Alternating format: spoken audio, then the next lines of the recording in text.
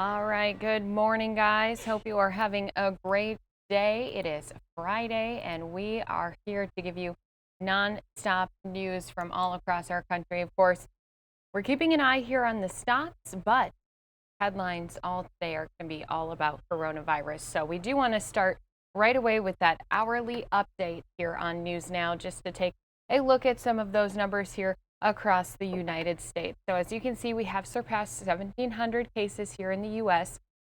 I know John Hopkins is reporting 40 deaths, but unfortunately, I do believe that number is at 41.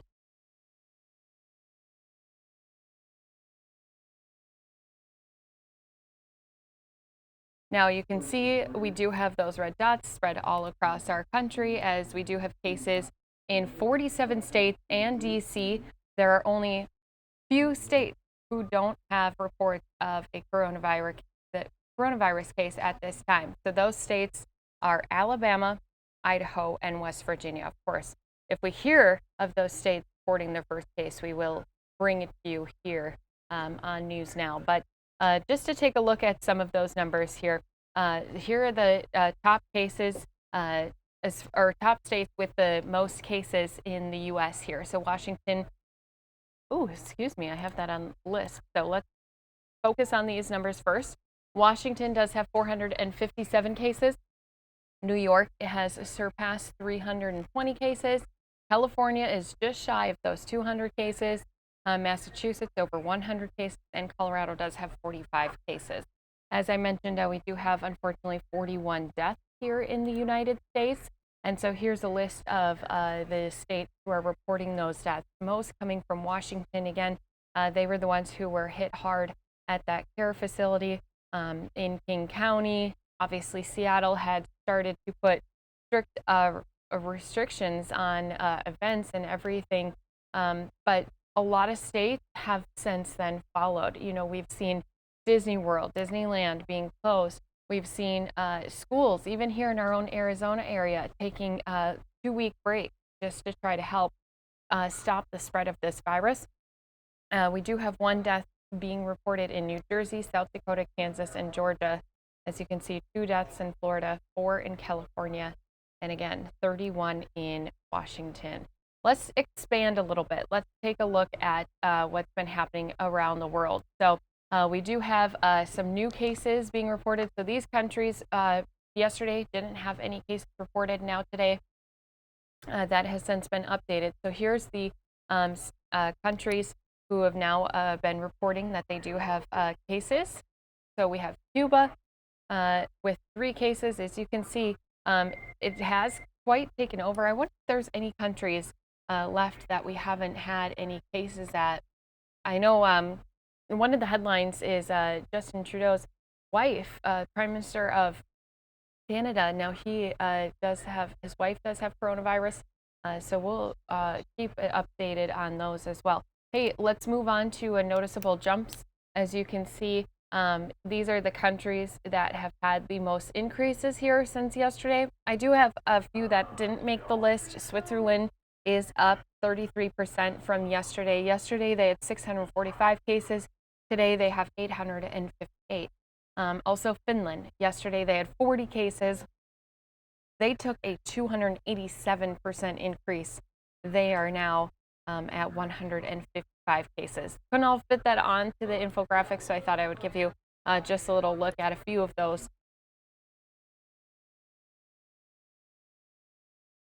Now, the latest state in the U.S. to report coronavirus case is Alaska. As I mentioned, we do have Washington with 457, New York 328. I'm looking at the chat too, so let me know if you want to know how many cases are in your state. Since we do have our lists up here, we do have a lot of channels coming into our Fox Newsroom with all of those updates. We did already get an update here from our Kentucky governor. They are closing schools. They're suggesting people not get together in large gatherings. So they are taking a lot of precautions. And so let me just look. Kentucky only has 11 cases being reported at this time. Of course, his presser this morning, it might have been updated since this list was sent to me at 5 a.m. Arizona time. And he just spoke a few minutes ago. I am going to be going to that and playing it here for you in just a minute. I see someone saying Texas. So Danny, down in Texas, I did see just this morning that Austin was reporting their very first case. So Texas does have 28 cases in total at this time. That's what they are reporting. And I love that someone is asking about here in the Phoenix, Arizona area. We are still at 9. Last I checked our website, that's 2 positive cases, 7 presumed positive cases. And let me just grab that website here for us, just to show us exactly how many cases here in our area. Open up my link to get to the Arizona numbers.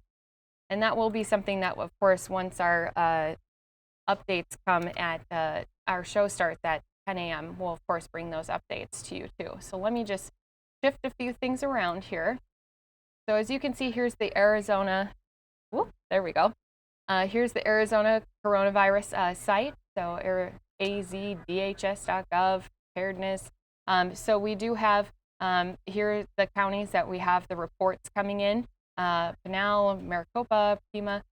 So we do have our numbers continuing to be updated each and every single day. Oh, it looks like we are down to, oh no, our total is 9. So here we go. We do have, like I said, 2 confirmed cases, 7 presumed positive, and here's our total. We do have a total of 9. But you know what? That's actually a pretty good thing here in Arizona because 2 days ago we were at 9. Yesterday we were at 9. Today, still at 9. So of course, if that number does update, we will of course let you know. As I mentioned, this was the latest here, and it says that it was updated yesterday morning. So if this does update, I'll of course bring it to you guys here on our News Now stream. Someone's asking about Arkansas. So let me take a look back at that other list I had popped up here. Arkansas does have 6 cases, according to our Fox News channel that's been giving us information. And I like that someone said Alabama's all clear. Whoop. Yep, that's right. So far, Alabama, Idaho, and West Virginia have been reporting 0. Like I said, that may change, especially as more testing happens here across the United States. I did see there was a headline here this morning saying that New York finally opened their very first test site, drive-through test site. I'm going to get this back on over here for you guys.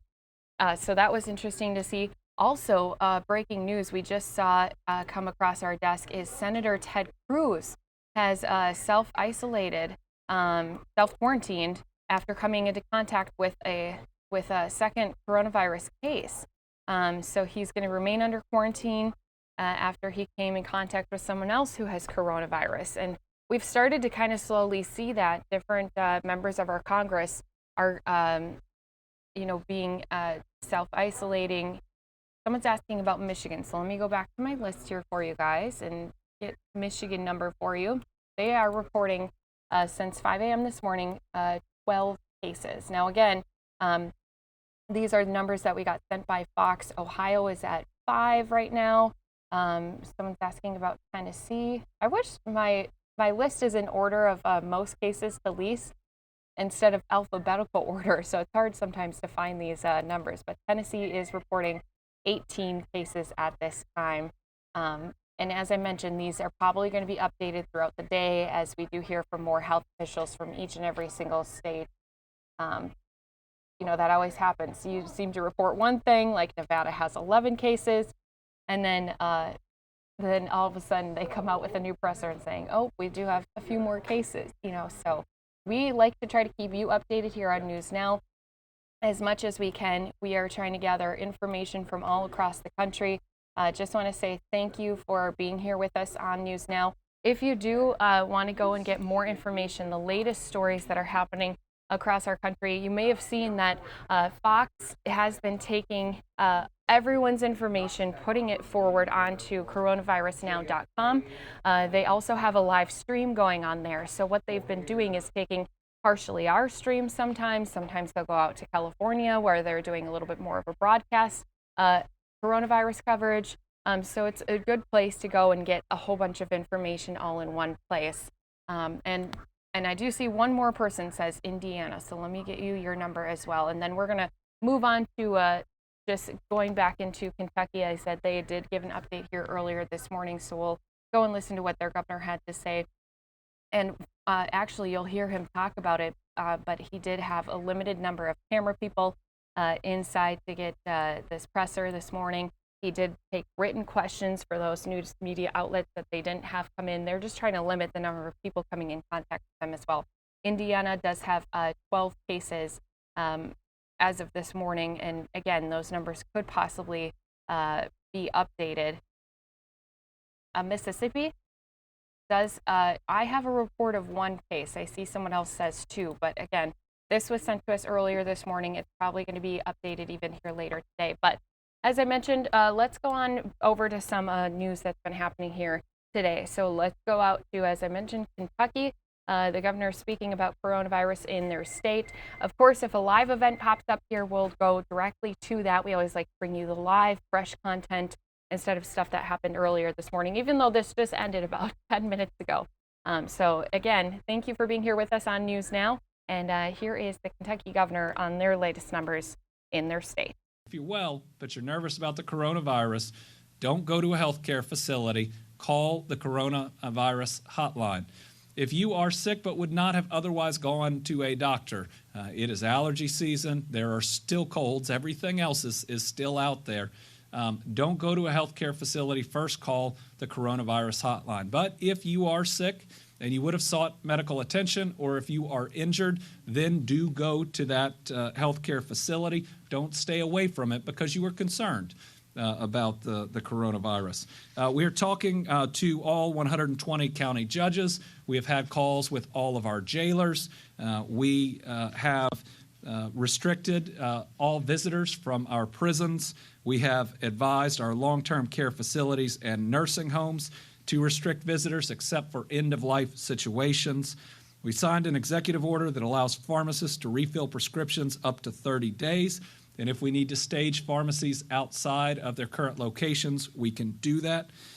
And we have instructed our school districts to cease in-person classes for at least the next 2 weeks, starting on Monday.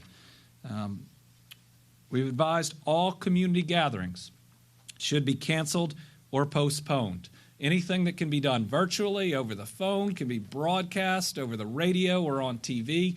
It should be done that way. We don't want to be, and you don't want to be, the community gathering that ultimately ends up spreading this coronavirus. We're encouraging all businesses to allow employees to work at home if possible.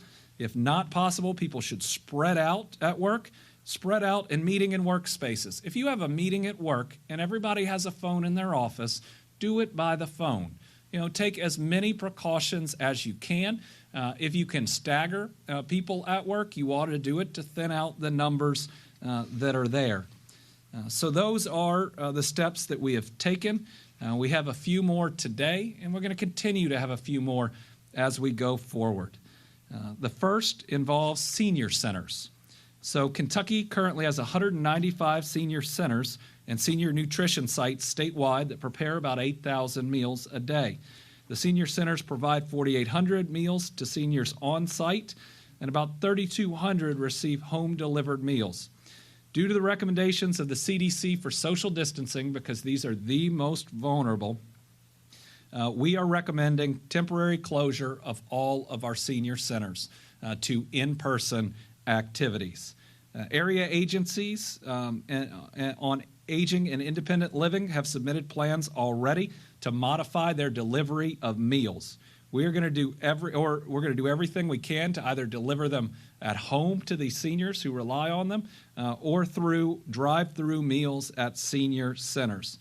The staff at the senior centers are prepared to either deliver the meals, or we are working to set up ways to provide them. And Harrison, Fayette, and Nicholas County senior centers have already closed, so we have a little experience in what this is.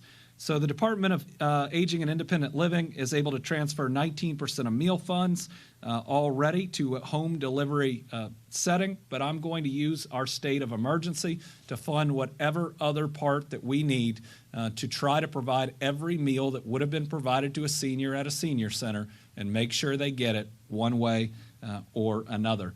But for those related to these seniors, also do what you can to make sure that their needs are being met. Again, this requires us all to be good neighbors, and this is an example of how we don't panic, we work together. We are a part of Team Kentucky. We look out for each other because the fear of not checking on a homebound senior would cause more damage in the Commonwealth than we believe this coronavirus ever will. Next, effective immediately, the Kentucky Employers Mutual Insurance, KEMI, will provide wage replacement benefits for first responders and medical personnel who have been quarantined for COVID-19 as a result of their increased risk of exposure in the course of their work. Our healthcare employees, they are doing a spectacular job. Now, in a situation that has otherwise invoked fear in some, and it shouldn't, we'll get through it, but they have come to work every single day to do their job, and some of them now are in self-isolation because they came to work to do their job. We are going to make sure that they're not going to lose money because of that. We're going to step up and do the right thing, and that should also give confidence to our healthcare employees that are out there that we're asking them to do this. If they end up having to be at home because of their work, we're going to take care of them. Last bit, teleconferencing. We're putting out new guidance for state boards and commissions. We're asking them to cancel in-person meetings and instead use video teleconference technology. The new guidance provides that boards and commissions should provide the public with a link to access the meeting remotely. This new guidance implements a 2018 change to the Open Meetings Act and allows the public agencies to comply with the act using video teleconferencing technology. We have worked with the Kentucky Press Association. We have told them about this plan. We ran it by John Fleischecker, who almost all of you know because you use him. And we believe that this is a plan that complies with the Open Meetings Act and is the very best we can do during the course of this coronavirus outbreak to make sure we can continue the work that needs to be done as we move forward. With that, any additional? With that, we're going to open it up to questions. I'm going to start because I closed with them last time to questions from those that couldn't be here today.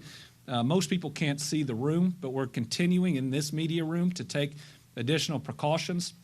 We're limiting the number of cameras, but giving everybody a feed. Many of the reporters are still here. We're just trying to spread people out more and more. So we're going to take more written questions that I'll answer here in case there are follow-ups, and we will all adjust the best we can. So the first question is, does the administration have recommendations for funeral homes?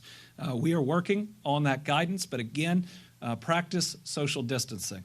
And I know that's tough because this is a time where loved ones need each other, where they lean on each other. My granddad ran a funeral home. This was part of our family. But during this coronavirus, we need to make sure that we spread people out. We try to limit the numbers of people at them. And if that means having a smaller funeral now and a larger gathering once we are through this to recognize that person again, I believe that our loved ones would want us to all be protected and would more than understand some basic steps that we would take. Practice really good hygiene in those locations, and let's make sure, again, that we're protecting each other. A second one is about the tax filing deadline, April 15th. We would await any word from the federal government about whether they're going to move it. If folks are going to be home a little bit longer, I'd ask you to do two things. Number one, use some of that time to file your taxes. It's really helpful for us here in Frankfort to be able to use that revenue. And number two, answer the census. You're about to get that postcard in the mail. It's absolutely critical. Take just a little bit of that time. And I tell you what, if your kids are home, show them the census. Show them the importance of it. It's a legal requirement for all of us. It's like taking your kids to vote. And we're going to need all of us to look for activities with our kids that continue to promote good habits, good citizenship. And that's one thing that you can do with them. The next one is when I recommended closing school districts. Do I have a stance on whether teachers should still be in their classrooms or if they should work from home? So any employee out there that can effectively work from home and that works for the business or for the school, they should be allowed to work from home. There are going to be areas where we need people to come in. Again, just practice social distancing. If you can do a meeting over the phone with people in their rooms or in their desks as opposed to in one small or even big room, do that. Practice good hygiene. If you can cut down on the numbers of people coming in each day, we would suggest you do that. We are doing that in our own governor's office and across state government. We have certain functions where we have to have people that come in, but we're going to try to stagger that and spread people out to control the spread as best as we can. We had one reporter who sent 7 questions. I'll do about 2 of them, and then we can take others. Is there evidence of community spread of the coronavirus in Lexington and in Cynthiana? We certainly believe there is in Cynthiana, but we believe this is community spread, and whether or not we have the direct evidence or not, we believe it's happening. Everybody ought to be prepared for it. We are going to have more positive tests, but for about 80% of people, you're going to be just fine. You're probably going to be asymptomatic, and you may never be tested. But this is about doing what it takes to make sure we can alter that curve, not have a spike of cases. And if we don't have a spike of cases, we have the resources to try to help everyone who gets truly sick. And then have all of the coworkers of the patients testing positive been informed of this? Well, our epidemiologists certainly work to reach out to everybody that can be reached, and businesses do too. But remember, just because you've been around someone that has the coronavirus doesn't mean that they have spread it to you. That's really important. It's really important because we have to act with compassion to people who have it, and we also have to act with compassion to people who get nervous about getting it. And it's critical that we remain calm through it. There are going to be people at your workplace or in your community that ultimately get this coronavirus. It's going to be okay. You're going to be okay. Your kids are going to be okay. Let's just make sure that when someone gets really sick, they get the attention that they need, and that we don't spread it to the most vulnerable populations. And then the last one is there evidence that this week's closure of Harrison County schools has limited the spread of COVID-19 in Harrison County. So it's going to probably take until the end of this for us to have actual data, but there is no question that. All right, guys, as I mentioned, we have live events happening across our country. I do see that we do have an update coming from about the Boston Marathon, so let's jump into that right here on News Now. A lot of different people, which I'll go through in a second. Well, first and foremost, I want to thank the governor who's with us today, the lieutenant governor, Tom Grilk, the CEO of the Boston Athletic Association, Marianne Harrison, the CEO from John Hancock, Chairman Aaron Mikowitz from the State House, mayors and town managers that are joining with us today, from the marathon route, as well as public safety officials, public health officials, tourism officials, and all the folks that have been working on this issue. I am going to talk, we're going to deal with just the marathon today, and just for the press's edification, on Sunday, I will be talking at some point during the day about Boston Public Schools. There will be school Monday, and there'll be school next week, but what we're going to be talking about is laying out a plan for if we have to close the schools, and also how we're going to be dealing with our schools moving forward in next week and beyond, and I'll get more into that next week on Sunday. I do not have any answers for you today. We're here today to announce that the 2020 Boston Marathon will be postponed until Monday, September 14th of this year. Our expectation, and it's an expectation and a hope right now, is that this date will get us to a safer place in relation to the spread of the coronavirus. It's a date that the BAA can make work for their runners, and there's been a lot of conversations around what date could work, and the governor's going to talk a little more about this later. With the help, our priority right now is making sure the health and safety of the runners, of the fans, of the medical personnel, first responders, residents of the Commonwealth of Massachusetts, visitors from across the country, visitors from across the world. We want to make sure that we keep people safe. We also are concerned, especially about our elderly and most vulnerable people who might not go anywhere near the marathon, but most at risk for any spread of the coronavirus. That's what all of this is about. protecting vulnerable neighbors and population, and preserving the capacity of our healthcare system in the Commonwealth of Massachusetts. Postponing the marathon is, a lot of you have been asking questions for the last couple of weeks. Marathon. It's certainly a very big undertaking. And I'd like to thank all of the leadership in the towns of Hopkinton, Ashland, Framingham, Natick, Wellesley, Newton, and Brookline for us collectively working together, all of our public health and safety, and talking about this situation in this challenging circumstance. We worked very closely together to create a workable plan. It's a plan that takes into consideration the impacts of how we can mitigate them. The marathon plays also a major role for local charities in our local economy, and we're going to hear a little bit about that in a little bit. Our plan is to make the weekend of September 14th a cornerstone in a campaign to help businesses, local businesses, recover from this entire episode. One thing that I want to be clear about, I want to discourage anyone from trying to run the course on April 20th. I know that runners had their training plan set for that date, but the roads will not be closed for crowds. First responders will not have the ability to be working on those routes because they're going to be tied up with what's happening right now with the coronavirus, and then also doing their regular order of business. You have a chance to run an historic once-in-a-lifetime race in September, and I hope that all the runners and people will embrace it. I want to close by saying the marathon is Boston and is all of us standing here today in Massachusetts. It connects us. It reflects us. It brings out our community spirit and our resiliency. We've shown before that no matter what the challenge is to our marathon and to our city, we are Boston strong. And that's what we will be again this year. In the face of this crisis and Marathon Monday, we are going to continue to lead in the country. Now I'd like to turn the microphone over to Tom Grilk about the BAA's planning. Thank you, Mr. Mayor. We're here today, we the BAA, to support the decision of the City of Boston, the other 7 cities and towns along the marathon route, and the Commonwealth to postpone the 2020 Boston Marathon until Monday, September 14th, as the Mayor has just described.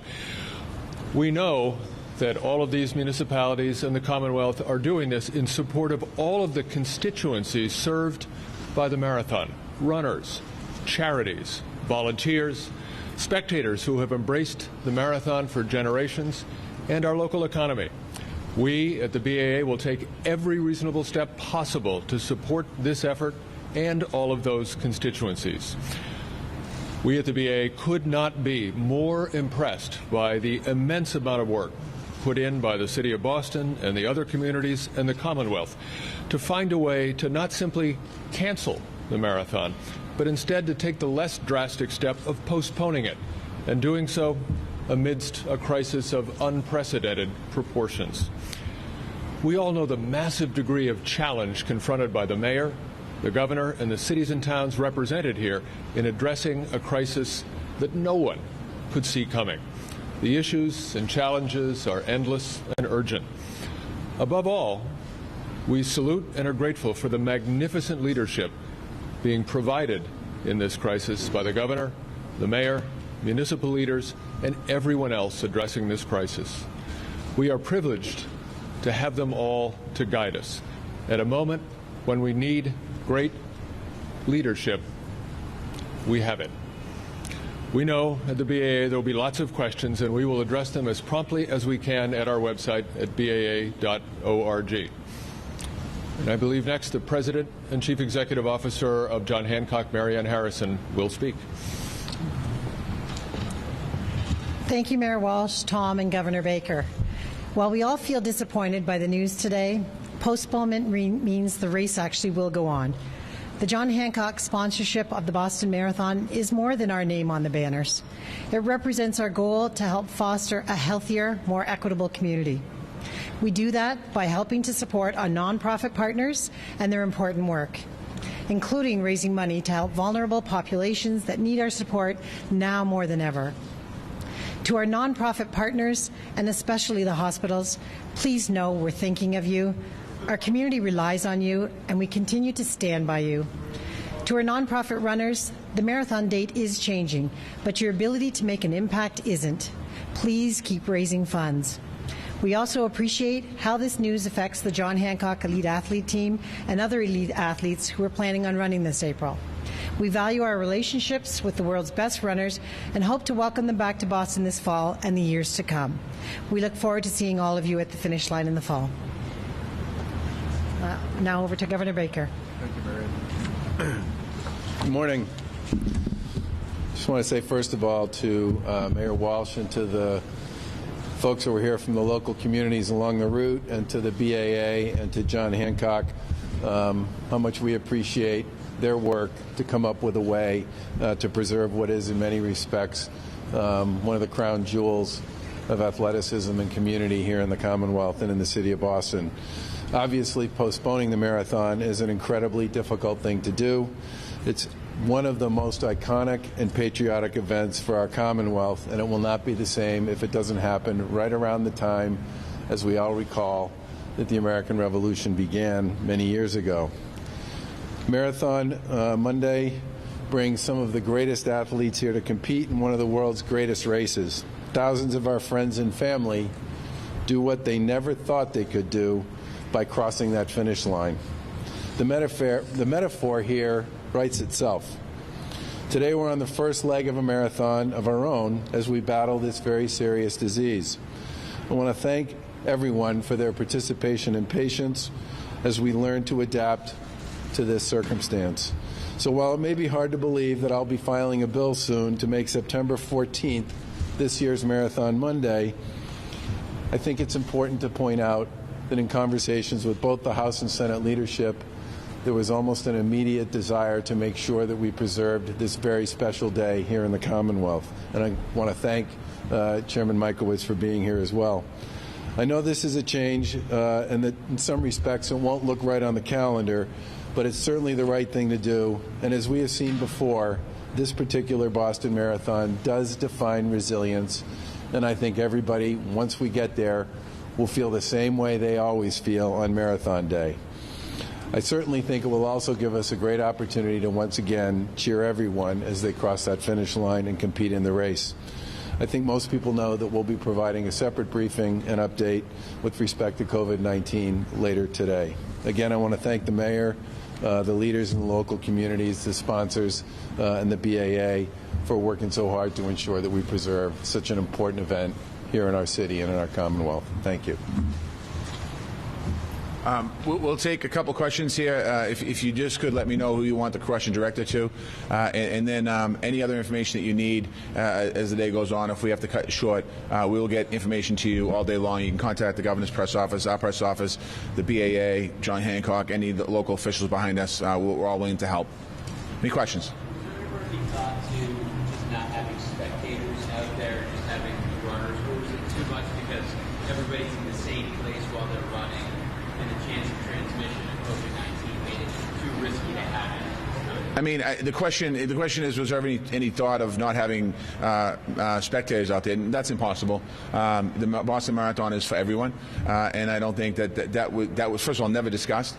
There was different discussions around: do we have just elite runners? Do we have limit the number of runners? All of that stuff. And again, that's not the Boston Marathon.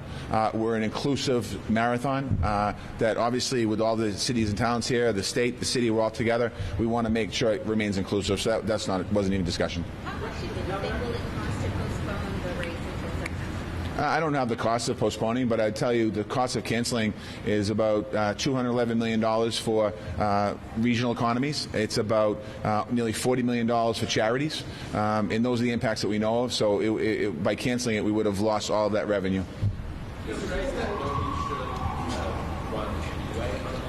On the 20th, yeah, some people are talking about running the marathon on the 20th. We're asking you not to do that. We're by April 20th, we might be in a very different place with the coronavirus. That is taking. We want people to be safe and smart about it. There won't be barriers, there won't be barricades, there won't be public safety officials out there. We can't monitor that situation. We can't monitor the route.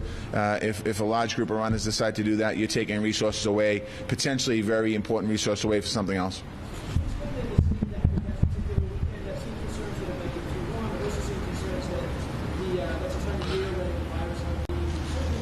Well, we'll have to deal with the virus at that point. I think we'll make a decision at some point down the road. But there's a lot of confusion here. On the weekend before is Labor Day weekend. It's student moving weekend. So all of our cities and towns have student move. Hopefully they're moving back to school.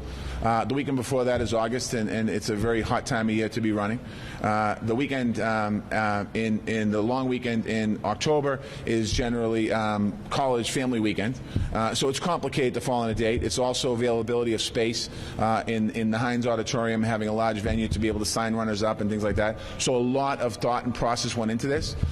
This date jumped around like a pinball for probably a long time, and with the help of the governor and talking to the legislative leaders, we decided this date could work for all of us. We also have construction schedules. Different cities and towns have construction schedules on their roads. So, you know, when we think about these canceling of events or anything like that, there's a lot of other things that go into it. It's very complicated, so there's a lot of moving factors. So that's some of the things we can give you more later why. No, it's going to be Marathon Day. It's going to be Marathon Day. It's going to be a holiday. Just like April 20th would have been this year. Yeah, it's going to be a holiday. Just like April 20th would have been this year. Yes. Question for Governor Baker. Just for the fact that this never happened in history, what does it say about the level of concern for coronavirus, for the lockdown at this point, and what is the decision validated by what the NDA decided to do or what we did?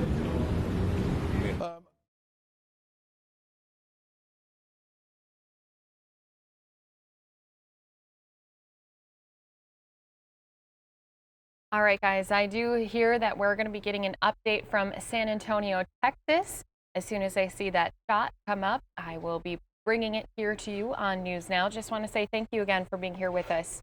And we do appreciate each and every single one of you who are here on News Now.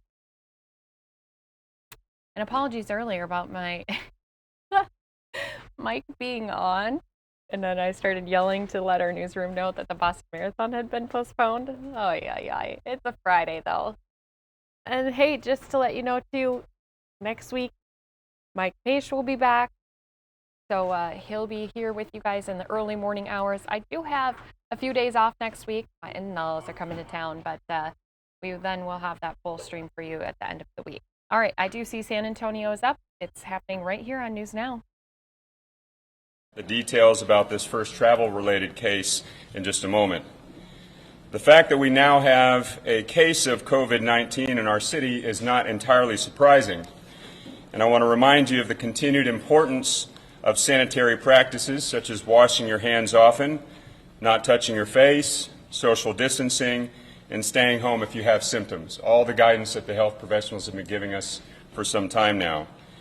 With the guidance of our excellent health professionals, we've been preparing ourselves for this day and taking precautions.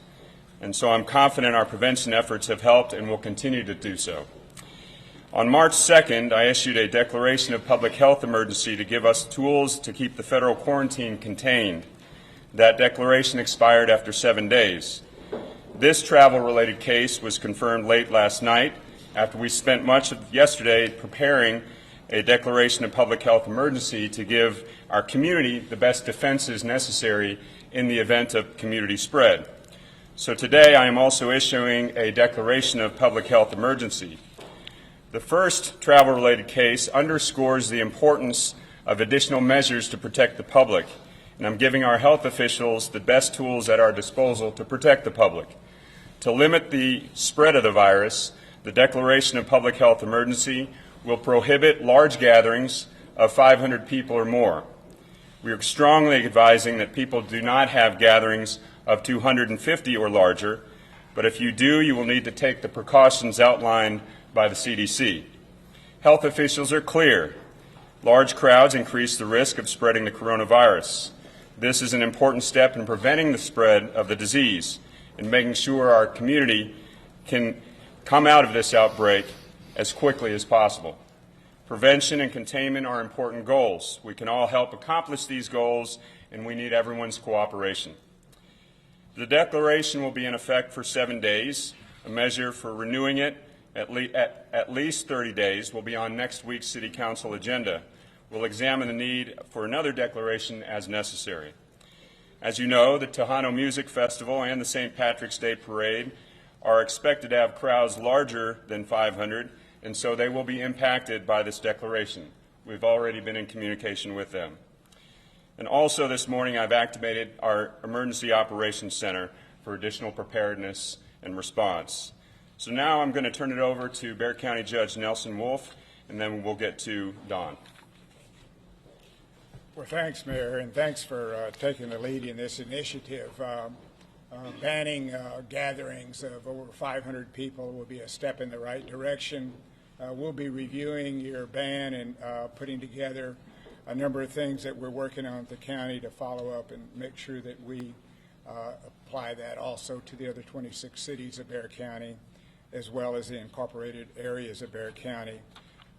There are a number of other issues that we're working on that are particularly related to the county that we have serious concerns about.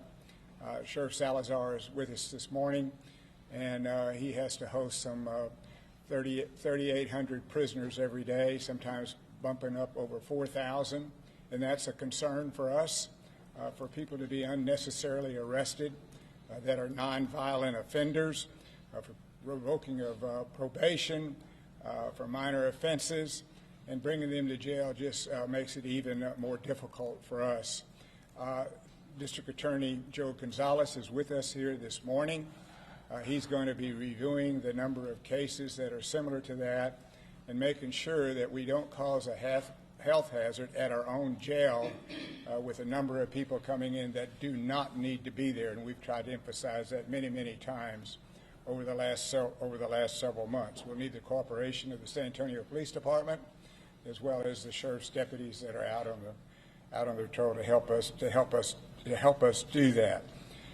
We also have with us this morning Judge Ranjal, who's the administrative judge for the criminal felony cases, and Judge Longoria is with us also, that handles all the misdemeanor cases. They met yesterday, I believe it was, and is it 30 days or 60? 30 days. They will not be convening juries at the courthouse. So what does that mean? That means that there'll be something like 2,000 less people coming into the courthouse that will provide an additional safeguard for those of us that are working there. We'll be looking at a number of work-related issues, dealing with our own departments, and we hope to be able to share that information with you later on today. So, Mayor, thank you so much for the leadership you're taking. We're very pleased with the Metro Health Department and the partnership that they've had with the county. Kyle Coleman's with us here this morning, who's the head of our emergency. So we're all standing together, united, city and county. We want to be sure we're getting across the message to everybody. And I might just add, just be cautious. You can look right here at this press conference. I noticed that keeping everybody a few feet away from everybody, and we know that the coronavirus spreads because someone is within about 6 foot, and droplets may come to you, or if it's on surface. So just everybody be cautious, and we're going to be fine here in San Antonio. So thank you. Okay, now we'll hear a little bit more of the detail of our first travel-related case from Metro Health Director Don Emmer. Thank you. Good morning. Thank you, Mayor, Judge. Don Emmerich, Metro Health Director. Thank you so much for being here. Thank you for your continued coverage of this issue. Certainly, we rely on you to help us spread the information to ensure that we have the most factual and trusted information out in the community. So again, thank you for that. We also want to ask you to help us maintain a sense of calm in our community and to help us prevent the spread of this illness any further. So let me share a few details. It is a quickly evolving situation, so I'm going to give you what we know today. There will be more changes and more information throughout the day, so let me just tell you what I know right now.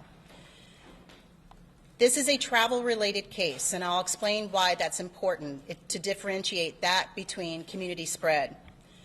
This is the first case of travel-related case of COVID-19 in San Antonio. A community spread, so let me explain the difference. The community spread case indicates that spread is person to person. Here's the differentiator.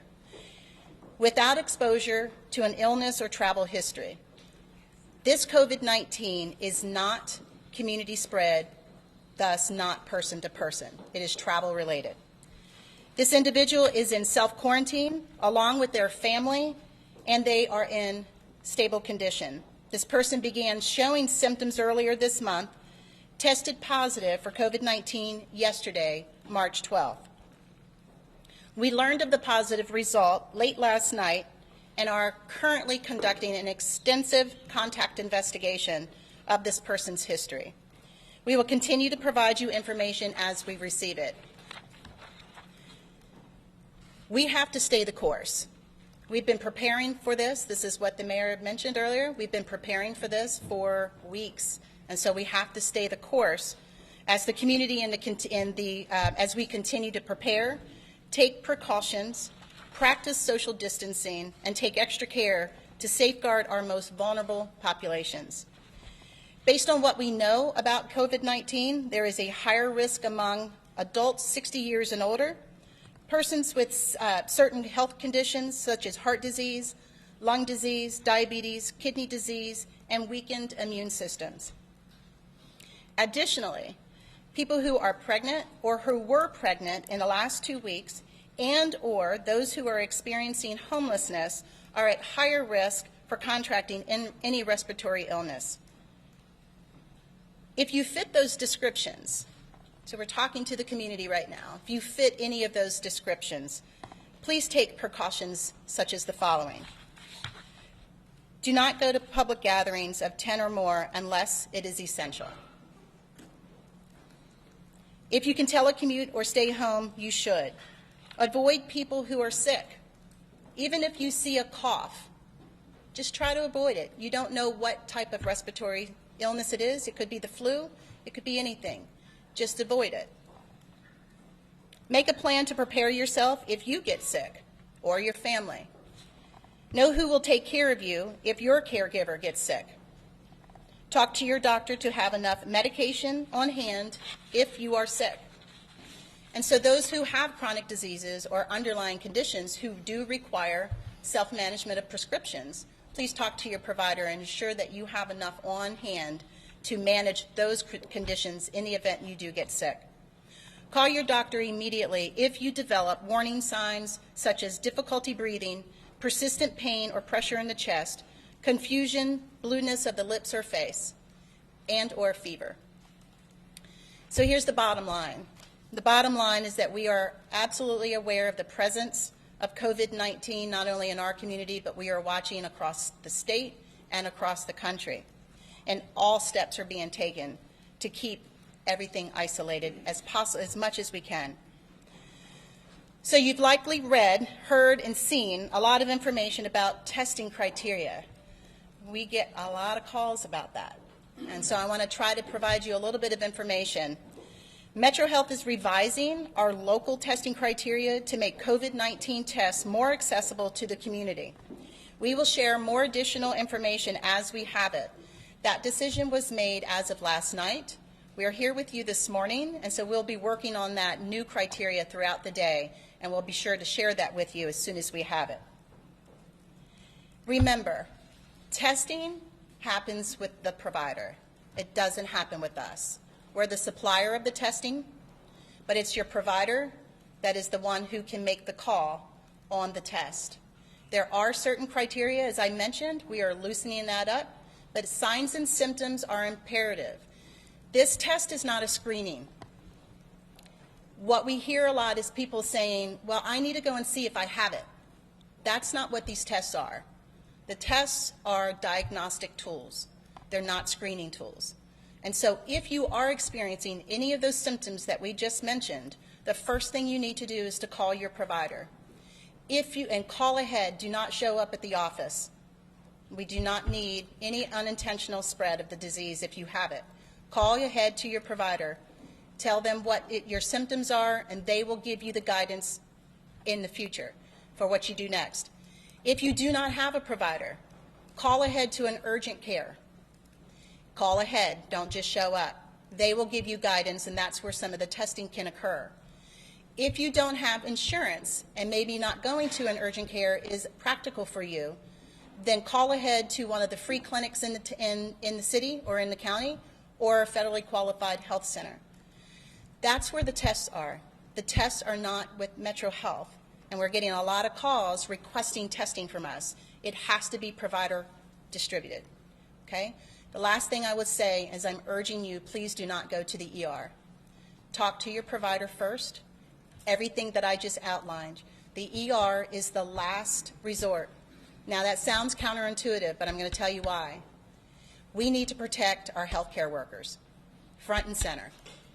And so when you go into an emergency room, you could possibly, and if you have symptoms and you don't know if you're positive or not, you could be exposing many, many, many of our healthcare workers. If our healthcare workers go down, this becomes a problem.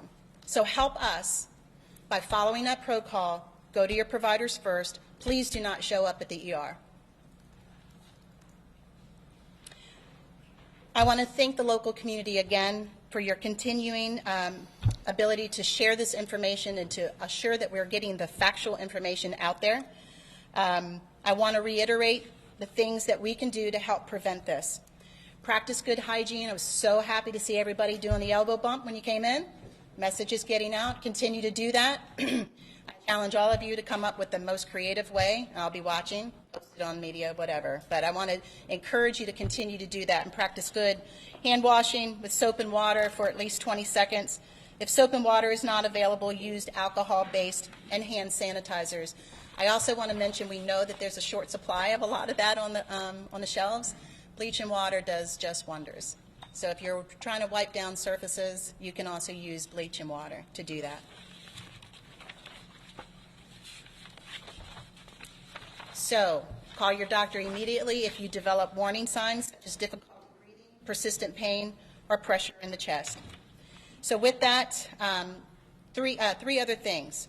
If you want to stay up to date with where we are, certainly we always have our information on the website. We also are making available the Ready South Texas app. If you have a cell phone or a cell phone, look up the app in your app store, Ready South Tex app. We are already starting to push messaging out through that platform, and there's information already loaded on there for you to stay informed. Visit sanantonio.gov and follow the City of San Antonio on Twitter, Facebook, and Instagram. Yes. And so before I hand it over for you to ask questions, I'm going to hand this over to Deputy City Manager Maria Villagomez, and she is going to translate my statements in Spanish.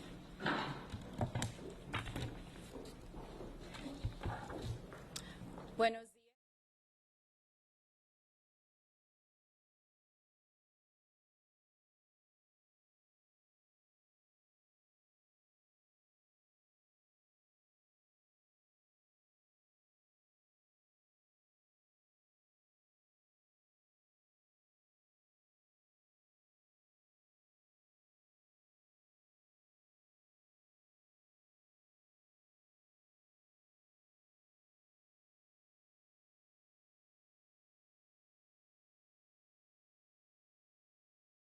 All right, guys, we do see the Chicago mayor. She's stepped up to the podium, going to go out to her live here on News Now. Possibly providing a total of $100 million in cash flow assistance to restaurants across the country. As you know, and as we've said many, many times, our neighborhoods are the soul of our city. The restaurants are a central part of that story, driving dynamic and vibrant local economies and giving a paycheck to thousands of our hard-working residents. My team and I are working around the clock towards making data-driven decisions to contain and stop the spread of COVID-19. And while the health of our residents is our top priority, we know that the ripple effect that the virus is creating. It's disrupting our daily lives. It's impacting our economy and harming small businesses and giving workers real anxiety. From sick leave to health care, there's a clear need to be more diligent in supporting workers during this time. The status quo simply is not going to cut it. And I call upon employers to make sure that they recognize and address the stresses that are on working families, their workers, who depend upon weekly paychecks to be able to meet their daily needs. This is critically important that people step up, not treat this as the status quo, but do things that are important to really support our workers, our people in neighborhoods who are most in need. And I commend Grubhub for realizing that. Online food delivery will only go up as people choose to stay at home and follow the guidance of social distancing. And we want Chicagoans to continue supporting their local businesses in every way that they're able. If you are a restaurant owner and want to sign up for Grubhub, please get.grubhub.com.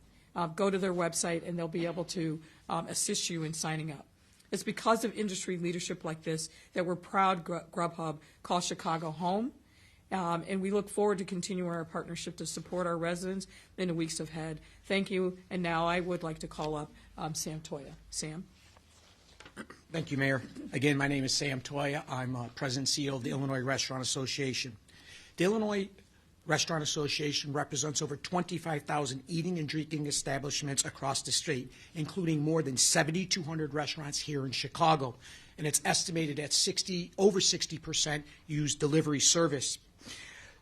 These are trying times, no question, for restaurants.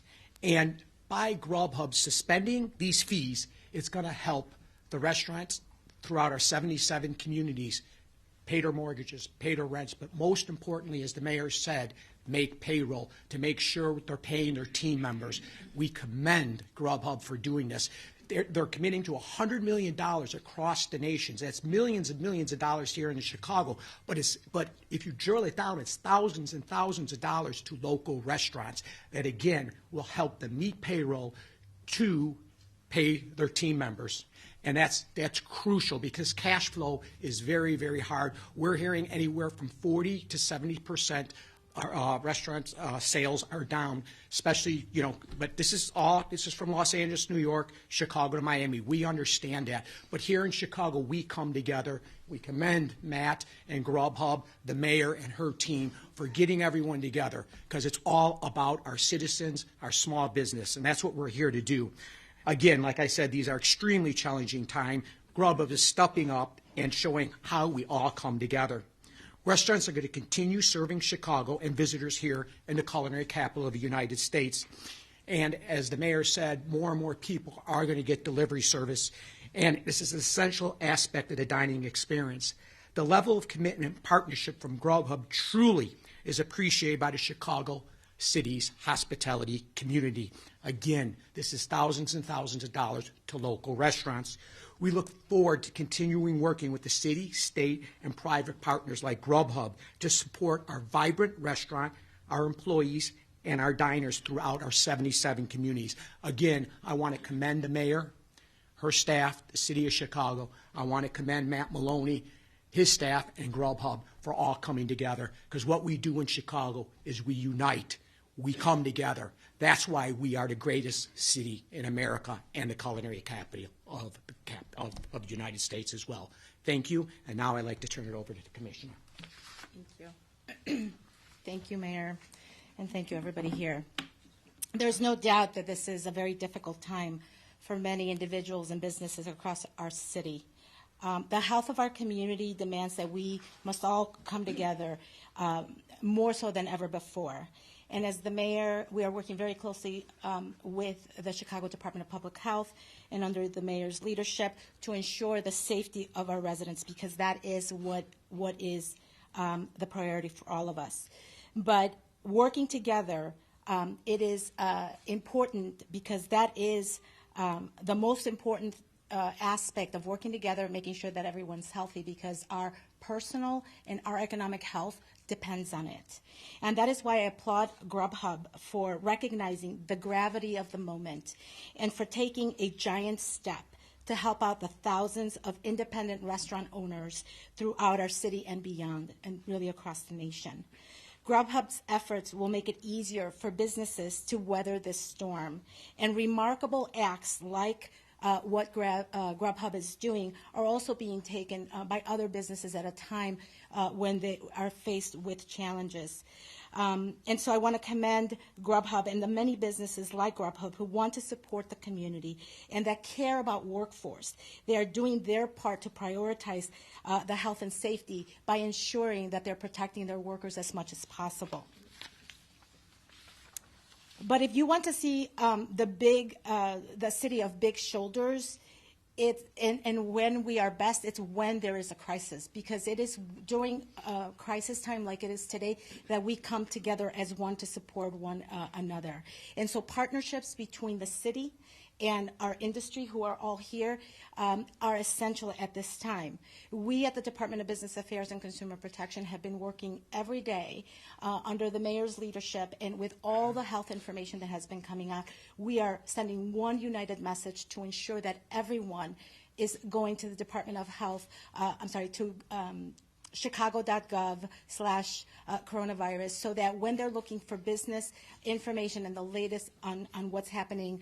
All right, guys, it is that time again. It is time for our hourly update here on News Now about coronavirus. First, taking a live look at this interactive map with Johns Hopkins University, you can see 1,700 cases in the United States have been reported, and these red dots are spread all across our country. You may notice one empty hole here in Idaho. We do have a very few states who are not reporting any cases. Of course, that may change here this morning as we get those updates from different health officials from different states across our country. President Donald Trump will have a news conference today at 3 p.m. from the White House. He just tweeted that out. And so it is something that we will hopefully bring to you and will try to bring to you. It will happen here on News Now. So once again, his topic is going to be coronavirus, and Trump did just tweet out he will have a news conference today at 3 p.m. Eastern Time. That means noon our time here in Arizona, which will be happening here on our News Now stream. So again, numbers here in the United States continue to climb, 1,700 as far as cases go. And let's take a look at those state cases here. These are the top states with the highest number of cases being reported. So Washington surpassing that 450 number. New York does have just shy of 330 cases. California shy of 200 cases. Massachusetts over 100 cases. And Colorado does have 45 cases. As I mentioned, there are a few states that aren't reporting cases quite yet. We'll of course dig and see if that will change here this morning. But Alabama, Idaho, and West Virginia are the only three states who have not reported cases as of early this morning when we did our checking here at Fox News. Unfortunately, our death number has also climbed here today. So here's the numbers for the deaths here in the United States. We do have 41 deaths, 31 of those coming from Washington. California does have 4. Florida has 2. South Dakota with 1, Kansas with 1, New Jersey with 1, and Georgia with 1 death as well. Now, a lot of people have been noticing that there's a lot of events that have been shut down. And earlier this morning, we were listening into the Boston Marathon update. They did say that they are going to be postponing until September 14th. So that is something just to keep in mind. They're not trying to cancel the event. Same with the Masters, not canceling, they're postponing. So all of these updates continue to pour in here to our News Now desk. I'm just going to pop on and say a quick hello. My name's Christy Larson. I'm one of our hosts here at News Now. So thanks again so much for being here with us on this Friday. All day long, we're going to be covering coronavirus, giving you those up-to-date numbers. And speaking of which, we do have some new countries today reporting coronavirus. So we do have more cases being reported across the entire world. Now, if you're thinking about what is that number for the entire world, we have over 136,000 cases across the world right now. So many of those numbers continue to jump. And so here's a look at those noticeable jumps that have happened here across our world. Italy did have a 21.3% increase from yesterday. You can see that number of cases went up from that 12,000 number to the 15,000 number. Same with Iran, Spain, Germany. A few notable jumps that I didn't add here onto our graphic was also Switzerland. They're up 33%, Germany's up 51%, and Finland is up 287% in the number of cases that they're reporting. Finland, you're wondering, how are they up 287% in cases? Yesterday they reported 40 cases. Today they're at 155. And of course, these numbers could possibly change as the mornings and days continue on here. And we've been getting some of those updates from different health leaders from across our country. But I do want to talk about some things that have been happening, some fallout because of coronavirus. Walt Disney World has shut its gates on the coronavirus outbreak. Now, this is supposed to be the happiest place on earth, and it's temporarily going to be closed. They announced the closing of Disney World, Orlando, Florida, starting Monday in an effort to stop the further spread of coronavirus. Now, the company is also shutting down Disneyland Paris, Disneyland Anaheim, California, effective on Saturday morning, so tomorrow. Disney does say that the resorts will remain open until Monday, giving visitors enough time to make those travel arrangements, and the closures are said to last until the end of the month. You may have seen, too, that there's a lot of colleges across the country who are shutting their doors as far as in-person classes go. So one of those places was right here in Arizona. That is ASU, and they're moving to online classes. Grand Canyon University is one of those as well. And so there's a lot of students that are being affected here because of coronavirus, but thankfully U-Haul actually has said that they want to help these students who are possibly needing to vacate. Now, I did read some of these colleges are leaving their campuses open so that those international students or students from out of state, from out of the area who need to stay in the dorms or the housing on campus could stay. But as far as those who do need to move, U-Haul is telling Business Insider that they're offering 30 days of free storage to students forced out of their dorms. So the offer is good for all U-Haul owned and operated storage facilities across the nation. Of course, it is going to be subject to availability, but U-Haul says no purchase is necessary to get the free space, and they're wanting to extend their goodwill to those all suddenly displaced because of COVID-19 pandemic. And many colleges across the country, as I mentioned, are closing down, moving to more remote access classes to help protect the students' health. So just wanted to give you that update. Maybe you have a college student at home who, or in classes who may have just heard the news that they are going to have to continue their classes online instead of in person. So just wanted to let you know U-Haul is offering that again, 30 days of free storage for those students who are temporarily going to be without a place to live. Our numbers are going to continue to be updated here as more of the information continues to come across our Fox News Now desk. Until then, let's jump into San Antonio. They are giving an update on coronavirus in their state, how they're handling the preparedness and the response. And that's what we're going to jump into right here live. The COVID information will go on their computer screens also. So when people arrive, when our folks arrive, we're going to put our proper equipment on. So what's going to happen on a COVID response, you're probably going to see only 1 to 2 firefighters going initially. We are practicing social distancing with our patients, which means we're going to come in and probably assess you from 6 to 8 feet away until we can get a determination on what your status is. If it is just a flu symptoms type of incident, you haven't broken your hip, you haven't had anything else happen medically, we're going to advise you to call your health provider and to wait for him to get a hold of you.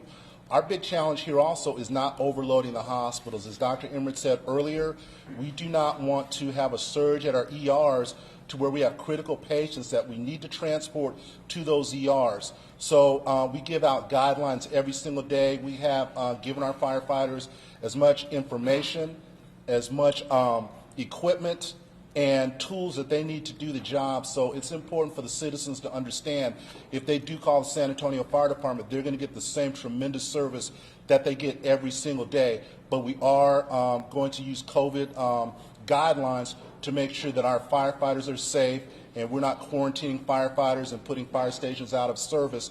That would be a challenge for us. Have any first responders been isolated in the state? We have had a couple, yes. And again, it was travel-related things, and we're being transparent with you, but no transmissions from the citizens or anything like that. So another thing that I would say, since I'm up here. All right, guys, I do want to continue to move along. We did hear from San Antonio just a little bit ago, so I do see we do have, I believe this is Dallas, Texas. I'm going to get that information for you, but we're going to jump in live. They just started their update. A step that I took lightly. I think everyone here understands the temporary economic hardships that this decision can create, but this was a necessary step to respond to a rapidly evolving situation in our city and in our country and around the world. Given that we now have evidence of community spread of coronavirus in the city of Dallas, we must act now to slow the spread. We've seen how this pandemic has escalated in the rest of the world, and we know that taking precautions immediately will save lives, especially the lives of our most vulnerable residents. And we considered how many government leaders elsewhere likely now wish they had enacted measures such as this when their numbers of reported cases were lower. This proclamation guarantees that your city leaders will have the authority to take quick, responsible, and decisive actions to protect the health, safety, and welfare of everyone in Dallas. Chief among those actions is limiting the size of crowds to 500 in any gathering. We decided on this limit last night after some discussion, and we were pleased that Dallas County and other cities in our region decided to follow suit. Dallas will no doubt be the city in Dallas County that is most affected by the limitation on crowd size announced by Judge Jenkins last night. With almost all of the county's major event venues and gathering spaces being in the city of Dallas, which is the largest in the region at more than 1.3 million residents, we will definitely be the most affected by the changes announced last night. This declaration that I've issued ensures that the city of Dallas has some measure of control over crowd restrictions and that the other cities in the county are aligned with us. With this declaration, I have also directed our city manager to order all public, private, and commercial laboratories to report their coronavirus testing numbers to the city of Dallas daily. We can only fight aggressively against coronavirus if we receive accurate information and are able to disseminate that information quickly to the public. The declaration also activates the City of Dallas's Emergency Management Plan, which Rocky Vaz, our Emergency Management Director, will speak about momentarily. Finally, this declaration gives authority to our city manager to promulgate other orders deemed necessary to protect public health. That includes the ability to acquire sites for temporary housing units should we need to do so. This declaration is in effect for the next 7 days unless the Dallas City Council votes to extend it. It is my intention for the Dallas City Council to decide on that extension next week at a special called meeting at 9 a.m. on Wednesday, March 18th. At this meeting, we will also receive a briefing from Dallas County, which is the City of Dallas's contracted public health authority, and update City Council members on our joint actions and plans for dealing with the novel coronavirus. In the spirit of social distancing, which we are espousing and hope everyone takes seriously, this is going to be very important, no matter the size of the gathering that we're talking about, whether it's 5 people or 500 people. I've requested that we make our meeting next Wednesday available to council members to participate via video conference. And while I normally encourage public participation in our meetings, I would suggest that the public watch or listen from home. And if you want to weigh in, please reach out to myself or your council members via email or phone. I know the situation across the United States has changed quickly in the last few days. I will remind people that currently the number of cases remains low in Dallas County, and that for most people, the symptoms are mild. But we must take this seriously. The numbers of cases will grow, and this virus is more lethal than the seasonal flu. Still, there's absolutely no reason to panic. We have a plan to minimize and to slow down the spread of this virus.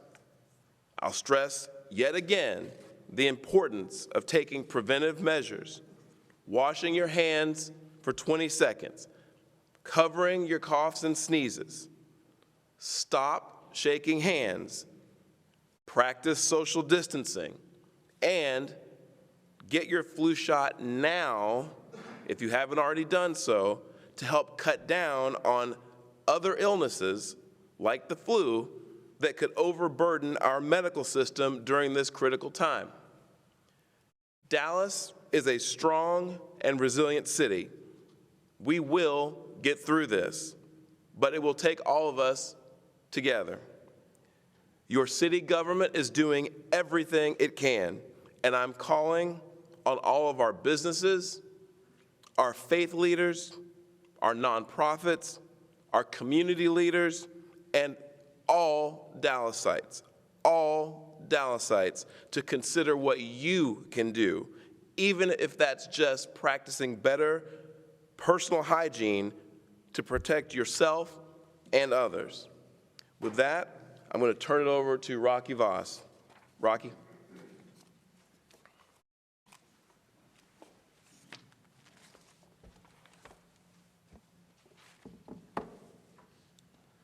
Thank you, Mayor. As the Mayor mentioned, the declaration that he announced last night activates our Master Emergency Operations Plan. What that means is, number one, we are activating our EOC, which has been activated, but we'll go to a 12-hour shift right now.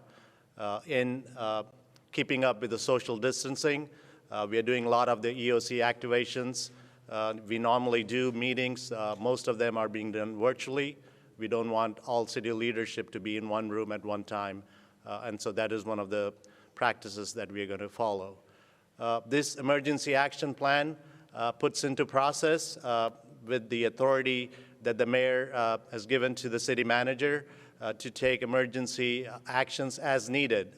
There's not a list right now of what that might be, but as this thing evolves, we will very quickly be able to initiate and implement any changes that we need to, whether it's on our preparedness, our response, our mitigation policies.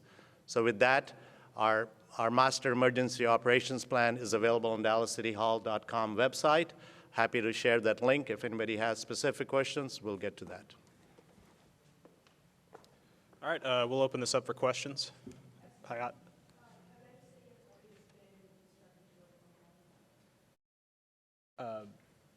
Rocky. We have put out a plan on leave policies and telecommuting, teleworking. It's up to the department director at their discretion. If an employee asks to work from home, if that's viable without affecting city operations, that will be allowed to happen. All right. Ken. Yep. We understand that there might be some people who are at home on quarantine right now, and that some coworkers are worried about whether or not they should be told about these things. I've heard about this in the police department. What can you tell us about that? I don't know anything about Rocky. Do you know? We have not heard anything officially from any city leaders or department directors that any of the employees are at home quarantined. In the event that that does happen, you do have some plans for contingency to operate with fewer employees than you might have had. That's kind of part of your plan. Is that right? Can you talk about that? Absolutely. So a couple of weeks ago, we started the process of asking all our Tier 1 departments to come up with a plan on how they would operate with losing 10%, 20%, up to 40% of the workforce. So the plans are in place, very robust plans being reviewed and vetted by management to ensure that we have acceptable level of service on any of those departments that we serve our residents. So that plan is in action, plan with very, doable and proper procedures that we'll all continue to follow. But that plan has not been activated. We still are at alert level 0, even though we have positives. We haven't seen any reduction in our workforce as yet. So when that happens, we will continue to implement those plans. Are any of those positives city people? City employees? No, no city employees. Yes.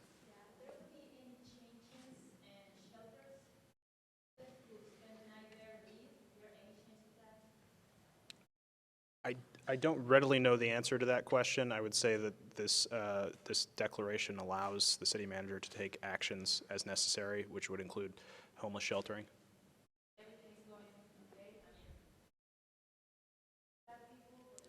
Any instruction for them? Let me get your contact info and follow up with you after this, if that's all right. Yeah, he's an escalator.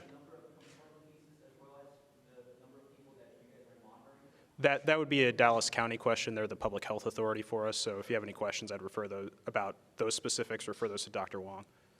Hayat.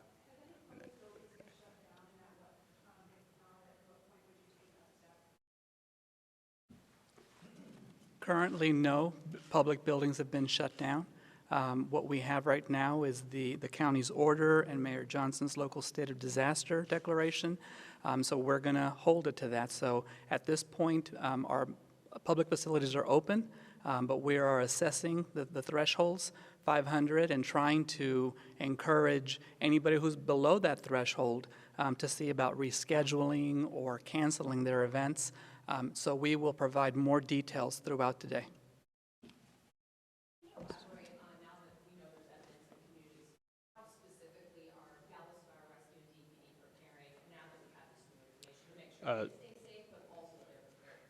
Right. I'm going to have Dr. Isaacs answer that question. And for the media, the last person to speak was Joey Zapata. He's an assistant city manager. Good morning. Thank you, Mayor. My name is Dr. Marshall Isaacs, and I am the Emergency Medical Director for Dallas Fire Rescue and the city. I just want to reiterate and expand briefly upon a number of the things that the mayor said. This is a time for all of us to stay calm, to stay informed, to stay safe, and to stay healthy. We all need to remember that the best defense against this virus is simply to not come in contact with it.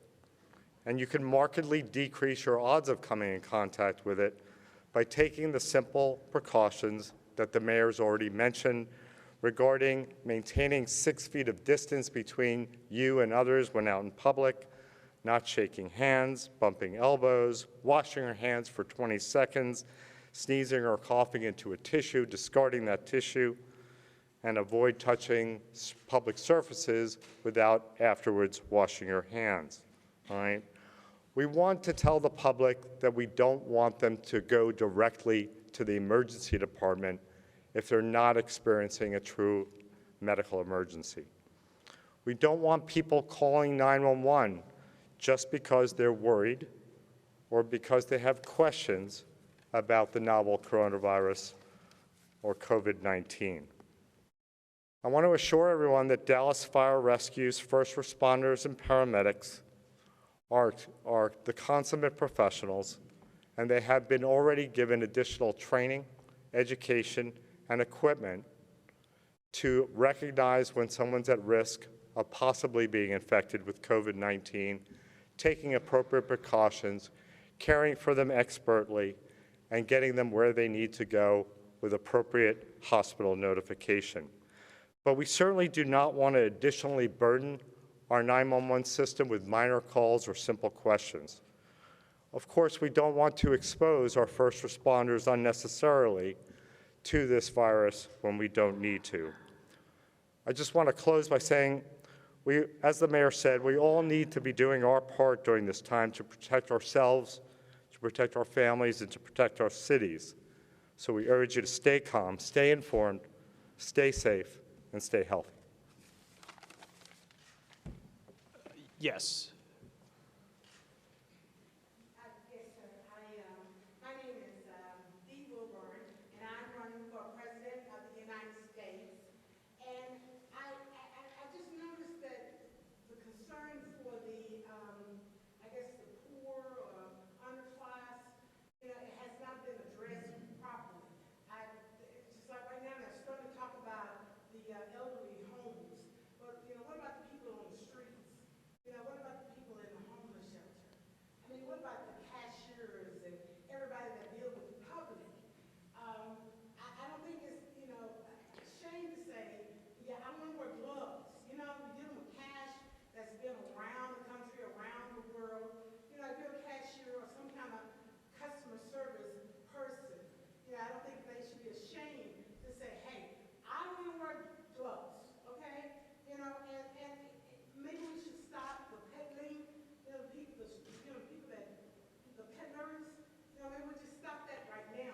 Y'all saying Wednesday, but I'm sorry. Do you have a question? let's just, hey, you can't do that. Just, get the police and just say, you cannot do that because Okay. of health reasons. Fidel Castro. I'm sorry.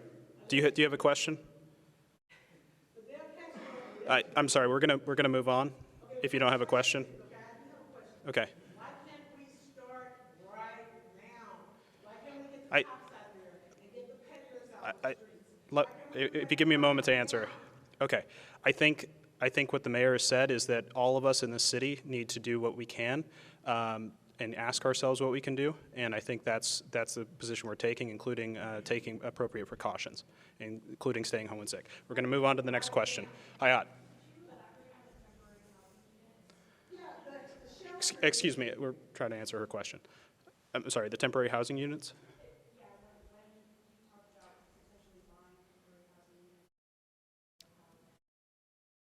You want? Yeah, go ahead.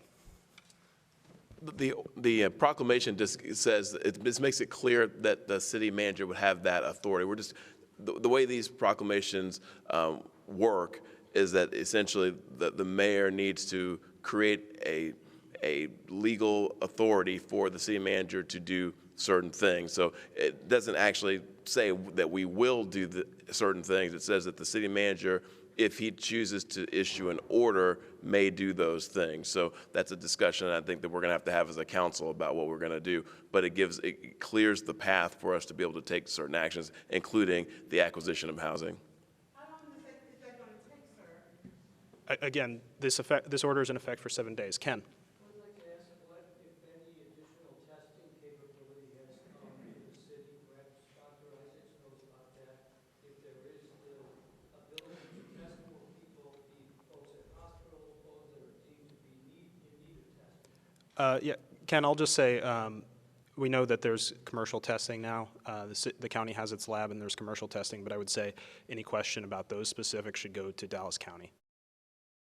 All right. Yes. Yeah, for the mayor, I just wanted to know if you had a message for, obviously these cancellations are having an impact and some of the limitations on some of the financial impacts across the city.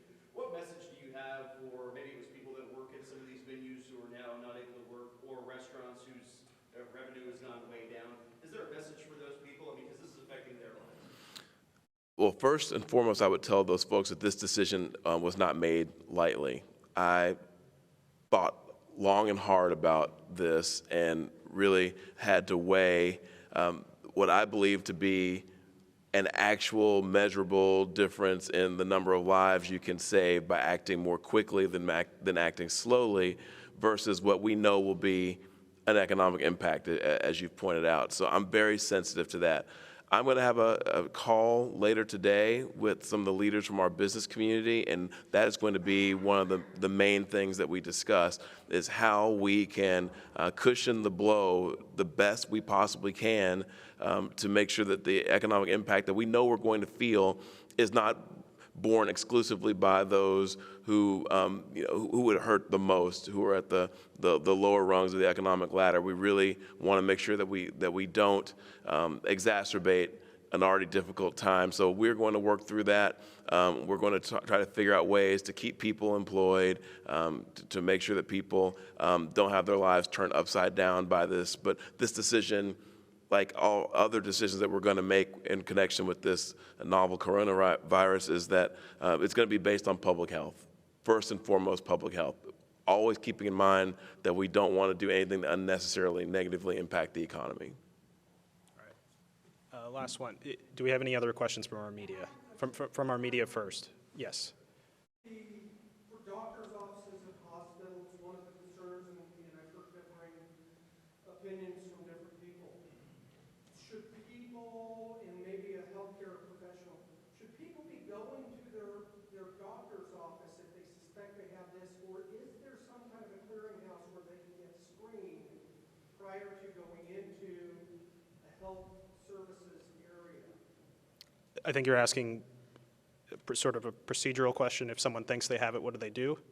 Dr. Isaacs, real quick. So we're urging anyone with questions to reach out to the Dallas County Health and Human Services phone bank, and we can get you that information once we've concluded. Those who have established relationships with either a physician's office, some other healthcare provider or health system, they should call ahead. Don't rush off to a doctor's office, certainly not to an emergency department. Get some expert advice.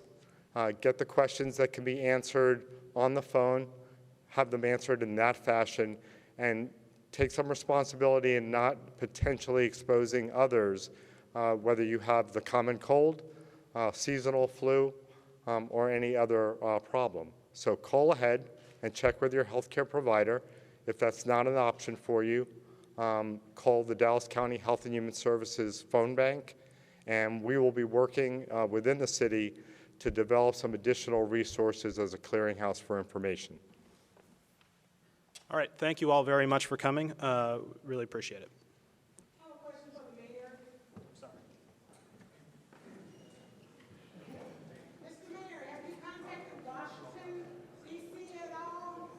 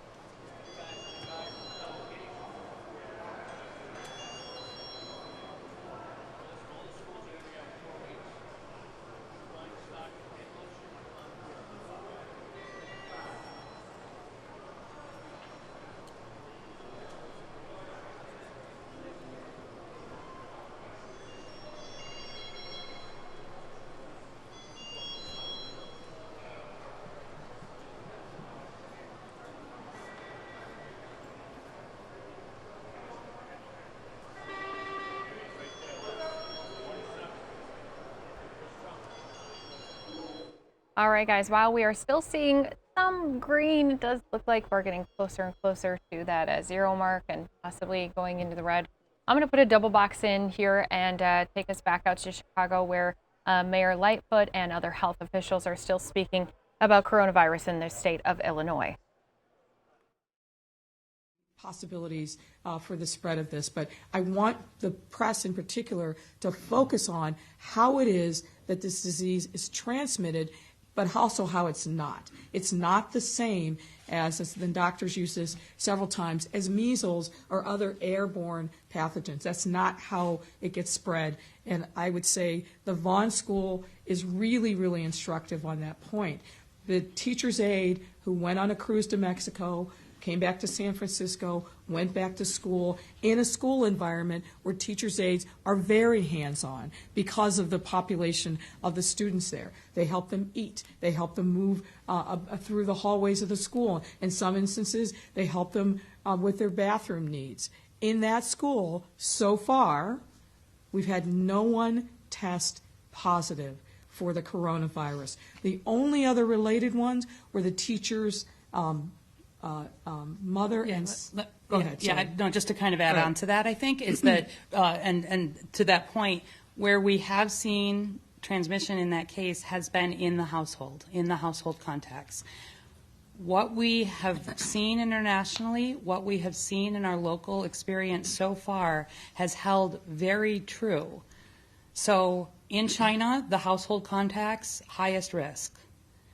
Nationally, household contacts, highest risk. Locally, household contacts, highest risk.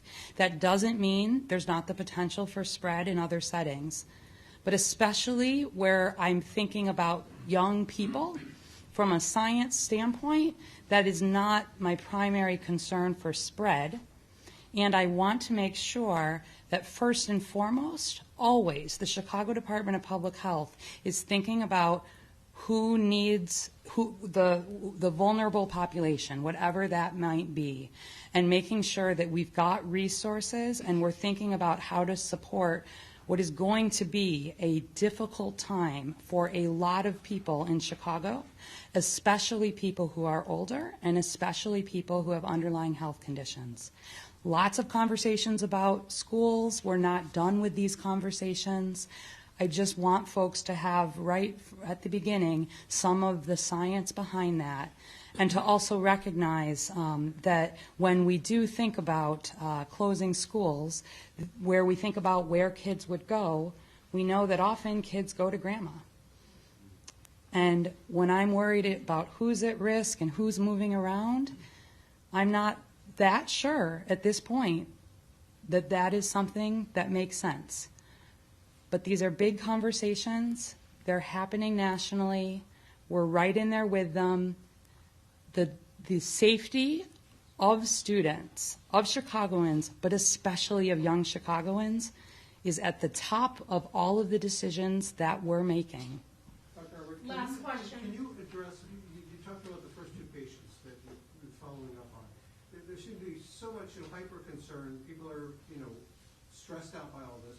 Can you offer any encouraging or stabilizing advice or lessons that you learned from the two that got now recovered? Sure. So those first two patients feels like a lifetime ago, or late January, and that was a woman who had traveled from China and then her husband. So sticking very consistently with what we saw, household transmission. We did a big investigation. That was the second case in the U.S., I'll remind you. And so we looked hard for contacts. We looked at where these folks had been. We also did a really aggressive investigation in the healthcare setting, because I will tell you where we are looking at where a lot of the issues have been internationally, the healthcare system is where I am thinking an awful lot, and our healthcare partners here in Chicago are stepping up in all kinds of important ways and planning ahead, but we're concerned about the impact on the healthcare system. So having a good understanding in this setting, really, was there transmission among healthcare workers? We didn't find any, despite doing a lot of testing. That does not mean that healthcare workers are not at some increased risk when they're caring for coronavirus patients. And particularly where we see cases in healthcare workers, not just locally, but around the nation, that's where it's very important that we're being aggressive in understanding what was the personal protective equipment that folks were wearing, how do we make sure that we're protecting our healthcare workers. And so that, this is the kind of work that's ongoing. But these folks did not get, the first woman was hospitalized with a pneumonia, but she never needed intensive care. The husband was hospitalized, never needed intensive care. They both were able to return home, and once they were no longer infectious, they were able to return to their lives. And 80% of people around the world do have this more mild illness that doesn't require hospitalization, and especially kids have this more mild illness that does not require hospitalization. I want to make sure, as we think about our planning and resources, I'm focusing on the higher risk populations. And I think just one last, to put a little finer point on that, one thing that doesn't get talked about, we were kind of, okay, today is 19, today is 25, the thing that gets lost in a shuffle is that the people on the back end who started, as the doctor said, that what we're seeing is those people getting healthy.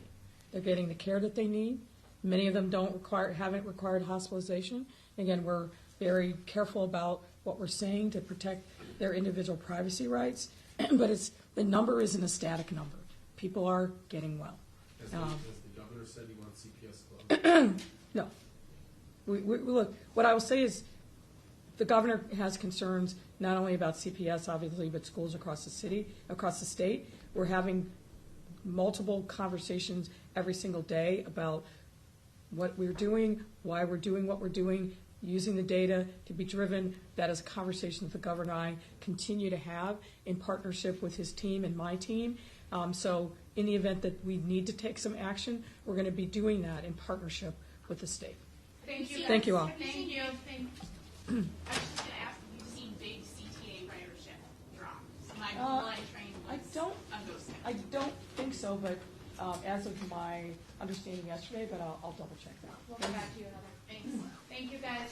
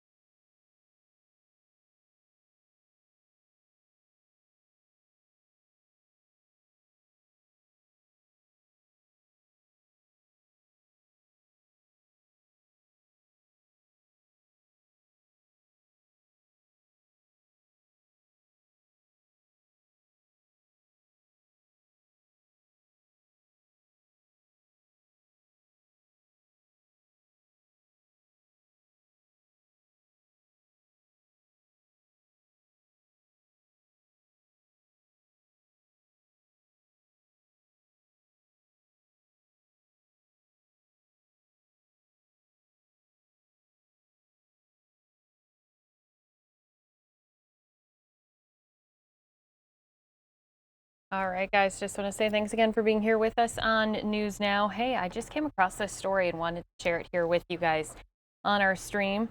The COVID-19 outbreak is testing the limits of what technology can actually do. So Winston Hotel Medical Center, or Houston Medical Center Hotel is employing these virus killing robots. That's right, I said robots. So they're equipped with UV rays to clean and disinfect hotel rooms, and the staff says they're especially useful since many of their guests have medical issues. I believe they do talk about it here, so let's just see. Patients are likely to stay here, patients who are at high risk for COVID-19. These are people who are older, have heart disease, diabetes, and we want to make sure that they have the safest environment they can possibly be in. So this is the first time the hotel has bought the robots and used them in the rooms. And interesting, I mean, I just can't even imagine what this would do if they start to produce more of these and start to bring them into more areas. It looks like, I wish they explained how it works, because it looks like with a zap of the light, that's how they're killing these viruses.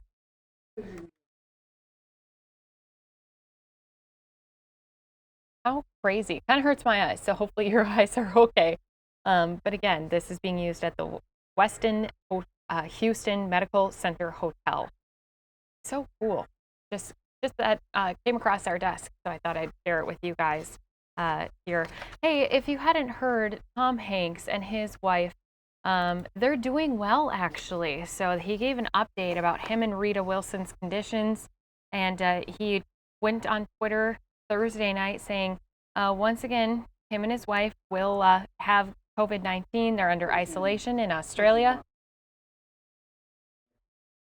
Oh, they keep testing our Fox box. Hopefully you guys can't hear all of those tests happening.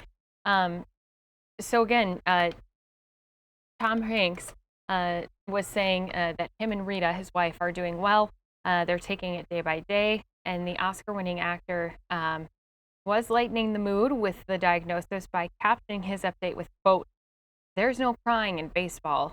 That comes from his film, A League of Their Own.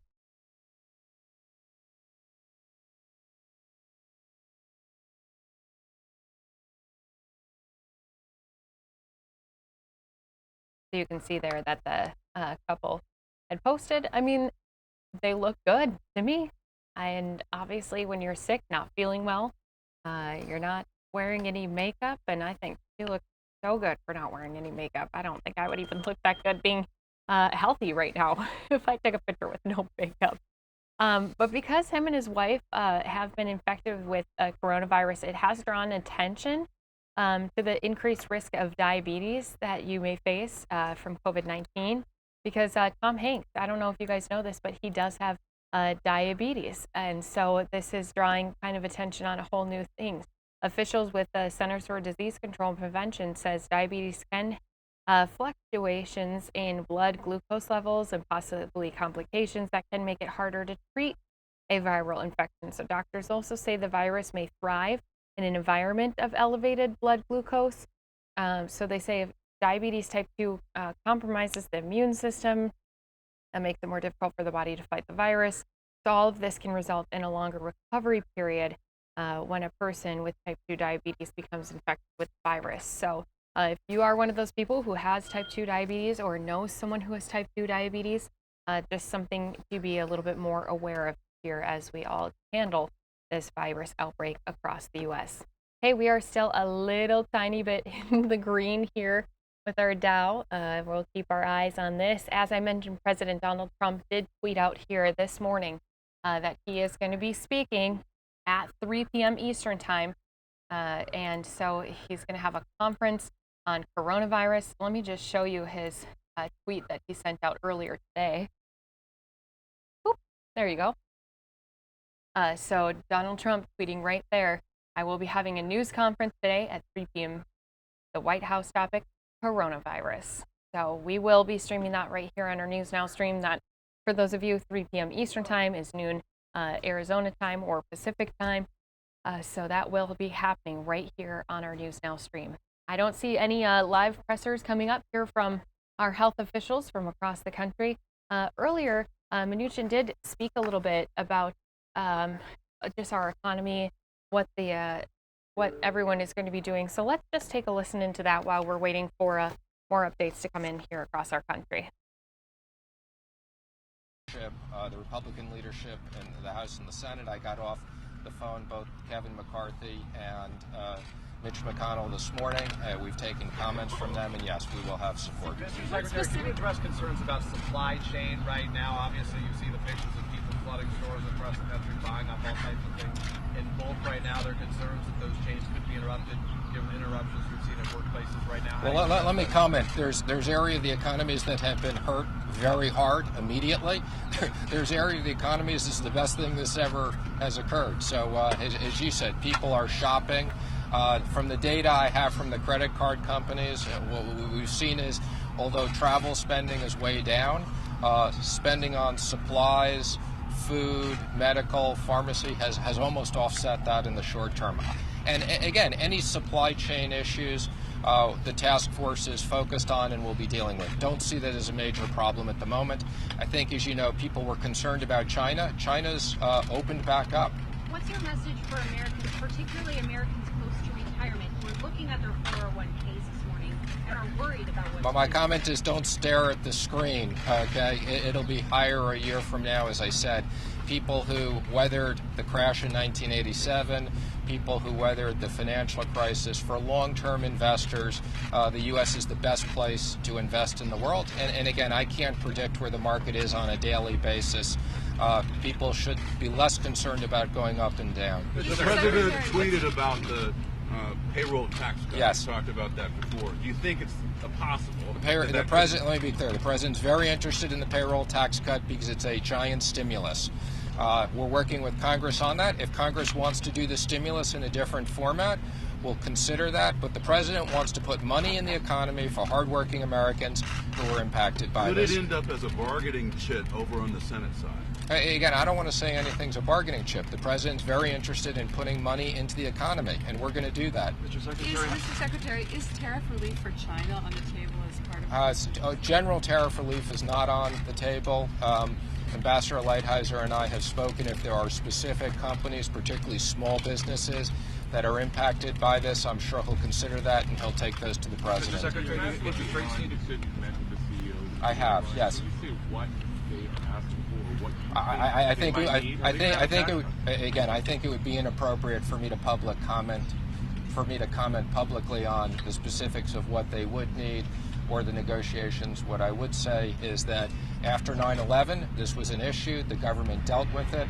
If there are cash issues, and again, there's a lot of assumptions as to how many planes will fly, everything else. I think the airlines want to make sure that they can continue to provide domestic travel. They also want to make sure they can keep as many workers employed as they can. So again, it's a strategic importance to us.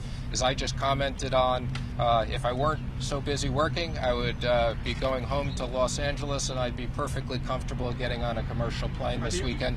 Despite the fact that we've told people to shut down travel a little bit, people can travel in domestic U.S. Who are the CEOs coming to the White House today? Do you agree that interest rates need to be lowered? I'm not going to comment on interest rates.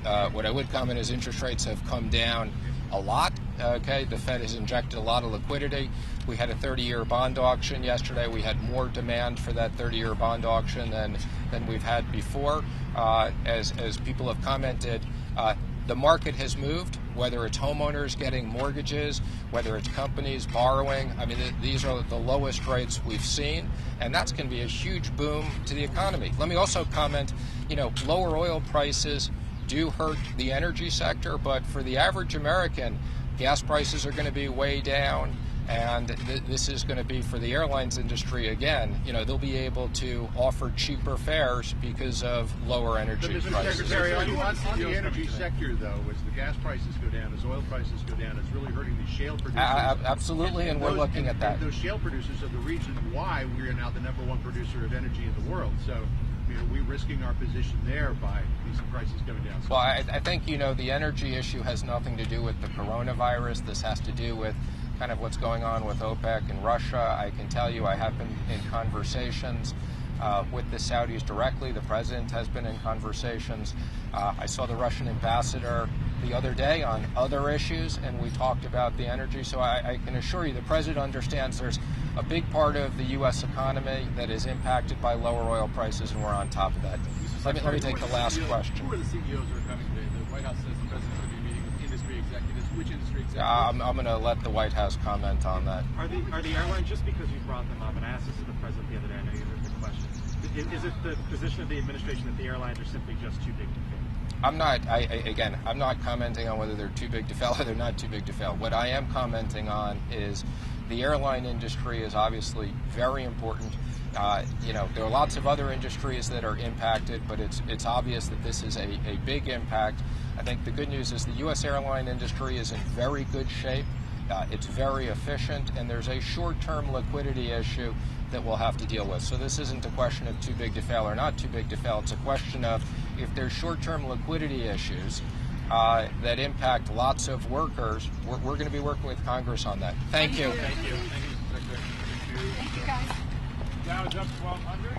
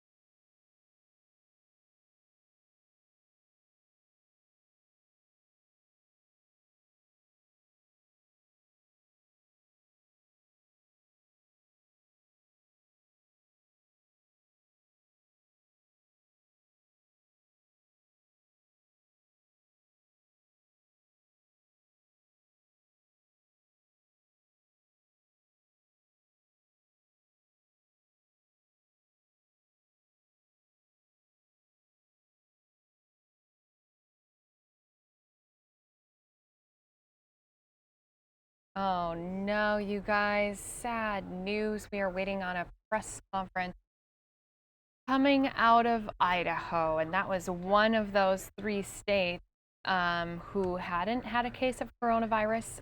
So the Idaho governor, Brad Little, is going to be hosting a news conference coming up 10 a.m. their local time, so that should be here soon. And it says to provide an update on coronavirus in the state. So as of right now, you can see no one standing there near the podium. We do have all those mics, though, ready to go. We do have our hourly update coming up here seconds away. And then as soon as I see that start, we'll go to it here on News Now.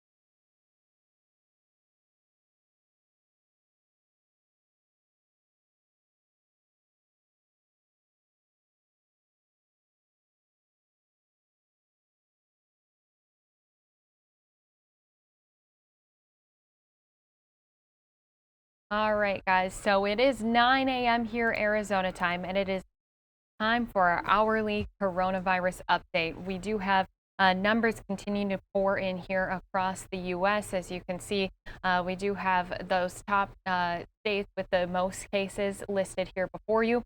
I do see that the governor of Idaho just stepped up to the podium. So just to let everyone know, he's speaking to coronavirus in the state of Idaho. They originally had no reports, no cases. He's giving us a fresh update. Let's jump into that right away live here on News Now. I want to share the latest on what we are doing to prepare Idaho for coronavirus. Given the magnitude of both the global and national spread, our focus is on slowing the spread for two reasons. First, to protect health compromised and elderly, and second is to preserve critical healthcare capacity. Dave Jepson, my Director of Health and Welfare and Chairman of my Corona Working Group, just assembled a strike team to protect health compromised and elderly. This is key to preserving healthcare capacity issues. The strike team is meeting regularly, and we will share more about that in a bit. Dr. Christine Hahn, our state epidemiologist, will also provide some updates on the Idaho situation. Idaho's public health officials and I have been tracking the coronavirus since January, when the first confirmed case was reported in the United States. To support the work of Idaho's public health agencies, I assembled my coronavirus working group, which has been meeting weekly and communicating daily. They are helping us to ask the right questions and focus our efforts on where it matters. We learn more about the coronavirus every day. We know that most people who contract it end up with mild or no symptoms, which reinforces the need for all of us to do our part to prevent the spread of coronavirus to those who could be more seriously impacted, the elderly with chronic underlying conditions and others with compromised immune systems. This vulnerable population is who we are seeking to protect. The coronavirus is highly contagious. If we don't all do our part to control the spread of coronavirus, then our health facilities will be overrun and patients will in a short period of time. If you look at this chart demonstrates what we are trying to address. If too many people get sick too soon, our healthcare facilities will not have the capacity to deal with it. We're trying to flatten out this curve by slowing the spread of coronavirus. Our goal is to preserve hospital capacity and keep our healthcare workers safe and healthy by slowing down the influx of patients into our healthcare facilities. How? By doing all the things that you've been hearing about. Wash your hands, stay at home if you're sick, avoid others who are sick. If you feel the need, avoid large gatherings and don't travel to areas with community spread. So, for these two reasons, to protect the vulnerable and to preserve hospital capacity, I am today signing an emergency declaration that enables us to do a few things. It increases our state's access to critical supplies, such as respirators from the national stockpile. It activates the use of Idaho's Emergency Operations Plan and makes funds available for use in the Emergency Disaster Fund. It allows me as governor more flexibility to expedite contracts and purchasing of supplies. And it allows for expedited renewal process for nurses who have retired or have left the profession to jump in and help the response efforts when that need comes. Right now, my focus is to make sure Idaho is as prepared as possible, and that is why I'm signing this emergency declaration. I also want to briefly address testing for coronavirus, because I know this is one of the biggest questions that we will get. People need to know a few things. If someone has a fever or a cough, they should contact their medical provider to find out if they should be tested for coronavirus. People without any symptoms will not be tested at this time. After ruling out the flu through a rapid flu test, a provider may take a sample from a patient and send it to a lab where the actual coronavirus testing occurs. Most providers can use a simple swab to collect a sample. Idaho is fortunate to have a state-run lab that can process coronavirus tests. The lab is keeping up on testing needs at this time. Dozens have been tested already, and privately run labs are ramping up to begin testing for coronavirus. I want Idahoans to know we are ahead of the curve. We are being proactive. We are prepared for coronavirus. We are communicating with the business community, schools, locally elected officials, the federal government, and citizens on a daily basis. We must not be alarmed, but we must be cautious. The old saying goes, an ounce of prevention is worth a pound of cure. Individually and collectively, we all have a duty to do what we can to protect the vulnerable and preserve healthcare access. Idahoans have always taken care of each other. Today, with this new threat, we must do more. I urge everyone to consider how you can help to your neighbors and your loved ones who need the support while protecting them from getting coronavirus. I will hand it over to Dave Jepson, who will discover the work of his strike team as well as the coronavirus working group. Dave? Thank you, Governor. I'm Dave Jepson, the Director of the Idaho Department of Health and Welfare. I want to thank the Governor for his emergency declaration. As mentioned, this will allow access to additional important resources. The current focus of the working group is on protecting the health-compromised and elderly and to prevent or slow community spread to preserve healthcare capacity. The Governor's working group is in daily communication to support these goals. The communications include daily updates on global, national, and state-level situations. The working group is also focused on preparation in key areas, such as coordinating with hospitals and medical providers to ensure that they have what they need to provide the maximum healthcare capacity across the state.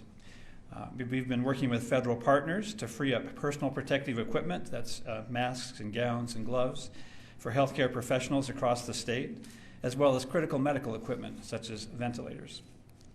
The Governor's emergency declaration will clear the way with our federal partners for this to happen. The working group this week formed a subgroup that we're calling a strike team. This strike team will be focused on accelerating the existing work to protect the health-compromised and elderly. This is the vulnerable population that we are looking to protect, and each of us needs to do our part to protect them. The best thing you can do to protect your family and friends who are health compromised or elderly is to wash your hands, cover your coughs and sneezes, avoid others who are sick. And if you're feeling sick or have been around those that are, please do not expose those that are health compromised or elderly. The working group is here to support the Governor and all Idahoans in our collective efforts to prevent or slow community spread, which will preserve healthcare capacity, and to protect the health compromised and the elderly. The working group is helping Idaho to ensure that we are proactive and prepared for any situation that may occur with the coronavirus. I will now hand it over to Dr. Chris Hahn, our state epidemiologist.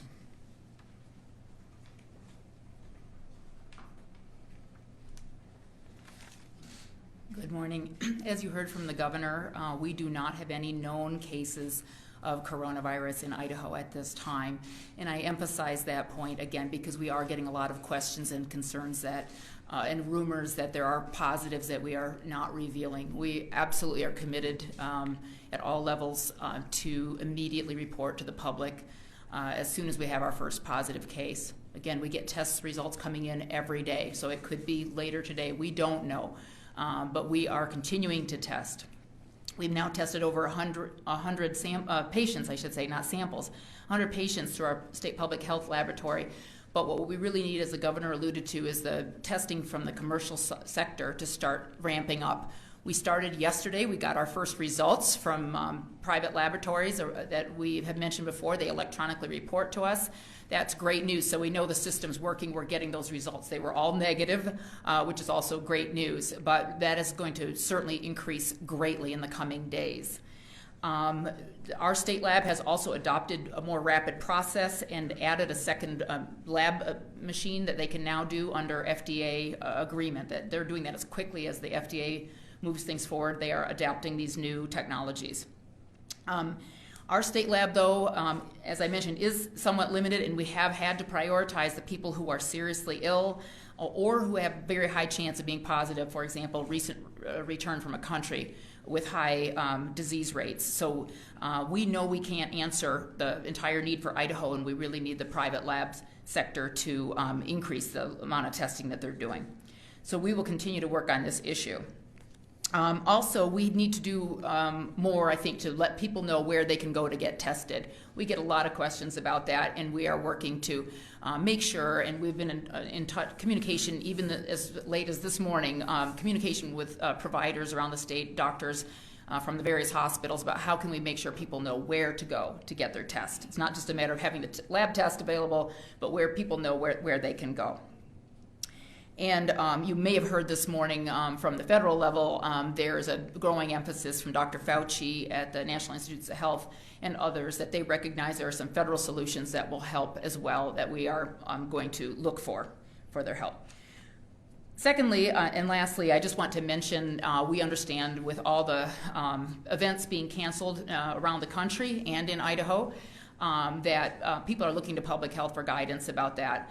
Just yesterday on the coronavirus.idaho.gov website was posted a new guidance that was developed between the health and welfare and the district health departments. We are all in agreement on this guidance, and it includes recommendations on when to consider closing certain venues. We are not mandating anything at this time. Again, each district health department does have that authority, as does the state if needed. But right now, these are recommendations, and we'll direct you to that page. It's under the resources tab on that website, so please take a look at that. The recommendations are when might an event, for example, people coming from large number of people coming from out of state, or is it an event where there are a lot of elderly, vulnerable people that might be attending? Kind of those kinds of considerations for event planners and for communities to consider. And with that, I'll end. Thank you. Questions? Scott. Governor, sir, I've heard national health professionals, leading health professionals in our country say that the federal government's response, that they're flabbergasted because the federal government's response has been a failure. Have you perceived that here in Idaho? No. Bill. Can somebody talk about that map and why Idaho is one of the few states where there isn't red marks? Well, I would say it's because we're a great state, but a lot of it's luck. So as far as you know, we're not doing something that the other states aren't doing. No, and you know, obviously Washington had the unfortunate circumstance of being there every day. The science on this issue and you know, what's the incubation period? Every day it changes. So we've had the great benefit. And the fact that I've got a great Department of Health and Welfare and an epidemiologist and the whole healthcare people have been involved. We are putting things in place that I know the state of Washington would have loved to have had, and but some of it is just luck. But I'll take credit for it if that helps anything. So. Yes, sir. We had 3 Idaho lawmakers attend a conference in Maryland where they could have been exposed to COVID. Have they been tested?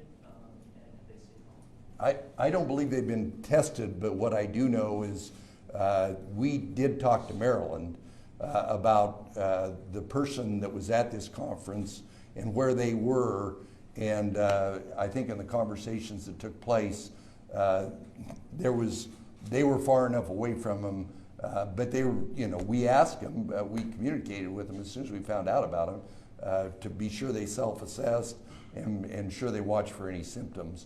But when these things happen, we reach out to the state healthcare people and say, okay, where were they? What was their exposure? And I don't think they had any direct connections with that individual. So. But they haven't No, they haven't been tested. James. Governor, last week during the press conference, I believe Dr. Hahn said that the state had capacity to do 15 tests per day.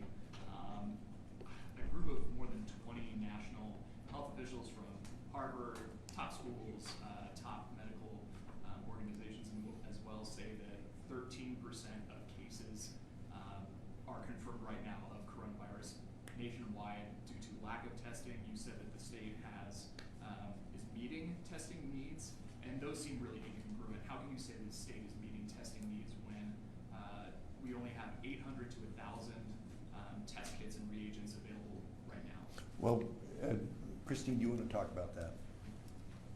Yeah, thank you for that question.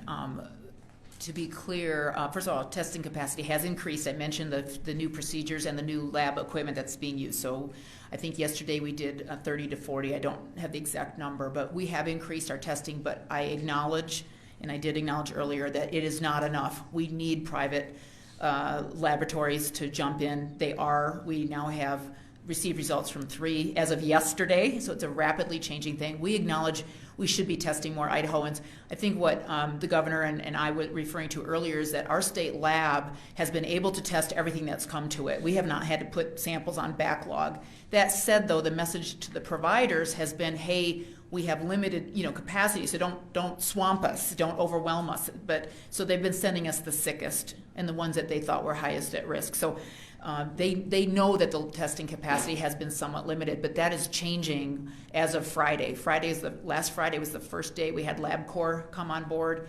Monday, Quest came on board, and earlier this week, we have our third laboratory. So it's really ARUP, so it's really changing very rapidly. We're in a tight pinch right now, but we think it's going to improve very quickly as these private labs come on board. So do you think that you're going to be able to, because right now you're saying don't get tested unless you have all of these symptoms, and if you're asymptomatic but can still spread this, how can you say that you are going to follow this blue line right here that's trying to spread out spread the virus? Right. Ideally, we would have from the get-go. You were asking earlier about the federal government.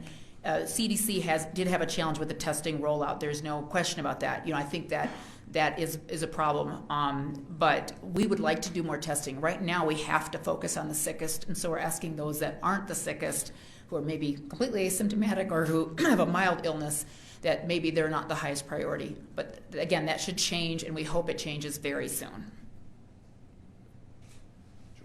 What about schools? Are those going to be closed at any point, and what would that process look like? Well, as I explained last time, superintendents have the authority right now to close schools. That happens every year. The flu outbreak, and there's protocols in place that exist. Some states have done a statewide school closure. The issue is we don't know where we are, and if you close schools too early, then you might not be there at the right time. This is all an issue of timing to flatten that curve down. And then the other issue with school closures is they're not a panacea, because those kids go home and often they're being taken care of by their grandparents. So we wanted, if we do this, we have to do it at the right time, and the superintendent and the health districts and our committee will assess that and we do on a day-by-day basis. Sir, what about churches and places of worship? Madison, do you have a question? Yeah, I was wondering, with the upcoming spring breaks and families and students traveling in and out of the state, do you worry that's going to cause a spike in the possibility that we will get cases? Yes. Keith? What help have you requested from the federal government, and what have you received? Well, the stockpile, obviously having access to the stockpile, that's part of the reason I'm signing this declaration or proclamation today, is because it gives us more access. They've been, and I'll let Dave address it, but when we've had a request, we've got an answer. We all know, because of the magnitude of that map getting read so fast, that there's lots of demands that are being placed on the federal healthcare system, but our experience is they've been very receptive, and they acknowledge this morning, as Dr. Hahn just alluded to, they've acknowledged that they were behind the curve on testing at the get-go. And Dave, do you want to talk about? Sure. Thank you, Governor. Thank you for the question. As the Governor mentioned, the two big requests we've had are around equipment, personal protective equipment, and equipment we may need, such as ventilators, should we get into the top part of that curve. They have been very responsive. We obviously needed this action from the Governor to open up the door for us to access that equipment. But we know that they are actually ready, with even down to starting to talk about counts even ahead of this order of how many we need and how many we need to bring into the state. The other is there was federal legislation signed, I believe just last Friday, to free up some extra emergency funds, somewhere in the $8 billion range. Some of that money will be coming to Idaho. It's still working its way through the process. Unfortunately, we're in a good position where we don't need that money just yet. We don't have any cases. We're still in preparation phase. But they've been very helpful in us thinking through how we can use that money to put it where we need it, to make sure we're prepared and so we can respond quickly when we do have cases. Bill? Governor, when Idaho does have its first confirmed case, does that trigger any additional steps beyond what you're doing now? It depends. It depends upon whether it's someone we know where they came from, they're already isolated, and Dr. Hahn can answer this better than I can, but in this accelerated class I've had on contagious diseases, it depends upon who it is. If we know where they've been, what they've done, that's one thing. But if it's actually the first community spread and the second community spread, that the numbers, the statistics, then we want to identify where we are on this curve. And that's part of the math that's being done with the committee that the director's got. Dr. Hahn, did I miss anything? No, I think that's absolutely right. Okay. Yes? What would you tell employers who aren't offering paid sick leave right now and maybe having their employees come into the workplace, especially if they're interfacing with the public? You know, an entrepreneur, a business person, it's just good practice. I mean, everybody has to look at their individual business, that what's critical to them. And obviously, if you don't have paid leave and your people show up sick, it's just not good business practices. We're going to put together groups on large businesses, small businesses. I'm very concerned about the businesses that touch a lot of the public, and they darn sure shouldn't have people showing up for work. And if they don't have leave and it's a financial burden to them, I believe that bill that's rolling through Congress now, there may be some federal help in there, but it's just good business practices to do that. So, yeah. Do you plan on suspending state travel? We've already advised the agencies, and we're assessing that every day. Obviously, we're telling agencies that they shouldn't travel to somewhere on one of those big red dots that's on the map, but we're looking at that every day, what we do from state travel. Most states have done that. Idahoans continue to rush out to the store and stock up on things. Some stores are reporting they're simply almost out of toilet paper and water. What do you say to the Idahoans that are rushing out and stocking up? Do they need to be doing that? Well, they ought to think about their neighbors. You know, people that hoard things, you know, we've said from a best practices, it's always good to have a supply. The graph of this is 21 days. That's the science today, and I don't know that it's changed. And so, you know, probably doesn't hurt to have a supply. The one thing that I experienced when I went to the grocery store a week before last is how many people were ordering online and picking up their groceries at the store right there. Those our retailers that don't do that are going to be at a disadvantage, because if we get somewhere into this curve, there's going to be more and more of that. And I know that the supply chain, but we're concerned about the whole supply chain. What happens if the truck drivers can't deliver? You know, they're trying to restock those shelves every day. So we're looking at this very holistically, but they should think of their neighbors if they're hoarding. If they're having a prudent supply, that's one thing, but they should think of their neighbors. All right, guys, I do see that we have another live presser here coming up. So we do have the governor in Massachusetts speaking in Boston.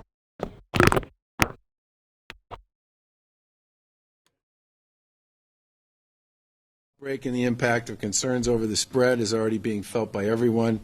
We've seen professional sport cancellations, travel restrictions, and a host of postponements and cancellations for big events and activities. It's hard to believe, and it's certainly disappointing and upsetting, I think, for everybody. And this does represent a significant change in daily life for the vast majority of people here in the Commonwealth. As I've said before, the time period we are in now marks a pivotal moment on what we do and how we behave in our daily life to mitigate the spread of COVID-19. Right now, the data indicates that the number of people infected and requiring medical attention is very much within our healthcare system's capacity to serve and handle. The highly contagious nature of this disease means that if everyone plays their part in slowing the spread down, the number of people who become infected and require medical attention doesn't spike all at once, which perhaps would overwhelm our systems. We understand that asking people to change their habits, cancel events, and cancel travel is inconvenient, and we understand that it also comes with a financial impact. But waiting to act and allowing infections and subsequent number of people who need medical attention to spike all at once would not only severely hamper our hospital's ability to care for those who need to be cared for, but will have a far greater economic impact in the future as well. Today, one of the additional steps we're taking to prevent the spread and keep our communities safe is we've just issued guidance that will prohibit gatherings of over 250 people in the Commonwealth effective immediately. The gatherings in this order are subject, but are not limited to, community, civic, public, and leisure gatherings, faith-based events, sporting events with spectators, concerts, conventions, fundraisers, parades, fairs, festivals, and any similar event or activity that brings together 250 or more persons in a single room or single space at the same time. This order does not apply to the normal operations at airports, bus and train stations, medical facilities, libraries, shopping malls and centers, polling locations, grocery or retail stores, or other spaces where 250 more persons may be in transit. The order also does not apply to restaurants, provided that they should, whenever possible, encourage social distancing. Finally, this order does not apply to typical office environments, government buildings, or factories where large numbers of people are present, but it is unusual for them to be within arm's length of one another. I know there will be questions on the particulars of this guidance. We've posted it in its entirety on mass.gov and encourage folks to refer to the details on the order for more information. I'd also like to talk a little bit about separate guidance issued by the Department of Elementary and Secondary Education and the Department of Public Health. Earlier today, DESE spoke with school superintendents from across the Commonwealth, and with our Department of Public Health's guidance and support, issued detailed guidance to our public schools about how districts should respond to mitigate the spread of coronavirus. That guidance gives schools very specific advice about when to close individual schools and for how long. Our public health officials do not recommend school systems shut down system-wide at this time. They recommend careful monitoring of students and temporary closures to allow for schools to clean and reopen. For more detailed information, please see the specific guidance which has been posted on the website. Federal officials continue to issue new rules and guidance related to travel restrictions and social distancing. We encourage the public to remain informed and to follow that guidance. We will continue to enforce recommendations at the state level as well. Earlier this week, we declared a state of emergency here in Massachusetts, and that declaration does give our administration more flexibility to respond to this outbreak. We've enhanced guidance to executive branch employees, and we encourage employers and organizations to follow that guidance whenever appropriate. We've also limited visitor access to long-term care facilities to keep some of our most vulnerable residents safe. And we've encouraged older adults and individuals with health issues to avoid large gatherings and large events. And of course, we should all remember to maintain our personal hygiene, and that means wash your hands 20 seconds, warm water, regularly and use hand sanitizer. Cover your mouth with your sleeve if you sneeze or cough. Stay home. Stay home if you're not feeling well, and stay informed on guidance coming from health officials. Everybody needs to do their part on this for us to be successful in reducing the spread of this virus at this time. Thank you. With that, I'm going to turn it over to Secretary Sutters. Thank you, Governor. I was going to say good morning, but good afternoon.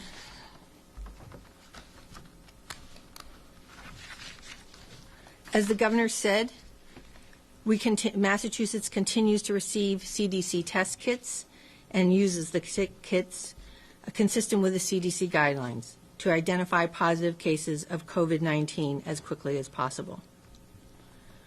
We continue to request and receive new test kits and are able to test an additional 5,000 individuals. Our state public health lab is working 24/7 and turning around results in 24 to 48 hours, depending on test volume. And beginning sometime next week, we will actually be able to double the capacity of testing at our state lab from about 200 a day to 400 a day, with additional automation going in place over this weekend. Yesterday, we received good news that 2 commercial labs, LabCorp and Quest Diagnostics, received federal approval for testing, which will support our state lab to expedite the testing process. As the governor has said, it is important that more labs be approved by the federal government and come online in Massachusetts, and we continue to urge the FDA and CDC to help us expand our testing capacity so that we can test more residents across the Commonwealth. Additionally, beginning next week, in fact on Wednesdays at noontime, we will be posting the testing data online in terms of the number of people who have been tested and the number of individuals who are positive. Every Wednesday at 12 p.m., this will coincide with our weekly updates to self-quarantine monitoring data. Late yesterday afternoon, actually early evening, we received our first partial shipment from the Strategic National Stockpile, which is administered by the U.S. Department of Health and Human Services. It's the supplies of gowns, masks, eye protection, and gloves. We quickly deployed some of that material to Berkshire late last evening, and we are continuing to fulfill orders today and throughout the weekend.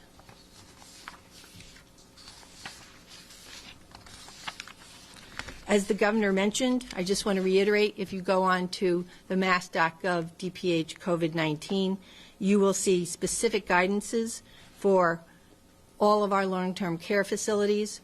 I'm talking about nursing homes, rest homes, and assisted living, where we have actually issued visitation restrictions, as well as we have posted very specific guidances for other congregate care settings, such as 24/7 group homes, just as an example, guidances for in-home caregivers and workers, both agency-based and non-agency-based, and community day program settings.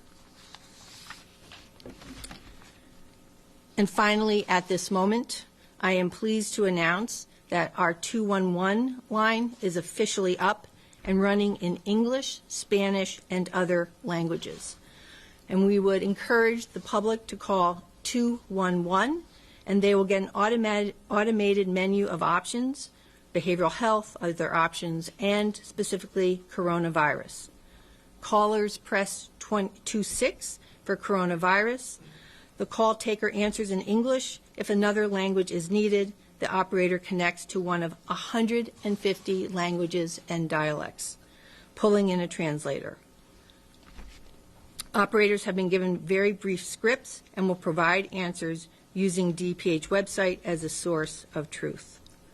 The new 211 capabilities are in addition to the mass.gov/COVID-19, which is updated daily.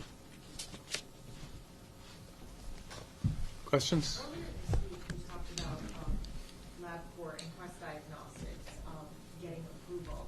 And at the time, I think that was Monday, you were hopeful they would have approval on Monday. But it's been a week now. Why did it take so long?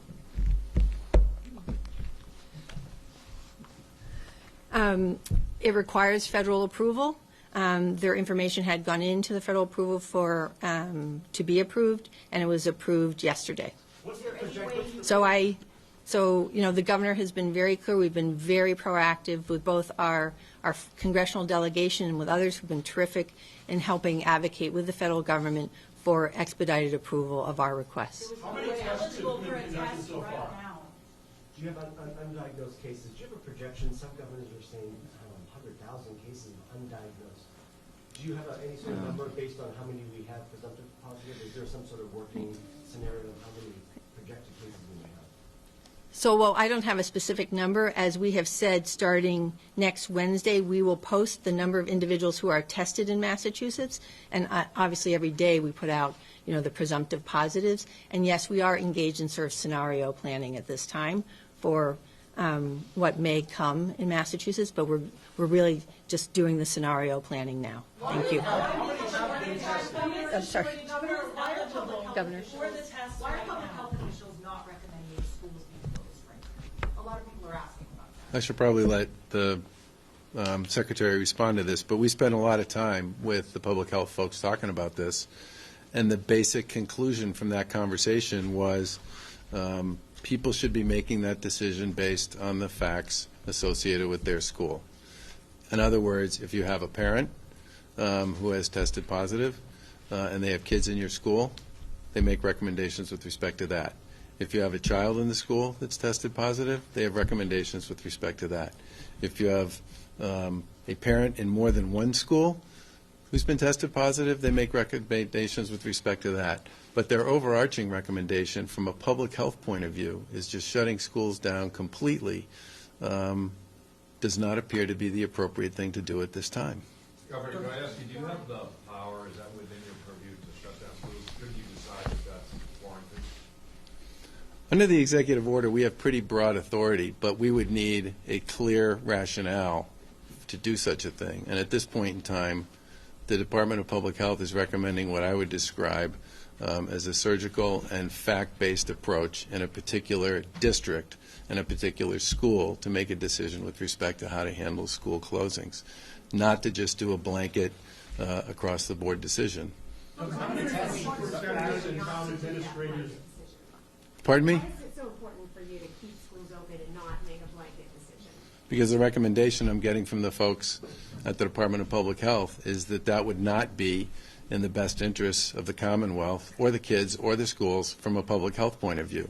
Their recommendation to us has been that you should choose to offer guidance that says if you have in your district the following scenarios with respect to positive tests, to operate on those guidelines, but not to make a decision that says everybody now should close. Governor, how many tests have been making a blanket statement on gatherings of dorms? Yeah.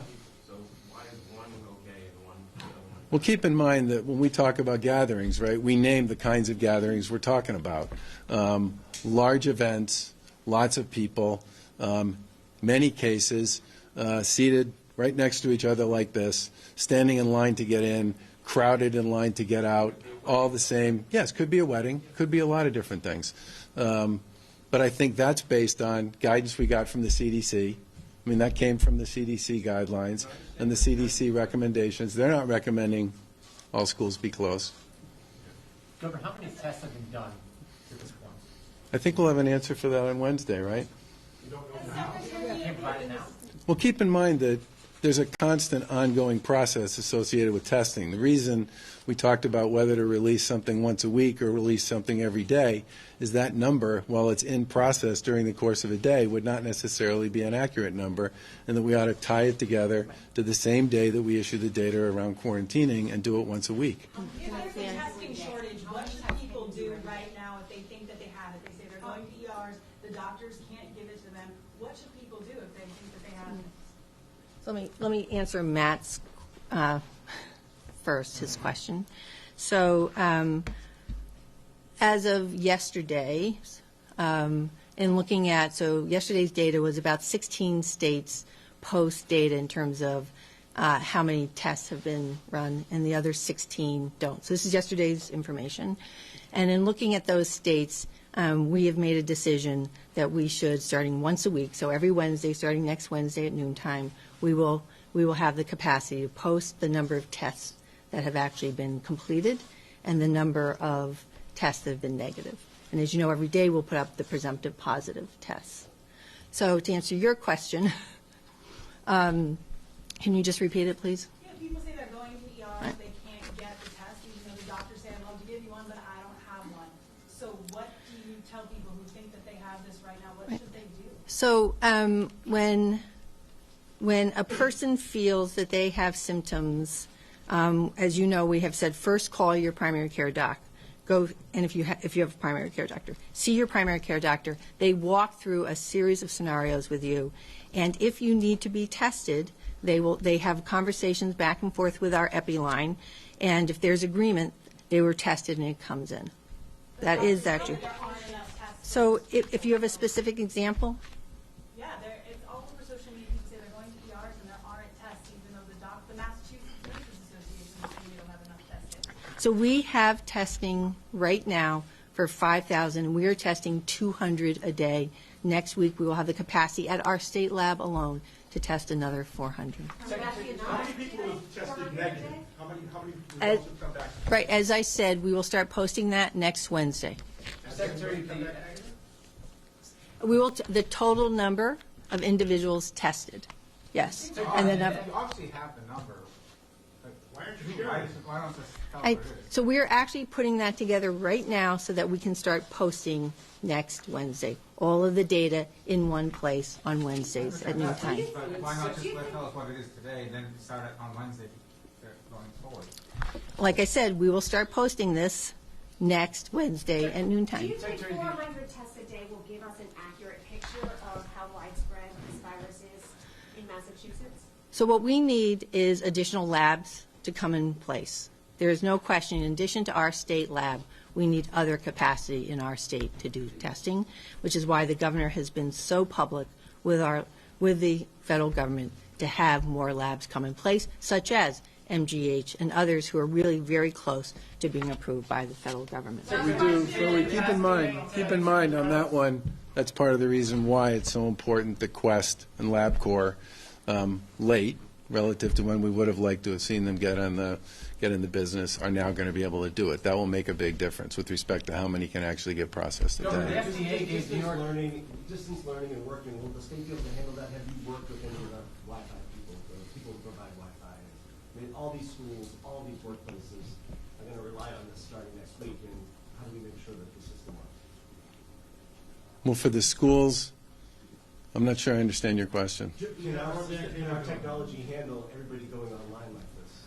To do distance learning, distance working? Well, depending upon, remember, the Internet's a very big place, okay? Most people who are engaged in any kind of distance anything are using somebody else's platform. So the question becomes capacity on the platform. Have you reached out? That's a different issue. With respect to state government, the first thing, and we've had many conversations with folks about this, is you have to figure out which sort of job criteria you could actually do on on a remote basis to begin with. I mean, many of the things we do would be enormously difficult to do that way. And I'll give you a really simple one from Health and Human Services. You know, we are still going to need to do investigations on child protection issues. You can't do that working remotely. And there are all kinds of other things that state government does that are customer-facing operations that you can't do remotely. You talk to cities and towns, ambulance drivers can't do that job remotely.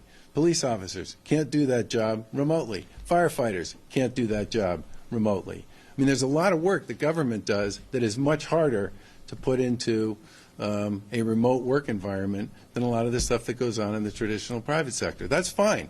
In places and spaces where we think it makes sense or that it's possible to pursue that kind of option, we'll certainly consider it. But a lot of the folks who do work in the public sector need to engage the public. It's the public asking us to do something, and that something typically involves, in many cases, us being in the place we need to be in when they need that support or that service. Governor, the FDA today gave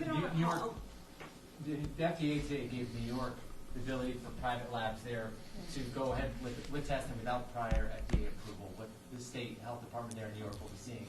Have you guys sought the same clearance? We have asked for that. That's the first I've heard of that. Ours got approved at the federal level.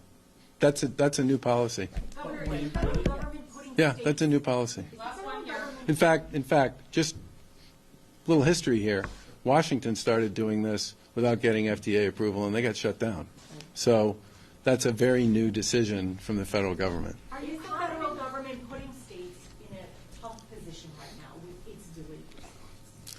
I think the issue, especially with respect to the back and forth, there are two steps associated with getting a lab approved. The first step is you need to get specimens from CDC that you can use to then prove that, in fact, your testing protocol is effective.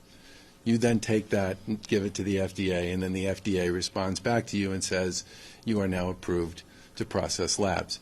And this is the thing that State of Washington lab was doing without having FDA approval, and they got shut down. So what Matt's talking about, that's brand new federal policy.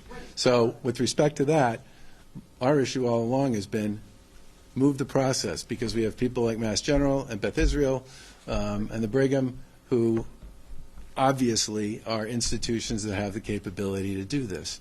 We now have approval from the feds for Quest and for LabCorp to get into this space and up and operating. And, you know, honestly, when we've talked to the hospitals who've got applications pending, and when we talk to the delegation, you know, the message that we've gotten from the hospitals has been, you know, we're this close. It's been this close for a while, and that's enormously frustrating, I think, for all of us. Yeah, but in terms of the federal government, you've done a lot of calls with the federal Yep. government right now, and as a leader of the state, you have to take control of this situation. But if you don't feel like the federal government is moving quickly enough, I don't know. Do you feel that way?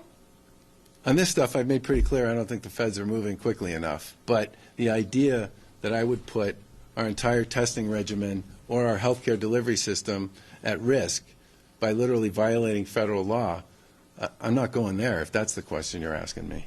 Thanks, everyone. With respect to kids, Just a second. He was asking. Could you just explain, I don't quite understand it.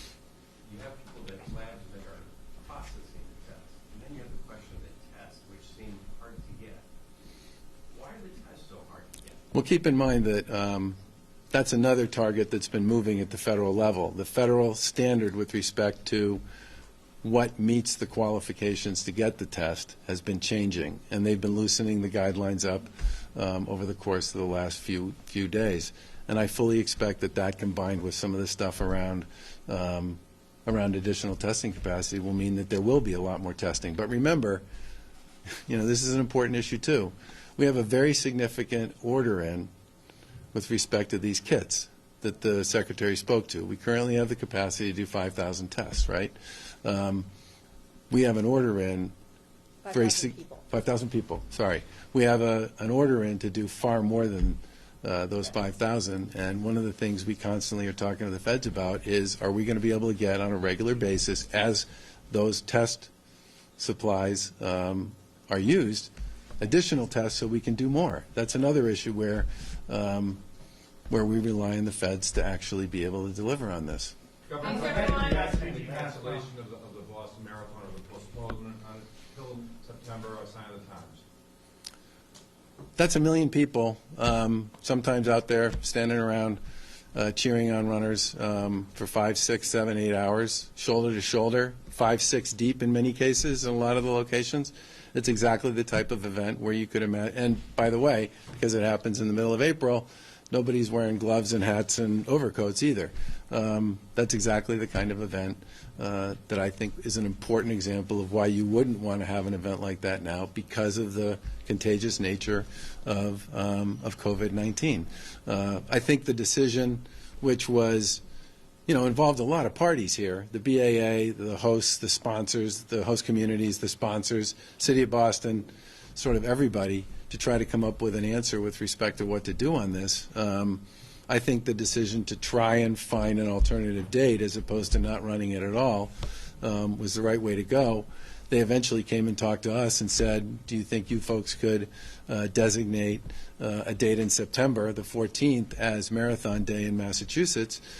We talked to the House and the Senate about that. The House and the Senate both said that to not run the marathon at all would be an incredibly distressing decision, in part because it's a great event, in part because it's a big boon to the local economy, but also just because of the symbolism and the significance that that race represents here in Massachusetts and in the and in the city of Boston. And the legislature basically said, yeah, fine. So we'll file legislation on this. Marathon Monday will be September 15th instead of April 20th. Patriots Day won't be on April 14th. Sorry. It won't be, it won't be Patriots Day, but it's going to be a much better alternative than to not have it at all. Are you convinced you have enough money to deal with this issue right now with the supplemental budget? Well, the supplemental is certainly a great start, but everybody should remember that a lot of us have worked pretty hard over the last few years to dramatically expand the state's rainy day fund, where we now have $3.5 billion available. And I fully expect that over the course of the next, pick a number, 5 or 6 months, there are many issues we're going to need to figure out how to help people work their way through. But I would just say to everybody today that from our point of view, that's kind of part 3 on this thing. Part 1 is to get all the protocols and the operations in place around dealing with some of the issues that are associated with the arrival of the virus, right? Part 2 is to do what we need to do to try and flatten the growth in the number of cases. And I can't make this point enough, okay? We should remember that for the vast majority of people who get this, like 80% plus, we're talking about something that's going to feel a lot like the flu, okay? That's what it's going to feel like. For a small percentage of the population, and we've said this before, folks over the age of 60, Madam Secretary, you and me, but really people over the age of 70 and folks who have pre-existing conditions, this is a very dangerous thing. Part of what the objective is here is twofold. Is number 1, to try to limit the growth in the number of cases because it is very contagious, not because it's going to, not because it's like mortality contagious to the vast majority of the people who might get it, but because if a whole bunch of people have it, the likelihood that a bunch of older folks or people who are dealing with pre-existing conditions might get it, and for them it's a problem, that's kind of goal number 2, right? The other piece associated with this is to try to make sure that instead of having it go like this and create an enormous peak, spike, whatever you want to call it, which would be a significant issue for the healthcare community just in terms of treating that 5% of the population for whom hospitalization would be required, you try to push off the rate of infection so you flatten out the curve and make it take place over a much longer period of time where you don't have a whole ton of people all at once who are coming down with the illness and are put in a position where those especially who are seniors or who are most at risk need hospitalization, and you have trouble coming up with the capacity to serve them. I mean, I think it is very contagious. I mean, just look what happened at Biogen. 175 people, 4 days, 70 cases so far, maybe more. No question that it's contagious. But for the vast majority of the people who get this, it's going to feel like they got the flu. The challenge is to limit the number of people who get it so that you don't put an undue burden on the healthcare system by having them all get it at once. And secondly, if you limit the number of people who get it overall, you limit the number of people who are in those high-risk categories from getting it in the first place, which has to be one of our major objectives. Because those are the people who, in many cases, if you're talking about people in their 70s, who dressed and bathed everybody in this room and a heck of a lot of people across the Commonwealth. They're the people who actually made your lunch and took you to school every day. They're the people who paid your bills and in many cases helped you get through some of the toughest parts of your life. And they're the people who in many ways we owe the most to at this point in time. And I think it's really important that we remember, because everybody says, oh, it's, seniors, they're the ones who have the most to worry about. Well, they're not just seniors, okay? They're the people who in many cases are responsible for where we find ourselves. So if we can limit the number of people who actually get this infection and push the curve out, not only do we save our hospital capacity, but in many cases we can help limit the number of people who are at risk, which is a very small percentage of what could be a big number from getting sick in the first place. I mean, I think about this with regard to my dad, who's 91. You know, I visit him almost every weekend. I'm probably going to be talking to him on the phone for a while. Because for a guy like that, it's a much different issue than it is for somebody like me. Have you considered, it sounds extreme, but have you considered a shelter in place? Is that anything that was ever considered? I think what we've been trying to do, and this is again based on the advice we've gotten from the folks at Public Health, is for people who are either tested positive or have close contact with somebody who has tested positive, the quarantine, the 14 days, the shelter in place, whatever it is you want to call it. I think an overarching shelter in place order, at least at this time, is just not appropriate given the facts on the ground and the data that we have. But we should be doing things to avoid ending up in situations where you have really large gatherings with a ton of people really close together, where there's a big opportunity for one person to infect a whole ton of people in a really short period of time. Pardon me? How much capacity are we going to get from 2 new labs that got FDA approval? Well, I can tell you that that the Quest lab in Westboro, they do a lot of tests, okay? But they do thousands of tests of one kind or another every day. And my guess is that on an incremental basis, they would dramatically expand our capacity. Thanks. With respect to the students,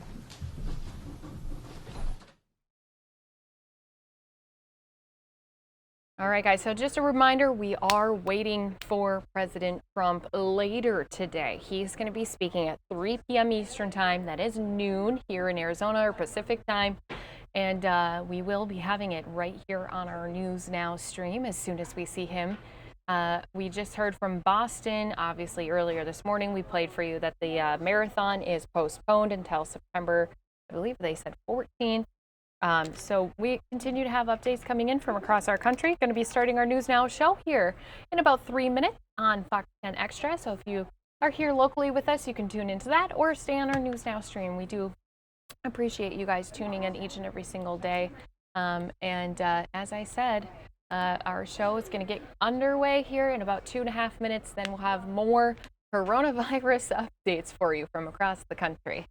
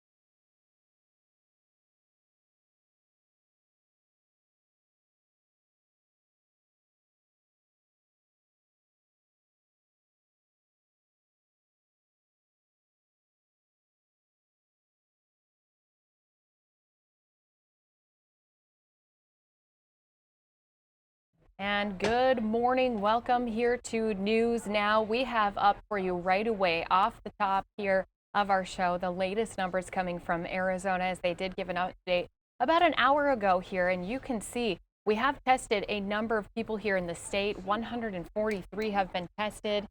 And of that number, Ron Hoon, I am happy to report we are still sitting currently a total of 8, 2 confirmed and 6 presumptive positive cases. So it is interesting that they basically continue to, you really can't even say ramp up testing, Christy. I mean, one of the big questions is why, as a country, we were sort of caught flat-footed, and there are all kinds of reports out there in terms of the red tape that people have to go through, the various regulations, etc. By the way, we are getting word that the president is going to declare a national emergency when he speaks at noon today, and I believe one of the benefits of that would be that it would dramatically cut red tape and some of the various sort of bureaucratic regulations that exist when it comes to not just an epidemic, but a full-on pandemic that we are dealing with. But nevertheless, we have 5 million people that live in the Metro Phoenix area. You add up the rest of the state, and you're between 6 and 7 million, and we've tested a little over 100 people. That is not going to give you the most thorough results. But hey, any news that's good news, when there's so much bad news, we are going to talk about it. And the simple fact is that in the state of Arizona, as they continue to do more testing, it looks like every day now they're adding anywhere from 20 to 30 additional tests. Right. You know, our understanding is that is when somebody presents perhaps at a hospital or an emergency room or wherever, the kinds of symptoms that would be concerning enough to medical personnel to go ahead and launch the COVID test. And for the most part, the numbers just aren't growing in our state. That's got to be a big, big relief because, believe us, there are places in this country where the numbers have grown dramatically. Yes. And it's bad news. Right. In those states. And you take a look at the states, these again are just the top 5 with the most cases being reported as of right now. Washington still sitting above that 450 number. Right. New York just shy of 330. And this, I think, is part of why schools in our state really do need to take a hard look at, for the most part, a lot of schools have been out this past week on spring vacation. Right. And so, while we're doing pretty well here in Arizona right now, how many people actually travel to go either to the beach or to see family over in California? Well, you've got a lot more cases over there than you do here in Arizona. Did anybody go to New York during their week of spring break? Or the instance of Washington State. Right. You know, I've got a lot of family up there. I haven't. Me too. I actually do not have a single trip, a flight that I've booked or planned right now. The schedule is basically kind of wide open. But I mean, they're really struggling with it in the state of Washington. I've got a family member who had a business trip scheduled for Monday, Tuesday of this week to go up into that Seattle region, and they just made the decision to go ahead and cancel it because it's a little concerning what's going on up there. Right. You take a look at the death rate and, the number of deaths being reported still continuing to go up. But you take a look at other countries like Italy, who's at 6% for their death rate, unfortunately for them. And those numbers really aren't changing a lot yet. And the numbers grew by another over 2,000 since yesterday, almost 3,000. I mean, right now we have... you almost have to take China out of the equation because with one-party rule and the way they run their country, they can pretty much do anything, and you do not have a lot of rights in that country. But you have 2 countries here where they have democracies, where they have a true sense of freedom. One is South Korea, and one is Italy, and it still kind of hangs in the balance as to which a week from now or 2 weeks from now, which will we be closer to?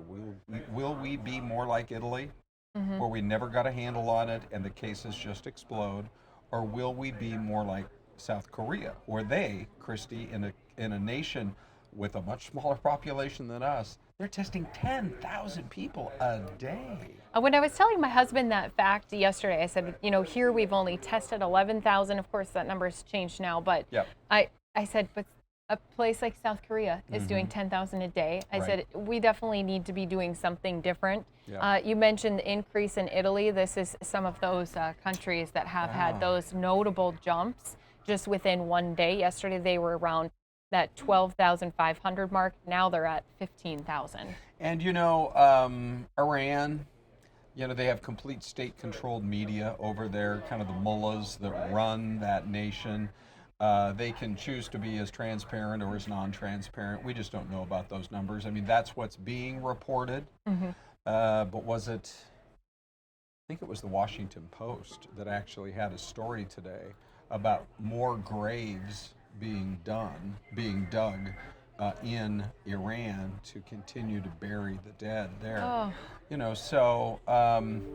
And then Christy, you've got these stories that keep coming out. There was a New York Times reporter who went onto social media to say, I just came home, landed at JFK on an inbound flight from Paris, and there was nobody there to screen us. There was nobody there to test us. Nobody even asked us any questions about coronavirus. And it's mind-boggling. And that's supposed to be happening, especially when they're coming from out of country. It'd be different if you were flying from Arizona to New York. Sure. But coming from the European area. Yeah, so, at midnight tonight, the new travel ban kicks in.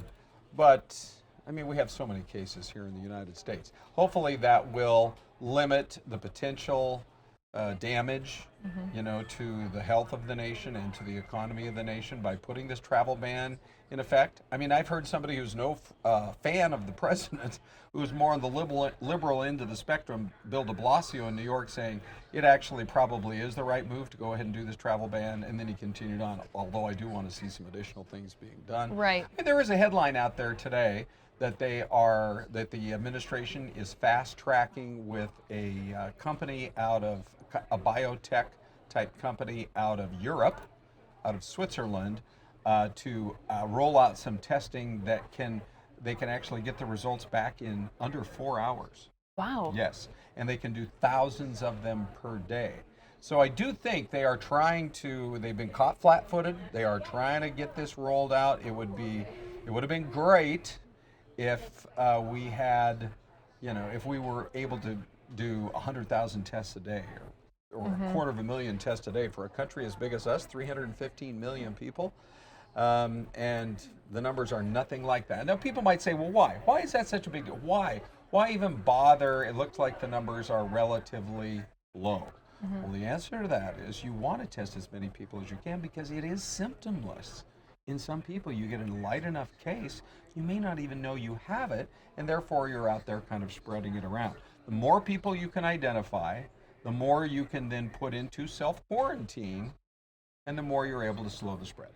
I have to say, I was upset yesterday because I went on over to Costco, which a lot of people have been going to stock up on items. Right. I was not going to stock up on items. We have 2 boxes of Kleenex left in my house. And so I said, all right, I'm going to go and get some Kleenex. Right. But Kleenex, toilet paper, paper towels, cleaning supplies, gone. all out. I walked around it twice just in case I'd missed where the Kleenex boxes were, in case they'd moved it. Right. And then I finally asked an employee, and they said, oh, no, we ran out of that. Really? Apologies. And then the water, they had the sign, limiting how many cases of water you can pick up, which you've mentioned before. We're not going to run out of water here. So. We have tap water. That's going to keep flowing. Well, we actually, in more of a lighthearted nature, I will just say we had a story today about how for Georgia Pacific, they're making their profits, the amount of revenue that they brought in just in the last few months is impressive, over $100 million in toilet paper and other paper products sales. It's interesting because, they're selling out. Every time they can get stuff like that on the store shelves, it does seem to sell out pretty quickly. There's been videos, too, of people fighting over the last package of toilet papers in stores. And I'm like, okay, it's not that Correct. It's not that yet. I Right. don't feel like we need to be at that level of Right. panic Yeah. quite yet. And keep in mind, when you're buying a packet of TP anymore, it may only look like there are 12 rolls in there, but now all these toilet paper companies have said 12 rolls equals like 85. Right, because they all have the double Where does that ply. computation? I'm highly skeptical, but I go ahead and pay the full price. So anyway, you see the number of deaths. The vast majority are in Washington State, but California has had its share. Anyway, back to the main point here of our schools. We're seeing a growing number of states saying, look, out of an abundance of caution, we are going to just extend spring break for another couple of weeks, right, till we can get a handle on how bad this is going to be. The concern is that children are not sickened to the level that older people are, and may very well have it and be passing it along and be somewhat symptomless. So that's why more and more states, like the governor of Ohio, said, look, I know this is going to be somewhat disruptive for parents for a couple of weeks, but let's all pull together here, because ultimately the goal is to keep it tamped down enough that our hospitals and our emergency rooms don't get to the point where they are literally swamped with people, in that 60 plus age group who do take this disease very hard. And an example of that too is what Idaho's doing. They still are reporting no cases. They've tested over 100 people, but they've just declared this morning a state of emergency. They said they still want to stay ahead of it. So they're continuing to test people. They said, we're not holding the results from you in the public. We've had no positive results, but said that they do want people to know that, we still need to take all the precautions we can, even though we aren't reporting cases in Idaho. You still need to be aware of where people are traveling from and what to do. The New York Times had a really interesting story about a researcher up in Seattle who they had developed their own test while they were waiting for FDA approval to kind of move forward, and they weren't getting it, and the power players in Washington were like, you can't do your own test. And in the end, they went ahead and just sort of rolled it out, because they felt like we just have this sense that it's out there in our community. And by the time they did roll it out, within a matter of the first few people that they tested, they came back positive on one of their tests, and they're like, holy cow.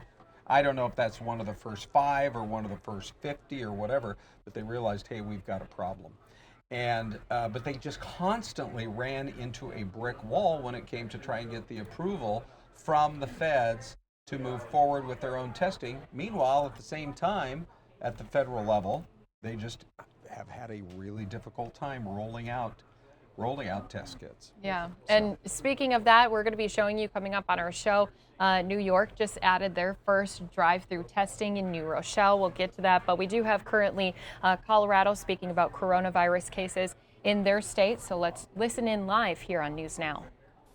I want to take a moment to thank the members of our Colorado Press Corps, especially those who have been covering this story day in and day out. Again, this is a fine line, right? Of course, we want to promote awareness, but not panic. Awareness, but not panic. We want to be able to ensure that we don't exceed the capacity of our public health system, and we can do that through awareness and best practices and social distancing and reducing exposure. But again, many Coloradans will get coronavirus. Either you'll get it, a friend will get it, a family member will get it, and many of those will have minor symptoms and not require medical treatment. But we need to spread it out, and we need to make sure that our most vulnerable population are protected during this time. I want to thank the press for delivering accurate information in a timely manner, for reporting crucial information to your readers and viewers and listeners. That will save lives in the weeks and months ahead, and frankly, all of you should be proud of your work. It's times like this where we're reminded how essential a free press is in keeping the public informed and keeping the public safe, as well as, again, avoiding unnecessary panic and avoiding scams and those who would seek to profit on the misfortune of others. And we will continue to need your help and expertise in getting information out to as many people as possible, both to promote awareness and to avoid panic, two key goals during this challenging time. This is really an extraordinary moment, and it calls for extraordinary measures. The longer that other states and other cities and other countries hesitate, the greater the risk becomes. And dealing with this public health crisis needs to be our top focus. It really supersedes all other concerns. It's the responsibility of every Coloradan to do our part to limit the severity of this public health emergency. Following proper hygiene, respecting quarantine and isolation, providing paid sick leave to employees, making allowances to work from home, these are all incredibly important for our work. And again, Coloradans are resilient. We faced tough times before. We'll face tough times again, whether it's fires or floods or whatever the future will bring. But we're going to get through this together. We're going to come out the other side stronger. We hope to be an example in the nation of taking the steps that we need to minimize the impact on our vulnerable populations. But it's going to take all of us doing our part and doing right by one another to get through this. Again, that might mean that if you have a friend or neighbor in isolation, you don't shun them. You say, can I deliver groceries to your doorstep? Okay? It means that you have elderly members of your church that aren't able to attend. You want to make sure that they're given the documents, and you'll offer to bring home any materials from the pastor to them. Let's offer to be of help. Again, limit your exposure to our vulnerable population. Groceries left on doorsteps are a great example. And honoring those isolation orders if needed. Pending a test result, you can assume you have it, stay isolated, even though there's a 9 in 10 chance you don't, roughly, based on the information we have. There'll be more information in the days and weeks ahead. That's what we have now. We have Dr. Herlihy here to provide any additional information on the medical side. And with that, I'm happy to take a few questions. Governor, why did you wait until today to issue the ban on large gatherings over 250 people? Last night we had thousands of people inside the Pepsi Center for a Post Malone concert. So we are supportive of areas that are acting quicker and with more information. For instance, Pitkin County went to a ban on 50 people or more yesterday. This is statewide at this point of 250 that fully recognizes that hotspots, and to be clear, while there is community contagion in Denver, it is not yet a hotspot. Pitkin County, if you look at the percentages, Eagle County, these are hotspots.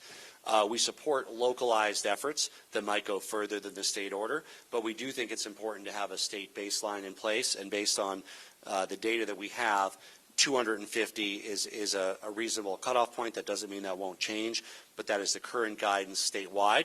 Again, fully supportive of that local flexibility for additional steps where needed.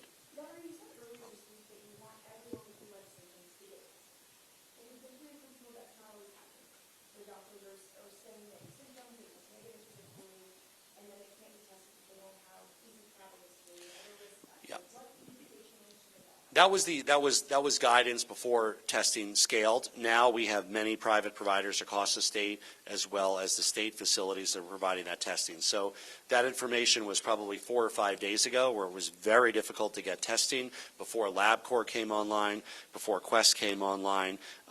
There was a very limited amount of testing that was only be provided to those that had direct exposure to others.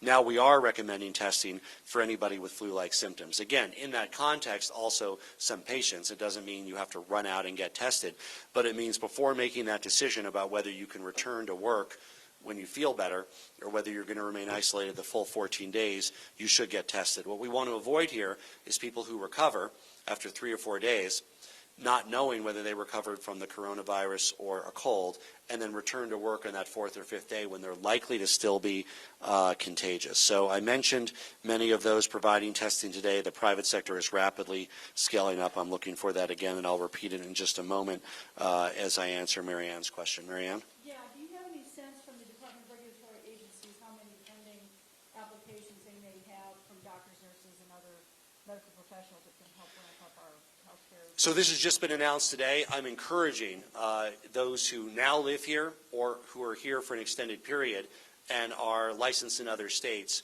to take advantage of this to get your ability to practice as a nurse, a pharmacist, or a doctor in Colorado under this emergency order. We won't know those numbers till we know how many people take advantage of that. This is just being announced today, and I want to encourage people to participate in that.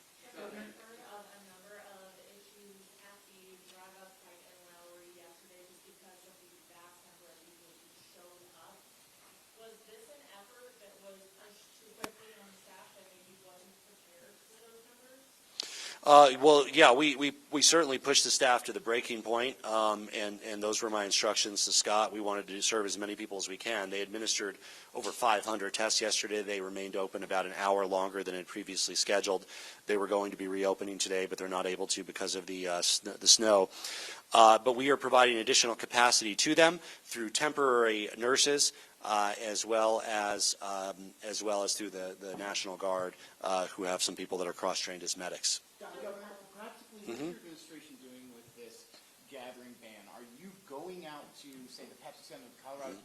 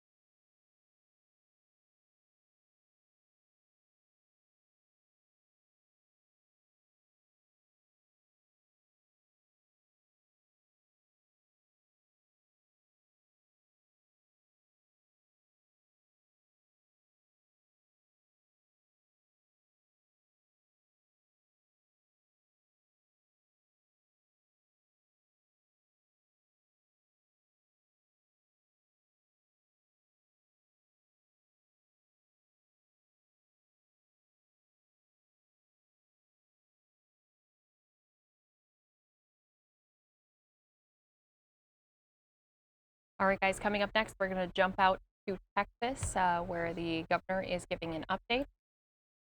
Jump out to Texas here in just a few minutes.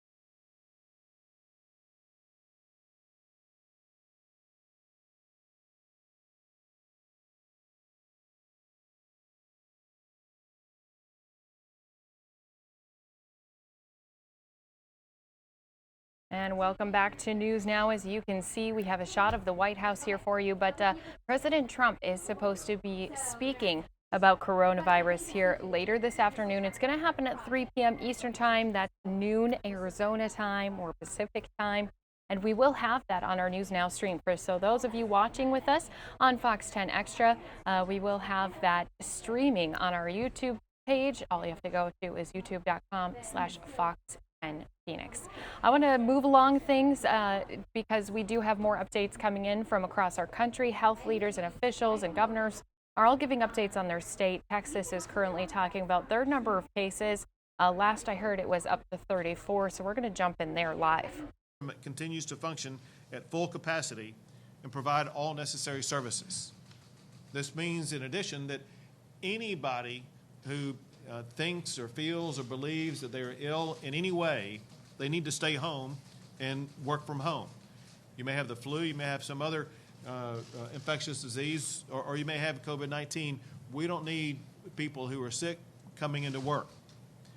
Now, one byproduct of having more people work from home, whether it be people who are working or whether it be students who may be in a school that would be temporarily closed or college or university, that it will increase demands upon the internet bandwidth. With this increase of work, we need to be able to make sure that the increase in bandwidth usage is met.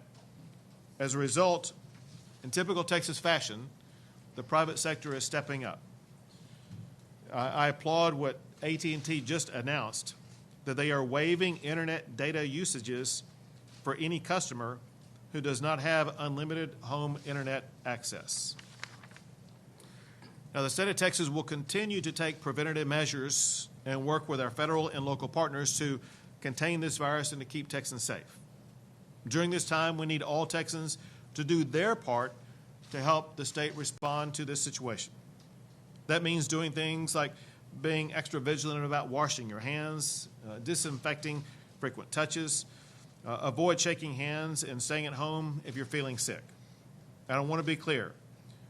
There's absolutely no need to go out and stockpile supplies. This isn't a type of situation like what we see with an oncoming hurricane where you may be without supplies or you may need to stock up on wood or water or whatever the case may be. There's no need to stock up on water, no need to stock up on these other supplies. There will be plenty available. For those who may be worried about seeing empty shelves at the grocery stores, these shelves will be replenished and people will have access to the supplies they need. Texas is in the best position to handle a situation like this. We've been working with grocers and retailers, and Texans must remain calm and understand that hoarding is neither necessary nor productive. We are prepared to meet, or we are prepared with the goods and supplies we need. I want to assure the people of Texas that we're going to make it through this. We've been through situations like this before. We made it through SARS, we made it through Ebola, we made it through H1N1, and we're going to make it through this together as well. Last is to give you a template for exactly the positive outcomes that we are capable of achieving. If you'll remember, on February the 7th, Lackland Air Force Base in San Antonio received 90 repatriations of American citizens from Hubei province in China. Among those 90, one of the people tested positive, but has since been cleared. Importantly, all 90 of those people have now returned home. This is not a death sentence we're dealing with here. This is a typical outcome that we expect to see. Working together, I know that we can do it. Now, the leader of this effort in the state is the Commissioner for DSHS, Dr. Hellerstedt, who I will now call upon to make some remarks. Thank you, Governor Abbott. I'd really like to underscore the fact that Texas is prepared for this. Texas prepares for many disasters all the time, and this is no exception. And we know that we have the capacity to be successful in meeting the challenge of COVID-19. I want to talk a little bit about some good news, if you will. One of the things that CDC has done has changed some of the recommendations that will allow us to conserve some of the inventory that we have of certain types of supplies that are used in healthcare, and also to help expand the capacity to do testing. I know that testing is a great topic of interest, and as the governor said, we have essentially two mechanisms for people to get tested. One is through the public health system, and the one that is rapidly expanding now is the private lab system. I feel that I can really give you the most details on the public health system side of it. Here, again, as the governor said, we have several public health labs in the state that are online and able to do testing. Currently, we believe the capacity to do that testing is somewhere around 270 individuals per day. And one of the things that has helped to improve that capacity is the changes, again, that the CDC has made in terms of the types of specimens that we get from the patient and have them tested. So that's really good news. Still, in Texas, through the public health system, we want individuals to contact their doctor. We want their doctor to contact the public health system and determine whether or not testing is suitable.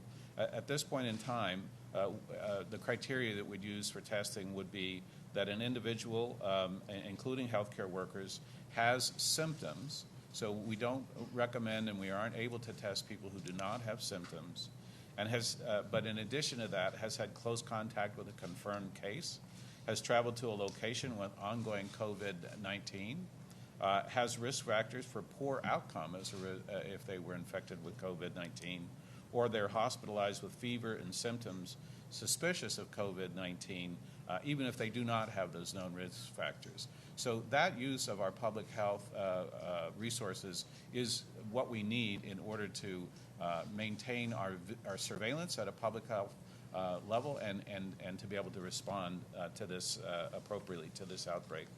I won't necessarily provide any more details at this time, but I know later we'll be answering questions. Thank you. And now Chief Dimkit. Thank you, Governor. I'd like to remind everyone, Texas is no stranger to preparing for, responding to, and recovering from disaster.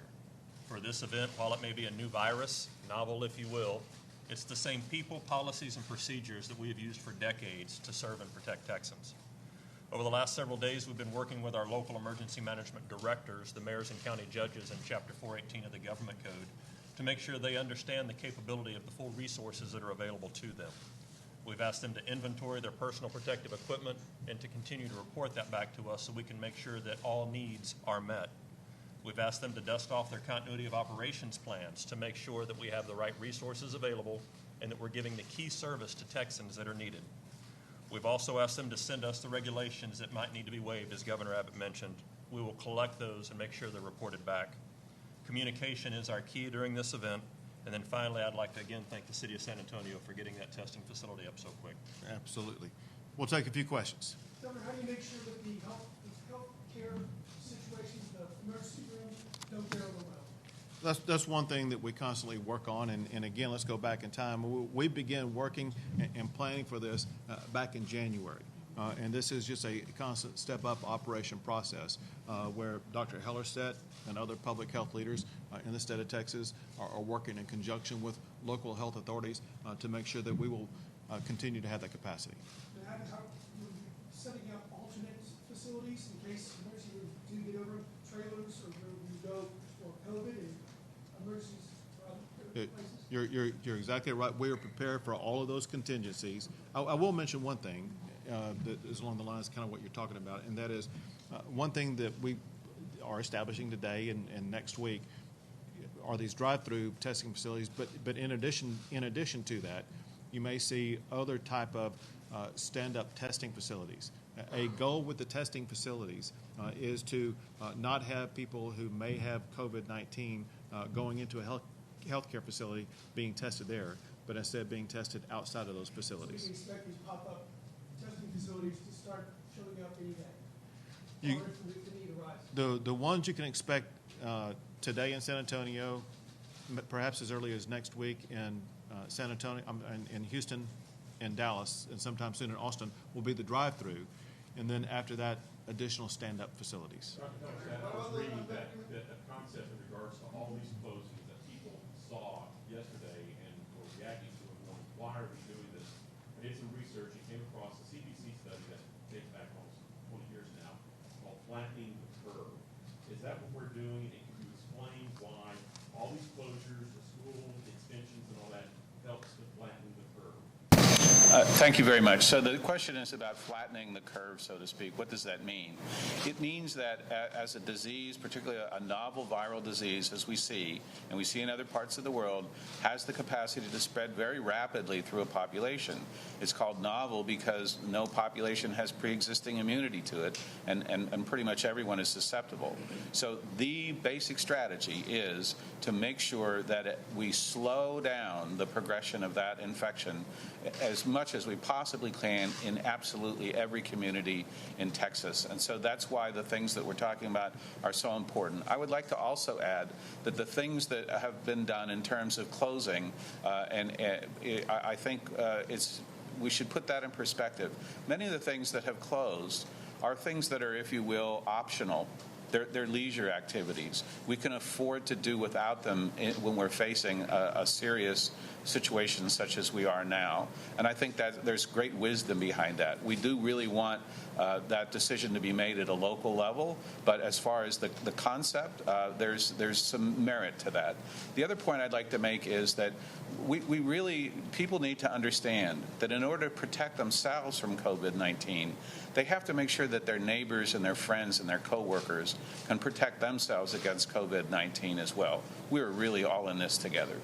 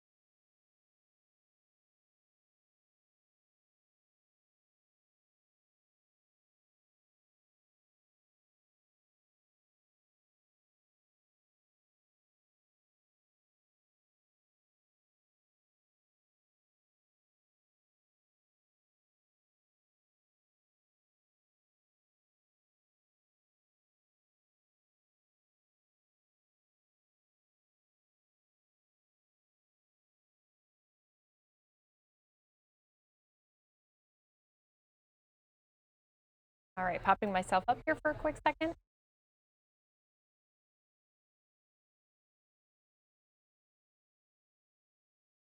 And welcome back to News Now. We have been giving you updates from all across the country. We do have another presser starting out in New York here in just a minute, but I want to tell you about some of those other stories that have been trending here around the world, including Tom Hanks. Now, he and his wife Rita are down in Australia currently, and they did announce that they have been diagnosed with coronavirus, and he did get an update on him and Rita Wilson's conditions, taking to Twitter Thursday night, saying once again, confirming him and his wife do have COVID-19. They're under isolation in Australia, and the pair are reportedly feeling fine and taking it day by day. Now, the pair, the Oscar-winning actor Tom Hanks did lighten the mood there a little bit by saying an update with his caption saying, quote, "There's no crying in baseball."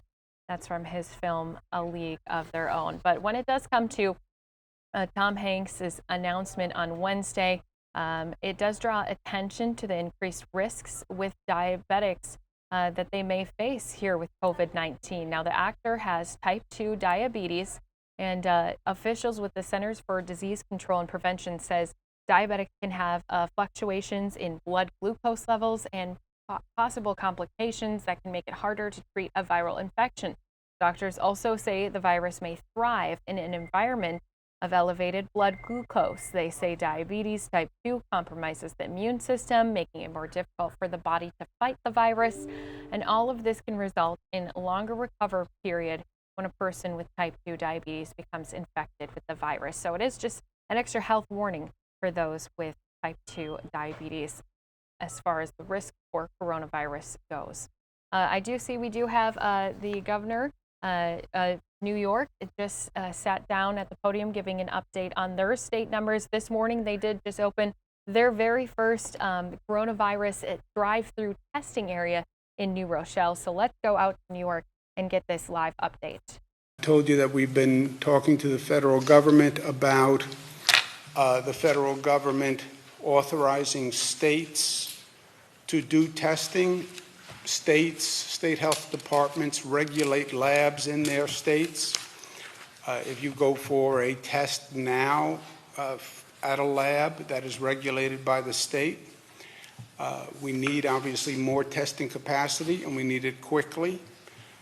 So I said I spoke to the Vice President about this. Vice President Mike Pence is a former governor, so he understood the state's roles, Department of Health in regulating laboratories. He said he would look at it.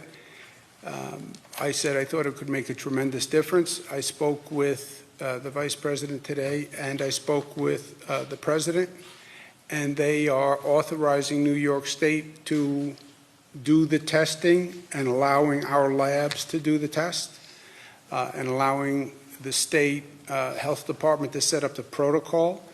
That will increase dramatically our testing capacity. I want to thank the President and the Vice President for their receptivity to the idea, and I want to thank them for their quick turnaround. We have the authorization as of today. So today, the State Health Department will be going out to the 28 laboratories that the Department of Health works with on complex testing matters, and those 28 labs will be authorized to do testing. So we're down in the boiler room now, turning all the valves. The labs will be coming on. We think next week we'll go up to a capacity of about 6,000 tests per day, which would be a dramatic increase for us. To date, we've done about 3,000 tests, so that is a very, very big difference.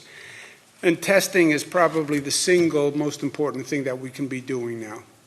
As I said, that will double. We'll be able to do about, in one day, all the tests that we have done to date, believe it or not. So, again, I want to thank the Vice President and especially the President who facilitated this and moved quickly. A couple of quick items on the executive order. I'm going to do another executive order. There are issues that come up that need to be addressed. Unemployment insurance, we're going to waive the 7-day waiting period for anyone who was unemployed as a result of quarantine or laid off because of the virus. Local schools are making a decision whether to stay open or closed. That's a local decision. The state rule is if a child in that school tests positive, the school must close for 24 hours. So we clean the school, assess the situation, and then make a decision. Some of the schools want to know if they close, do they get penalized by the state for not following the 180-day rule, which is 180 days of class to qualify for state funding. We're going to waive the 180-day requirement. Some utility companies are in a position where people may not be able to pay their utility bill because they got laid off or they're working less. The PSC, Public Service Commission, is going to put out an order that says no utility can turn off a utility to a person who hasn't paid their bill as a result of responding to this virus situation. We also need to come up with an answer to political petitions that are now being circulated to put qualify people to run for election. Normally you go door to door with a petition and you speak to the person who opens the door and you ask them to sign a petition. This is not the best time to be sending people door to door. It's the exact opposite of what we're trying to do. I don't know the specific solution, but I know it's something that we have to address. We'll give you the numbers for today. That's the total number of people tested, about 3,200. The number of cases, current total 421. We've gone up 96. New York City, you can see, went up 59 cases to a total of 154. Westchester went up 10 to 158. These are the counties that have cases. Schenectady is actually a new county for a case. New York now has the highest number of cases in the country. New York and Washington go back and forth. Washington had more deaths, obviously, because it was in the vulnerable situation. Senior citizens, senior care facilities, nursing home facilities, those are the number one situation that we're concerned about through this. Current hospitalizations, 50 out of the 421 cases, that's a 12% hospitalization rate. 18 are in intensive care. We have 3,200 intensive care beds in this state. Total number of hospital beds of 53,000, but 3,200 ICU beds.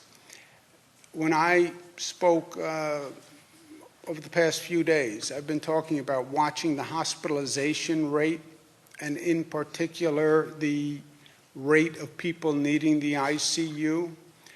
This is where Italy got into trouble. They didn't have enough ICU beds to handle the number of patients who needed intensive care. That is going to be a problem in this state and in this country. That's something that we have to watch very, very carefully. We've been talking to the hospitals about how do you increase capacity quickly, staffing capacity, facility capacity, canceling elective surgeries, which can add a significant amount of capacity.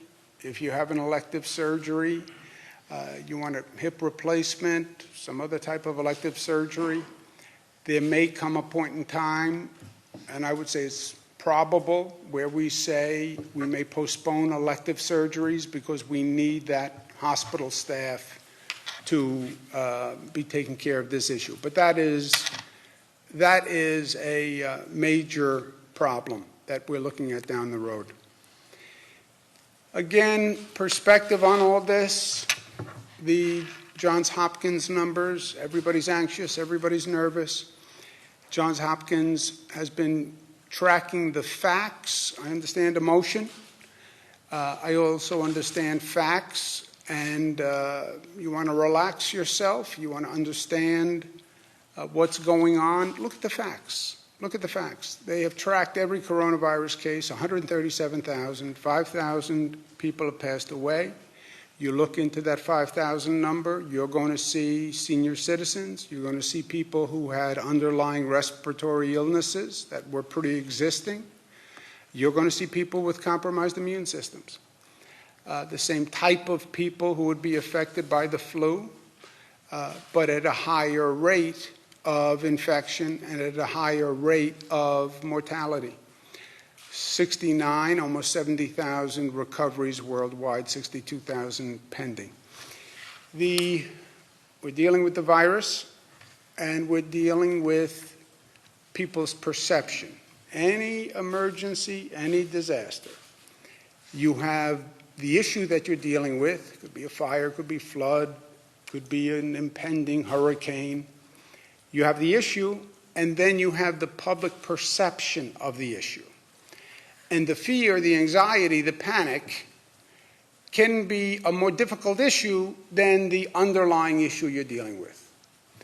And you have a lot of anxiety, I think much more anxiety than the facts would justify.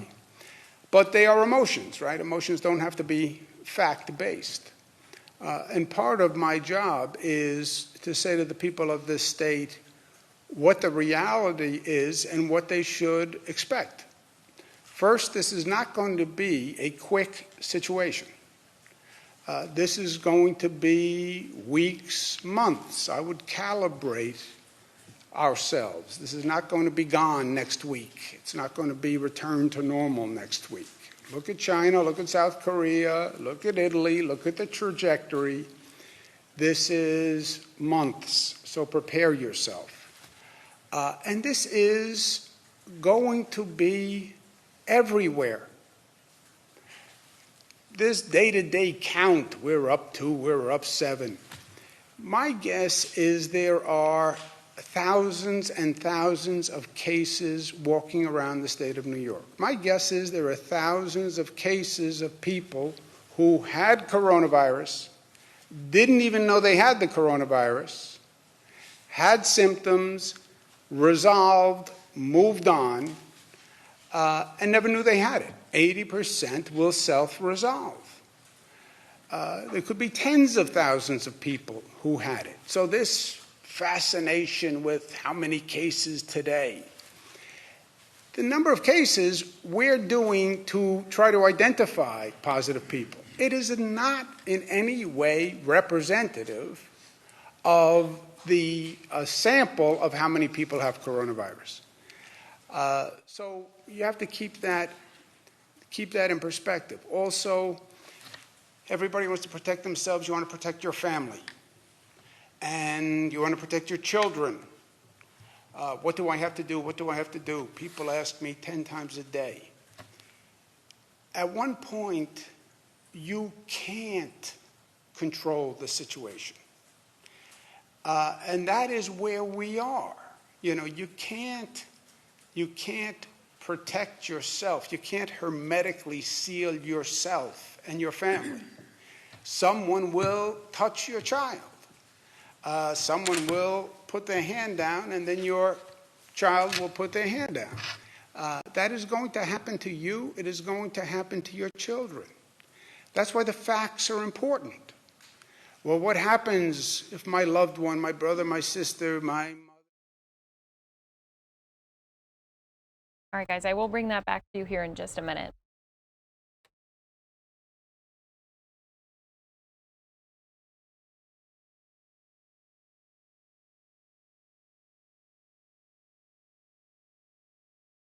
Contact with this is not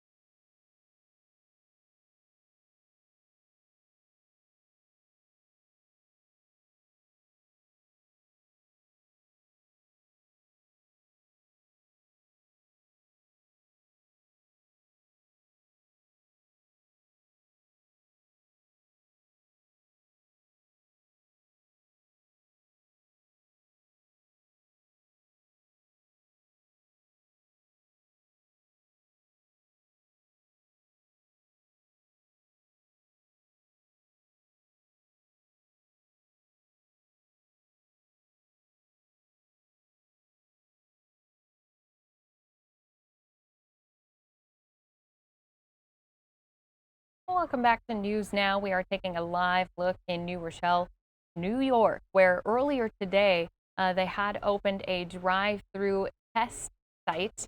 And as you can see, they do have a lot of media out here who may have be trying to interview people who went through the drive-through test sites. As you can see, they even do have warning signs to keep your windows closed, since coronavirus is something that can spread through the air. Now, we've been listening into the New York governor as he's been talking about a lot of different things. He first said he spoke with U.S. President Trump and Vice President Pence about increasing testing capacity for COVID-19 coronavirus, but he also says the state will waive requirement that schools have classes for at least 180 days per academic year. So we're continuing to hear more updates coming out of New York. Of course, we'll give you more updates on Arizona's numbers and all across our country coming up here in the next hour. But let's jump back in live to New York.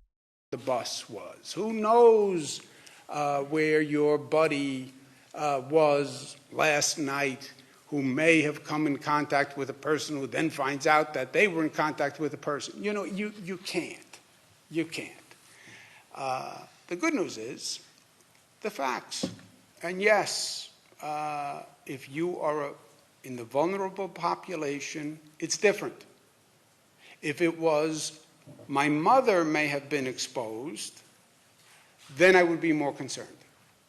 So what am I doing? I'm taking more precautions with my mother. And I talk to her about it every day. Because, you know, I'm just a son, and she knows better than I know, and she gave birth to me, so by definition, there's nothing that I could ever tell her in my life that is valuable, because she gave birth to me, so by definition, I am just inherently inferior, which I understand and happens to be true. But that's a different situation.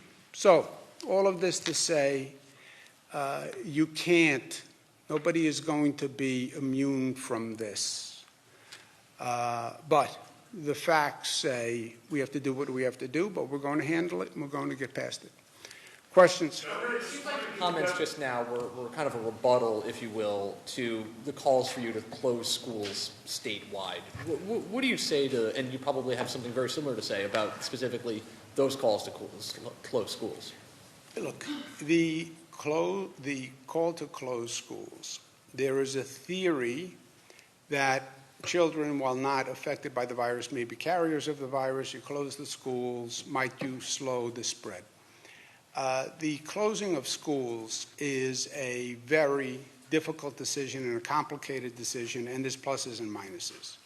I understand the pluses. I just mentioned the plus.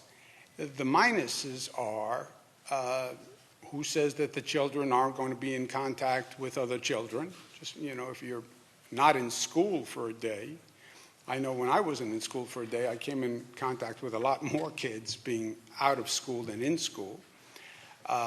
Second, how about the learning for the children? That is not going to happen now. Third, a lot of children are receiving breakfast and lunch at school. How do you do that? How do you get all those meals to all those kids when they're not in school? What distribution mechanism do you have? Then, if the kids are home, what do the parents do? Well, the nanny can watch the kids. Yeah. Most people don't have staff at home to watch the kids. So if the kids are home, the parents are home. Well, if the parents are home, who's going to be working in my hospitals? Which is the critical system in all of this, staffing the healthcare system. So it is complicated. What we have done is we've left it up to the localities, by and large, and we have many schools closing. I don't know if that's always a judgment on the facts, or if that is a response to anxiety in the local community, where parents just say, I don't want Johnny going to school today. By the way, attendance in schools is way down. Why? Because a lot of parents are saying, this is my child, this is my gift from God, this is my precious child. I don't know what's going on. I don't want them going to school today. I think you see that anxiety reflected in local school closings also. So it's not difficult emotionally. It's factually a very debatable premise. It's something we look at every day, something we talk about every day, because there are pluses also, but there are significant trade-offs. How would that change?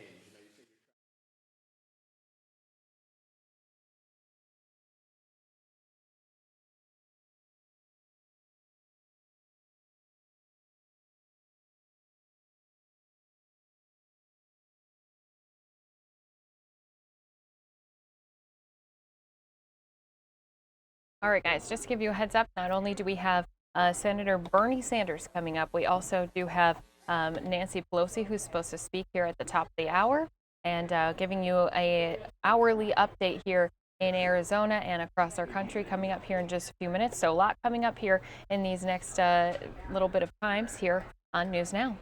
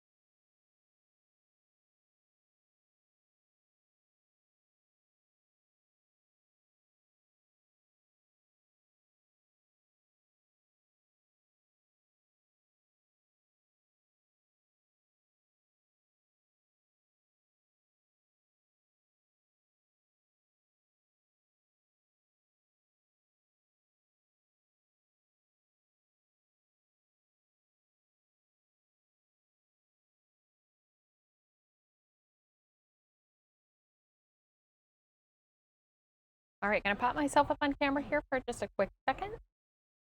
Good morning.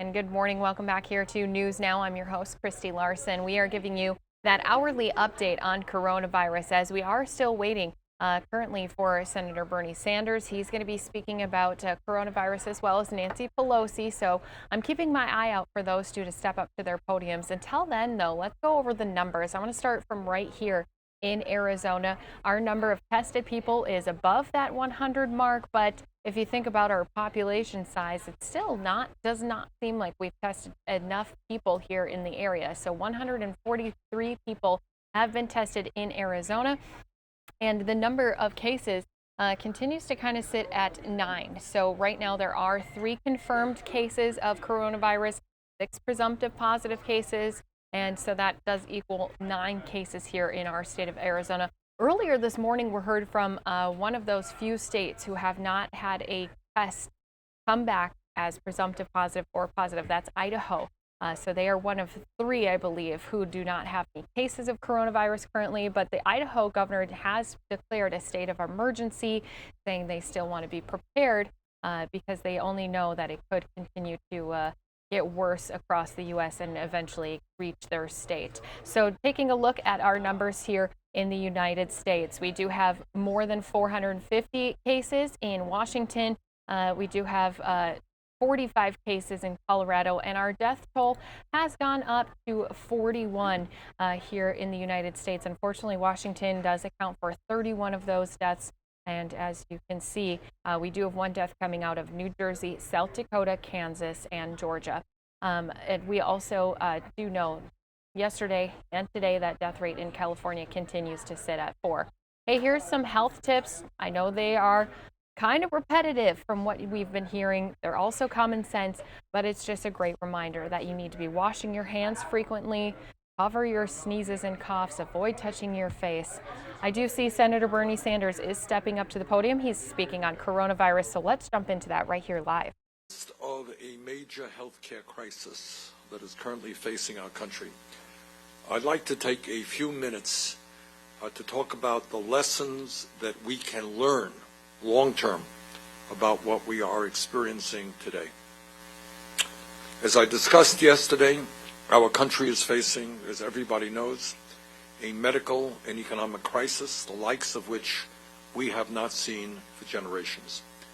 And we must prepare for this response in an unprecedented way, making certain that our government responds effectively and protects the interest of all of our people, regardless of their income or where they live. In other words, this is not just about giving tax breaks to large corporations, but it is about remembering the people today who do not have much money, who are very nervous about their economic futures and about their health care prospects.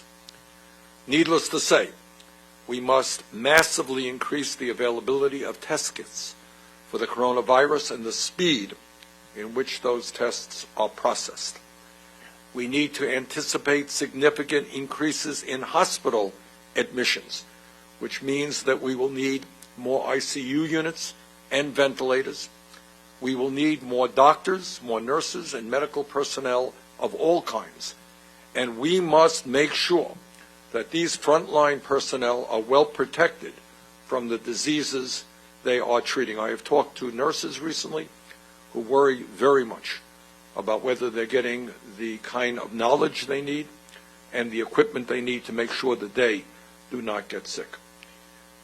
We need to significantly improve our communications and collaboration with other countries to assure that we are learning everything that we can about the successes and failures other countries are encountering as they deal with this crisis. And furthermore, we must be honest with the American people and communicate as effectively and directly as we can with all of the scientific information that we can provide.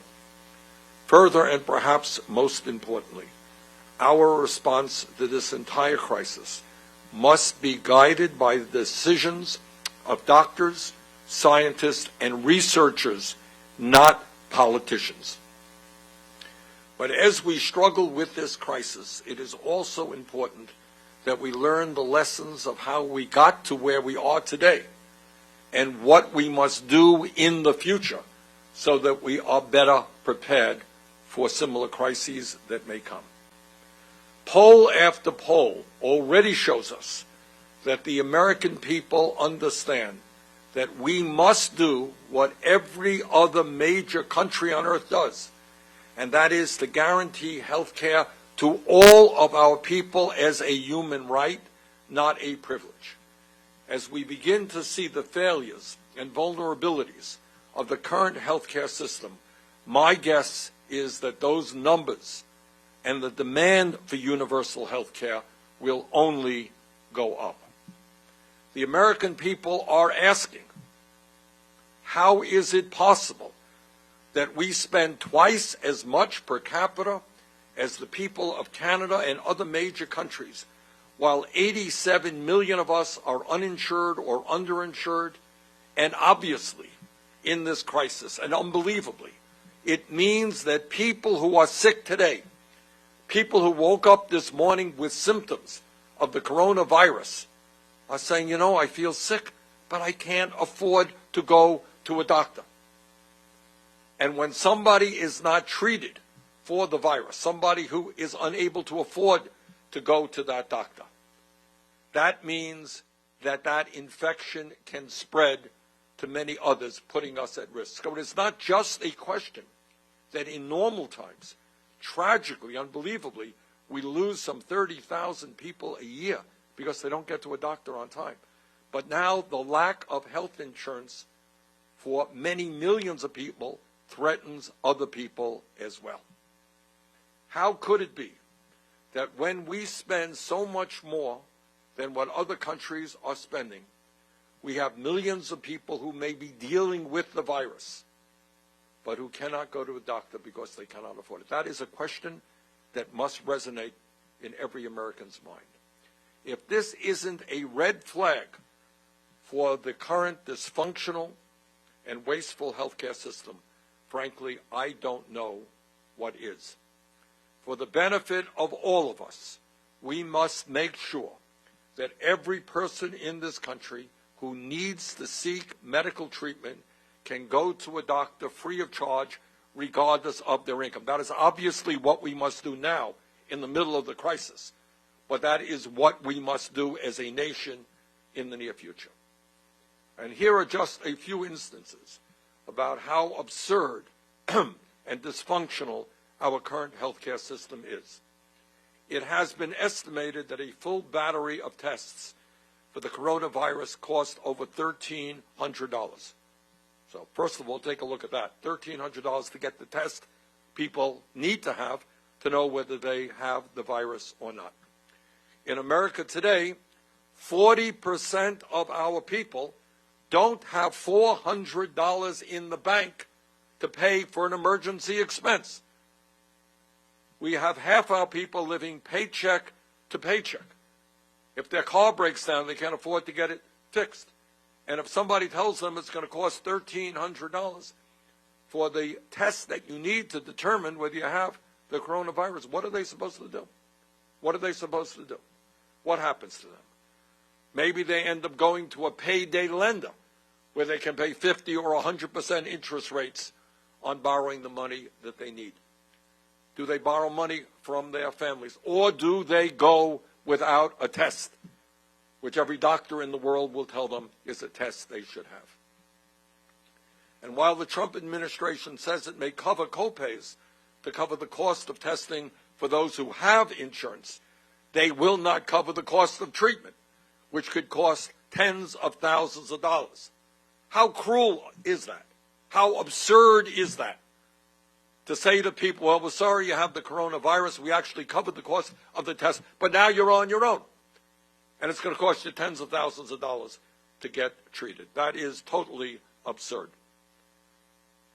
Clearly, what we need to do is to make sure that if somebody has the coronavirus, that person gets the treatment they need. In other words, we have a healthcare system today which leaves millions of people uninsured. But even if you have insurance, you may not have the ability to travel to a doctor near you. Because now we're talking about a system in which many rural hospitals have closed down and people cannot find a doctor in their communities.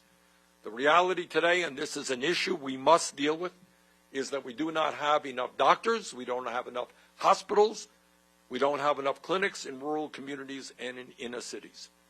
Further, we are in a situation when we desperately need affordable prescription drugs. Yet we have a pharmaceutical industry that continues to make billions in profits by charging outrageous prices for prescription drugs, sometimes 10 times more in this country than in other countries. In my view, the most cost-effective way to reform our dysfunctional and cruel system is to move to a Medicare for all, single-payer health care system.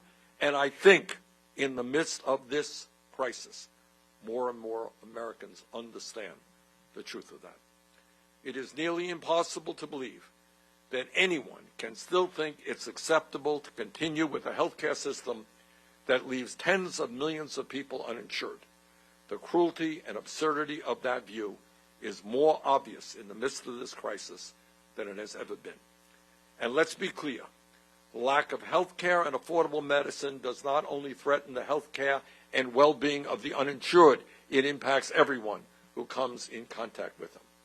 In fact, what this crisis is beginning to teach us is that we are only as safe as the least insured person in America. Further, we are the only major country on earth, that does not mandate paid family and medical leave. And we're seeing how that crisis is impacting where we are today. As we speak, there are millions of workers right now who are being told not to go to work, yet that they may be ill and should be staying home. But these very same families will face financial ruin if they don't go to work. These are workers in the restaurant industry, transportation industry, tourism, retail. In other words, the people who interact with the public every single day. Right now, at a time when half of our people live paycheck to paycheck, and at a time of massive wealth and income inequality, we must directly address the economic desperation facing a huge number of Americans. So, we must finally pass a paid family leave program in the United States to keep this virus from spreading and to keep Americans healthy. We must do it right now. People should not be going to work when they are sick. It is unfair to them. It is unfair to the people they are in contact with. And yet, that reality exists because we're the only major country on earth not to guarantee paid family and medical leave and sick time. Finally, from a national security perspective, it is incomprehensible that we are dependent on China and other countries for masks, for prescription drugs, for rubber gloves, and for key parts needed to make advanced medical equipment like ventilators. As a result of globalization and our disastrous trade policies, we have been outsourcing millions of jobs and factories overseas that have gutted our economy. Now we are seeing another tragic and devastating result of those policies as we find ourselves dependent on other countries to provide the most essential things we need to combat a pandemic and protect the lives of the people in our country. Now, trade is a good thing, but it has to be based on common sense principles. It has to be based on protecting American workers and protecting our national security, making sure that we are producing what we need in this country in the event of a national crisis.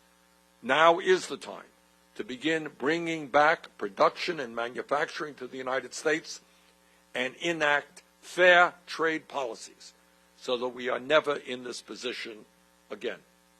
Now, here is the bottom line. As we are dealing with this crisis, we need to listen to the scientists, to the researchers, and to the medical professionals, not politicians. We need to move quickly to prepare for the exponential increase of cases we will be seeing here in our country.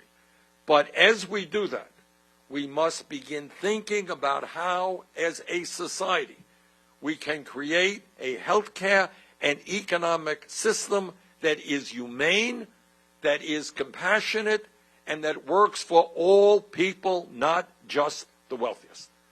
Now, that is an issue that people have been thinking about for a long time, but I think in this moment of crisis, more and more people understand that we need fundamental changes to our economy, we need fundamental changes to our healthcare system. I'd be happy to take a few questions. Yeah, Gary?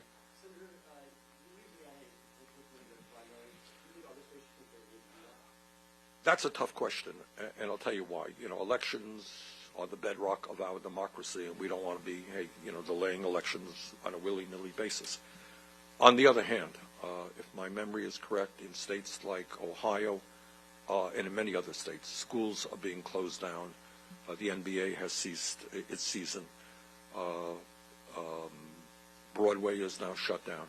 So there is obviously a growing concern about bringing people together and spreading the virus. So I think the answer to your good question is this is an issue where the doctors and the scientists and the public health officials are going to have to be weighing the risk. I don't think there's anybody out there, no matter what your political view may be, who wants to see people become infected because they are voting. So that's a decision that I hope the public officials in the various states will consult with their public health people and their doctors to make that decision. Yeah, yes. Yeah.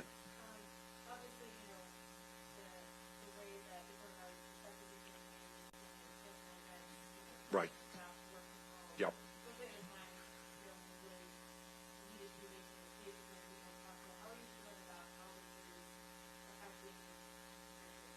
That's why I'm here today. You're right. It has significantly impacted our campaign. as all of you know. We do, I think, more rallies than anybody else. They're often very well attended. I love to do them. We have done dozens of town meetings throughout this campaign, which I love also because you can hear directly from people, and that is changing. As you've indicated correctly, our staff is now, by and large, working at home. So it has radically changed our campaign. What I think we have going for us, which we have always had going for us, but we're going to have to utilize even more, is our internet capabilities. We have many, many, many millions of people who follow us on Twitter, follow us on other platforms. We live stream, everything that we do. I think we're probably live streaming this, and many, many hundreds of thousands of people will be watching. So we are in the process of thinking this through, but this coronavirus has obviously impacted our ability to communicate with people in the traditional way that we do, and that's hurting. Yeah, sure.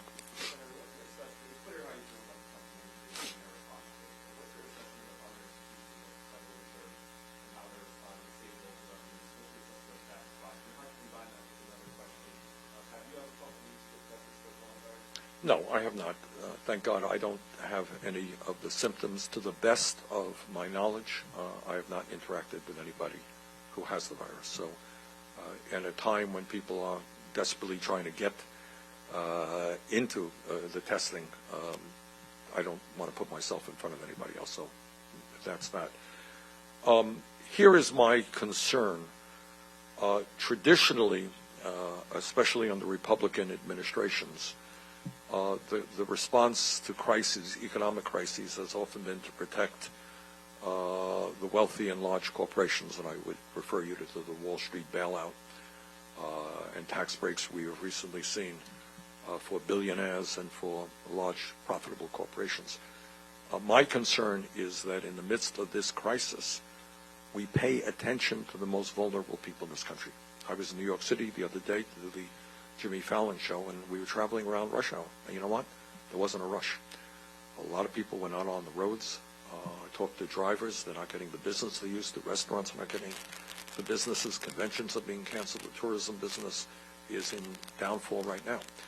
Let us not forget today those workers who are being impacted by this crisis, and let us develop policies that speak to their needs. That means extending and expanding unemployment benefits, dealing with paid family leave and sick time and medical leave. So let us focus on working families, and I have my doubts about how effectively the Trump administration will do that. Yeah.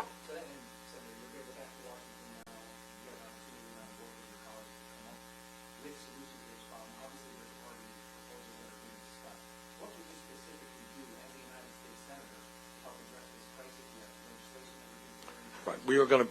Good question. We're going to be working with our colleagues to do exactly what I just said in response to Shaq's question. I think, and most Americans understand, that it is totally insane that in the richest country on earth, we are the only major country not to guarantee paid family and medical leave. You have, on top of that, people who are having jobs in this country who have no vacation time or maybe 1 week vacation time. I think now is the time to make sure that every American has the paid family and medical leave that exists in other countries around the world. That is something we'll be fighting for. Unemployment compensation. Right now there are many people who are not covered by unemployment at all, and we want to make sure that every American who loses his or her job gets covered by that program.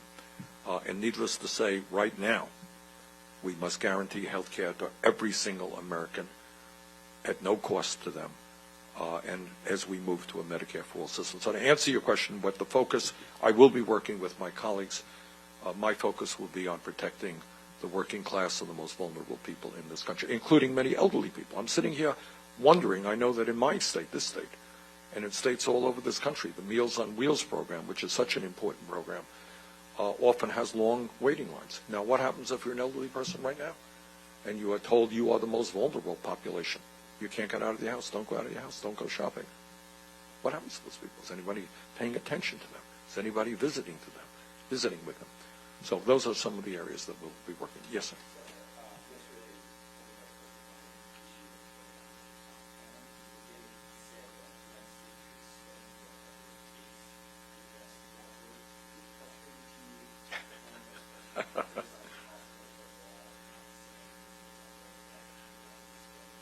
The answer is, not frustrating. I wouldn't use that word.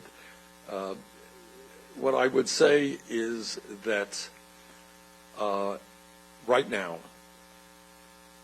the absurdity and the dysfunctionality of the current healthcare system is becoming apparent to everybody.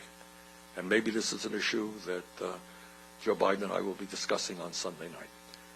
But the idea that people are now saying, well, we should spend as much as it takes, when in fact, in normal times, we are spending twice as much per capita on healthcare as any other people, while the healthcare industry made $100 billion last year in profits, and the pharmaceutical industry makes huge profits as well.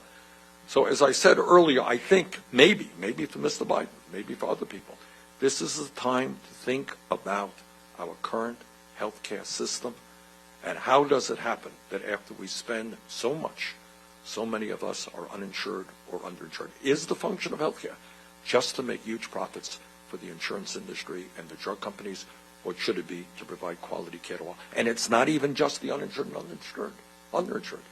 It's parts of this country, as you all know, in rural America where hospitals have shut down. What do you do in this emergency? You have no medical care near you. What do you do when there aren't enough doctors, or there aren't enough nurses? How does that happen?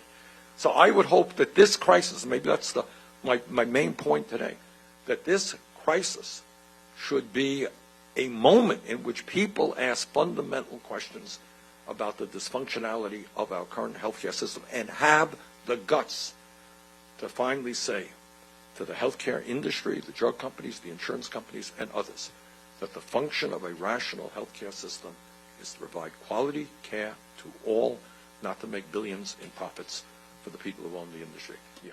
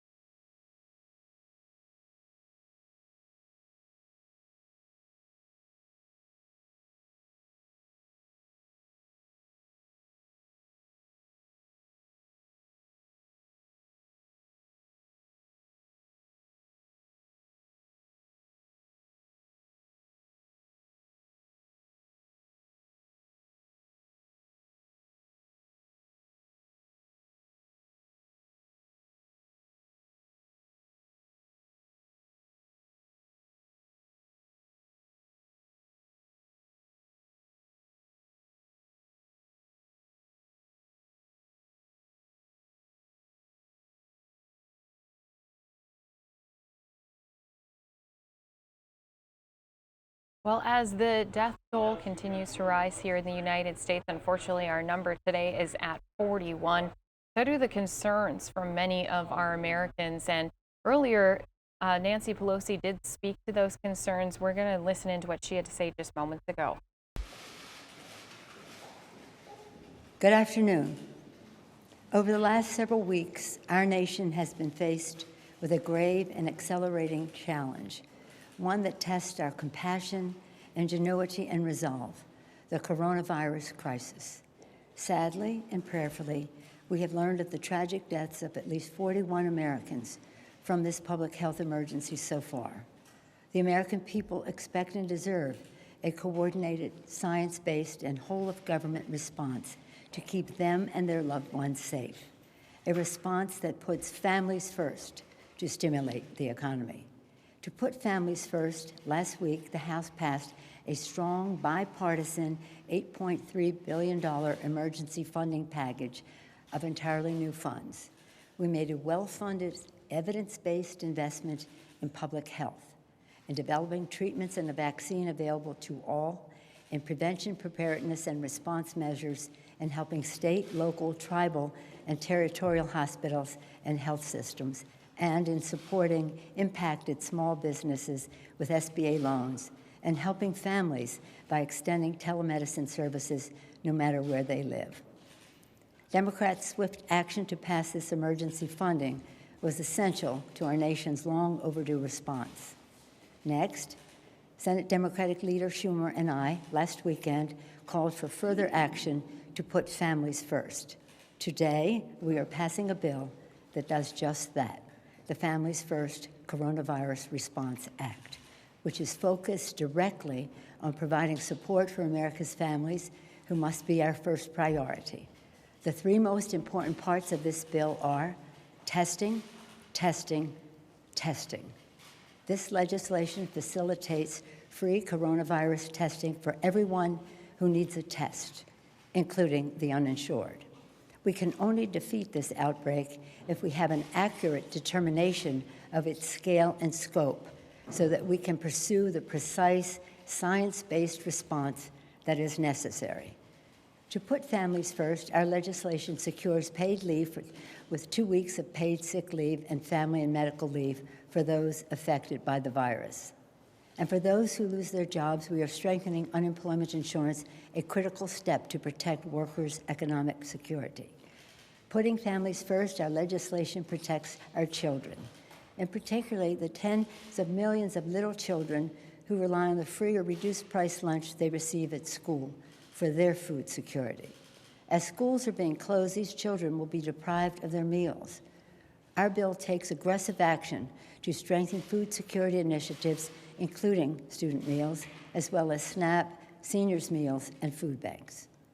As we develop our next steps, we will continue to listen to and benefit from the expertise of scientists, healthcare professionals, public health officials, and community leaders so that we can craft the most effective evidence-based response. Our nation, our great nation, has faced crises before, and every time, thanks to the courage and optimism, patriotism, and perseverance of the American people, we have prevailed. Now, working together, we will once again prevail, and we will come out stronger than before. God bless you, and God bless America. Thank you. Does the White House support this agreement? Pelosi did not take any questions from the media. And just a reminder, later today, President Donald Trump is going to be speaking at a news conference. That's his last tweet that he had sent, or his tweet that he sent 3 hours ago, saying a news conference at 3 p.m. Eastern time, which means it will happen at noon Arizona time. Now, what's to be expected from that? Well, he announced his plans to hold a press conference, and Fox News is told the president is expected to declare a national emergency. Declaring an emergency under the Stafford Act would allow Trump to mobilize the Federal Emergency Management Agency, or FEMA, and direct federal aid to states. Such as declaration would allow a state to request a 75% cost share for expenses such as emergency workers, testing, medical supplies, and vaccinations. And Democrats reportedly had said in a letter to the president, now the announcement comes as a major sporting and other events have been called off or postponed. Businesses across the country have been instituting telework policies. Government buildings and schools and have been shutting down, and it has been disrupting this nation. And this is all amid efforts to curb the transmission of the virus. It also comes amid conflicting reports over whether another person who came in contact with Trump in recent days, that's Brazil's president, has tested positive or not. Now, we will have that again on our News Now stream. If you're watching with us at home on Fox 10 Extra, you can jump online, go to YouTube, and join us on youtube.com/Fox10Phoenix. I do see that we do have another live press event coming here across our platform. As I mentioned, we keep continuing to get updates from state officials, health officials from each and every single state. And so we are going to jump on over to New Jersey, where they're giving an update on their latest coronavirus numbers. Past week, and this has not been an easy time the Republican leadership in the House to be and the doing Senate. that, but also to have run government while I was out of commission. And I can't thank you enough, Sheila, as always. So thank you. I'm joined by an august cavalcade of stars here with me, both at the dais as well as around the room, but I want to give a particular shout out to New Jersey Hospital Association President and St. Joseph's Health President and CEO, to Sheila's left, Kevin Slavin, one of the good guys. Kevin, great to have you here, not just representing St. Joe's, but also on behalf of the hospitals up and down the state. Again, Colonel Superintendent Pat Callahan, thanks for hosting us. Commissioner Judy Persichelli and your extraordinary team, both Dr. Tan and Chris Newworth, and then at the far end, Commissioner of Education, thank you, Dr. Lamont Repillette. Let me start with a statement of principle. This will not be new, but I want to make sure it bears repeating, and I want to say it. We are taking every appropriate step to reduce the spread of coronavirus, limit the harm, and care for the sick. We are following the facts on the ground so we can ensure our response is fully directed by medical expertise and sound science. Events here at home, nationwide, and around the world are changing quickly. I know that for many in this state, this is an anxious time, and we completely understand that. I am proud, as I've said before, that New Jersey has been ahead of the curve in our preparations, and we will continue to be so if we follow our North Star, to be smart and measured, to take steps that are appropriate, to be guided by the facts and by science. This is how we will get through this crisis together, and let me say unequivocally, we will get through this crisis together. We have received 21 new presumptive positive test results since yesterday. That brings the statewide total to 50. Judy will provide details on these cases shortly. Yesterday, as you all likely know, I took the step of recommending the cancellation of all public gatherings statewide of 250 people or more. I hope somebody's done a nose count in this room. I reiterate this recommendation, and if necessary, while it's a recommendation, if necessary, we will mandate this step. We must be aggressive in mitigating the potential for exposure and further spread, and social distancing represents our best chance to so-called flatten the curve, as you can see behind me, to slow the spread and allow our public health workers the ability to stay focused and ahead of the curve as well. With regard to our public schools, and Lamont will speak to this a little bit in a little bit, we have been and are now actively working with districts on extended closure plans to prepare for a potential statewide closure. For some districts, for many in fact, that time is now. For others, we are working around the clock to ensure that when their time comes, and it is a when and not an if, it is a when and not an if, they will be prepared to provide all critical services for their communities. We continue to make every decision based on the facts as they are on the ground, and we are proactively working toward the inevitability that every district will be closed for a prolonged period of time. Each district and each community has their own set of challenges and realities, and we will be guided not just by public health needs, but also ensuring the individual needs of those districts are being met. We must take into account the significant educational and socioeconomic impacts which occur when schools are closed for extended periods. We need to ensure solutions to mitigate the impacts of a statewide closure before such a declaration, and I promise you we are working around the clock as we speak in that preparation. We must ensure that we have plans for a child's well-being, food security, and remote learning as we close down our schools. In too many cases in our state, the best, if not only meal too many of our kids have is provided through the school. We cannot take that lightly, and we will not.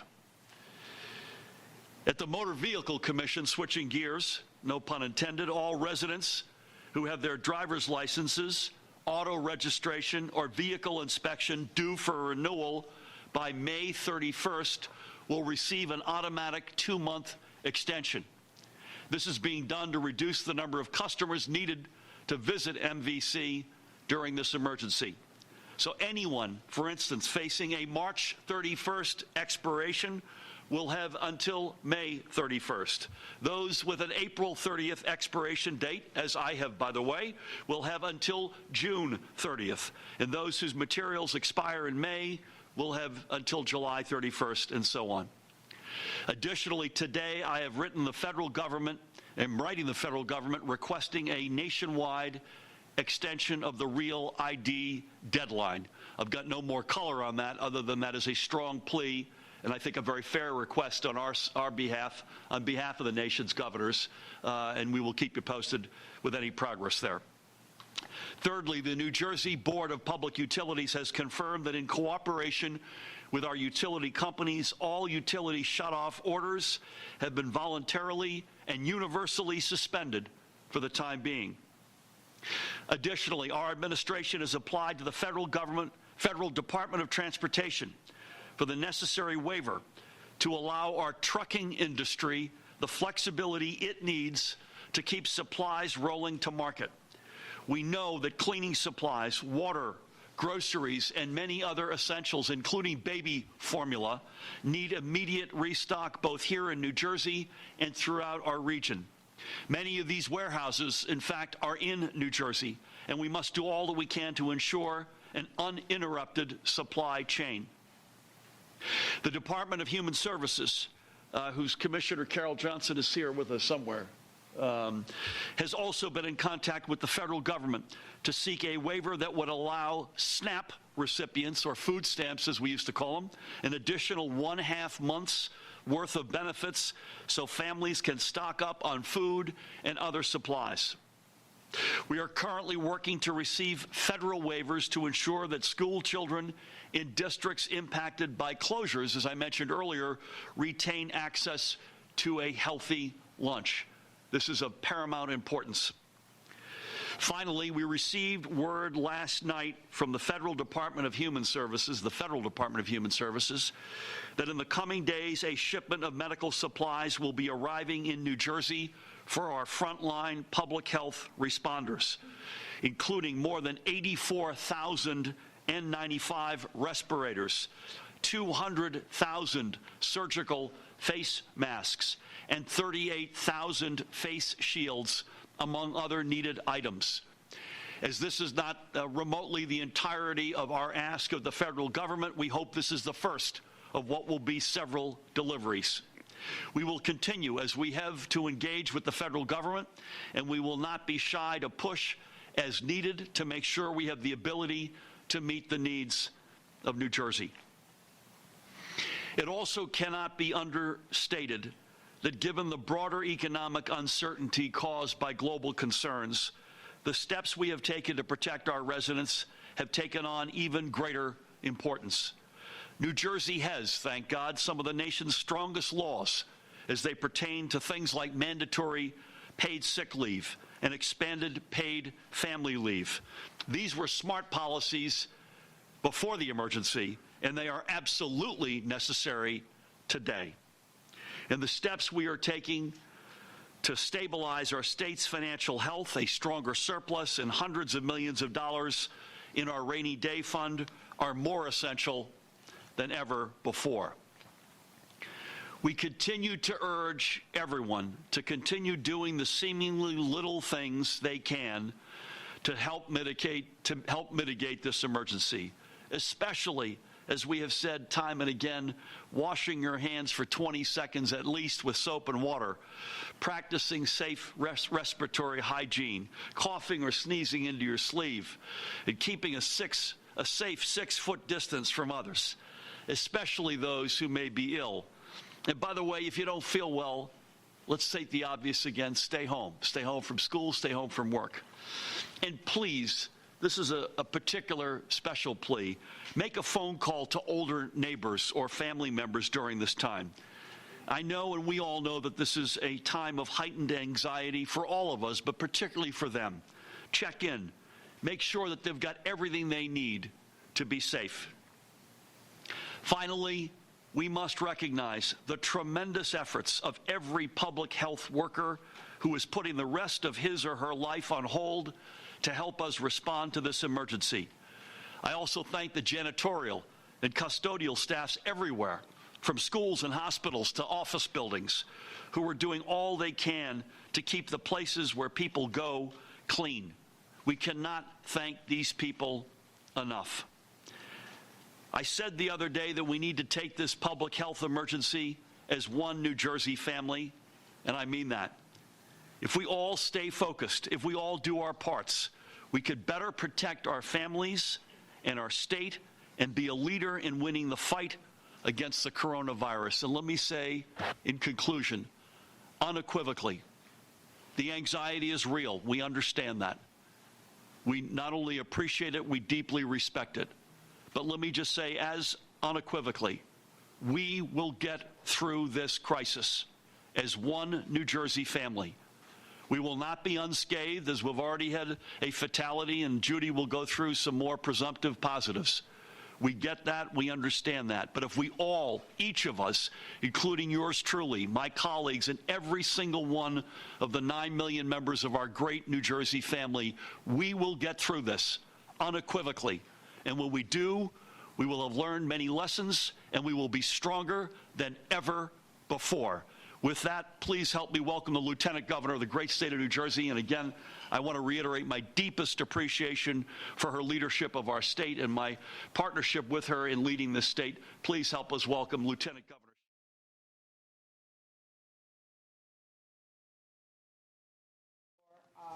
My fellow New Jerseyans,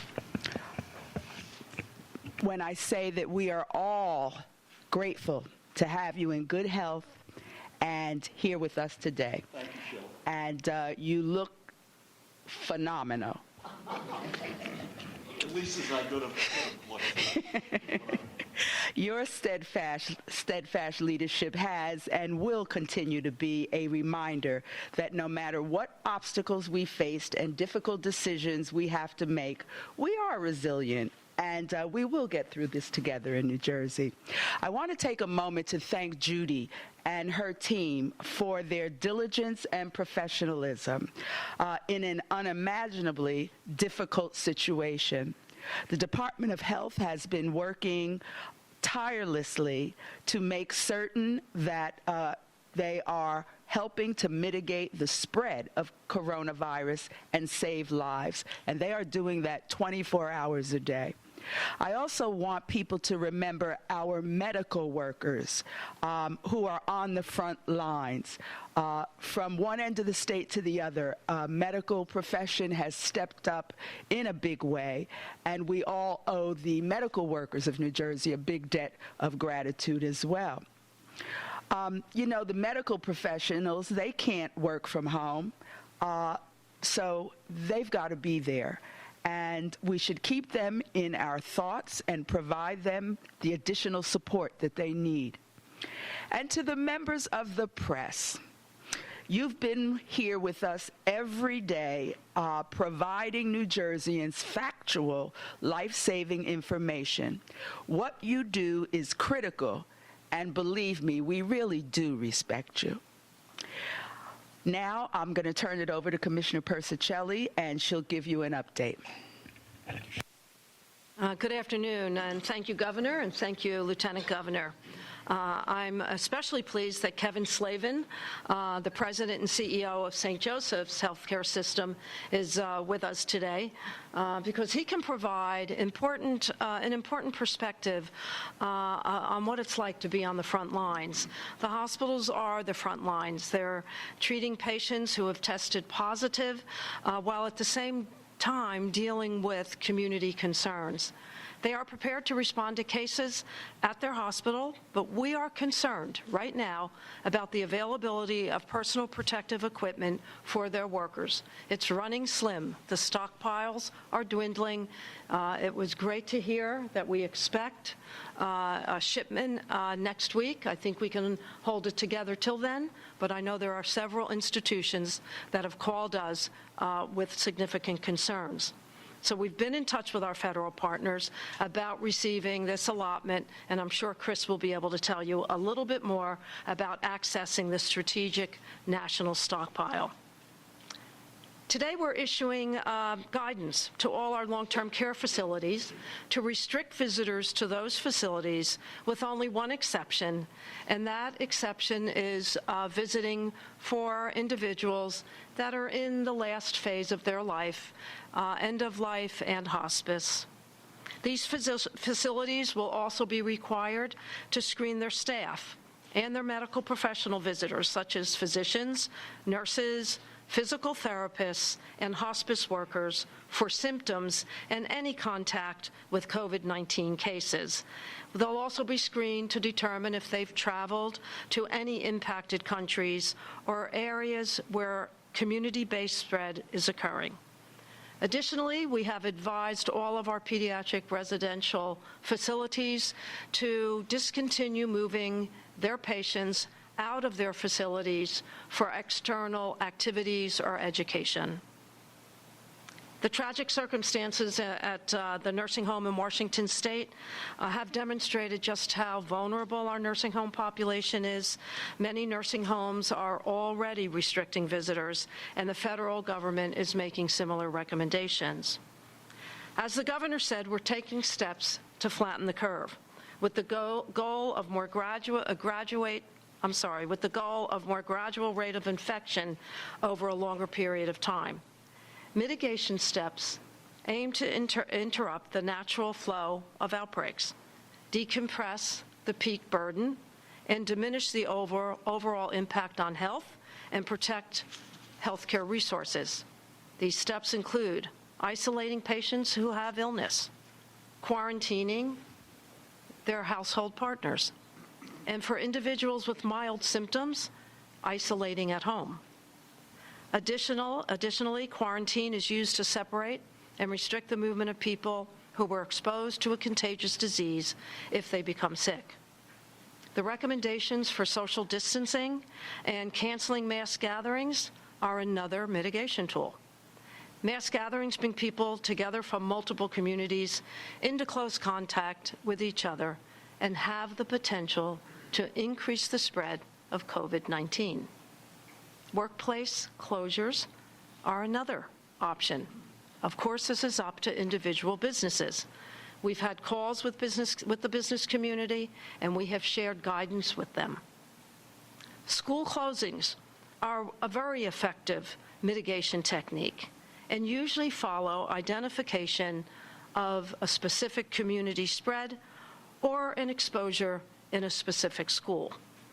What we're seeing in this novel coronavirus situation is that out of an abundance of caution, some schools on their own are choosing to close. Our goal now is to make sure that those children receive the services that they deserve. I know many individuals are asking questions and are concerned about testing.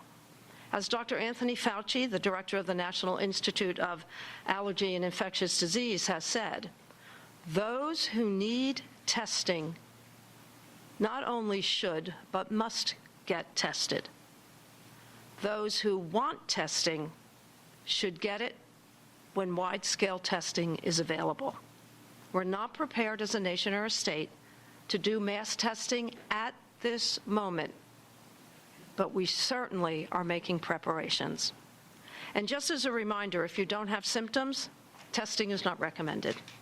If your symptoms are mild and your healthcare provider tells you to stay home, follow the guidance of your healthcare provider. Now moving on, I'll give you an update, and it will be a summary because the volume of activity is so high, and we're getting this and a lot of times as we speak. Today we have 21 new positive cases. Today at our labs, there are 80 persons under investigation. These are individuals that will be tested at our lab. As I have shared with you in the past, we are not aware of the numbers of the commercial labs.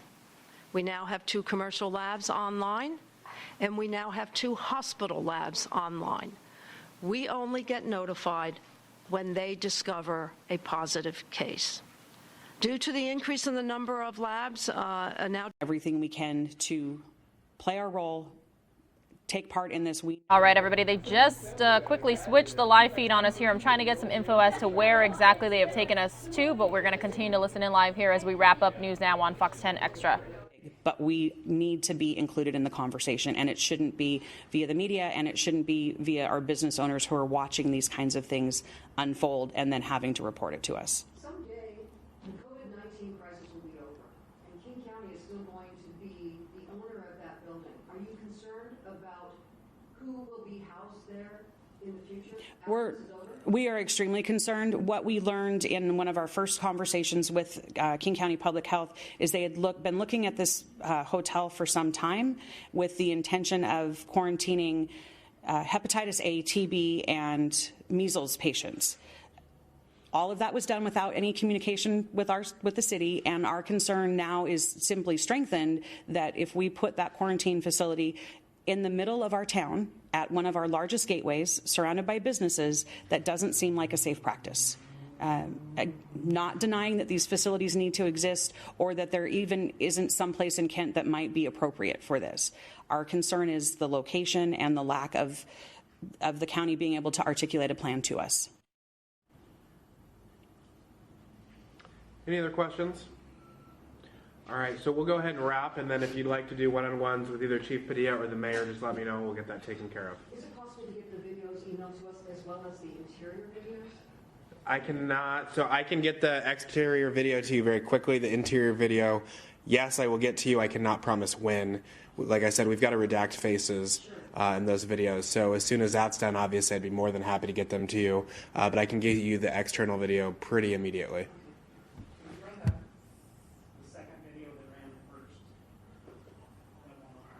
The one of the security guard just leaving? Yeah, when he ran the first one, the first one, the second one ran first, and when that weekend, when the guy was... Oh, when he actually crosses and comes over? Yeah, we can play that one more time.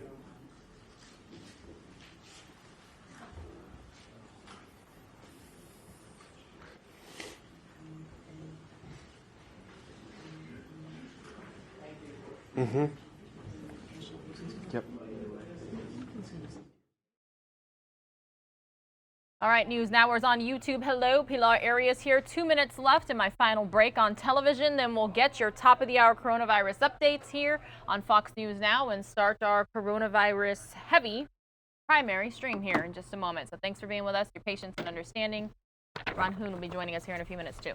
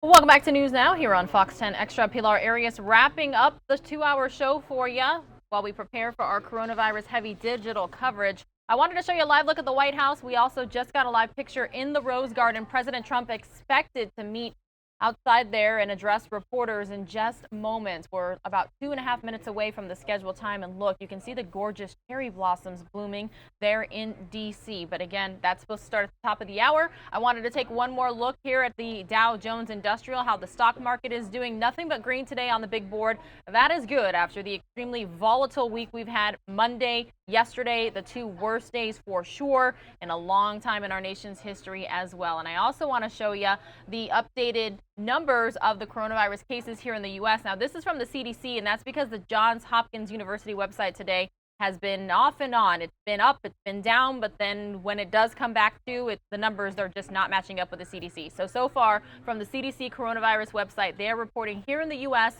there's 1,629 cases, total deaths 41. So they're saying the jurisdictions reporting cases, that's how many states. So you see 46 states and the District of Columbia, 47. Of course, we're going to be staying on top of all things coronavirus related for you here on Fox News Now. So again, one more look at the stock market. It's a much different picture. And really quickly here, before we wrap up the show, I do have a top story for you, but I'm not quite sure we're going to have enough time to get that in there. But I do have Ron Hoon here, and as we prepare for the noon hour to continue on the digital side, we'll just wrap up really quickly here on TV for about a minute. Ron, thanks for being here. You've been covering this heavily. What are you thinking? Is this? Well, you know, I mean, on the one hand, we have this growing number of states. We just heard from New Jersey. You carried some of that. Where they said it is inevitable that we're going to have massive closures of schools, so we are trying to prepare school districts for that. You have a number of other governors coming out saying, look, we're going to go ahead and take that step from Ohio to Oregon. And even though there are not a great number of cases in some of these states, the concern, of course, is that you younger people just don't seem to react to this virus the way older people do. So out of an abundance of caution, you've got this growing number of states that are making the decision, hey, we are going to go ahead. Now, Arizona has not done this yet, although there is a growing list of school districts who have decided to take that step. Right now, we are continuing to watch that. We're going to wrap up on television. Everybody, please join us by going to coronavirusnow.com. See you there.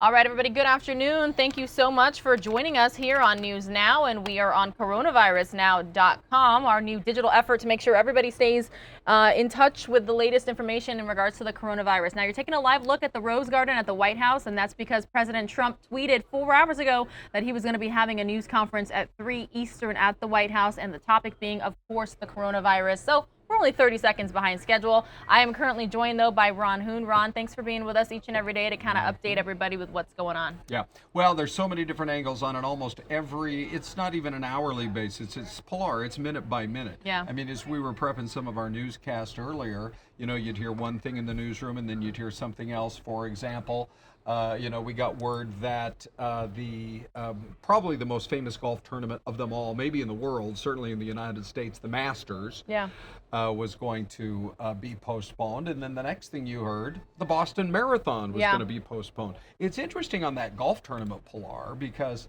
I was only once have I ever been in Augusta, Georgia, and I said to myself, I'm going to drive around and actually get a look at the most famous golf course in the United States. That thing is like the Fort Knox of golf. You cannot get a look at, it's like trying to drive around Disneyland, you know, and get a sneak peek at Space Mountain or something. It's just, it can't be done. They could have opted, you know, because you can have social distancing in the game of golf. Yeah, absolutely. It's not like basketball where you're bumping up against somebody and you're breathing in their sweat. Yep. You know, you can have social distancing. They could have chosen there in Augusta to just go ahead and say, we are going to play the tournament, but with no fans. Yeah. But they did decide to take the, frankly, more extreme step to postpone it. People, of course, are hoping it'll come back. The Boston Marathon, they announced a postponement and actually put a date on it, saying they hope that they can actually have the running of the world's most famous marathon in September. There's one other really interesting aspect of all of this, and Pilar, it's actually in the category of potentially dialing it back a couple of degrees, which is from the NBA. Adam Silver gave an interview this morning. You know, when the announcement was made night before last, it came out right after the president gave his primetime address, and then the NBA announces that's it for our season. Right. Okay, and that started this whole just kind of the ball rolling downhill, where more and more and more of these athletic events, including March Madness, were canceled. Well, the next thing you know, Adam Silver today says maybe 30 days. Maybe we can, at 30 days, we can come back and take a look as to whether or not we can reinstitute the season. Yeah. So that part I think is actually really interesting too. I mean, there's a little glimmer of hope that maybe this won't maybe it won't be so permanent it's the full end of the season. A lot of people love their NBA teams. Yeah, totally off topic here, but look at how gorgeous this picture in the Rose Garden at the White House looks with the cherry blossoms blooming. I know. You know what the problem with that is? They tell you to try to be there at the end of March, beginning of April, to see the cherry blossoms. And here we aren't even at the midpoint of the month yet. Here we are on the 13th, and they're in full bloom. Yeah. So they've had a little bit of a warmer few weeks there, and yeah, you're right though. That is something to see once in your life. And how many people aren't going to be traveling there this season, Ron, to check them out because of all of this with the coronavirus? Pilar, that's one of the stories that came out this morning. This number, a couple of interesting stories from the airline world. 40%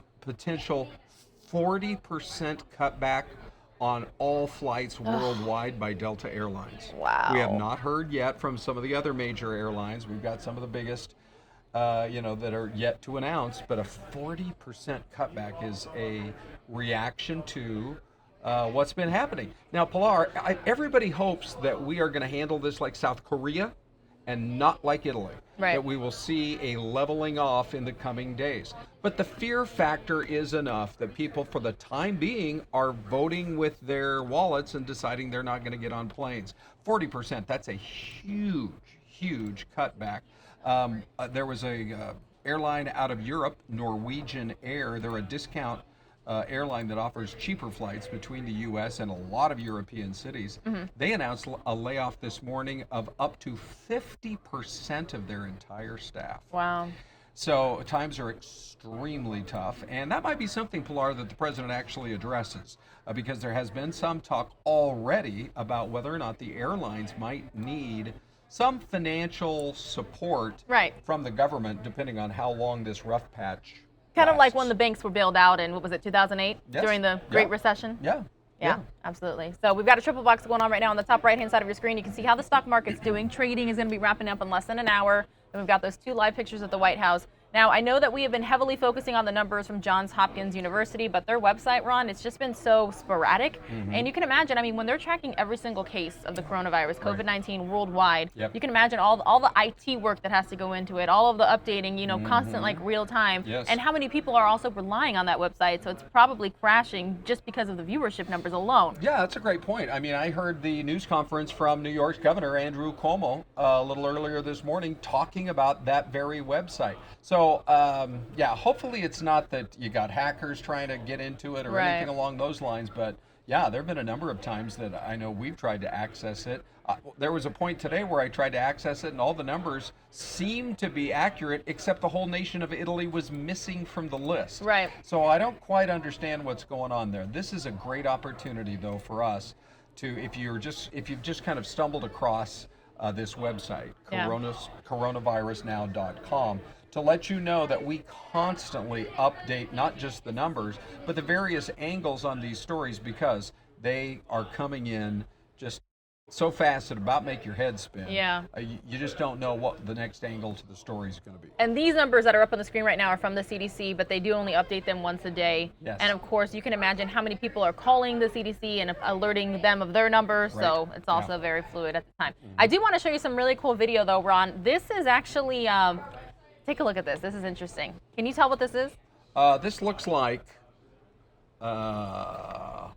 R2D2. It is a robot. In a kitchen. It is a robot. Pilar, what's happening? Okay, so I have heard of these before because I actually knew somebody who worked for this company in Texas. Okay. So the COVID-19 outbreak is testing the limits of what technology can do. This is being used by the Westin Houston Medical Center Hotel. They're virus-killing robots, Ron. Oh, really? Yeah. So they're equipped with UV rays. You see them shooting it off there to clean and disinfect hotel rooms. Staff say they're especially useful since many of their guests have medical issues. So you see, it just looks like a regular little machine there, and then it pops up and it emits those UV rays.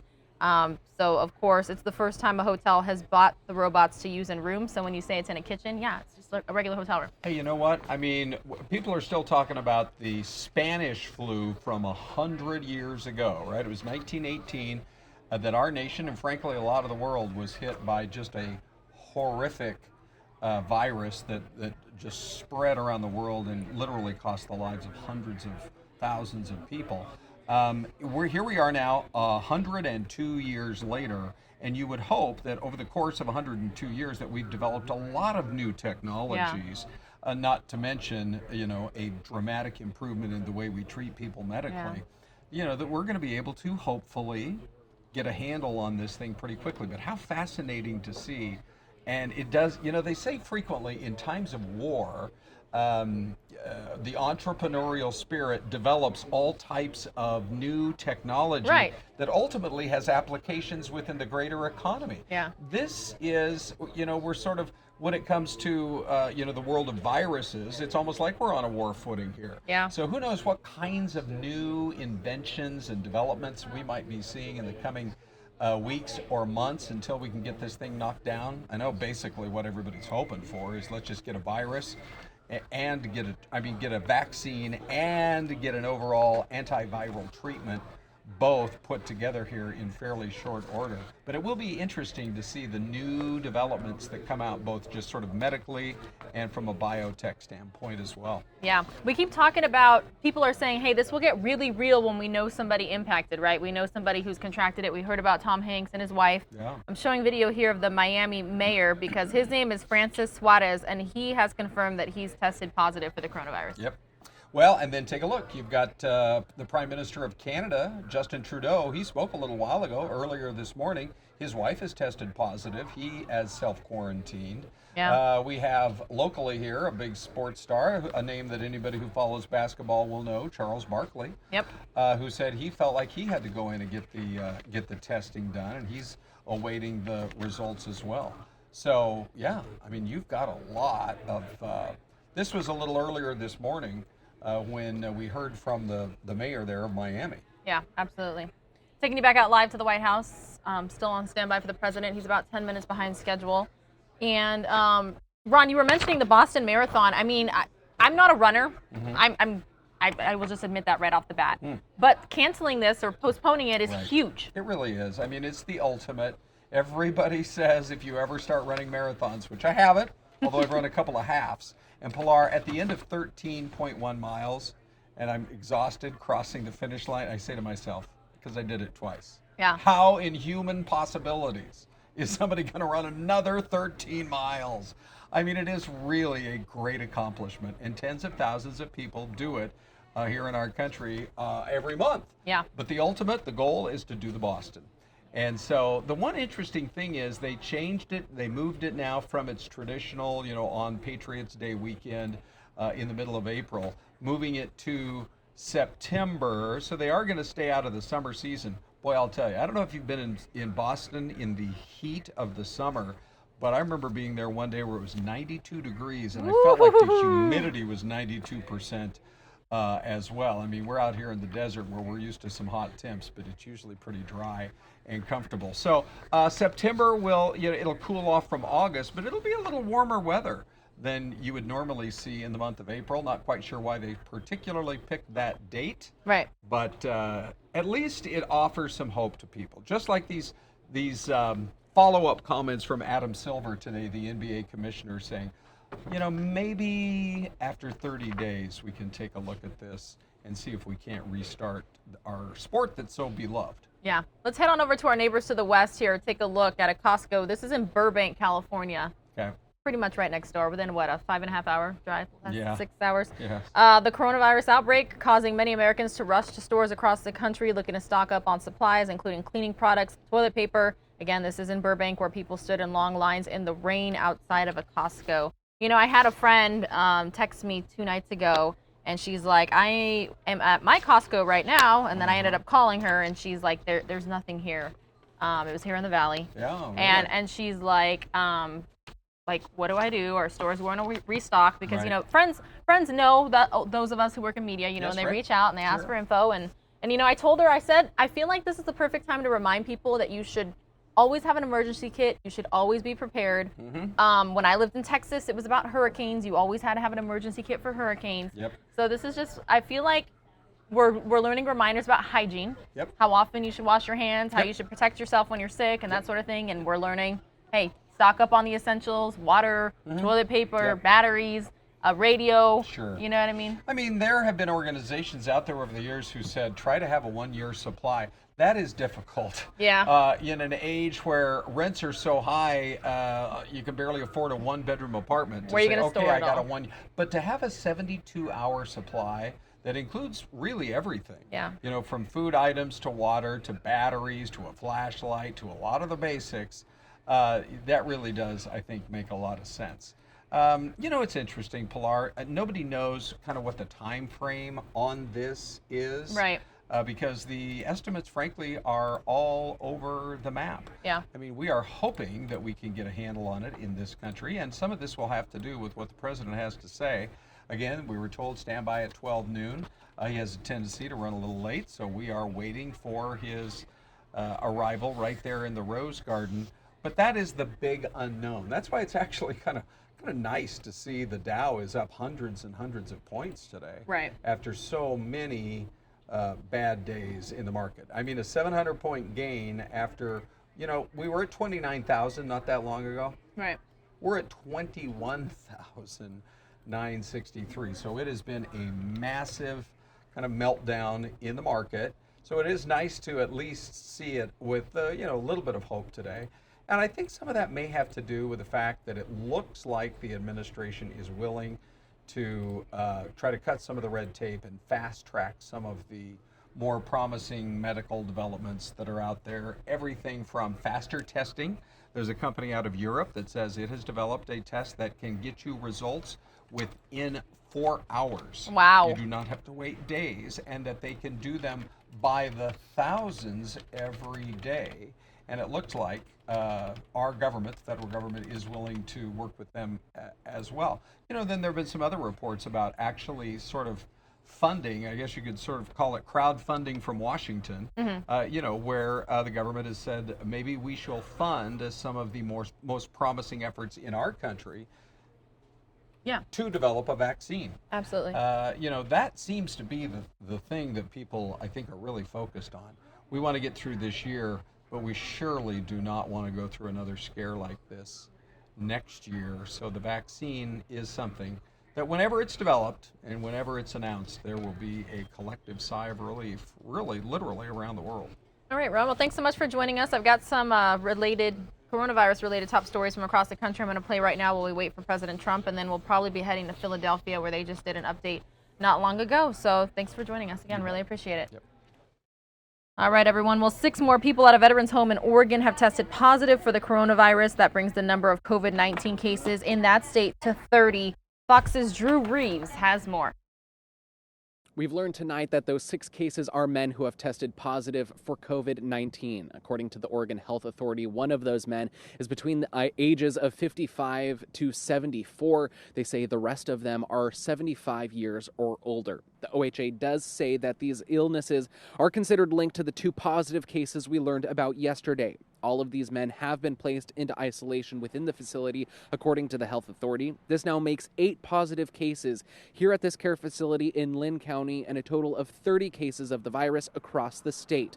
The director of Oregon Department of Veterans Affairs, Kelly Fitzpatrick, says that these are men who have put their lives on the line for this country, and it is their sacred duty to keep them safe now. She says staff is doing what they can to mitigate the spread within this facility. The Oregon veterans' home here was placed into lockdown yesterday, and no one is allowed inside the building. Yesterday, the OHA said samples were collected from everyone inside the building to test for COVID-19. The Oregon Department of Human Services has now issued policies for long-term care facilities, like limiting or restricting visitations, screening visitors for respiratory or other symptoms, and limiting community outings. And health officials do say it is important that we make sure we are protecting our most vulnerable populations. Reporting in Lebanon, Drew Reeves, Fox 12 Oregon.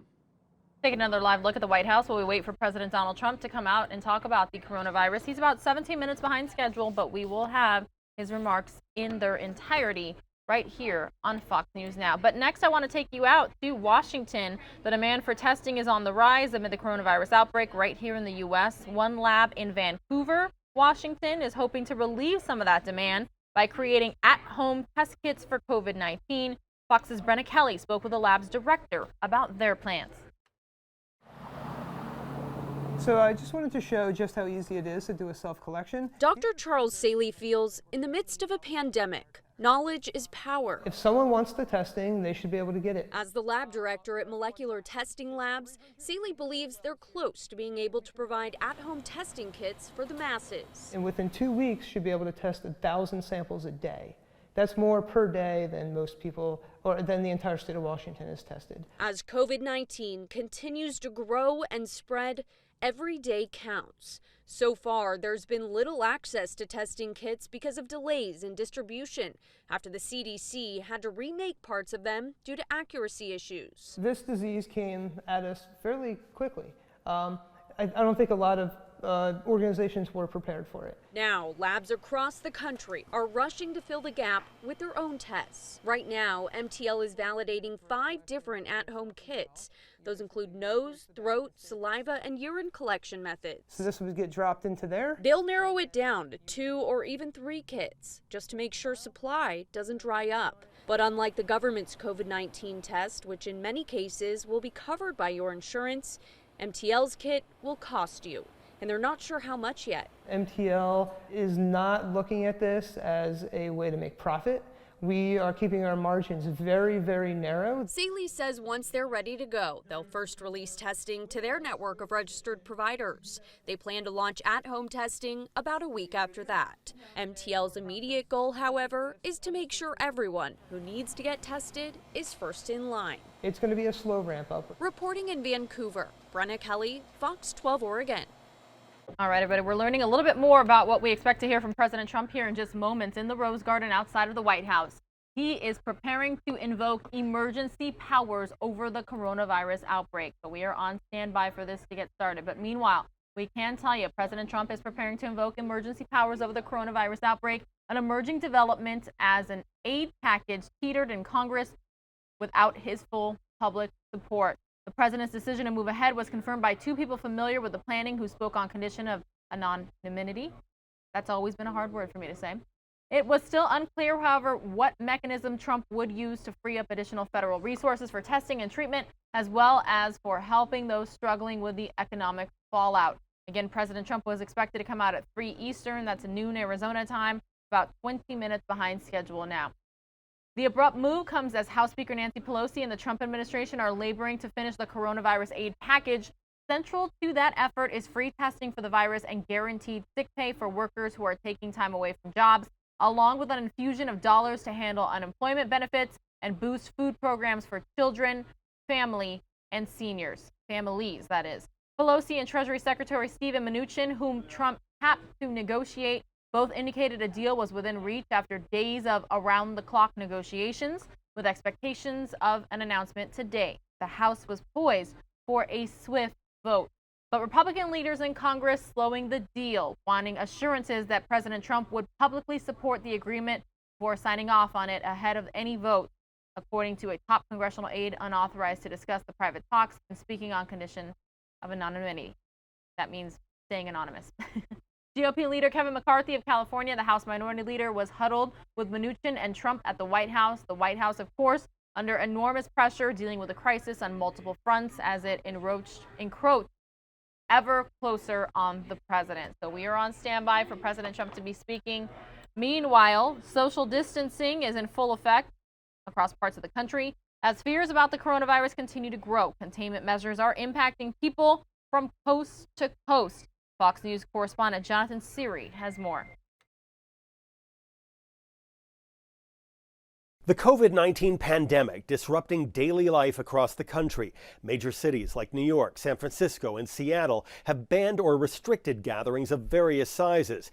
Tourist attractions, including Disney World and Broadway, are closing down, while major sports leagues suspend their seasons. The NCAA canceled its biggest event of the year, March Madness. I'm a sports nut. I think a lot of Chicagoans are, but I think this coronavirus has taken, it's bigger than sports at this point. The travel industry has taken a hit amid the outbreak. Princess Cruises has suspended service for 60 days, and airlines have waived change fees for flights in March and April.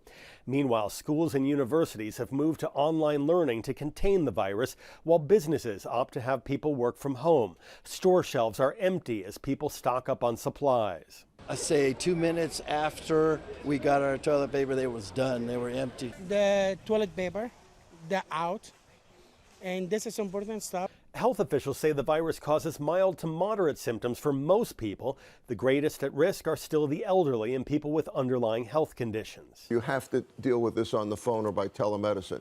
You have to make a phone call to your physician or to a local hotline. It's shortness of breath, a productive cough, and high fever. The World Health Organization says those infected usually recover in about 2 weeks. In Atlanta, Jonathan Siri, Fox News. All right, everybody. Obviously, the president is running late, about 23 minutes behind schedule here. But as soon as this news conference starts at the Rose Garden in the White House, we'll bring it to you live right here on Fox News Now. Don't forget, everyone, you can always go to coronavirusnow.com for all of your latest information. But while we are on standby, we're going to head on over to Philadelphia, Pennsylvania, where they held a news conference in regards to the coronavirus earlier this morning. Let's listen in. The Department of Public Health for their support as we navigate what has been a difficult week. I am announcing the closure of all district schools for a 2-week period from Monday, March 16th, 2020 through Friday, March 27, 2020. This closure is now necessary as the neighboring counties where many of our district employees reside are asked to self-quarantine and cannot adequately staff schools. During this 2-week period, every school district will be deep cleaned and no students or staff will return to our buildings before the deep cleaning occurs. We are sending letters home with students today with more information and encouraging families to check their school's website and the district's website at philasd.org for a copy of this letter. We'll also regularly update our district website, philasd.org, with more information about meal pickup and recreational opportunities as we work with the city to solidify those plans.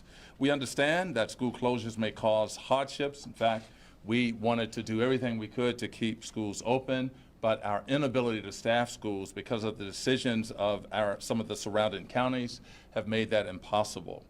So it is in the best interest of our students and staff that we ensure their health and safety.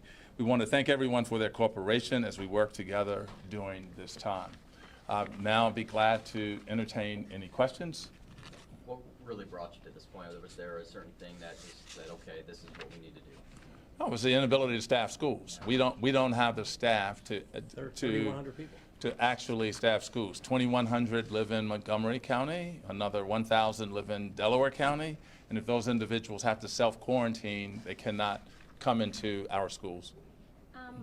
Is there any plan to, we know that many of these children eat and find that school as a safe place to be. Is there any plan to kind of assist any of these families that rely on this food for their children? We're downstairs right now making those arrangements through the recreation department and all the staff trying to figure out, line up schools with rec centers and kind of do what we do in the summertime when the kids are out of school. So to clarify, it would be at rec centers to feed the children? Maybe other places too, but right now we're looking at the rec centers. I know that, I'm sorry, again, another question. I know that many of the city employees have kids that go to school in the city. this might have an impact as well for the workers of the city. How are you guys planning to address that? Yeah, we have one working group working on how to feed our kids. We have another working group looking at activities for our kids. We have a third working group looking at how are we going to staff our operations and provide childcare for our workers and to maintain core city services. We're confident that we're going to be able to have those plans in place for Monday, but it's going to take a lot of work. And as I said about 30 minutes ago, this is going to have a significant impact on our city, on our communities, and our neighborhoods. But we have a talented staff, and we are, Philadelphia is nothing but resilient, and we will get through and power through this. Okay. Brian, 30 minutes ago you said this was going to be a major problem to close the schools. What was it that changed everything in 30 minutes? It's still a major problem, right? I haven't changed that. Literally in 24 hours, we're going to have to staff up an operations that takes us months to plan in the summer. I'm confident in our team to be able to do that. I literally pulled in all of our commissioners and their lead staff to help us plan at 9 o'clock this morning while I was still at the hospital with our police department. This has been a horrible few weeks, and it's going to be continued to have continuous challenges.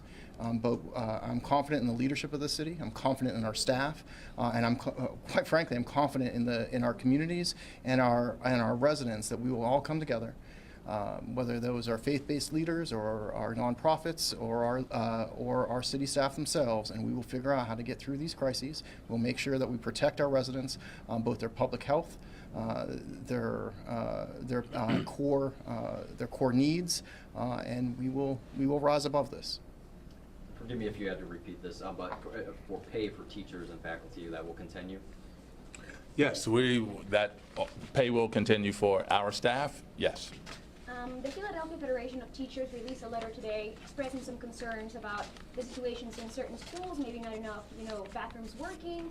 Have you read the letter, or do you have anything to say about that? Yeah, I did have an opportunity to read the letter, and the Philadelphia Federation of Teachers, the leadership of that union has my contact information. I'd much rather we contact each other to actually figure out how we can solve problems than trading letters back and forth that, quite frankly, create a lot of fear mongering. And so part of this is to make sure we're doing everything we can together to make sure teachers and staff members have what they need, but also students have what they need. So it's not a time to be writing letters back and forth, but a time instead to be problem solving. Dr. Hite, just to clarify, you said teachers. Does that include all staff? We are closing for, yes. No, I mean for pay. I'm sorry? Paying. Yes, all staff. All right, everyone, we're going to head to the White House now live.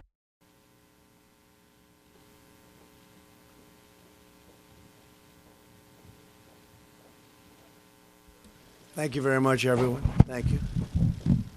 Thank you.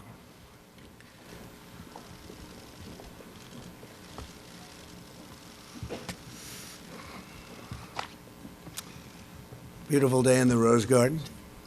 Appreciate everybody being here. Today I'd like to provide an update to the American people on several decisive new actions we're taking in our very vigilant effort to combat and ultimately defeat the coronavirus.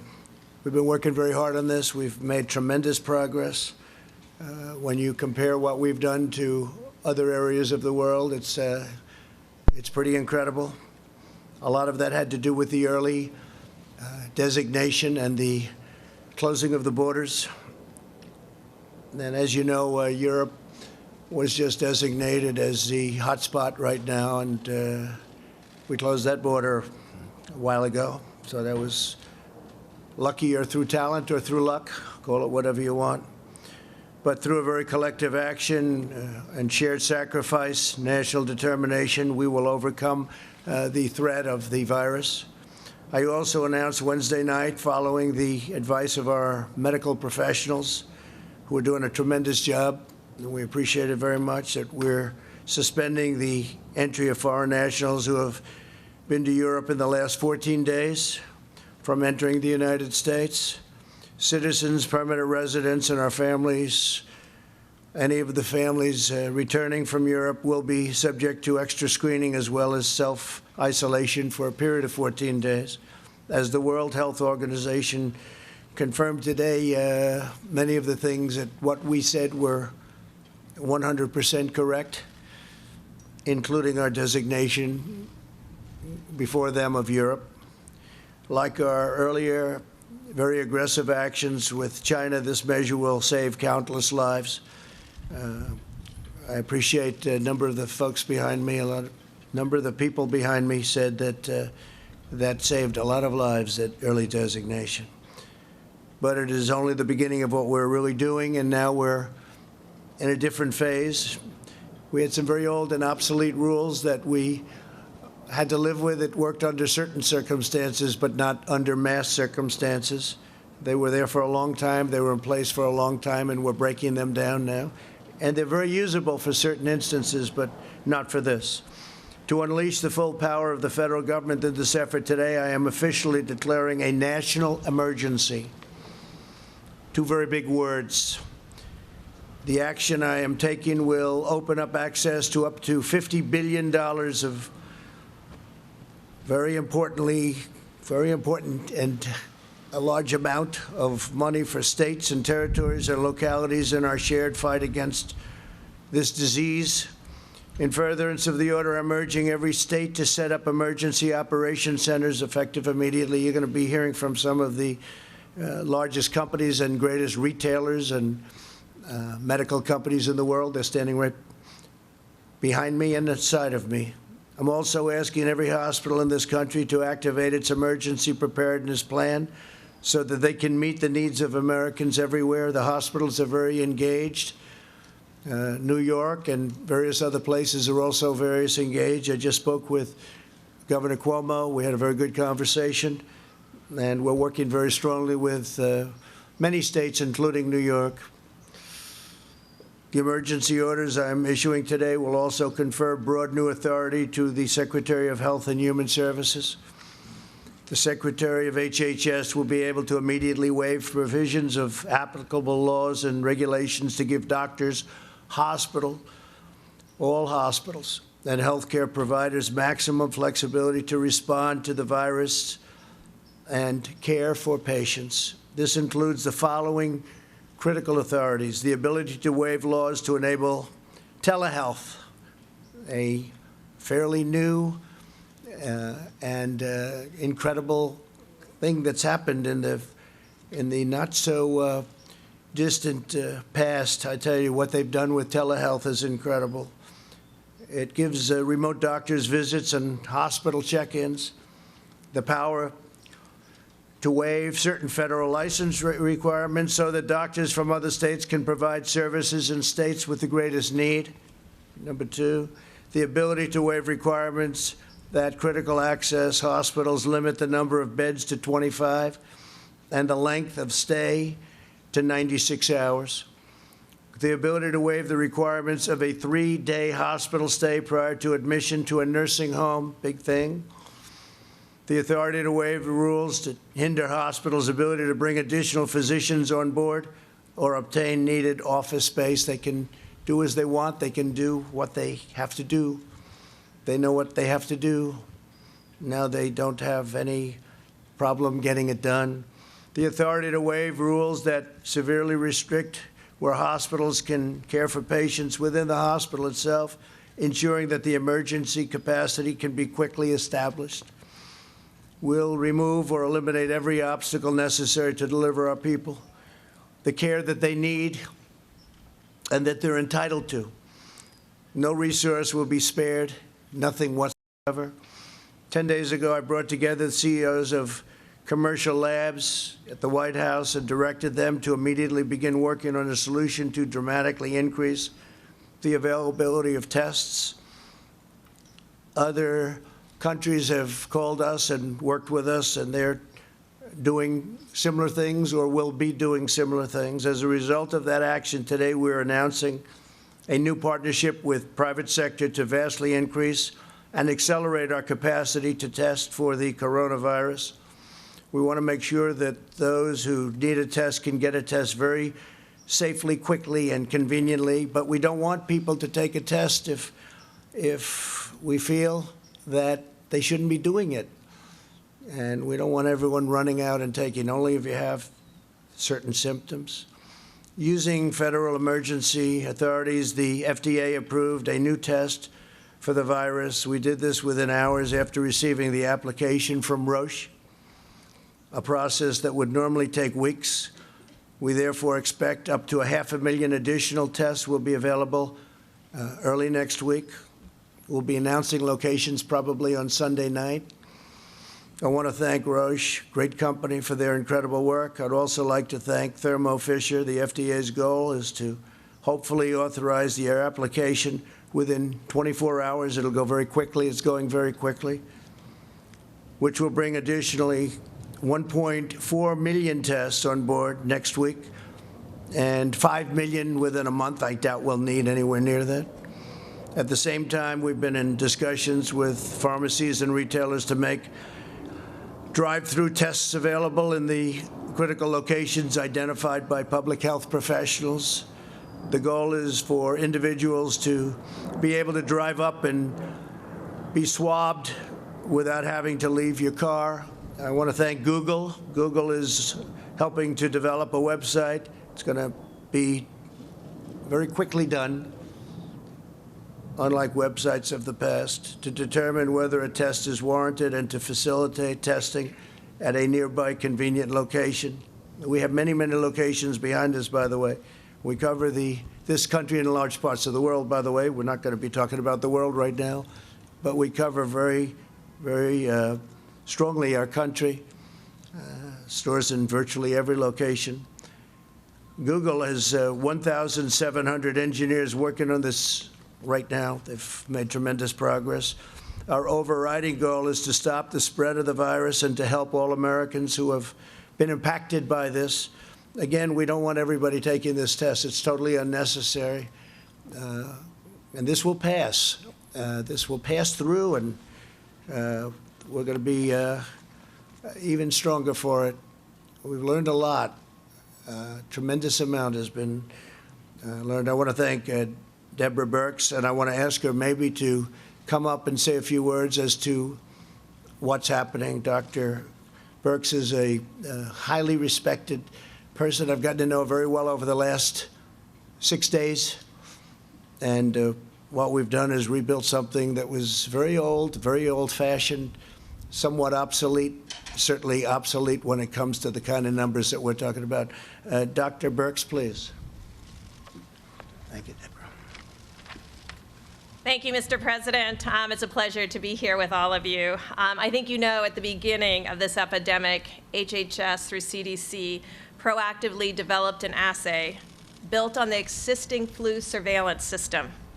That surveillance system was then converted to diagnostic system. But last Tuesday, seeing the spread of the virus around the globe, the President realized that our current approach to testing was inadequate to meet the needs of the American public. He asked for an entire overhaul of the testing approach. He immediately called the private sector laboratories to the White House, as noted, and charged them with developing a high-throughput quality platform that could meet the needs of the American public. We are grateful to LabCorp and Quest for taking up the charge immediately after the meeting, and within 72 hours, bringing additional testing access, particularly to the outbreak areas of Washington State and California, and now across the country. We are also very grateful to the universities and large hospital systems that took up the charge to develop their own quality tests, made available by new FDA guidance. This has resulted in expanded testing across New York, California, Washington, Colorado, and you see sometimes those drive-through options that have been made available through these high-throughput options. Following the meeting last week, major commercial laboratory equipment and diagnostic companies took immediate action to adopt and develop new testing systems. Last night, the initial company, Roche, received FDA approval, moving from request to development to approval in record time. This innovative approach centered fully on unleashing the power of the private sector, focusing on providing convenient testing to hundreds of thousands of Americans within short turnaround times. In less than 2 weeks together, we have developed a solution that we believe will meet the future testing needs of Americans. I understand how difficult this has been. I was part of the HIV/AIDS response in the 80s. We knew from first finding cases in 1981, it took us to almost 1985 to have a test. It took us another 11 years to have effective therapy. It is because of the lessons learned from that we were able to mobilize and bring those individuals that were key to the HIV response to this response. I understand that a lot of this behind-the-scenes action over the last couple of weeks was invisible to the press and the American people. But this intense effort has not only resulted in innovative solutions, but an automated, high-throughput system bringing the availability of these quality coronavirus testing to the American people at unprecedented speed. Finally, I want you to know in South Korea, they did have a large number of tests available over the last several weeks. Their positivity rate is between 3% and 4%. With LabCorp and Quest expanded testing, their positivity rate is between 1% and 2%. So we want to also announce this new approach to testing, which will start in the screening website up here, facilitated by Google, where clients and patients and people of interest can go, fill out a screening questionnaire, move down for symptoms or risk factors, yes. They would move down this and be told where the drive-through options would be for them to receive this test. The labs will then move to the high-throughput automated machines to be able to provide results in 24 to 36 hours. That is the intent of this approach. We have seen it work just in our own United States, and we want to bring this across the continent. Thank you very much. Thank you very much, Brett.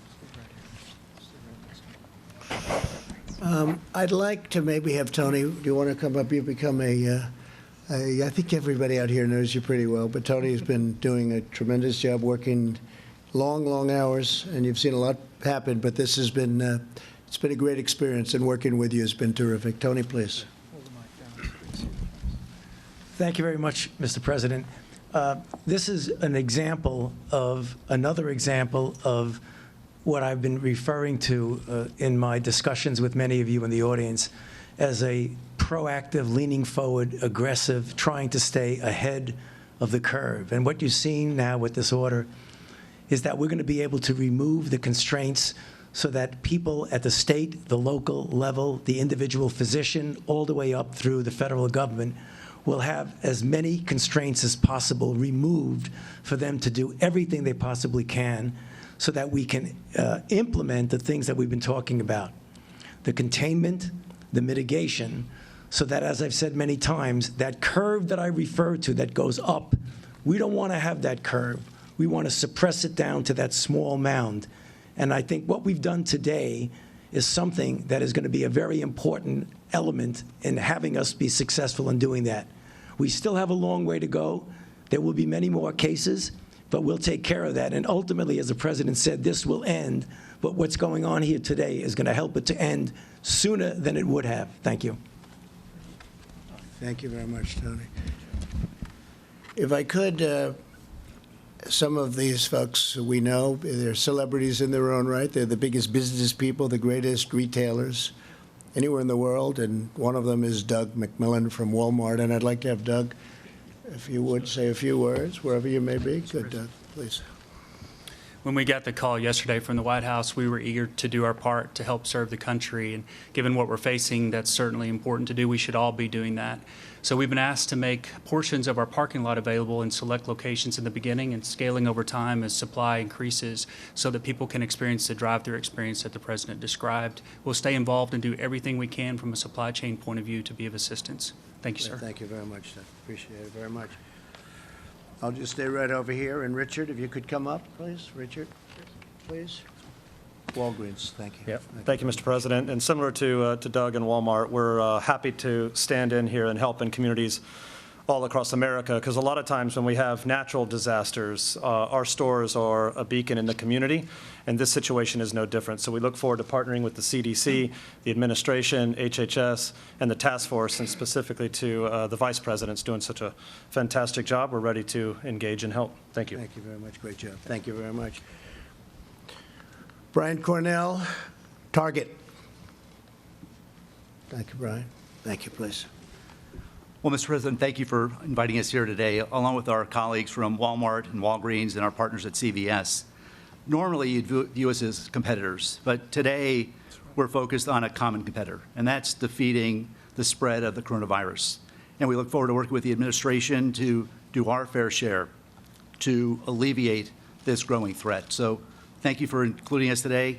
In the near term, we're all committed to making sure we're keeping our stores open to serve the American consumer who's rapidly stocking up on household essentials, key food and beverage items that they need during this time, making sure we run safe stores and create an environment that's safe for our team members, making sure that they feel supported during this very critical time. So thank you for including us. Thank you very much. Great job.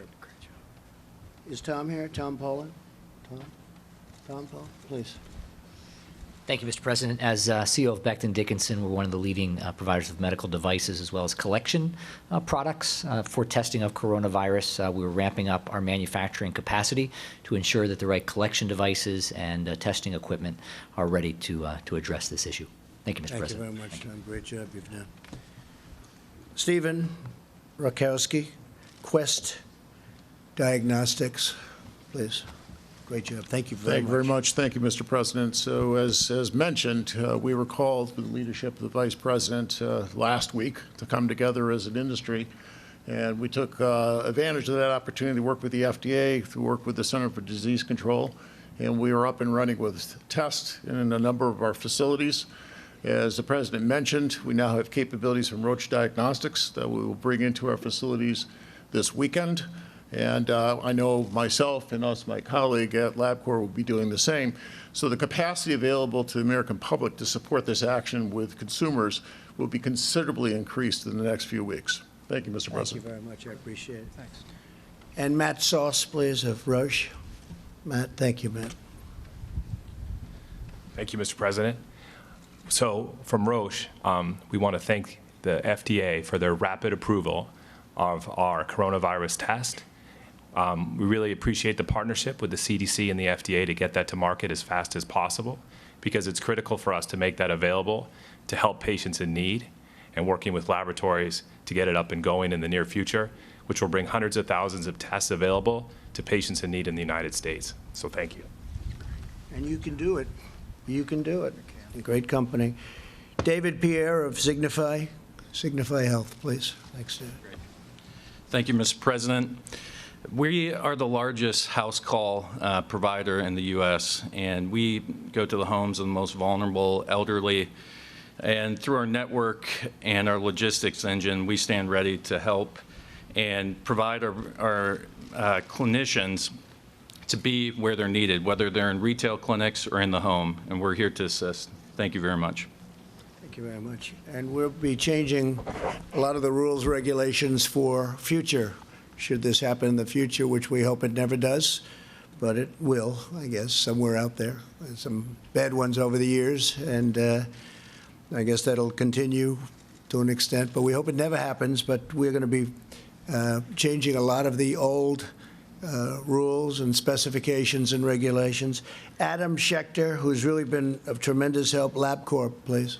Adam. Thank you, Mr. President. At LabCorp, we're working every second of every day to increase the number of tests that we can run.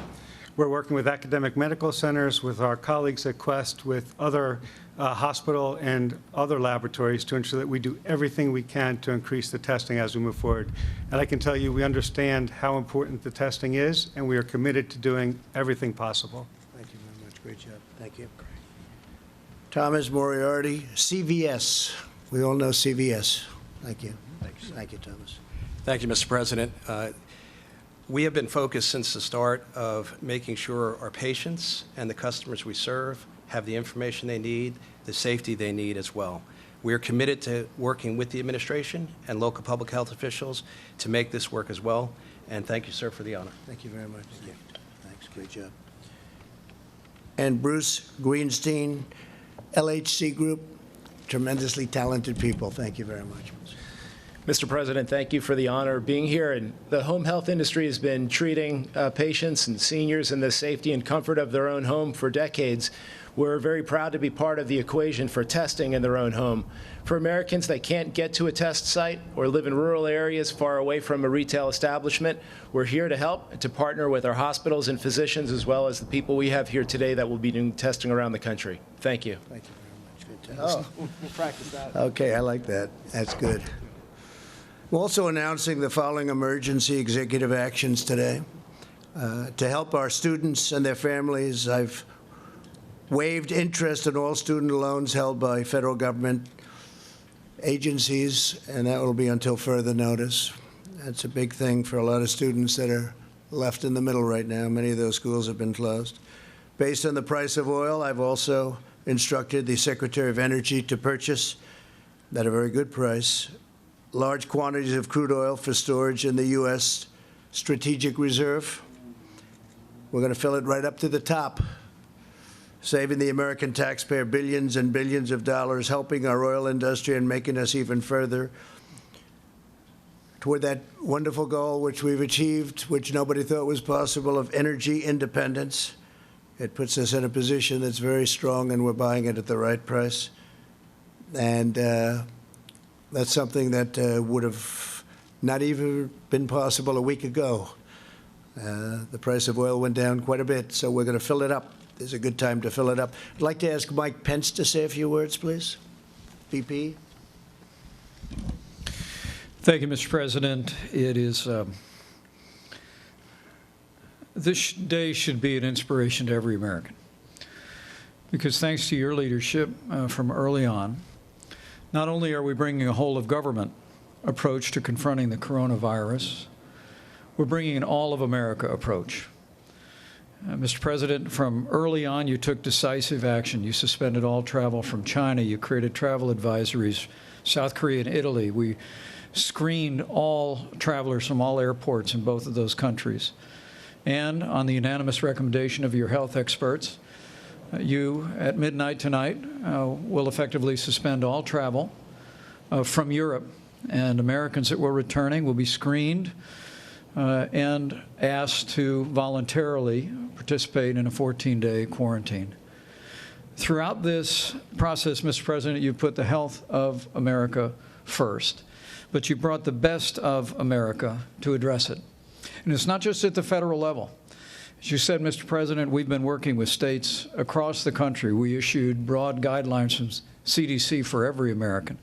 But this week, at your direction, we tailored specific recommendations from CDC for New York, Washington State, California, Massachusetts, and Florida.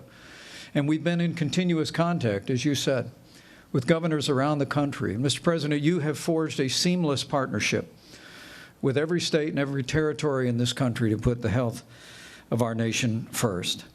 But today, I trust that people around the country that are looking on at this extraordinary public and private partnership to address the issue of testing with particular inspiration. After you tapped me to lead the White House Corona Task Force, Mr. President, you said, this is all hands on deck. And you directed us to immediately reach out to the American business sector, commercial labs, to meet what we knew then would be the need for testing across the spectrum. And today, with this historic public-private partnership, we have laid the foundation to meet that need. For Americans looking on, by this Sunday evening, we'll be able to give specific guidance on when the website will be available. You can go to the website, as the President said. You'll type in your symptoms and be given direction whether or not a test is indicated. And then at the same website, you'll be directed to one of these incredible companies that are going to give a little bit of their parking lot so that people can come by and do a drive-by test. Mr. President, I want to join you in thanking Walmart and CVS and Target and Walgreens.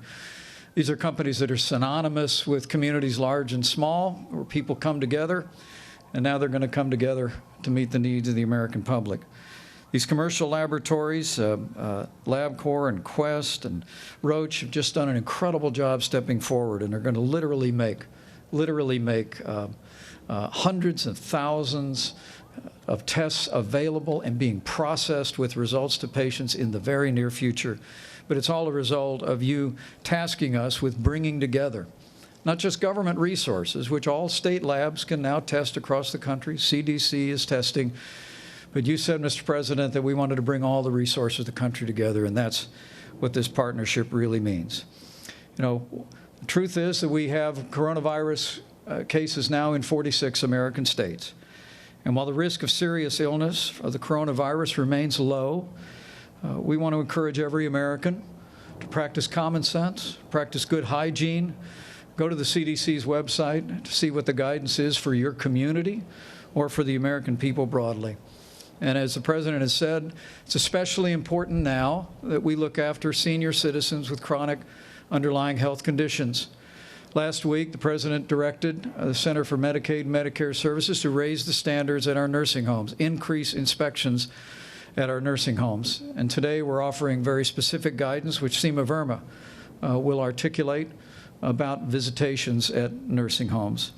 It's important to remember that they were there for us when we were growing up, Mr. President. They helped us with our homework. They tucked us in at night. They cheered us on as we pursued education, cheered us on in our careers, and now it's time for us to be there for them and to recognize that seniors with chronic health conditions are the most vulnerable, and Americans can make a difference. So wash your hands, use common sense, look after the most vulnerable. And Mr. President, I know I join you in saying that every American should be proud of this incredible public-private partnership that's going to be speeding access of testing to millions of Americans in the weeks ahead. And together, as you've said many times, together we'll get through this. Together we'll put the health of America first. Thank you. Seema, where's Seema? I'd like you to maybe take that a step further, please, on nursing homes. Thanks. Thank you. Well, thank you to the President for the declaration. It allows my agency, CMS, that runs Medicare and Medicaid and has oversight of all of the nation's healthcare facilities, to suspend regulations that could get in the way of treating patients during this time. These temporary national blanket waivers are reserved for the rarest of circumstances, and they represent a massive mobilization of our country's resources to combat this terrible virus. And the flexibilities we are offering will be a godsend to the providers, clinicians, and facilities on the front lines of this fight.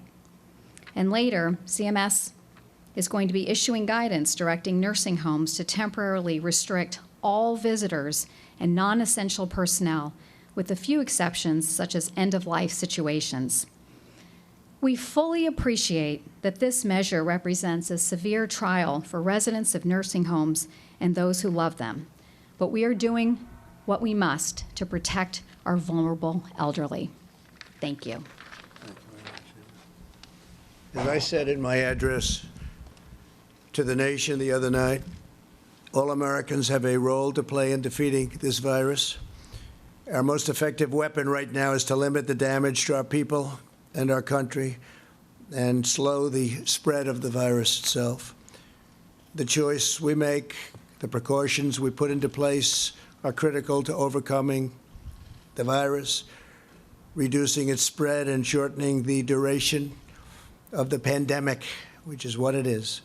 The CDC has published guidelines on the coronavirus.gov to enable its coronavirus.gov, and it's very heavily used right now, I will say, to enable every American to respond to this epidemic and to protect themselves, their families, and their communities. While the risks to young and healthy Americans remains very low, we've learned a lot about this over the last 2 weeks. Anyone can be a carrier for the virus and risk transmission to older Americans and those with underlying health conditions and those who are most at risk. They have not done very well. Older Americans who are, especially if they have a health problem, they have not done well. We must take all precautions and be responsible for the actions that we take and that we see other people take. We want to prevent the spread and transmission of the disease. It's incredible what's happening with the sporting world, where so many of the great sports that we've gotten so used to at this time of the year, they're not going to be meeting, and they've done a great service, actually, by that. That would be another way that it could be problems could be caused. But this is why I outlined on Wednesday night my administration's the fact that we've issued a requirement suspending all medically unnecessary visits to various places, but in particular nursing homes. We should all be working off the same playbook when it comes to protecting Americans. We have to. We need to be consistent in adopting measures to limit the spread of the virus. The virus is the same whether it's spreading in cities, towns, or rural communities. The tools and tactics for attacking it are similar no matter where you go. No matter where you go. You have some hot spots throughout the world right now that people would have never thought possible. And they're being very seriously affected. Key among these efforts are breaking chains of transmission between people. These measures have been adopted by many companies, universities, and schools. And we want to protect the safety and the health of their employees and their students. I encourage everyone to follow the guidelines we've issued by CDC and these common sense measures. A lot of it's common sense. For the areas where the virus is spreading, the CDC is advising communities to postpone large gatherings, postpone assemblies, social functions, and sporting events, stagger recess and lunch for schools that aren't canceled, limit in-person meetings, increase scheduled cleanings, and cancel work-sponsored travel, among numerous other steps that can be taken. Americans are the strongest and most resilient people on earth, and in the coming weeks, we will all have to make changes and sacrifices, but these short-term sacrifices will produce long-term gain. And again, I've said we're learning a lot for the future, and future problems like this, or worse, it could get worse. The next 8 weeks are critical. We can learn, and we will turn a corner on this virus. Some of the doctors say it will wash through, it will flow through, in interesting terms, and very accurate. I think you're going to find in a number of weeks it's going to be a very accurate term. In times of hardship, the true character of America always shines through. We live in the company of the greatest heroes and the most inspiring citizens anywhere in the world. We want to take care of our people. We want to draw on the strength of our history, draw on the strength of our people, and we will get through this all together. We will just get through it. So much progress has already been made. And frankly, the numbers, because of steps that have been taken, are at a level that a lot of people are surprised, especially when you compare them with other places with far smaller populations. The spirit and the will of our nation is unbreakable. We will defeat this threat when America is tested. America rises to the occasion. And to those families and citizens who are worried and concerned for themselves and their loved ones, I want you to know that your federal government will unleash every authority, resource, and tool at its disposal to safeguard the lives and health of our people. So we're with you every step of the way. No nation is more prepared or more equipped to face down this crisis. As you know, we are rated #1 in the world. We're also helping other nations. Many other nations, we're helping them a lot. And they're doing okay in some cases. In some cases, they're not doing well at all. But we're working with a lot of groups of people and a lot of other nations. With faith and heart and hope and love and determination, we will succeed, we will prevail, we will be very, very successful, and we'll learn for the future. Thank you all very much. If you have any questions, we can take some. Go ahead, John, please. And if you'd like to ask some of the folks up here, would be fine, please. Sure. Mr. President, where are you with the House bill? Yesterday we talked to you in the Oval Office. You were opposed to it. What has happened since then, and what's the holdup on that? Well, we just don't think they're giving enough. We don't think the Democrats are giving enough. We're negotiating. We thought we had something, but all of a sudden they didn't agree to certain things that they agreed to. So we could have something, but we don't think they're giving enough. They're not doing what's right for the country. And if I could ask Dr. Fauci? Go ahead, please. Thank you, Mr. President. You just mentioned waiving interest for student loans. Yeah. You talked about buying oil from the SPR or adding to the SPR. What other specific targeted measures is your administration thinking about taking? The Treasury Secretary, Steve Mnuchin, said today that you're just in the second inning of things that you might be undergoing. That's true. And we are looking at many different things, as you know. You know some of them. They've been written about very widely. But we're going to be releasing a paper in about 2 hours stating quite a few other steps, very important ones. Please, go ahead. What, sir, if you wouldn't mind? Please, go ahead. Thank you so much, Mr. President. I want to know if you are in contact with the Brazilian President Bolsonaro after a member of his delegation who was with you Saturday was tested positive. And also, I want to ask another question, if you let me. Senators Lindsey Graham and also Senator Rick Scott are self-isolating. Are you planning to take any kind of precautionary measure to protect you and also your staff who was there?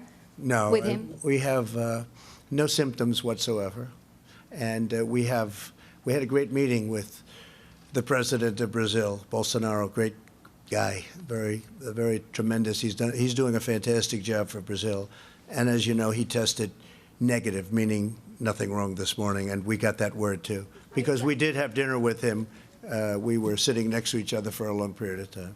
But are you in contact with him over the coronavirus crisis? We're talking about it country to country, but we did discuss if he had a problem. It was reported that he may have it, and he doesn't, fortunately. So much, Mr. President. Dr. Fauci said earlier this week that the lag in testing was, in fact, a failing. Do you take responsibility for that? And when can you guarantee that every single American who needs a test will be able to have a test? What's the date of that? Yeah, no, I don't take responsibility at all because we were given a set of circumstances and we were given rules, regulations, and specifications from a different time. Wasn't meant for this kind of an event with the kind of numbers that we're talking about. And what we've done is redesigned it very quickly with the help of the people behind me. And we're now in very, very strong shape. I think we'll be announcing, as I said, Sunday night. And this will start very quickly. And we'll have the ability to do in the millions over a very, very quick period of time. So no, and what we have done, and we are going to be leaving a very indelible print for the future in case something like this happens again. But it was and that's not the fault of anybody. And frankly, the old system worked very well for smaller numbers, much smaller numbers, but not for these kind of numbers. Tony, maybe you'd like to say something. Will you have, Tony, yes, please, by Sunday night, will every American be able to get a test? So just to reiterate what I said to many of you multiple times, it's a dissonance of a system. The system was not designed for what it was designed for. It worked very well. The CDC designed a good system. If you want to get the kind of blanket testing and availability that anybody can get it, or you could even do surveillance to find out what the penetrance is, you have to embrace the private sector. And this is exactly what you're seeing, because you can't do it without it. So when I said that, I meant the system was not designed for what we need. Now, looking forward, the system will take care of it. And Mr. President, and with respect, interestingly, if you go back, please, if you go back to the swine flu, it was nothing like this. They didn't do testing like this, and actually they lost approximately 14,000 people, and they didn't do the testing. They started thinking about testing when it was far too late. What we've done, and one of the reasons I think people are respecting what we've done it very early. We've gotten it very early, and we've also kept a lot of people out. Mr. President, yes, the please, last go ahead. administration Please. said that they had tested 1 million people at this point. You've been Well, ask them how they did with the swine flu. It was a disaster. But with respect, you've been Next, president please. for 3 years, Next, and please. Wuhan was suffering. They had a very big failure with swine flu, a very big failure. President, I want to ask you about the European travel ban that goes into effect at midnight tonight and the exemption that you've offered to the UK. There are 17 countries that are in the so-called Schengen zone that have fewer coronavirus cases than the UK.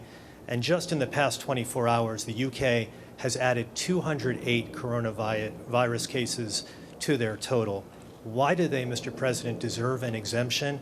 And would you consider adding them to this travel ban list? Well, that was recommended to me by a group of professionals, and we are looking at it based on the new numbers that are coming out, and we may have to include them in the list of countries that we will, you could say, ban or whatever it is during this period of time. But yeah, the numbers have gone up fairly precipitously over the last 24 hours. So we may be adding that, and we may be adding a couple of others, and we may frankly start thinking about taking some off. Go ahead. Thank you, Mr. President. I'm a correspondent with Hong Kong Phoenix TV. You have mentioned that the number in China has been decreasing. China has made tremendous progress in the past weeks. True. I'm wondering how much confidence does this give you to control the virus in the United States? And do you see the data China has been sharing with the United States has been helpful? I think it has been helpful. We've been working very much with China. I've spoken, as you know, with President Xi. They went through hell, and their numbers are starting to look very good. They're really looking very good. We're very happy about that. We are sharing data, yes. In fact, we're sharing quite a bit of data, including the fact that some of our pharmaceutical companies are working over there right now with large groups of people. Yeah, go ahead, please. Thank you, Mr. President. You spoke with Canadian Prime Minister Trudeau yesterday. Yes, did you discuss the potential closing of the border between Canada and the U.S.? And by extension, are you considering ways to salvage the $2 billion daily trade between the two countries? So we didn't discuss the border. We've had a very good relationship, just about finished with the USMCA, as you know. He called me to tell me that. I think that was the primary reason for the call. At the time, his wife had not been diagnosed, and she's a lovely lady, wonderful lady, great lady. And since then, I've read that the result was that she has it. And I was a little surprised. I think he was surprised also. We did discuss it prior to. She's going to be fine, but he thought that she would not most likely have the virus. Unfortunately, she does. But we didn't discuss the border yesterday, no. Go ahead, please. If you have any questions for these great geniuses up here, you should, even a business question related to what we're talking about. Mr. President, Ross Palumbo from ABC News Miami. As a relatively new Floridian, what is your message today to the cruise line industry and the travel industry that Florida depends upon? And since Senator Rick Scott and Miami-Dade Mayor Carlos Jimenez have the same exposure as you and they are self-isolating, what's your message to them that they shouldn't be? Well, I don't know that I had exposure, but I don't have any of the symptoms. And we do have a White House doctor, and I should say many White House doctors, frankly. And I asked them that same question, and they said, you don't have any symptoms whatsoever. And we don't want people without symptoms to go and do the test. The test is not insignificant. As far as the cruise line business, we're with them all the way. It's a great business. It's a great U.S. business, frankly. And I know how important they are to the country. That includes airlines, but the cruise line business obviously was hit very hard. We had a tremendous success out in Oakland where we moved it. Vice President Pence did a fantastic job with that. We worked with UK, we worked with Canada. They took their people back in Canada. It was approximately 600 people. UK likewise took a large number of people back to the United Kingdom. And we have people quarantined. It was a big operation, and it worked out really, you don't hear about it anymore. It worked out really well. Mike, you may even want to say something about that, because that was really done properly. Well, thank you, Mr. President. And that program with the Grand Princess, the ship, is continuing to be administered in the highest standards, orderly way, as the President directed. And Americans that needed treatment have received them. I spoke to the governor of Iowa today, and some of those who now have been cleared are able, in proper supervision, to be returning to Iowa. They're making arrangements for them to do that.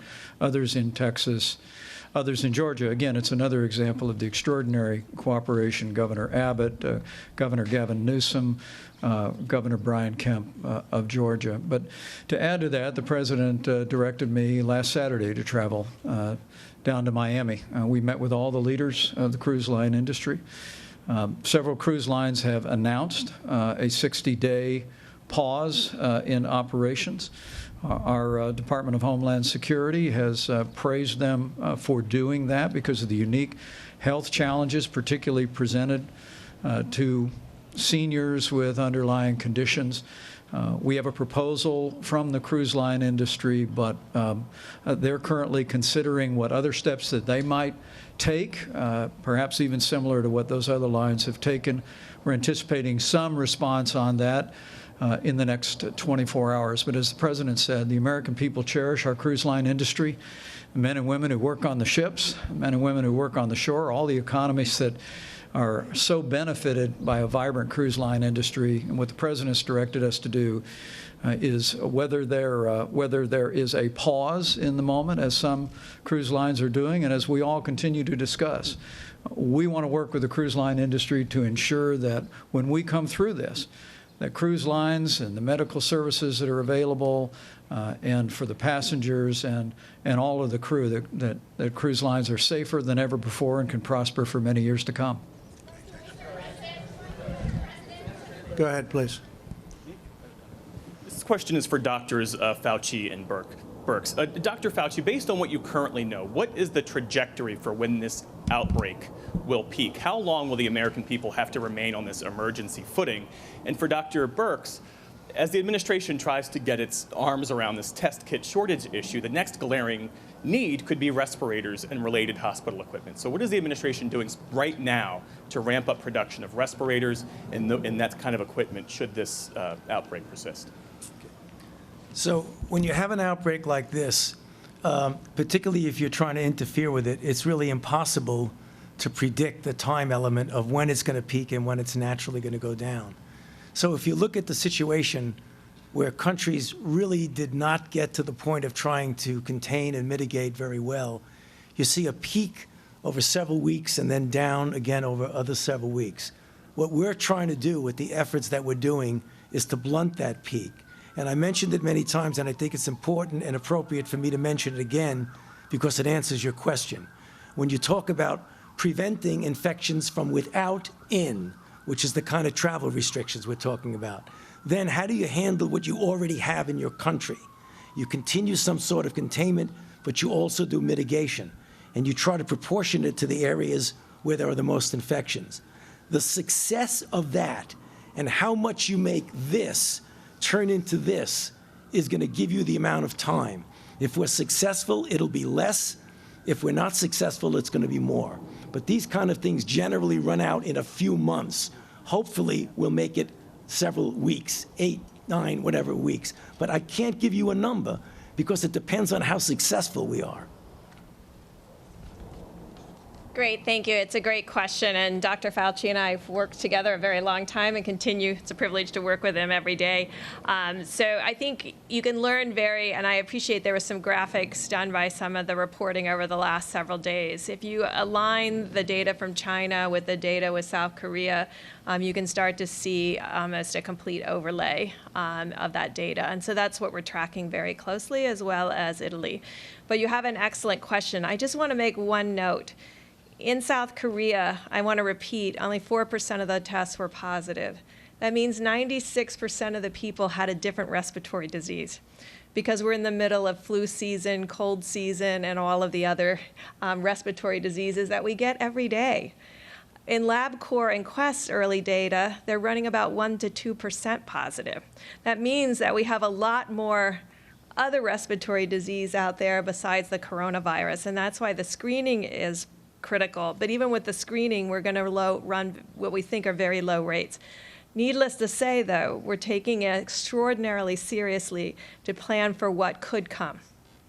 Not what Dr. Fauci talked about, blunting the curve. That makes it much less high need at that peak of the curve that we're all planning for. So we're in full inventory of all of our assets by the President unlocking and this emergency order and the Secretary of HHS's ability. It unlocks all of those stockpiles, those needs, what the VA has, what the DOD has, what the National Guard has, and what every hospital has. And the hospital emergency preparedness plan allows them to defer elective issues to keep those hospital beds open for those who might need it. So we're in full planning mode for each of those things.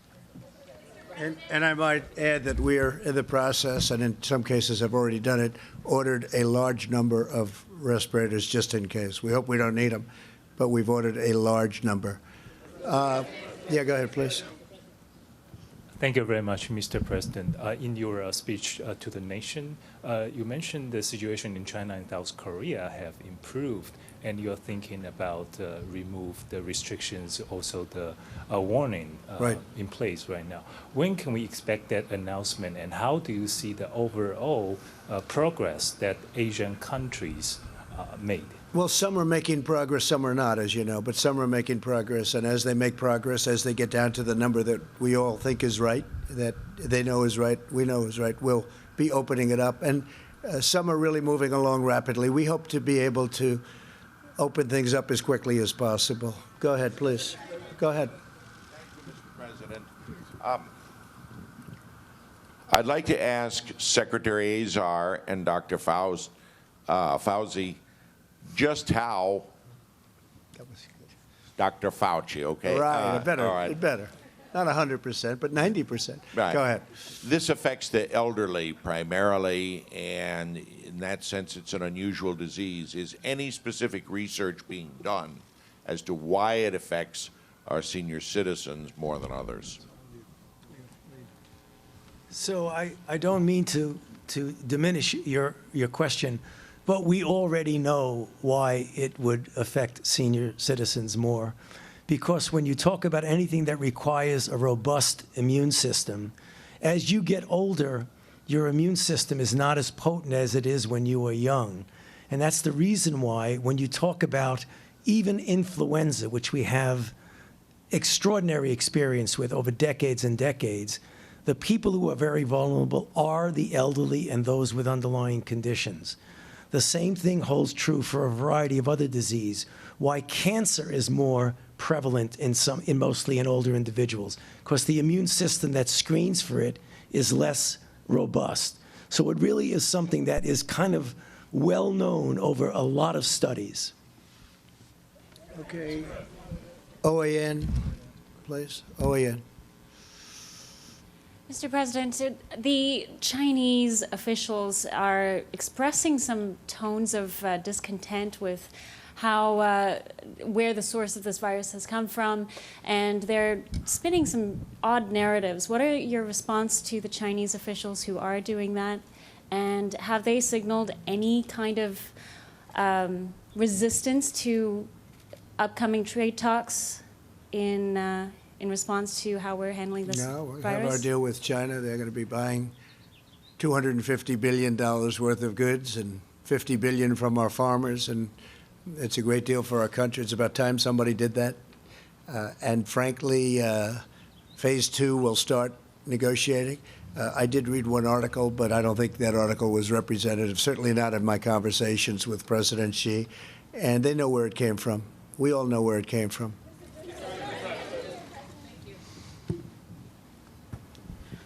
Thank you, Mr. President. Yamiche Alcindor from PBS Yes. NewsHour. My first question is, you said that you don't take responsibility, but you did disband the White House Pandemic Office, and the officials that were working in that office left this administration abruptly. So what responsibility do you take to that? And the officials that worked in that office said that the White House lost valuable time because that office wasn't disbanded. What do you make of that? Well, I just think it's a nasty question, because what we've done is, and Tony has said numerous times that we've saved thousands of lives because of the quick closing.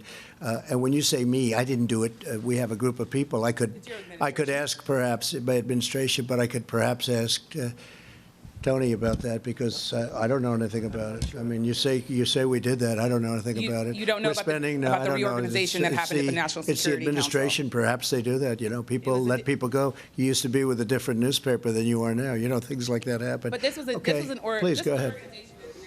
We're doing a great job. Let me tell you, these professionals behind me and these great, incredible doctors and business people, the best in the world, and I can say that, whether it's retailers or labs or anything you want to say, these are the best in the world. We're doing a great job.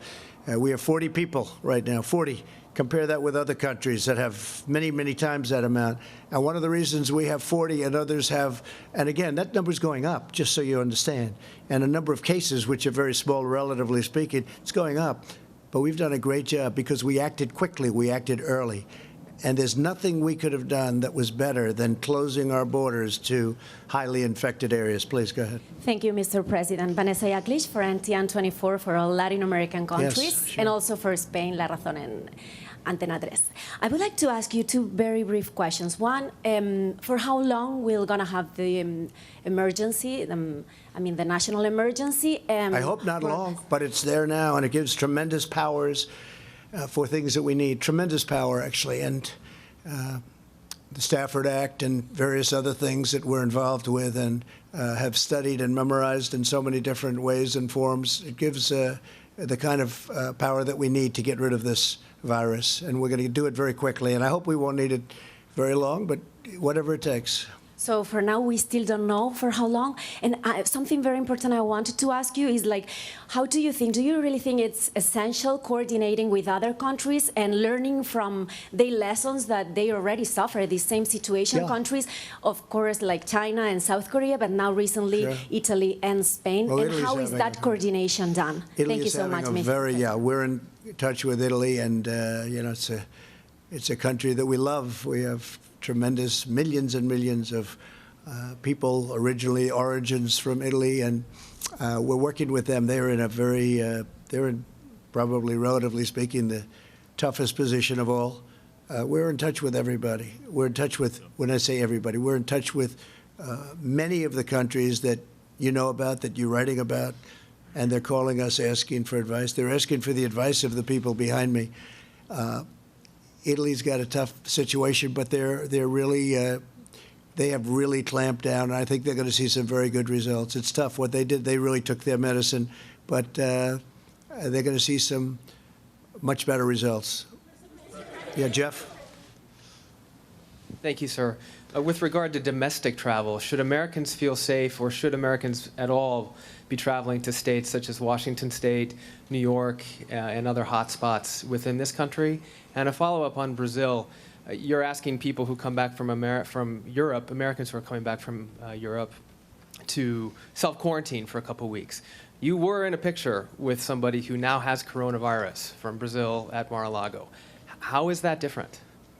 Well, I'll tell you, first of all, I'm not coming back from someplace. But you were exposed. There was somebody that they say has it. I have no idea who he is, but I take pictures, and it lasts for literally seconds. I don't know the gentleman that we're talking about. I have no idea who he is. I haven't seen the picture. I said there's a picture of somebody, but I take sometimes hundreds of pictures a day. And that night I was taking hundreds of pictures, so I just don't know. Now, I did sit with the president for probably 2 hours, but he's tested negative, so that's good. It's just a matter Please of, go ahead. and the domestic travel? Go ahead, please. I would say if you stay home, it's not bad. It's not bad. Now, there are certain parts of the country that are essentially have zero problem. Washington's been very tough, in particular a nursing home. But Washington, the state of Washington has been very tough. It's been a big percentage of, when you talk about the 40 deaths, it's been a big percentage of the deaths, as you know very well. And they all came from a certain area, unfortunately. Please, go ahead. Go ahead. Okay. Thank you very much, Yes. Mr. President. Cordelia Lynch, Sky News. You talked this week about the UK doing a good job in tackling coronavirus. In light of the rise in cases, are you changing your mind about that? You also just spoke about possible travel restrictions. Have you discussed when they might be put in place? Well, in light of the results, as we discussed before, in light of the results, we're going to be looking at it. And I know the task force is looking at it very strongly, Vice President, everybody. It was looking good, but the results have been building up pretty rapidly. So we'll be taking another look at that. Yes, absolutely. Go ahead, please. Mr. President, thank you. I want to first follow up on Jeff's question, because the person you were standing next to, whether you know who he is or not, tested positive for coronavirus. Dr. Fauci said this morning, if you stand next to somebody who tested positive, you should self-isolate and get a test. You say your White House doctor is telling you something different. Who should Americans listen to? And my second question I think they have to listen to their doctors. And I think they shouldn't be jumping to get the test unless it's necessary. But I think they have to listen to their doctors. And I mean, I don't know, I haven't seen the picture. Somebody said there's a picture with somebody taking a picture with me, but I haven't seen it. Well, doctors have but said I you can might tell have it even if you don't have symptoms. Are you being selfish by not getting tested and potentially Well, I didn't say I wasn't going to be tested. Are you going to be? Most likely, yeah. Most When do likely. you think Not for that'll that happen? reason, but because I think I will do it anyway. Will you let us know fairly the soon? results? We're working on that. We're working out a schedule. My second question, Mr. You President, go ahead, that was please. a follow-up. Go ahead. Yeah. I know there's been a lot of talk about testing. I just want to make sure we're clear, though, because we've been hearing from doctors who say, as of today, they still can't get patients tested who need a test. So as of today, can everyone who a doctor wants to have tested get tested? And if not, when? Well, When that's will been doctors true for a be able to- while, but I'll let Mike. Why don't you answer that, Mike, please? Well, as the President said, and Dr. Fauci has articulated, the nature of our current system where the CDC has samples sent and tests are performed, or state labs perform tests, or in some cases university and hospital labs perform tests, is generally adequate for an infectious disease or for people getting a diagnostic work done. But given the sheer scale of this, the President tasked us with bringing together this extraordinary public and private partnership. Today, by some estimates, when you add all the labs together, and today the President made it possible for every state in the country and their state labs to authorize labs across their state to do coronavirus testing. We're estimating somewhere between 15 and 20,000 tests a day are able to be performed. But very soon, with the program that was announced today, Americans will be able to visit one of the sites closest to them, as described on the website, if they're symptomatic, if the questionnaire indicates it, be able to have a test there, and these incredible companies will process the test and they'll receive that information. But for now, the best advice that we can give for people is to speak to their doctor, as the President just said. And if the doctor indicates that physician, if it's not a university, hospital, or otherwise authorized lab, can contact the state lab. Again, every state lab in the country can perform tests today. But what the President charged us with when I was tasked to take over the White House Coronavirus Task Force was open up tests all across the country. The President said a few days ago that we made it clear that any American that wanted to get a test would be able clinically to get a test. Because I literally heard from the governor of Washington State who said the doctors in Washington State were saying that if you were only mildly symptomatic, they would not order a test. And fortunately, the President directed CDC to clarify that. Now, anyone in consultation with their physician, regardless of their symptoms, can request a test. And their doctors will contact those agencies, those labs in their state. But very soon, Americans will be able to go to these drive-in sites and be able to obtain and participate in a test. Dr. Birx, is there more to amplify that? No, I think that's perfectly said. I think just to review once more time about the testing, with LabCorp and Quest, I think many of you have been to doctor's office and seen the little boxes outside. What they do is they deliver both the specimen collection piece, because remember, it's a nasal swab. It's not a tube of blood. So they've delivered that to doctors' offices and hospitals, and then they will arrange to pick that up. The important piece in this all is they've gone from a machine that may have a lower throughput to the potential to have automated extraction. I know you don't want all these details, but it's really key for the laboratory people. It's an automated extraction of the RNA that then runs in an automated way on the machine with no one touching it, and the result comes out at the other end. So sample to machine to results. That cuts out a lot of the manual pieces that were happening that were delaying the test results. And so with that, what's the timeline like from when you're tested to when you get results? Like next week, what should people expect? Well, with the prior testing, it was taking several days because the test is slower. We believe with this test, because of its throughput, that the testing can be from start, remember it has to transport, to the laboratory that will run it. And then we're hoping that all can be finished within 24 hours, which is very similar to other tests that you received today. These are not point-of-care tests. We are working on point-of-care tests, but we have to realize point-of-care tests take 6 months or more to develop. So we're not waiting for those. We're still diagnosing this on nucleic acid. So it's an antibody. This is actually the antigen, the actual virus in your nose that we're amplifying.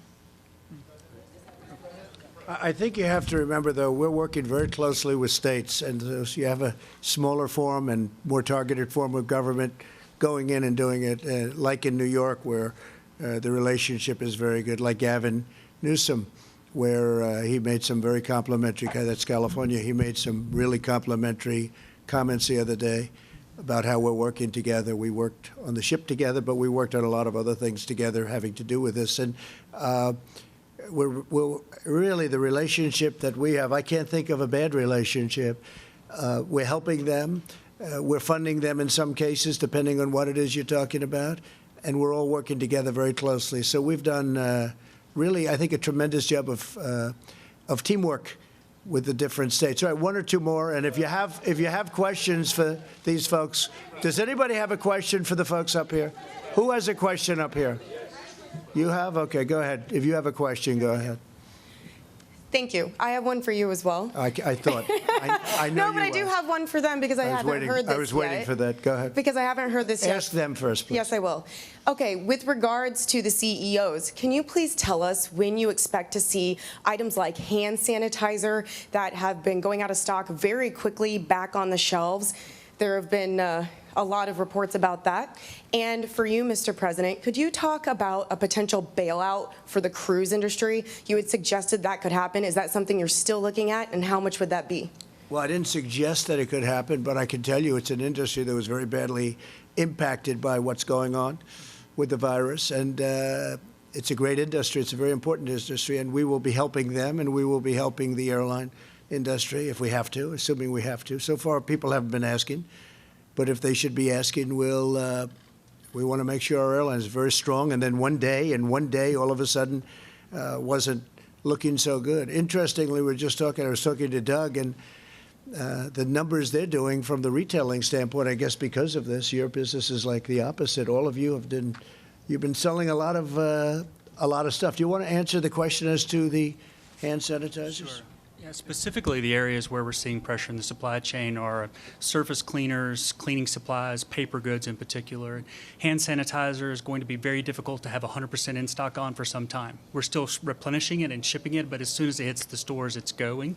The same thing's true for the categories I just mentioned. So all the retailers will be working hand in hand with the suppliers to bring that to the market as fast as we can. What is your advice, though, for Americans who are seeking those items? What is your advice? They're selling out online. They're selling out in the stores. I think this team has given you other examples of what people can do to fight back against this virus, and you should look at the entire list. Dr. Fauci. Please. Speak to that. It'd be good. I mean, obviously, it sounds very simplistic, but wash your hands as often as you possibly can. And I know you're not always in a position to be able to wash your hands, but wash them as much as you can. If you don't have the alcohol wipes, try and get them. If you can't get them, just try as best as possible to do it. I mean, you got to do the best you can. Alex, please. Well, no, just general preparedness. You know, you want to wash your hands. You want to keep distance from people. And if you're around someone sick, keep away from them. This is basic public health. Now, these guys are selling a lot of toilet paper. I don't know. There seems to, Tony, do you need to give some guidance that toilet paper is not an effective protection against getting the coronavirus? They're selling out. But soap and water, hot water, soap, 20 seconds. That's how you do it. Okay, one more. Go ahead. Go ahead. No, over here, behind you. Behind you.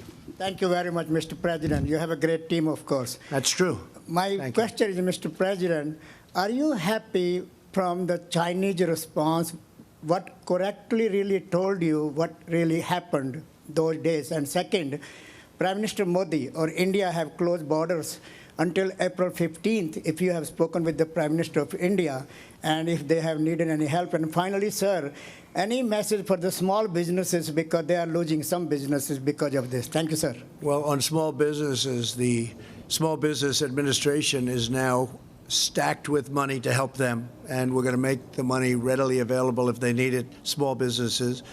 We had a great time in India.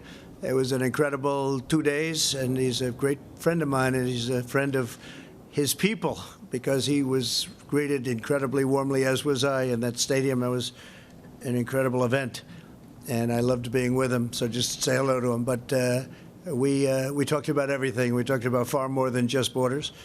And as far as President Xi, likewise, he's a friend of mine. I believe that we are dealing in good faith. We just worked, as you know, and as I just said, we just worked an incredible deal, big deal, one of the biggest deals ever made of any kind, big even by the standards of some of the people here, the deal with China. But I think that they want to get to the bottom of things also. We're working, our drug companies, our pharmaceutical companies are working very closely with China and with India, as you know, and with all over the world. And they're all over the world. These are magnificent companies that are very, very knowledgeable. And we're very lucky to have them because I think you're going to come up with, whether it's therapeutic or whether it's just help in getting better, and then ultimately a vaccine, which takes a little bit longer because of the test periods and a couple of other reasons. You're going to have it very quickly because of the great knowledge, and they'll have it very quickly. They've made a tremendous amount of progress. Thank you all very much. We appreciate it. Thank you. Thank you very much. Very famous in India.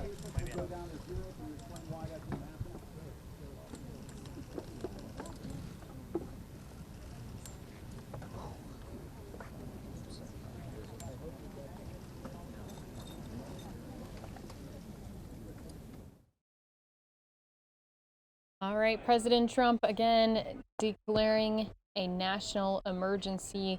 And if you do want to rewatch his whole speech, you can find it on News Now's YouTube page on Fox 10 Phoenix's video tab.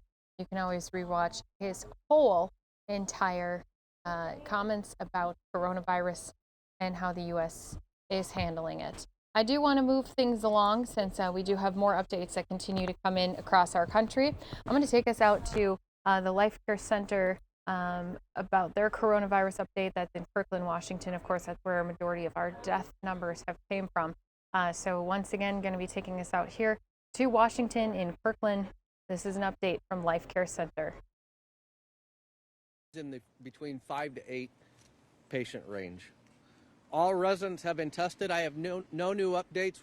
We have yet to receive pending test results, so that remains 26 positive, 12 negative, 5 pending, and 4 inconclusive, and that's within our facility. Is that today? Is that recent? Sorry. I'm sorry. Is that recent? Oh, I'm sorry. I didn't know. Yep. The total test results, including in hospitals, is 63 positives from our residents. On to employees.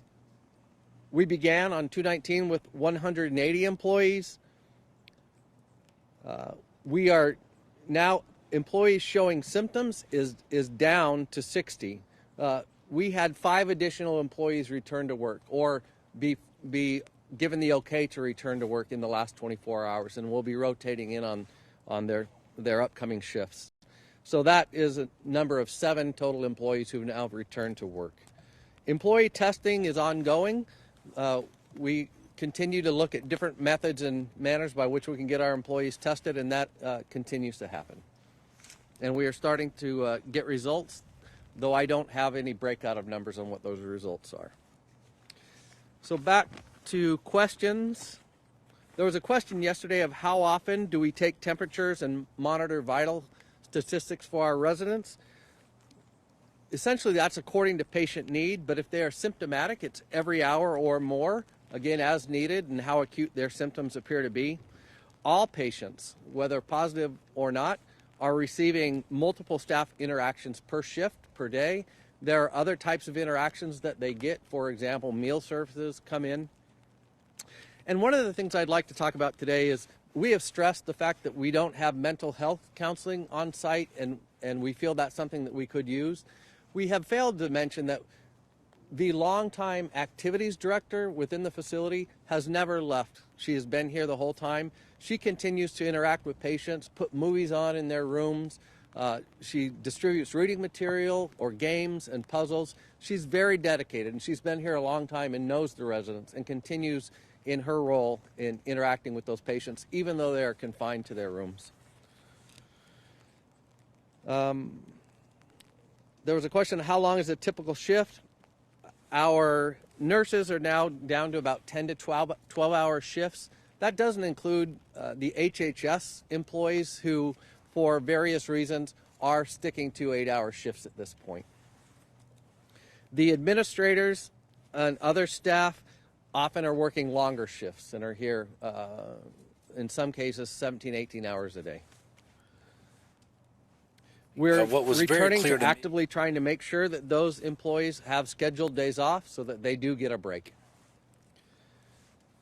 There was a question about the difference between standard precautions and COVID precautions. So, for example, we had declared that we'd had an influenza, a flu outbreak. We declared that on the 26th.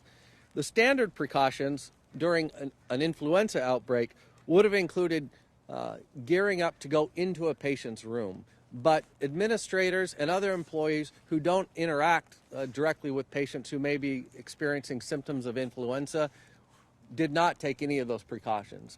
A change now is everybody within the facility is taking increased COVID precautions. So there'll be face masks on everybody, including working in the laundry or other situations like that. They're all taking a level of using PPEs, the personal protective equipment, no matter where they are at within the facility. And that's the primary difference at this point. And with that, I will open up to questions.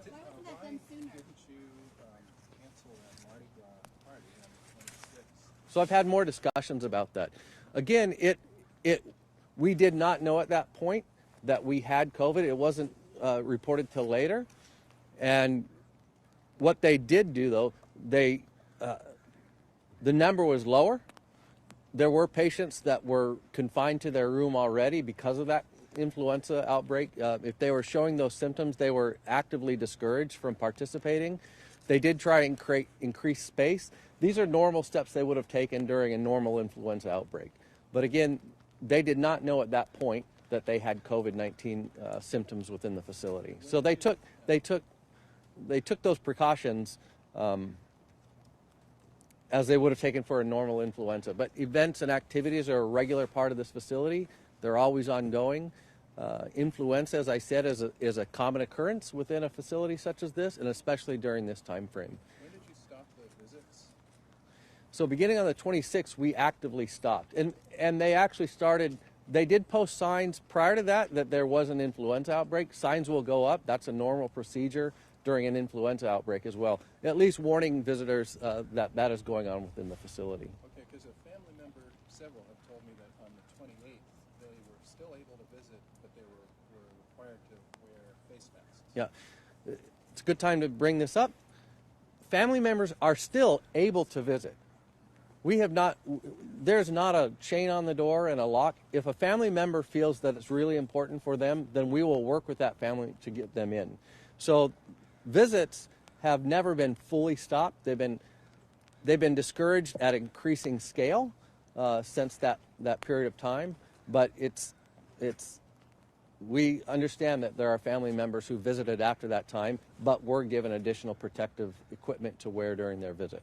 Is there a record of those members family members who come inside? They're keeping a log now for the state so you can report who's been in here. And there were many people in since the 29th. We've always had a log. That's become increasingly more important. I can't speak to exactly if we've increased the vigilance of that log, but it's not that many family members who have come in. So the number of visitors is much lower.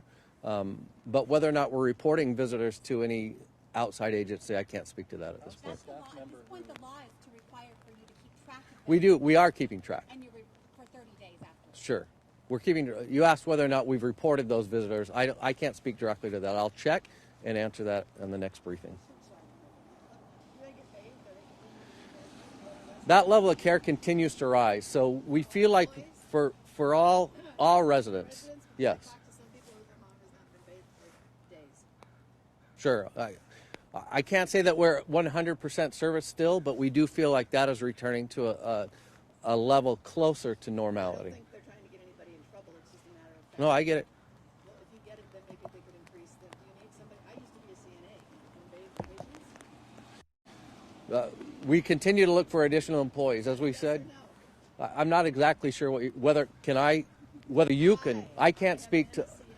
I can't speak. I'm sure we can get you to the right people who could answer that question. Sure. If my mom was in here, I'd be devastated. Great. Yeah, any help that we can get, we are looking for additional employees. Sure. All right, guys, we're going to move on into this live presser from Louisiana, from New Orleans, where they do have 33 presumptive positive cases. Ramp up our testing efforts. You've been seeing that consistently since we've had the ability to test, certainly within the state, and even before then when the CDC was testing. This morning we made an announcement really to clarify guidance for providers across the state that we believe that any individual in Louisiana who has symptoms consistent with COVID, having that fever and then a cough or shortness of breath, and who's flu negative should get a COVID-19 test. The flu test is important because, again, as you've heard us also say consistently, the flu, we're in the middle of flu season, and the flu is actually treatable. We have medications for that. The flu killed 1,500 to 1,600 people last year, so we don't want to forget that. We don't want to lose that from what we're doing right now. That being said, we know the vital part that New Orleans plays for the state, and we know that people from around the state come and visit this city. And since we do believe we have widespread community spread, we think it's vital as well that we're testing across the state to get out ahead of this. We do not want to be on the back foot. If I could add to that, I will tell you that we've been in constant communication with our local clinics, healthcare facilities. They are all working to get as much availability of commercial tests as exist locally. There is not a satisfactory supply of commercial tests anywhere in the country, and I think you heard the president and others talk about how that might increase in the next week, and we would all welcome that. But I know that all of our hospitals and many of our clinics are really trying to be creative in how they get access to commercially available testing. And Alex, do you want to speak, though, to the improvements there, the rapid response? Sure, and we can speak specifically to changes within the city of New Orleans. I mean, obviously, this is where the majority of cases are, as you heard Dr. Avegno announce earlier. And to meet the demands that the city's hospitals and healthcare providers have seen, we've started 3 to 4 times daily courier pickups of samples coming from New Orleans directly to our state lab, where people who are hospitalized are being tested.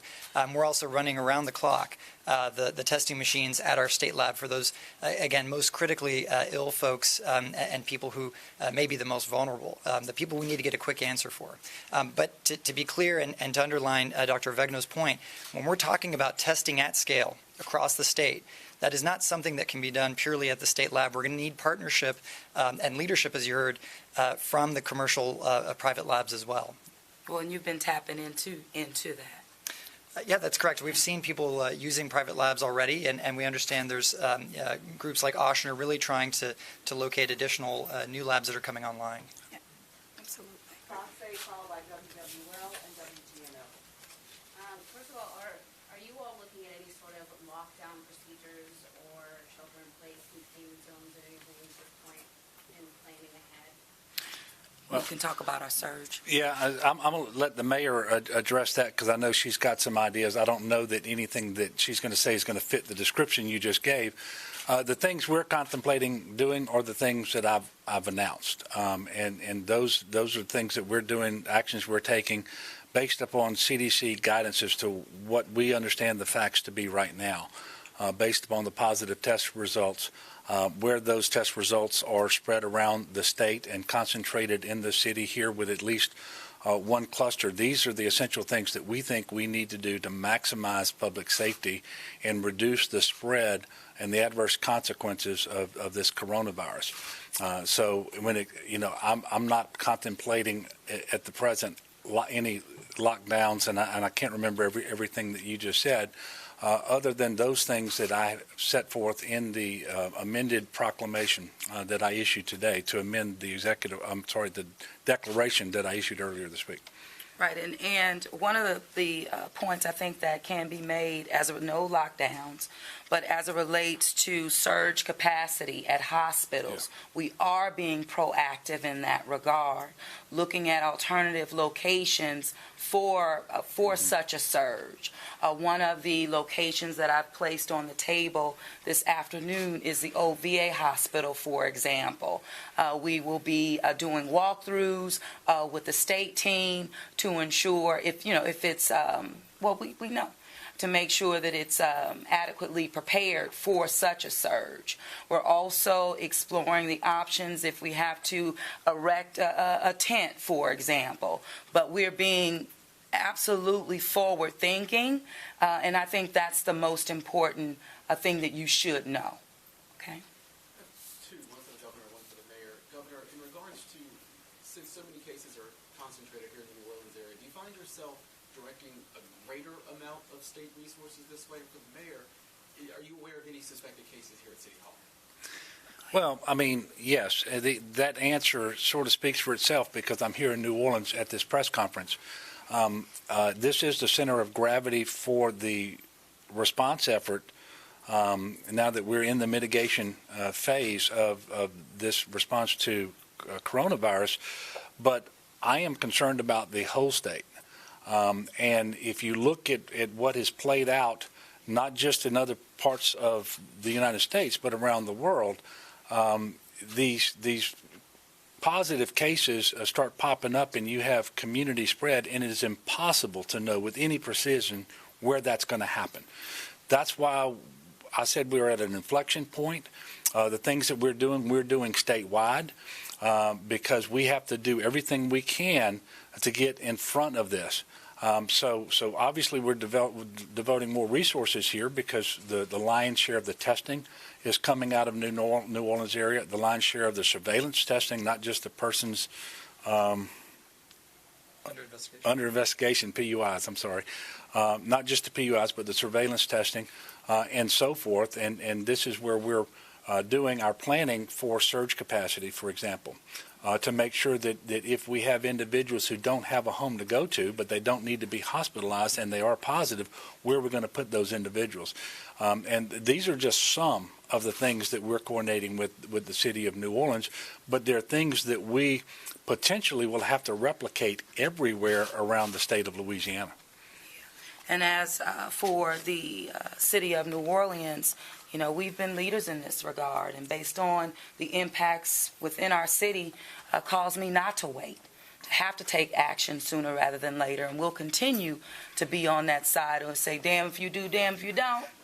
You can be rest assured I'm going to be on that damn if I do, because we're going to do, and we've demonstrated that.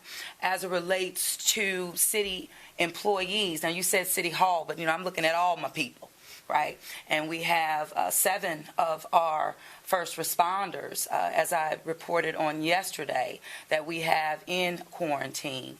I know that one also went to be tested on yesterday because the symptoms really did require that. I have not been given the results of that particular test, but our people do remain on quarantine, meaning those 7. Members, our employees who have reported that they are sick, not necessarily symptoms of COVID-19, they have been asked to stay home, and they're doing just that.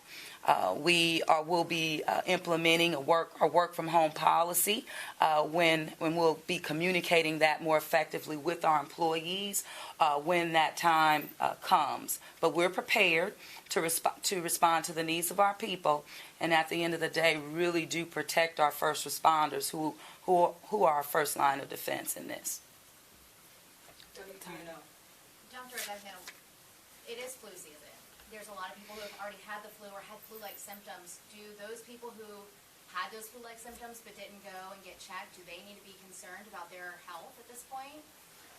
So I would say if you are asymptomatic right now, then you can take the usual precautions as you would for your health. You can and limit your contact with those who might be elderly or sick, but go about your daily business. At this time, there's no recommendation for testing for COVID-19 of anyone who's asymptomatic. What resources are being dedicated at the state and local level figuring this out, and how are they being allocated? That's a pretty broad question, to figuring this out. But no, but that is where we spend our time, and this is what we've been focused on, really, not just yesterday or today, but we convened our I don't know when it was, weeks ago. We got together with the Department of Health and different state agencies, set up a task force. We've had multiple UCG meetings now. We're in constant communication with local partners to try to figure out what their needs are and try to anticipate what their needs are going to be. And that's where we spend our time planning and allocating resources. I was very heartened today by the press conference that we just heard that it appears that if those things come to fruition, and I do want to manage expectations, not about whether we're going to have more robust testing available. The press conference was in Washington today. Those tests are not going to be available tonight. Okay? And so I need everybody to understand that it takes time to put these things into place. And in the meantime, we're going to continue doing things as best we can with the resources we have available, which is why, for example, Dr. Bu said that we are using our relatively low throughput state lab testing for those cases that are most critical that we know if they had COVID-19, because these are seriously ill patients who are actually in the hospital. If someone potentially has COVID-19 because they are symptomatic and they are flu negative, but they are going to be treated at home, you don't need to know 6 hours from now if they have it as much as you need to know 6 hours from now that those individuals who are in the hospital have it. So those are the types of things that we're doing, and it is time consuming.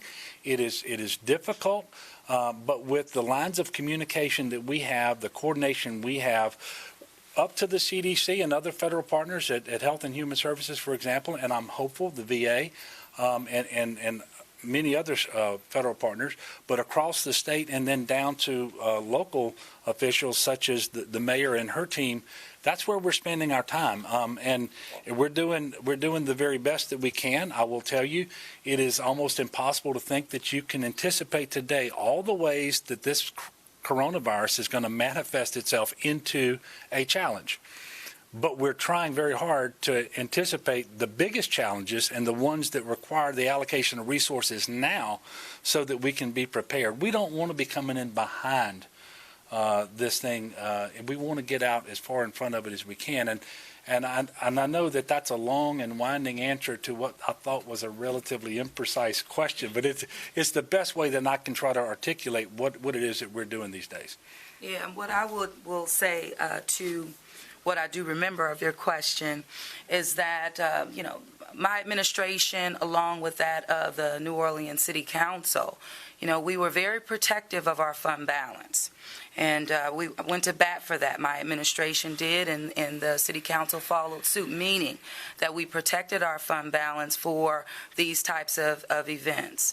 But the bottom line is, make no mistake about it, this is yet another threat to our budget and our bottom line to run city government. We've just coming out of the cyber attack. We've had lost revenues as it relates to Hard Rock. There are many things that we've had to deal with and address, which speaks to why I reached out at that federal level prior to the president's announcement this afternoon to ensure that, one, federal dollars would be unlocked to help us at the local level. And we're seeing that has now happened, meaning the declaration by the president, but it will take some time for those processes and those dollars and resources to flow, kind of like what the governor mentioned. But we know that we will have a negative impact to our 2020 budget and even the projections that are tied to that budget. Make no mistake about it. But we also know that our business owners and leaders throughout the city of New Orleans will be taking a great hit as well. So we're going to be leaning heavily on these federal resources, working collaboratively with our governor, the full state of Louisiana, to ensure that we're able to meet our people where they are consistently. So you all have asked people who are symptomatic to stay home from work, to go get tested. As you know, not everyone has insurance in this state and maybe doesn't have the savings to go, spend spend that at a hospital or even make rent if they have to take time off of work. So two questions here. First, what would you say to someone who's questioning whether they can afford to follow the directions and the requests that you're giving them? And number two, has this caused you to reflect on the adequacy of the social safety net in Louisiana and New Orleans? So to speak to the testing, it's been really gratifying to see that the leaders in trying to obtain the commercially available tests have been some of our federally qualified health centers. And these are health centers that agree to take everyone regardless of ability to pay. And so what they have communicated to me is that LabCorp, who is one of the major organizations providing commercial tests, is waiving the test fee through, I believe it's until April, or when they are expecting that CMS will provide guidance waiving the fee for everyone. That's something that's been talked about at a federal level. So I would encourage everyone, regardless of insurance status, because certainly we are in a lot better place than other states because we have Medicaid expansion, and that provides access for many, many more people. But even those who do not have that, we encourage them to call their healthcare provider, call one of the clinics, or find a clinic and see if testing is appropriate for them, and then not to let price be a barrier. Right, and as it relates to Governor? Yeah, well, I did want to follow up because some of the things that came out in the president's press conference today about expanded testing and this website that Google's going to put up, where as soon as that is ready, people are going to be able to go and type in their symptoms and their questions, and they're going to be given guidance about whether they need a test, and if so, how they can have that test administered. We're some days, or I don't know what time period we are before that kicks in, but obviously that will be very helpful. In the meantime, I would point out that we have 460,000 poor people with health insurance today who didn't have it. And they've had access to primary care and preventative care, and so they actually have a physician with whom they have a relationship. And so we still have people who don't have that relationship with a provider, with a doctor, primary care doctor, and we still have some people who are uninsured, but we have the lowest percentage of people uninsured in our state's history. So that is very helpful as we try to get through this particular process. But we are doing everything we can to make sure that inability to pay is not a barrier to a test for someone who needs to have a test, as has been stated here today by Dr. Bu and Dr. Bagnode. And as it relates to, you mentioned just social needs and that sort of thing, that's one of the reasons why within our administration and city we have organized committees as it relates to stakeholders, because that's the most important thing, to strengthen the lines of communication throughout those various sectors so that we can collectively understand the resources that we have available and begin to exchange and share those resources in a more collaborative manner. It speaks to the Committee on Nonprofits, for example. So we're working with GNOF, activating that disaster fund, working with United Way. You begin to clearly have a better sense of your nonprofit community and therefore the resources that could be extended to your population of people, meaning your residents. In addition to that, it speaks to our ability in terms of housing, having the housing in terms of committee, because one, we are collectively working with, our landlords as well. HANO, the Housing Authority of New Orleans, for example. We have our residents who are, on section. We're really thinking through the vulnerabilities that our population, our residents, will have to deal with, and coming up with strategies, again, to meet them where they are. But through that organizing, that's going to lend itself very well for us to do the outreach that's going to be necessary. And is there any thought on the local or the state level of trying to do something to suspend, for a time, evictions in the state to keep the people in their homes? Well, through my housing committee that has been coordinated, that is something that is on our plate that we are working on right now. I don't have the specific details for you now, but just know that those are conversations that are happening today, started happening on yesterday, and we'll continue to move through them. But working with all of our housing partners, it also speaks to our homeless population as well. We've worked with, for example, one of our partners, Hotel Hope, that has turned over Hotel Hope to the city to therefore in terms of placement of our people. So we're working again in coordination with our stakeholders across the city, but it does start with one being organized. And so we've organized over 13 committees for this purpose on many different layers and levels. I was just curious when we were talking about the expansion of benefits specifically for the state. What about SNAP for those who might need it? Yeah, so we are looking at, and by the way, we're trying to determine exactly what the declaration of emergency was today and how that relates to this particular issue around emergency SNAP, or we would typically call it DSNAP, disaster SNAP, and I think that would apply here. And so we're going to take full advantage of everything that's made available to us by virtue of that declaration today and the specific measures that they talked about.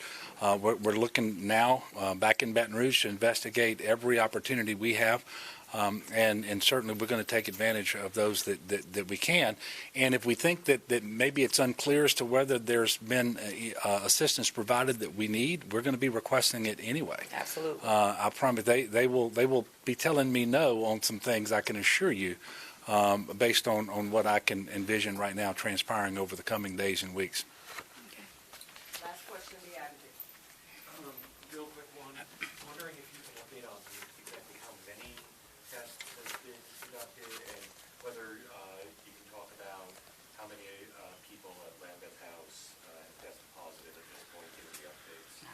Well, I'll start, and then Dr. B will come up. We have nine positive, presumed positive cases at Lambeth House. That is the one cluster that we have that we know of in Louisiana. It's here in Orleans Parish. And as the Surgeon General mentioned yesterday morning when he was in Baton Rouge, the testing that we have been able to do is comprised of both surveillance testing and for persons under investigation. And the persons under investigation are being tested at the public lab in Baton Rouge, and in accordance with the CDC's criteria that has been set forth. And the commercial testing that is just now becoming available is going to be used by other individuals who are not currently hospitalized and won't need to be hospitalized if they're positive, because it may take up to 4 days to get that result back, whereas with our limited testing in Baton Rouge, we're able to get that result in about 8 hours, 10 hours, something like that. And so it's essential that we know that those individuals who are already in the hospital, who are seriously ill from this infection, whether they are positive or not.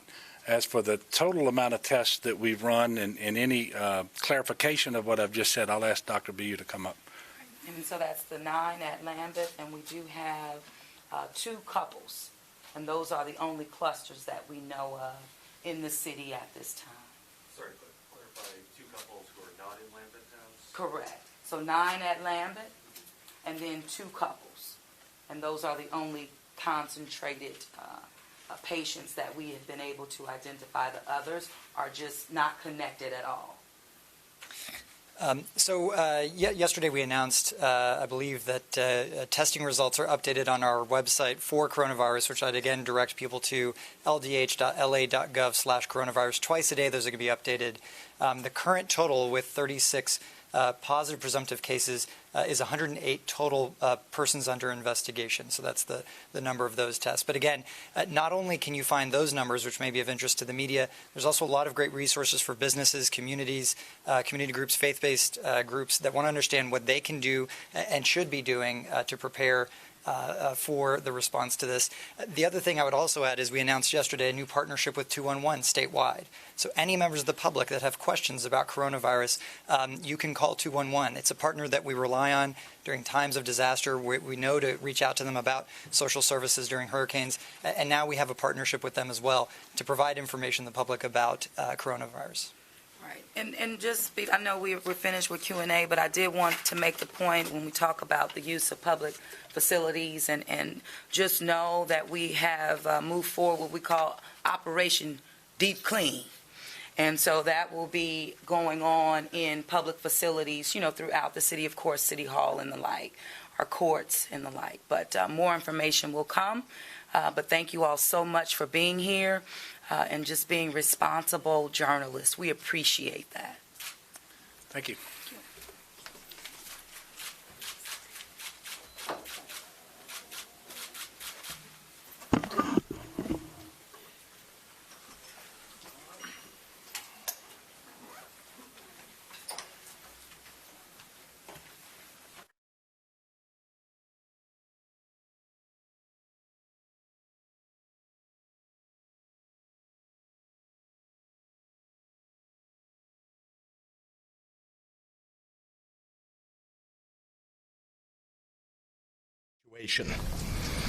Here in Illinois, we are doing everything that we can to keep transmission rates as low as possible, to flatten the curve for our healthcare workers and our first responders, for our most vulnerable populations and our older citizens. And we're working with other states and with federal officials to ensure that our national mindset reflects those same priorities. It's with that in mind that I have determined that we will close all K-12 schools, public and private, statewide, starting Tuesday, March 17th through March 30th. This is the timeline that we are laying out today. Let me be clear, I understand the gravity of this action and what it means for every community in our state, as well as the families and caretakers of the 2 million students that gather in large groups every day in school classrooms and assemblies. None of the choices that we have to make over the last week, or have had to make over the last week, have been easy or simple. All of these choices have cascading effects for citizens and vulnerable populations when it comes to food access and safety, childcare, and social services. It's my job to weigh the benefits and risks of any one particular course of action and to come to the best possible conclusion. This is the right thing to do, to protect our students and their teachers and school workers and parents. The Illinois State Board of Education will be fully staffed over the coming weekend and during the closure period to help district administrators work through individualized issues and challenges in each community.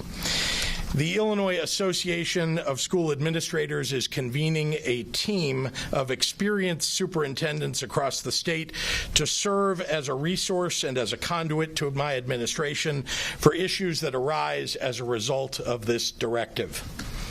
I want to thank the superintendents, the ones that are standing with me today and all across the state. Dr. Courtney Orzel of Lamont Brombarrack School District 113A standing with me. Dr. Kimako Patterson of Prairie Hills School District 144. Dr. Brian Harris of Barrington District 220, and Dr. Mike Lubelfeld, North Shore School District 112, and superintendents across the state for their courageous leadership during these difficult times. Our State Superintendent, Dr. Carmen Ayala, is here today to talk more about this decision and our plans to remove certain state mandates during this period in order to offer more flexibility. Let me be clear. No school district will see their state funding cut as a result of this public health crisis. I want to address the first consequence that will come to mind for so many: food access. Our State Board of Education has received the necessary waivers to continue to distribute 2 meals a day to children who qualify for free and reduced lunch through a combination of delivery and parent pickup meal options. ISB is working with local school districts across the state to develop guidelines on how to best distribute meals across the community in a safe and healthy manner. We're also working directly with the 8 major food banks across the state, as well as food manufacturers, to ramp up capacity to serve our most vulnerable children. I know a lot of people are wondering, why schools, when we know that children seem to be less susceptible to COVID-19 than other populations? But this is a critical part of our larger social distancing efforts. In addition to kids with immunocompromised conditions, we have teachers and administrators, parents, and the larger population to consider. I'm speaking in the very literal sense when I say that having the general public stay home 1 day at a time will have a massive effect on bending this curve, and that means lives saved. We have seen positive results in countries that took aggressive action, and we have seen the tragic outcomes in countries that did not. There are things that you can do to assist your neighbors and your friends and your family. The people of Illinois are a creative and generous and caring people, and I'm asking everyone to help in these challenging circumstances. So please, this weekend, if you can, stay home. If you are able to telework, do so. If you don't have to travel, don't. This isn't forever. This is a sacrifice in the short term to help our hospitals, our healthcare workers, our testing laboratories, and our vulnerable and elderly residents. We all have a duty to each of them. Everyone will make a sacrifice, but of course these sacrifices run deeper for some residents more than others. I'm working to do everything I can to help our working families during this unprecedented national crisis. Already, we've filed emergency rules granting workers who are unemployed due to COVID-19 access to unemployment benefits. I'm reaching out to the heads of all utility companies around the state to maintain services to all Illinoisans, regardless of their ability to pay. Additionally, in collaboration with Attorney General Kwame Raoul, I have requested the Illinois Commerce Commission initiate an emergency proceeding on a moratorium on shutoffs and changes to payment and collection policies to ensure that Illinoisans aren't saddled with debt if they're unable to pay their bills during this crisis. I'm continuing to press the federal government to massively scale up our testing capacity as a nation. Here in Illinois, our Department of Public Health and our hospital partners have developed a robust testing capability and are ramping up to sufficiently test weekly to accurately surveil our state population. But we need the federal government to step up and provide the necessary support for that effort. On that note, I want to be very clear. Not everyone is going to need a test. We have to prioritize those who are sick enough for the hospital and our elderly residents and individuals who are otherwise immunocompromised. We will all be better off if our healthcare workers have first access to those tests and to all personal protective equipment. Please leave the masks for those who need them. It'll protect you more in the long run. I know this is hard. I know people are scared, but most have never dealt with anything like this before, and it's easy to let rumors take hold and let fear drive us. I will continue to be fully honest and transparent with you. Every action that we take to control the spread of the virus and prevent our medical infrastructure from dealing with too many cases at once is an action that impacts and disrupts lives. and all of the evidence that medical experts have provided us is that even 24 hours can make a difference when it comes to the timing of these decisions. I will not have us look back after we are through the immediate challenges and say that we didn't take action soon enough. I will leave nothing on the table when it comes to protecting our communities. We've seen what happens in places that didn't move quickly enough. I ask all of you not to hesitate to do the right thing for your family, your friends, and your community. One small step at a time. We will get through this together. Thank you, and now I'd like to introduce our State Superintendent, Dr. Carmen Ayala.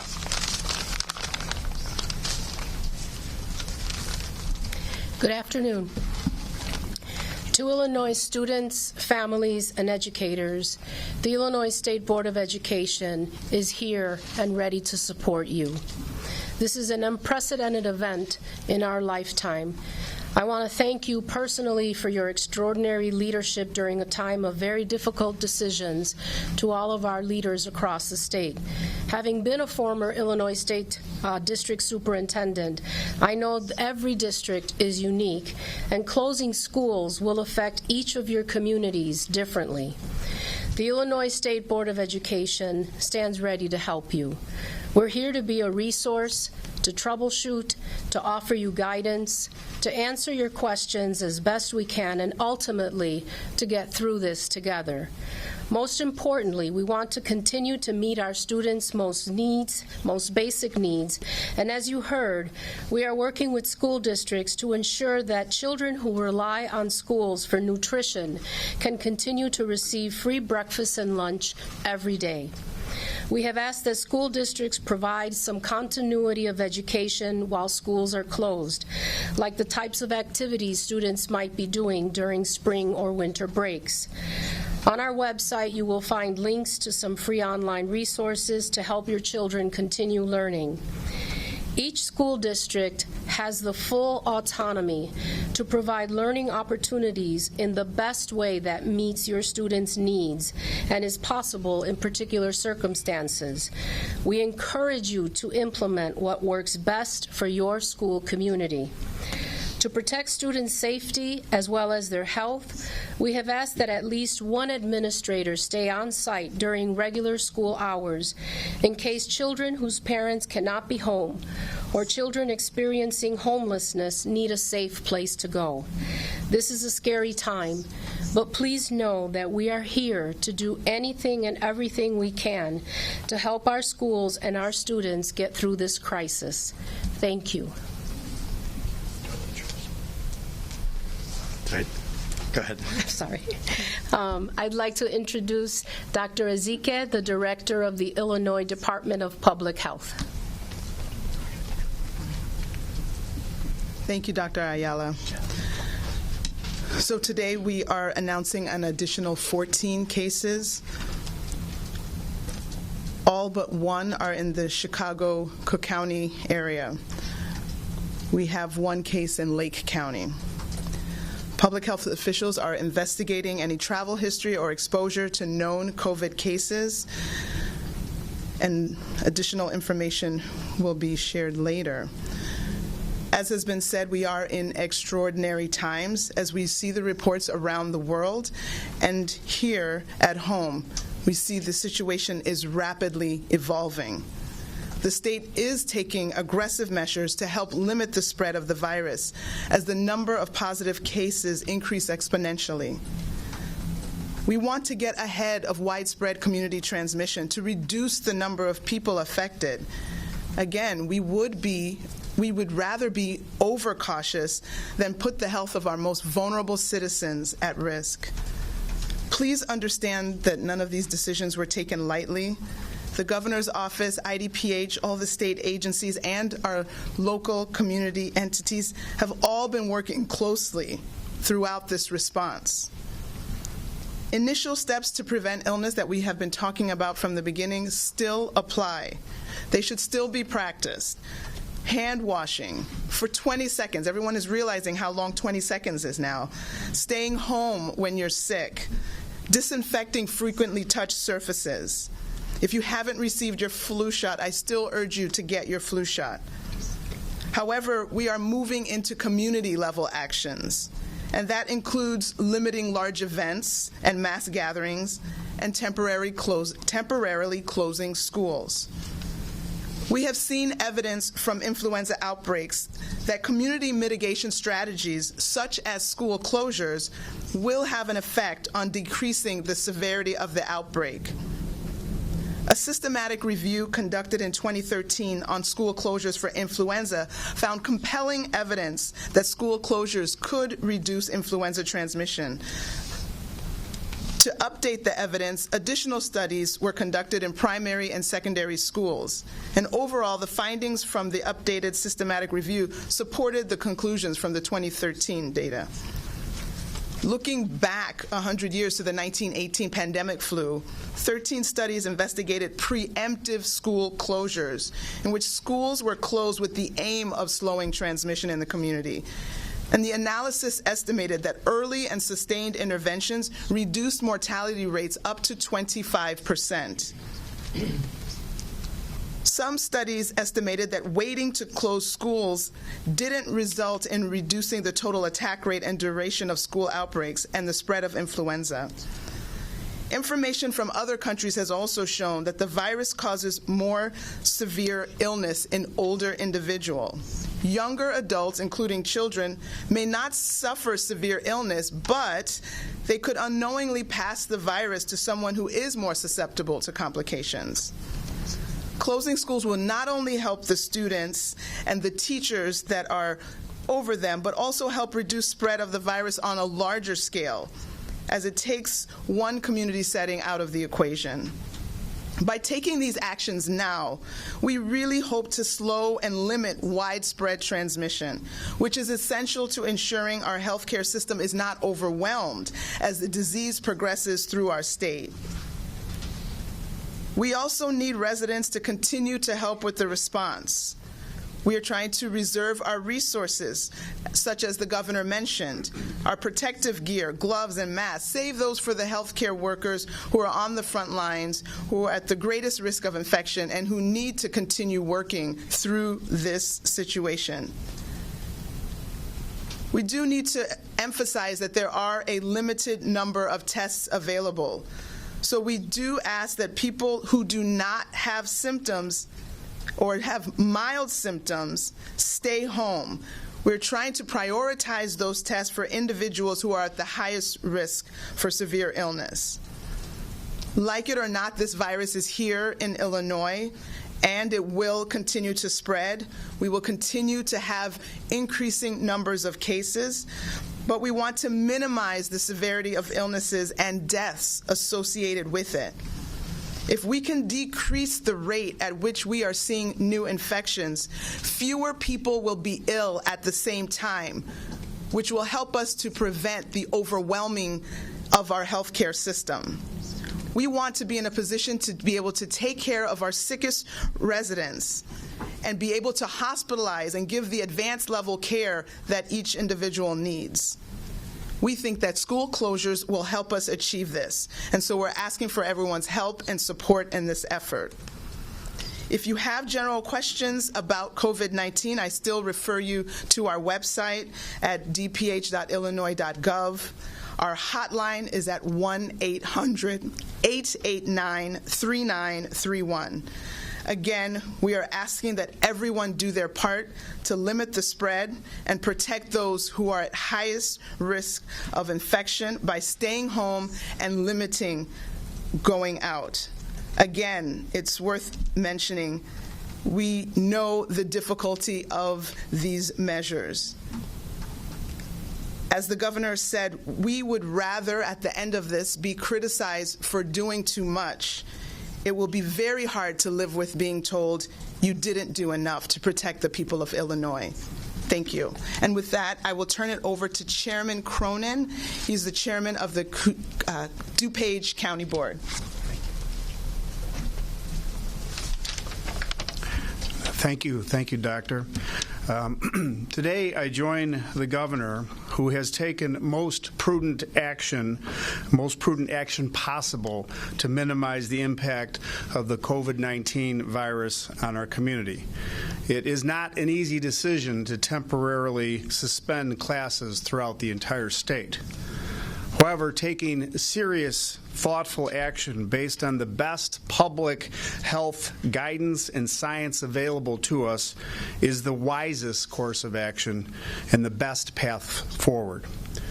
We must recognize, and I'd like to recognize the DuPage Public Health Department, healthcare partners across the county and the suburban areas, and hospitals whose efforts have been exceptional.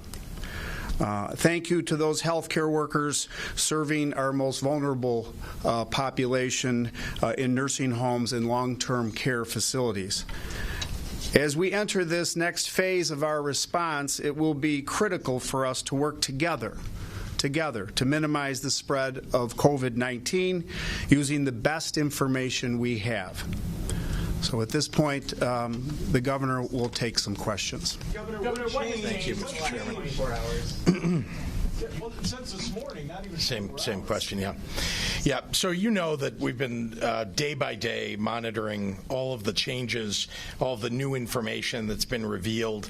There's a kind of a wave and a weight of evidence, I guess, that we're weighing every day about all of these issues, whether to limit the number of people who gather, whether we ought to set it at 100 people, or as happened in Rockford, 25 people, 250 people, or 1,000, whether to allow schools to meet and to set guidelines on whether schools should have meetings but not assemblies.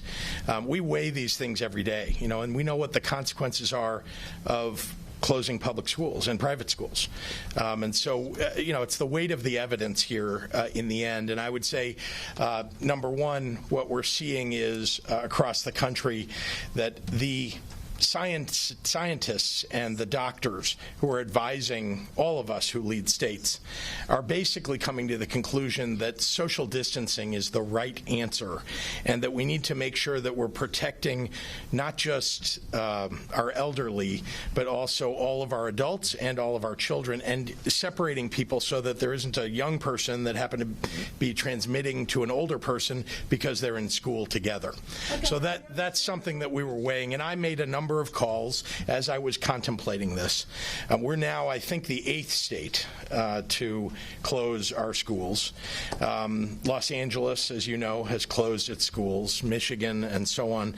And I looked at all of that. I made calls to some of the governors who've made those decisions to listen to what evidence they're looking at. And I came to the conclusion in the end, in consultation with superintendents, in consultation with the mayor, in consultation with others across the state, that this is the right answer. Let me add one more thing. Hundreds of thousands of students are already out of school because their school districts chose to close.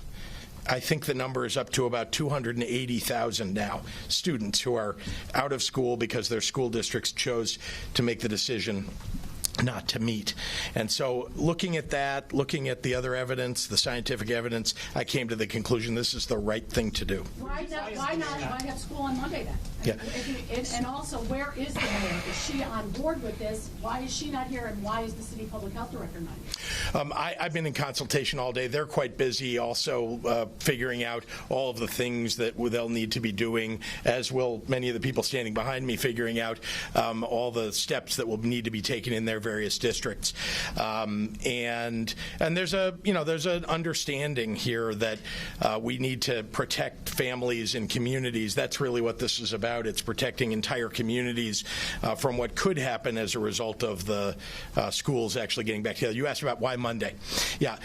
We wanted to make sure, when you make this decision, you don't make it lightly. And one of the things that school districts are concerned about is if you're sending kids home, will they have lesson plans? Will they they have e-learning. Some schools have e-learning. Some kids have available to them internet. Others don't.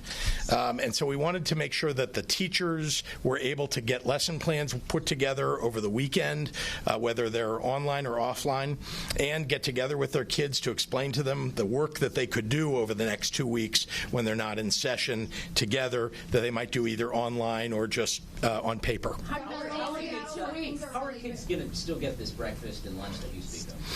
So we've been working very hard on that, and as you know, Chicago Public Schools, for example, in the fall, as a result of the strike over a couple of weeks, they were delivering meals to neighborhoods. That's one example. We will be working very hard to deliver meals to neighborhoods, particularly to the kids, either directly at their homes or in locations where they can pick it up. We've been working on that. We'll be working on that all weekend and all through Monday until kids are out of school. It's very important to me. This is one of the big considerations, frankly, when you talk about closing schools, not just about Chicago. This is true all across our state. I mean, we have a very large population of kids who are on the free lunch program or reduced rate lunch program. So we want to, these are kids who sometimes don't get another meal in the day.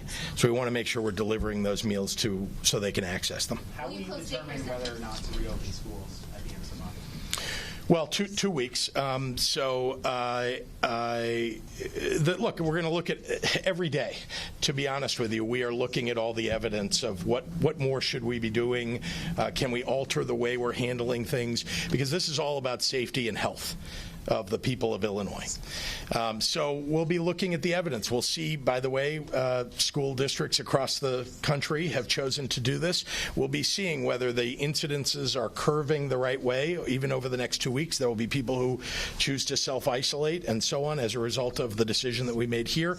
And we'll make another decision, like we have every day. Every day, I hate to say in this situation, this very challenging situation, every day is a new day. I was going to say we wake up to something new, but honestly, we're working all night long. And the truth is that we get new information every day because there's so much we don't know. And so we'll be making this decision, frankly, every day through the 2 weeks. If we could go back into school earlier, we'll choose to do that. But as we approach the end of this 2-week period, we'll make a decision. But I think that 2 weeks is the right time. Sorry, I just wanted to be clear. Yes. Was it your impression after talking with Mayor Lightfoot that she was on board with this completely, or what? Yeah, I think, look, these are hard decisions to make, and it isn't like, you call somebody up, any of the people behind me. It's not like, you wake up and think, today, this is the day we're going to do it. You're always weighing these things, and again, it's a 60-40, 70-30 kind of decision. There's always some downside to making a decision, but there are tough decisions to be made, and as you know, the mayor is not immune to making tough decisions. Neither am I. And so we work collaboratively. We talked, at least several times, maybe half a dozen times during the course of the day, starting early this morning. Just parents are prepared, though, in Seattle, where obviously the situation is much worse than here. They have closed schools through the end of April. Yeah. Should parents, you said you want to be transparent, should parents be prepared that schools here could stay closed into April if the cases continue to climb, even if it's not the huge boom you're trying to prevent? If we're still seeing cases, should parents be prepared for something like that? Look, this is unprecedented, so it's very difficult to give guidance about something in the future that you're asking about. I don't think that I would tell parents to prepare unnecessarily for a very lengthy time period out of school. On the other hand, I would say to parents, they should be monitoring this every day. They should go to the IDPH website. They should be listening in on these broadcasts. They should be listening mostly to our healthcare professionals, and we'll be making decisions as we go, but as of now, we think this is the right period of time. Judicial have to pay all their staff. I'm sorry, I'm heading. Yeah. Pay all their staff, including hourly staff, bus drivers, cafeteria workers, things like that during this time off. What about daycare centers? Maybe I could turn it over to Carmen. Sorry, Dr. Ayala, would you mind answering that question about school districts? I think it'll be different in different places. Specifically for school districts, these days would be classified as Act of God days. And so attendance really isn't impacted. It's like a normal working day. And so the preliminary information that we're looking at is that school personnel would continue to be paid during the Act of God days and the emergency days. Was there a specific piece of evidence? I know you said that this is evolving, but yesterday both you and the mayor, even this morning, they were very adamant about the schools not closing. We're not there yet. And is there a specific piece of evidence that you heard to make you make this decision? Well, I said to you yesterday that I said, I was asked, are you going to close schools? And I said no, but this is a day-to-day consideration. And yes, it's true that after that press conference, as I began to look at more evidence that was coming in over the course of the evening and overnight and this morning, and contemplating as well, having made the decisions that we made already about limiting gatherings, I started to think about the kids who will go to school and who may in fact end up going home and bringing it home to their parents or grandparents. And I really came to the conclusion that we're telling adults essentially don't gather in large groups, but we're telling kids that you can bump up against each other in a hallway even if you might not have an assembly. And so that was one of the considerations. I also was reading a lot of the new information coming out of Italy, and I'm very concerned. I'm very concerned about flattening this curve. And I think this is the right thing to do. We're all focused on getting past this situation, this circumstance. And I think this is a short-term measure that will help us also alleviate the burden on our healthcare workers and our hospitals, because we're going to see more cases. You just heard Dr. Ezike say there were 14 new cases today, and I think you're going to see it in a press release if you haven't already, those cases. But remember that just a few days ago we had 4 and then 8, 6, 14. I mean, we're now in the 40s of cases. And as you look at other countries and you look at other states in the United States and the curve that they're on, we need to do a lot more. And so I just came to the conclusion, the weight of all that evidence, we need to flatten the curve more. Do you have a short, concise message for the people who are still saying this is overblown, everyone's overreacting? I know that there are communities across the state where there is no one that has COVID-19. Your community is not immune. We have seen this across the world. This came to the United States later than it did to other places.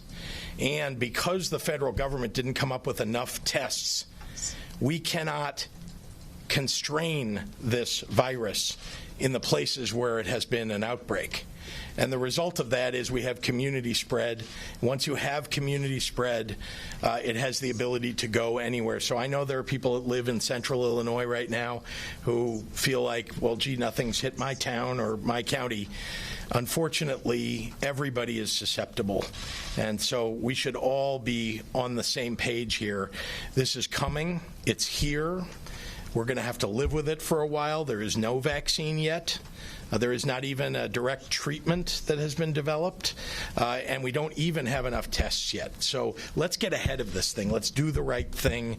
This is the right thing today. Daycare centers and any new consideration for mass transit. Yep, thank you. There's no new consideration right now around mass transit, but I will tell you about daycare centers that, number one, we're working on expanding child care availability. We're also giving guidance to those child care facilities. Again, those are very small groups typically in child care centers, but we are giving guidance, and we're importantly trying to expand unemployment benefits for people who say, listen, I need to be home with my child. And so we're working hard at the federal government level. You know that there's a piece of legislation that's working its way through this afternoon. Hopefully it may have passed while we're standing here, but hopefully by the end of the evening it will. That will help us with our unemployment benefit challenge so that we can offer that to everybody. We are going to offer benefits, but the federal government has a bill that will expand those benefits and open up health care for a lot of people who might otherwise not get it. Thank you. This gentleman right here. When do you know? Can you get an update on the conditions of the people with the confirmed cases or any vacation? Sure. Yep. I think as the numbers increase, we're focusing on the population as a whole. I still will say that the people who we have been talking about and the ones that we've added today we have the one that we've talked about who has been in critical condition. There's no change. I think we're going to probably get away from getting into individual as the numbers grow, but it's affecting all ages. Most of the people are going to fare well. There's a higher risk for those who are older and that have pre-existing medical conditions, and those are the people that we are really going to be focusing on them not getting the infection in the first place. So that's why all of these strategies are necessary. Thank you. Can I just, this gentleman, I'm sorry, asked me to answer. Yes, sure, right there. Illinois getting more tests. Yeah. You were talking about not enough tests.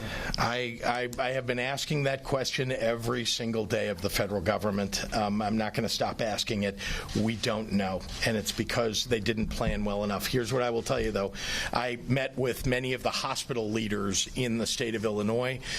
Many of those hospitals or research centers are developing or have already developed their own test, and they are going through rapid FDA approval processes that now the federal government is allowing. So we will be able to expand the tests. They're homegrown, meaning that we made them here in Illinois, but these are some of the greatest medical institutions in the country, and they've developed tests that work, and so we'll have at least more that are available, but still not enough. The federal government needs to step up.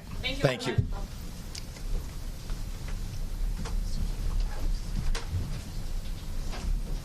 All right, everybody, good afternoon or evening, depending on where you're watching Fox News Now from. We're going to head on over to New York City, where they are holding their daily coronavirus update. The N95s. And now some actual good news in this world. In stock right now, 16 million surgical masks in the New York City supply. And in the next 2 weeks, and we actually believe this is happening, that this is coming specifically, 25 million more masks will be arriving. There was misinformation today, and we'll shoot down misinformation whenever we see it, that the NYPD was somehow being deprived of masks. We would never allow that. Spoke with Commissioner Shea this morning. Anything the NYPD needs, they will get. That is self-evident. That's always been the case. Delivery today to the NYPD of 250,000 masks, and that supply will be augmented anytime the commissioner says. I know the commissioner spoke with the health commissioner, spoke with the emergency management commissioner. Everyone is coordinated. And the same will go for other agencies. What they need, they will get. Other supplies, though, so I gave you some relative good news. This is not good news, which is the other supplies we need that we are not getting a clear answer for from the federal government. So right now, again, because the private market is not consistently producing supplies, given what's going on, we are consistently asking the federal government to step in, ensure more production, using its emergency powers to ensure that any private company creating these medically crucial supplies goes to maximum production 24/7, rationing out the supplies to where they're needed around the country. We're not seeing any of this yet, honestly. And these are things that the United States has done in crises for decades, so it's absolutely perplexing why we're not getting a clear answer on this. We have requested 800,000 face shields, 95,000 surgical gowns, 600,000 pairs of surgical gloves, and we are waiting for answers on all that. And we'll do our best to push the federal government to move on all of those. Finally, a very important topic, evictions. This has come up a lot in the last few days, rightfully. We know what's happening out there. A lot of people are losing their livelihoods. They're not going to be able to pay the rent. The help that would be there for people is not yet where it needs to be, so a lot of folks are really in a tough situation. The city's already had said over the last few days we would suspend all evictions in NYCHA and in any of the affordable housing we control. We got good news just a short while ago that the court system, the state court system, has confirmed that they will suspend eviction actions through the courts.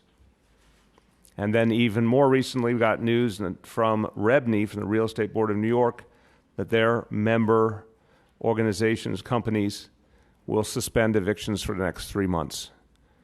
So I want to applaud the court system. I want to applaud REBNY. These are very important actions.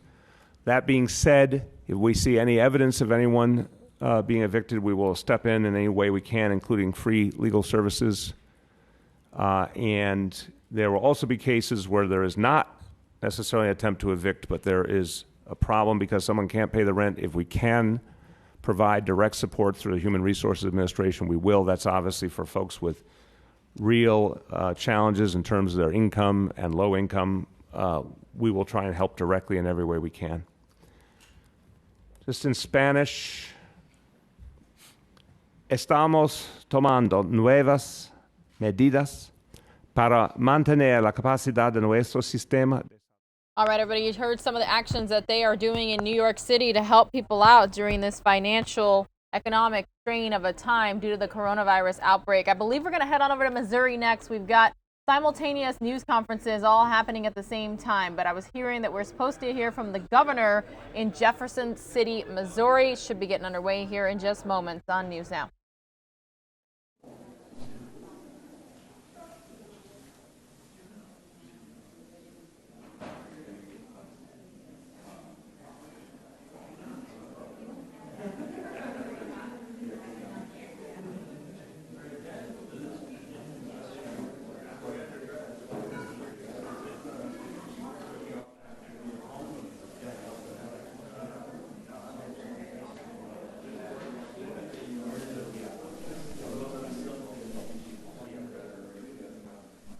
All right, everybody, while we're waiting here for this news conference to get underway in Jefferson City, Missouri with the governor, I would like to update you on the latest numbers. I know we're 4 minutes away from the top of the hour, but again, your News Now host, Pilar Arias, is here with you this Friday afternoon into the evening. So the Johns Hopkins University website that we've been so reliant on, dependent on, so to speak, for the numbers, it's been having some technical difficulties, and then when it is working, the numbers aren't matching up with the CDC. And the reason we hadn't been using the CDC on a day-to-day basis was because the CDC only updates the numbers once a day. Johns Hopkins University was updating the numbers every 30 minutes. So the latest from the CDC from this morning, Friday the 13th of March 2020, they are reporting 1,629 coronavirus cases in the U.S., 41 total deaths. This is a nationwide issue at this point. 46 states and D.C., so technically 47 jurisdictions are reporting being impacted by the coronavirus, also known as COVID-19, in some way, shape, or form. I'll probably pop in here in the next few minutes to repeat that for the top of the hour, but again, we are waiting for the Missouri governor to come out here. While we're waiting, let's return to New York City. Hopefully they're back in English for us. The impact on the families and the ability of the public health workforce and first responders to get to work. I am absolutely convinced, and this is something I'll say out loud, and if it turns out to be a different scenario and it changes, I'll tell you that too. But I think there is an illusion out there that you can shut down schools temporarily in the midst of a growing crisis. I think the sober, honest reality is if you shut down, you have to be ready for the possibility that that's it for the school year. That might be it for the calendar year. So I'm being real about the fact that I think it is a very high bar to shut down. But of course, if conditions change and information changes, our internal deliberations change, I reserve that right at any moment to go in a different direction if that's what I think is in the best interest of the city. Rich. So I was going to ask the same question, but I'll ask a little bit differently here. How much pressure are you feeling from various angles to close those schools? I mean, what are you hearing? Yeah, it's an excellent question, Rich. I got to tell you, and it's probably something that might be unusual to hear, so I'm going to try my damnedest to articulate it. So in a crisis, it's not business as usual, and the question of pressure almost fades away. I have a very clear understanding of crisis. Whether it's things we went through in this city, obviously Ebola was a very powerful education for me and a really troubling moment for this city. I'm really glad it's not back. The issues we faced with terrorism. But, you know, I remind people I spent 4 years in this building as a staffer in a time in our city's history it was almost perennial crisis. The AIDS crisis, the crack epidemic, riots. I'm just being very personal, but trying to help people understand how I'm making decisions. I have experienced so much in the way of crisis that the concept does not scare me. It doesn't faze me. It is part of human life, whether we like it or not. So in a funny way, I find like my whole system cools down in the middle of this because we're getting a ludicrous amount of incoming. I mean, the amount of information we're taking in, we're all talking constantly. We're getting new information. We're trying to assess it. We're making constant decisions. An ever-changing world. You have to stay cool. If you start to panic, you're never going to be able to serve anyone. So, and I think my colleagues are doing the same thing. I give them a lot of credit. Everyone, you would be impressed by these internal conversations. Once in a while they get heated, but generally not. People are all saying we better keep it together for the sake of 8.6 million people. So, yeah, I'm not surprised. There's politics out there. There's people with constituencies. Of course, I'm never surprised when I see a bunch of people stake out their position, but they're not me. They don't have to make a decision for 8.6 million people. It's really easy to talk. And I don't mean that derogatorily. It's just reality. This is crunch time. Every decision matters. So, Rich, I'm aware, I'm listening. And by the way, having said all that, that doesn't mean you don't listen. It doesn't mean you shut yourself off. You actually have to listen at the same time while not getting overwhelmed by the noise, if you will, or critique. Critique is going to come with the territory. You got to stay cool. You got to listen. You got to consider alternative views. You got to constantly keep in mind the notion that you should critique your own assessment, critique your own assumptions. And people here have been doing a lot of that in a good, healthy way. But this is not a popularity contest. This is war. You know, I really feel like that. It's not literally a war, but the prism that I'm looking at this through is war. This is the kind of decision-making that you have to make, you have to approach in a way that has nothing to do with everyday normal. And you have to do what you think is right for everyone, and it doesn't matter if it's popular or not. You have to do what you think is right. Back there? I was wondering if you've spoken with the governor at all about potentially reopening the healthcare enrollment for people that are uninsured or underinsured? I have not, but I'm happy to. We want to do everything we can to support healthcare for people. So we'll do that and have a follow-up. All right, everyone, the Missouri governor is out. Let's listen in. For coming today and how important this day will be. As you're well aware, concerns over the COVID-19 continue to grow across the state and the nation. And as governor, I have no greater responsibility than to keep all Missourians healthy and safe.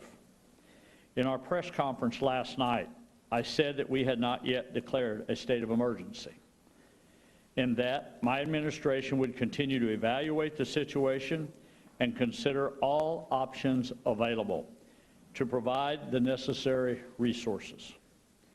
After further consideration, following last night's press conference, we have decided that declaring a state of emergency is the next appropriate step to protect public health. So today, March the 13th, at 4:30 p.m., I signed Executive Order 20-02 declaring a state of emergency for Missouri.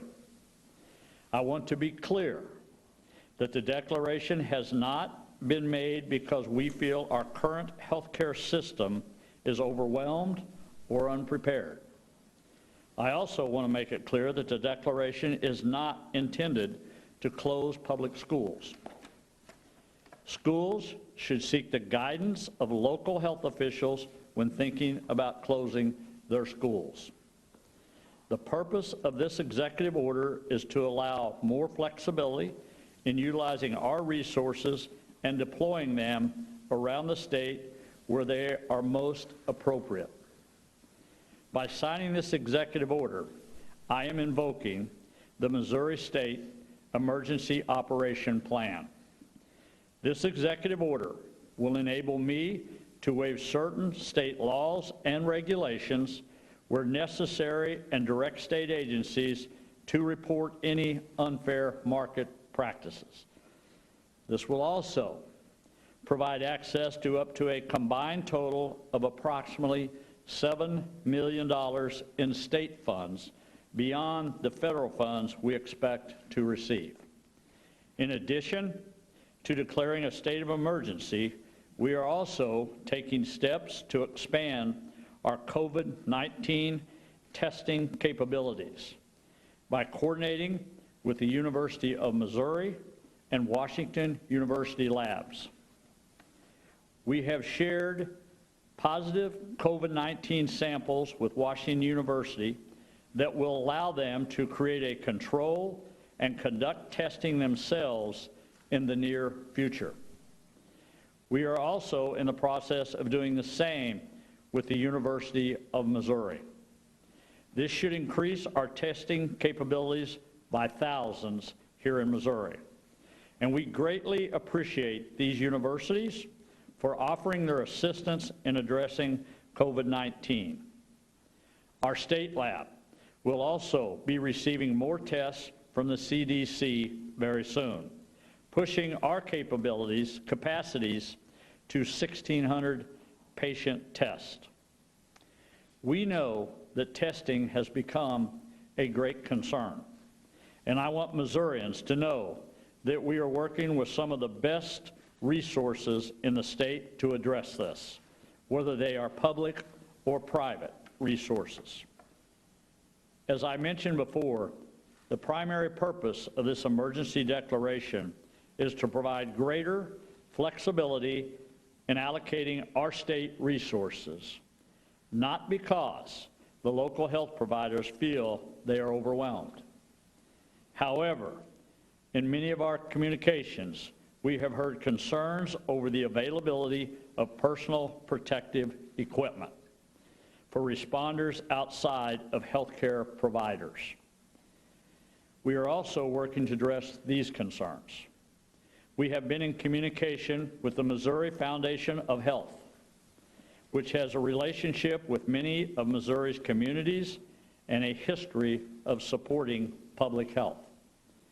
We will be working jointly with them to try and fulfill the needs of PPE in our urban, suburban, and rural areas. We are also in the process of reviewing federal guidance allowing additional flexibility in health insurance coverage and unemployment benefits. We will communicate more on these items as we receive better clarification. Finally, we believe we will have the capability to deploy temporary structures in accordance with coordination with SEMA and the National Guard should the need arise. Again, I want to assure you that we will continue to take all steps necessary to protect the people of this state.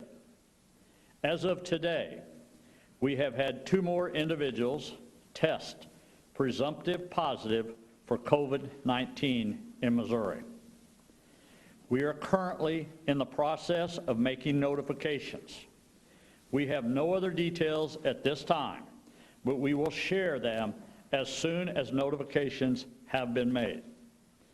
As of today, a total of 94 individuals have been tested for COVID-19 in Missouri. 90 of these tests have been negative. We are in daily communications with the Missouri Department of Health and Senior Services, our lead agency here in Missouri. I've been participating in regular briefing calls with Vice President Mike Pence and other governors for updates on the federal level. From the state and local level, I have been holding regular briefing calls with mayors, county commissioners, and emergency personnel from across the state. We knew this was coming, and we are taking every precaution we can. We are actively taking steps to protect those under the state's care. As a precautionary measure, the Missouri Veterans Commission has restricted access to our veterans' homes across the state. Yesterday, the Missouri Department of Corrections announced it is suspending visitors at the state correction facility for the next 30 days.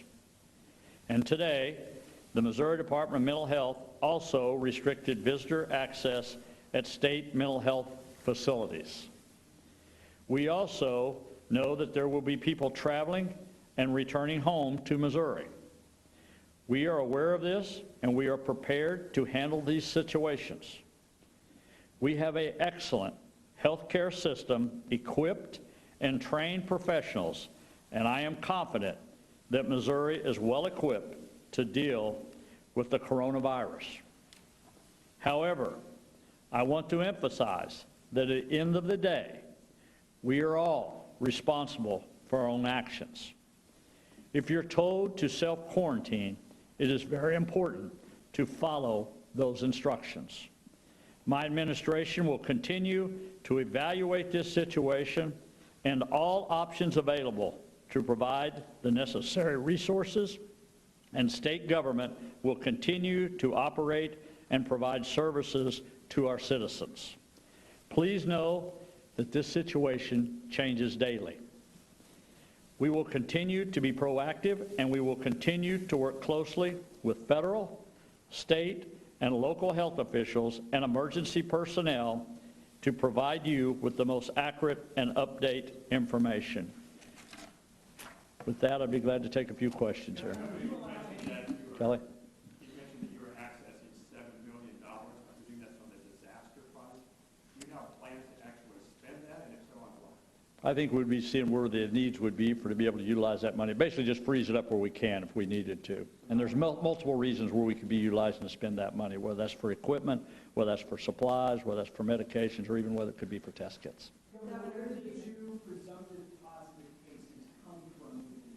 Yeah, we're in the process of notifications today. We'll release that a little bit later today where they come from, but we're in the process right now of making sure all those notifications have been made.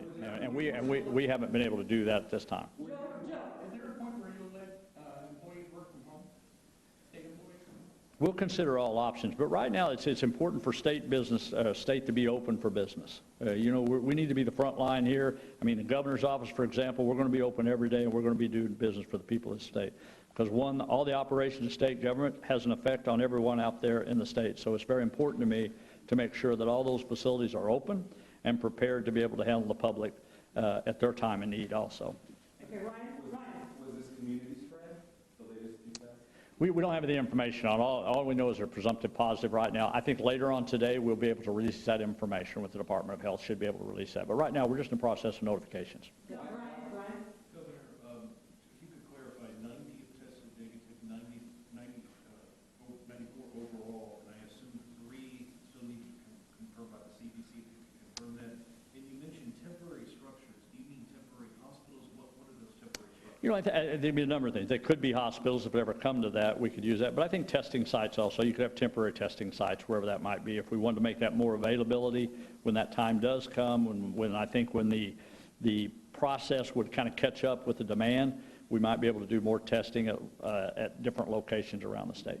Governor, can you talk about the decision regarding schools? Yeah, I think the school issue is a local issue. I think for what we do know status-wide, probably our younger adults are less likely to be affected by the coronavirus as some of our older people. So I think that's a local decision. I think that's what it is. They pretty well know the facts here. And so far, and thank goodness, we haven't had anything in our school systems. Governor, we're seeing other states shut down schools. Do you all have any additional information you can share as to why you're making the decision Well, right now, we've not had any cases whatsoever been in the schools. We know that for the students in the school, for that age bracket, is less likely to be affected by the coronavirus on that. And right now, again, I think that's up to the local levels to make those decisions. We've also seen other states who have put restrictions as far as crowd size. Any thoughts there? Again, I think your mayors, I'm well comfortable with the mayors and decision they're making across the state. They don't know their areas better than anybody, and I think they can make those decisions on that right now. I think we make recommendations every day when we think, you should limit that, and we're trying to tell people to limit from crowd gatherings, but I think to put a number on it. Sure, some people might say, you're the governor, they're expecting the local agencies and the local leaders are expecting you to give some guidance. Well, that's not come to my attention, and I'll say this, but I'm going to be meeting with the mayors next week. For example, we're trying to set up meetings with the mayor of Kansas City. We're going to go to those local areas and figure out, okay, what is it you want me to do as governor, and what do you want us to play that lead? But again, I think the responsibility of the local levels has to play a part of this. Pardon me, I didn't hear the question. I'm sorry. Direction to the hotline to allow out-of-state area codes, since most people are working on their cell phones. Yep. Yeah, thank you very much. Again, as the governor has always stressed, communication is really important.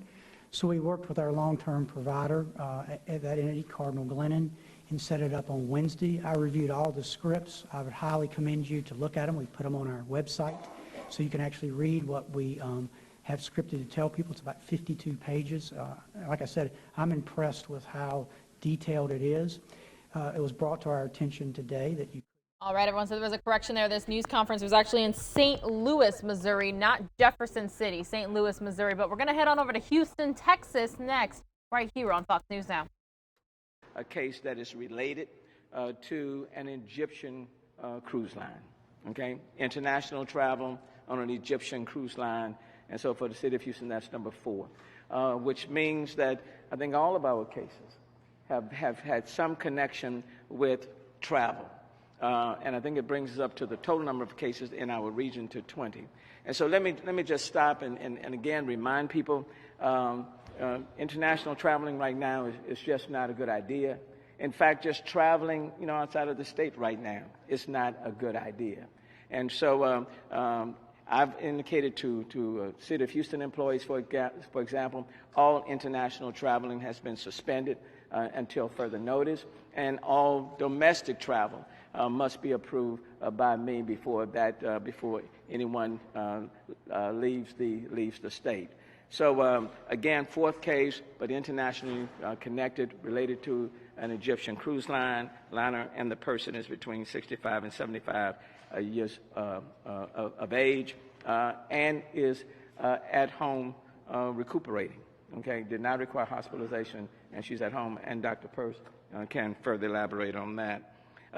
Let me just say, with respect to testing, a number of us met earlier this morning at the Texas Medical Center. We do anticipate expanded testing to start next week in the city of Houston, and so we're ramping up to for that. And so that should start sometime next week. Even as now, we've been able to double our capacity for testing with the Houston public public labs, and Steve Williams can speak to that end. But we have doubled our capacity for testing internally, but we are anticipating expanding testing capabilities, working in collaboration with the Texas Medical Center on next week. As you know, the zoo is closing as of 7 p.m. Today, and will reopen on April the 3rd. And then with respect to our senior nutrition sites at Sunnyside, Northeast, and Hiram Clark Multi-Service Center, instead of the seniors having to come to those sites, we will be delivering meals directly to them at their home. So we're going to bring the meals to the seniors instead of having the seniors come to the multi-service center. That's at the seniors who normally go to Sunnyside, Northeast, and the Hiram Clark multi-service centers. We're also kind of streamlining some of our services, recreational services from Parks and Rec. We are continuing, though, any programs that involve children nutrition programs or where meals are provided. We're going to continue that through our Parks and Rec. We're not going to close those programs down. And then let me also speak to this, because it's been on social media quite a bit, that the city is shutting down. Let me be very clear, the city is open for business, and all employees are expected to be at their respective posts. I will be walking the halls, and out in the fields, but the city, because it was trending out there, the city is open for business. Now, we are reducing or rescheduling or canceling events that the city is producing or sponsoring or permitting, but beyond, and we are restricting certain initiatives or programs like recreational programs, things of that nature. But other than that, the city is open for business. Employees are expected to come to work, but we'll all be very responsible in terms of how we do things. And that is, we're not going to be engaging in shaking or hugging, and we're going to exercise some space as we do our work. But the city is open to business. There will not be any municipal jury selection, though, for next week. And so we're going to cancel jury selections for next week. And it pretty much coincides with regards to the fact that we're out on spring break anyway. There are no city council meetings next week, no public sessions, no city council meetings. But that was already scheduled. And so in addition to that, there will be no municipal jury selection on next week. With regards to faith-based organizations and things of that nature, I had a conference call with many of our faith-based leaders this morning, and one of the questions was, Mayor, what are you suggesting or recommending as it relates to church or going to worship service? And what we've said, we've not given out any directive as to you're not meeting, and so what I indicated to them, that is the decision that everyone must make. Okay, for those churches, for example, like Lakewood, decide that they're going to have online services on Sunday. That's fine. If you want to go online, that's fine. For those faith-based institutions that want to meet in person, then I offer the following recommendations. Number one, no handshaking. Number two, no embracing, hugging, and three, social distancing or spacing.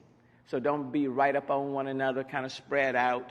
The same things that I'm telling my city employees and telling others: no handshaking, no hugging, and social distancing and and spacing. The reality is, for me, those who are very familiar with me, Sunday I will be at church myself. I will be there because it is one of those opportunities. Number one, pray for our city, pray for our country. Understand that, please do so. If you're going to meet in person and worship in person, then there are certain guidelines: no handshaking, no hugging, and social spacing, social distancing. It's very, very, very important, and sanitizer and all of those good things. With respect to businesses, been hearing a lot even on social media. Mayor, you're saying close down. No, we're not giving any directives to private businesses to shut down. Restaurants, we're not telling you to shut down. What we are saying, again, be responsible, because it's still a city. We're still moving forward. A lot of events have either been rescheduled or have shut down. And so what we're telling people to be responsible. We're not saying to businesses close. I'm not telling you not to go to restaurants, not saying that. But we're simply saying, please be responsible. And then on the grocery stores, I just can't even, the mayor can't go to the grocery store and find stuff on the shelves. So let me say this. I know there's a lot of angst, anxiety, and people are fearful of this virus. But there's no need to go and bum rush the grocery stores. Let me say to you, the water is safe. The water is safe. If you even late on your water bill, we're not going to turn off your water through April the 30th. We're not going to turn it off. And the reason is real basic. We want you to be able to wash your hands. Regardless of your social economic status or your condition, your hardship, we are not going to turn off your water. And Houston's water is safe. So you don't have to go and buy several packages of bottled water. You can brush your teeth with the water coming from Houston. The water is safe. All of these other items. And again, I'm going to stick with my toilet paper.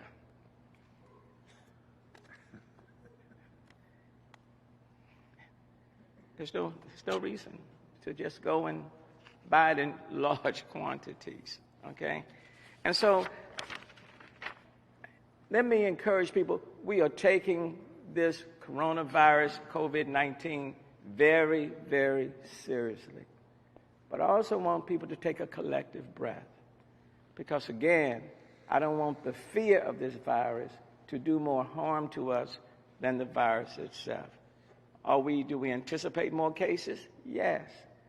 Are we taking every measure to slow the progression so we can flatten it out and it doesn't overwhelm our medical health delivery system? Yes.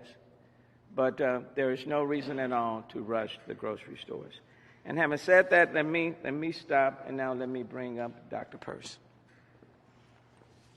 Thank you, Mayor. So today, the Houston Health Department reported another case. This is an adult between the ages of 65 and 75 who was on a river cruise in Egypt. It should be noted that this is a different river cruise than the original cruise, which was several of our first cases. So this is a different cruise from Egypt. The patient is, the person is actually doing quite well and is at home.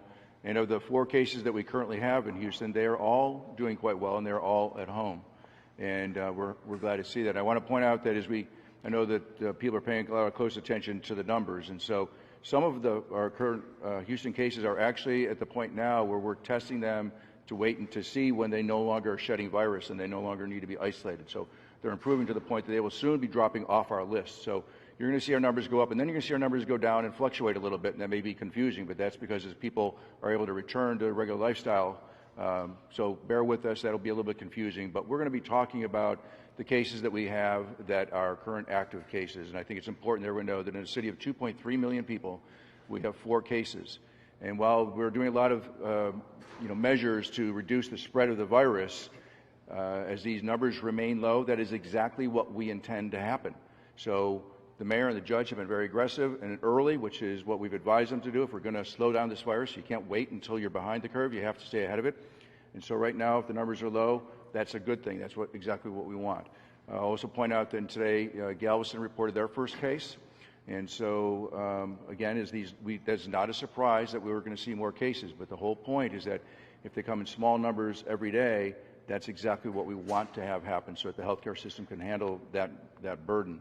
The mayor mentioned that we've doubled the ability to test, and we will be hopefully increasing that even more as we start receiving some more equipment to be able to do more testing. And then finally, I just want to point out the issue of social distancing. And you'll notice that even here today, the folks behind the mayor, we've got a couple more inches between us than we have in the past. And I want to also point out that I've noticed that a lot of people have, as the mayor pointed out, stopped handshakes and stopped embracing. And while that's unfortunate on one hand, it's exactly what we need to have happen. And so I'm really proud of this community, and I'm proud to be a member of this community because once again, when faced with adversity, we're seeing Houstonians to the person are stepping up and doing the right thing to protect themselves, their loved ones, their family members, their neighbors, and their coworkers. Thank you, Mayor. Thank you. And we'll say that as we do more testing, we're going to expect more cases. Okay? We're going to be in this for a little while.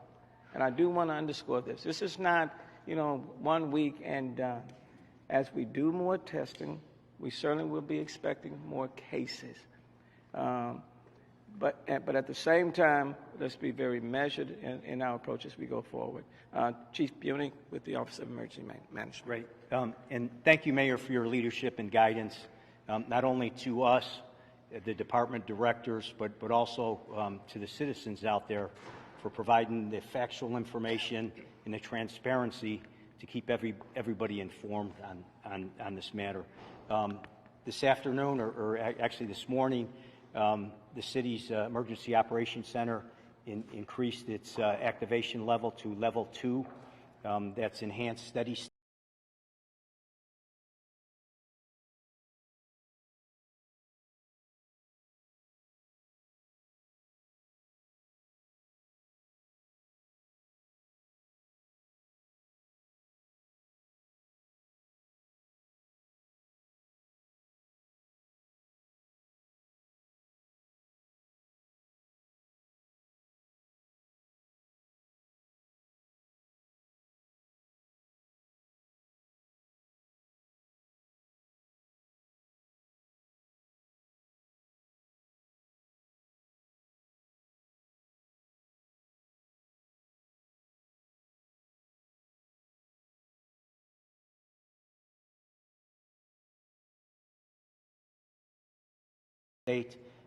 We've been working on this coronavirus issue for the last couple weeks, and it seems like each and every day we've been working a little bit harder. So we're monitoring and coordinating resources 24/7 until we get a good handle on this issue and the cases start getting down. As far as some of our task forces that we're working on, one is very important, our PPE task force, that's personal protective equipment. This afternoon, we sent out a STAR request, State of Texas assistance request for additional PPE equipment since the governor and the president declared the disasters and emergencies. So we're hoping to get some additional equipment. Right now, we've already checked and surveyed with the medical profession through SETRAC and through the TMC hospitals and through our city departments. We do have enough of PPE equipment for first responders and hospitals, but if this issue goes on the long term, we're going to need some additional assistance from the state and federal government for them to open. A couple other things we're working on in the city. We're making sure that all the city facilities are cleaned and sanitized. Our Metro bus, we've been talking with Metro. They're doing enhanced cleaning services. And then lastly, the mayor mentioned the food supply and the issues at the grocery store. For the past week, we've been meeting. We have a supply chain management group that involves all the local grocers and distribution centers. I was on the phone this morning personally with HEB. They've reassured us that they have ample supplies, just like the mayor said. They're not running out. Their shelves are running a little bit low, but that's a replenishing issue. They're working 24/7 to keep the stock rolling. They have plenty of resources to make sure that everybody gets fed and has plenty of water in the near future. Thank you. I will add that as we do this expanded testing, though we have some PPEs, personal protection equipment, in-house that we've accumulated over the years. On Saturday of last week, as I indicated before, we sent 10,000 N95 masks over to the medical center. And based on the conversation we had this morning, as we go to this expanded testing, literally you could utilize thousands of PPEs in any single week. And we're not going to be able to just wait on federal supplies to come. We hope that they will come. And so I've indicated to Tandra Emo, the finance director, and as I indicated to Councilman Kubash not too long ago, that we will have to probably tap our economic stabilization fund to procure PPEs for our testing. So that's going to place a financial strain on the city. But the testing is important in keeping people safe. And as you know, right around the corner, of course, is hurricane season. So you just have to do what you need to do with the situation before us. Chief Pena, the fire department. Thank you, Mayor. So I'm going to give you a quick briefing as far as the fire department's operations and what we've done to prepare for response to the coronavirus. The fire department and the 911 communication center has already made some changes to the call query protocols. So we're asking certain questions. Again, it's to gain situational awareness for our firefighters. And as we gain that information, we pass it on to our first responders. our EMS personnel, our firefighters, in order to prepare them to have a heightened sense of awareness on certain flu-like symptom calls and the sick call types. We've also made some adjustments to our equipment caches and what we've deployed out into the field. I can tell you that we have a healthy supply of personal protective equipment. We have over 47,000 N95 masks on hand. We have nearly 3,000 gowns on hand in our warehouse. That's on top of whatever we've deployed to the fire stations already. And we've provided the training and the resources to our firefighters to be able to safely approach these incidents. We've had a number of low-level exposures to our firefighters. Those are self-monitoring, which means they're not losing time at work. We have one that was a medium risk monitoring. That one has resolved. The patient came back with negative, so that individual will be returning back to full duty. And again, it's about being able to provide the information to our firefighters, proper wearing of their personal protective equipment, and approaching these scenes safely is what's going to mitigate exposure to our firefighters and not create a burden for staffing and quarantine. The actions that the mayor has taken in declaring an emergency, a disaster for the city, as well as the governor and now the president, are going to go a long way in ensuring that we are able to access personal protective equipment as it becomes available. One of the issues that everybody is having across the nation is the fact that the supply chain of this equipment, one, it's high demand, and two, the supply chain is not as robust as it should be. So, but thankfully, we've been able to plan ahead. We've been able to purchase some things ahead of time, and which allowed us to do have a healthy supply of that equipment. And again, I think what we've been able to demonstrate here with what the mayor said, what other city departments have done, is that the systems are falling in place. Okay, and this is a manageable situation. And what I would recommend is that people just use common sense. Don't touch your face or your nose or your mouth without washing your hands first. Use common sense, spacing, distancing. That's going to go a long way in limiting the number of exposures, and it's going to go a long way in allowing us to properly serve this city. I want to reiterate, we are not closing down. The fire department is at full strength at this moment. We're staffing every available apparatus that we have in the system, and we're going to continue. So, okay. Thank you. Thank you. Chief Fenner. Good evening, everybody. Thank you for your leadership, Mayor. I don't want to repeat everything that the Chief Pena said. In our response is very similar. We've taken the extra steps, and we're at full force. What I do want to say is, in the city of Houston, we have the best leadership, best city council, best police department, best fire department, best citizens. Everybody just simply got to ratchet down. Let's come together, and I want to hit on the stores again because it's important from a public safety standpoint. What good does it do for anyone if 1,000 of our citizens go in and grab everything out the store, and we still got 2.3 million that we have to get stuff to? So let's be who we are, good, loving Houstonians. Let's take care of our neighbors, and let's just ratchet down a little bit. We've put things in place that's going to get us through this just like anything else. So the police department is here in partnership with our great fire department with great leadership, and we're going to move the city forward. Thank y'all. Let me bring up Steve Williams, who's over our city's health department, who has been kind of monitoring this situation from the very beginning. Director Williams. Thank you, Mayor. I only have one comment to add on as it relates to the health department's response and responsibilities, in addition to what the mayor and Dr. Persis said. Today, the mayor, thank you, approved an additional to our laboratory staff to ensure that we're able to continue to meet the testing demands that are presented to our laboratory.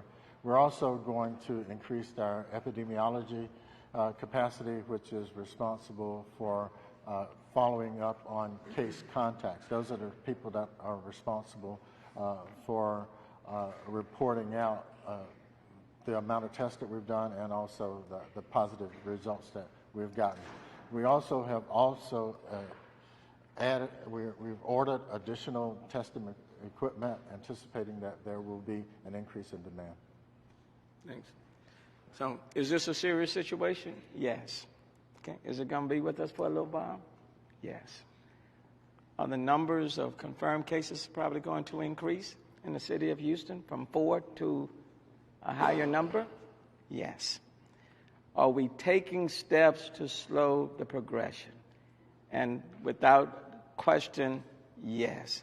And not just the city of Houston, but organizations at all levels. Okay? And we are taking such dramatic steps to reduce people's contact, encouraging people to practice proper hygiene, to engage in distance spacing, along the way. So all of those steps are being taken. It's a very serious matter. We're taking it very seriously. But having said that, for the people in the city of Houston, this is not our first time at a situation of this kind. And we will get through it. But the lesson learned from previous disasters is that we get through it when we work as a unit, when we work together, and when we don't panic. And so that's why, and lastly, I'm encouraging people to get your information from credible sources. And unfortunately, social media is not it. Okay? So get your information from credible sources and not buy into the rumors. City is open, and we're going to proceed. And now every day, every week may be different. And depending on what we see next week, the actions that we take could be different than the actions, or could be in addition to what we have taken this week. But we'll take it day by day.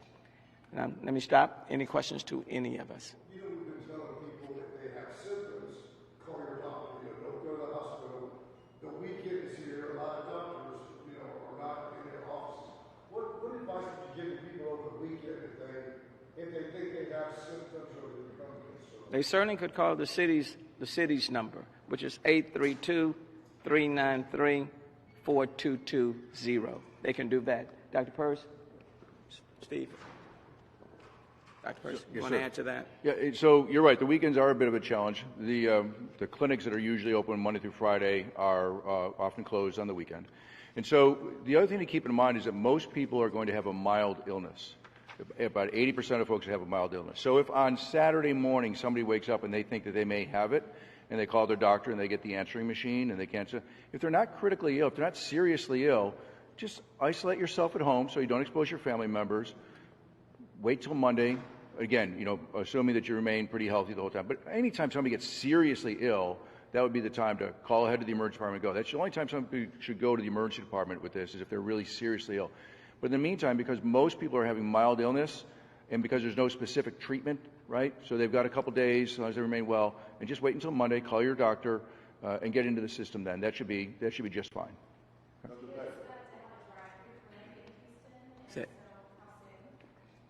We've met with the medical center and most of the CEOs this morning. We are putting in place, we're working through the logistics now, and we are anticipating sometime next week. But we are all looking at the logistics, working with the fire department, working with the police department, working with the county, because we're looking at a regional testing sites, multiple, okay? So, but rollout, I anticipate sometime this coming week. What exactly does expanded testing refer to? How much capacity increase is for anyone?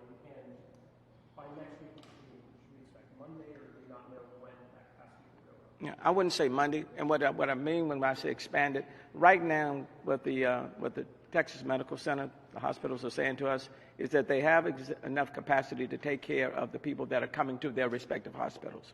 Okay? So for the people who are coming to their respective hospitals right now, they have enough capacity to handle that load. Now what we're talking about is going beyond the hospital walls themselves and testing out in the community, still probably with a doctor's notice or something like that, but expanding beyond just individuals who may just be coming to their hospitals. Dr. Percy. The mayor's exactly right. So right now, and I think it's important that everybody hear what the mayor said, is that the hospitals are able to meet the demand of the folks who are coming in and who need to be tested, who medically need to be tested. And yes, they're having folks who are coming in who are, simply scared, and they have no contact with anyone, they don't have any of the symptoms, and those folks are generally not being tested. But people who have the right story, the right physical exam, the right findings when they evaluate the patients, they are being tested, and the hospitals are able to keep up with that testing. Our public health lab is able to keep up with the demand that we're getting from those places that don't have their own testing ability. And so, it was only a week or two ago when the hospitals weren't yet testing, but they are now. And so, as a community, we have more depth, which is going to take a little bit of the load off of our public health lab so we can serve those who don't have any other way to get tested. When I say those, I mean those hospitals and those medical facilities. And as the mayor pointed out, we're working on expanding that. Again, the concept is to stay ahead of the event. So right now, in the city of Houston, we've got 4 cases out of 2.3 million people.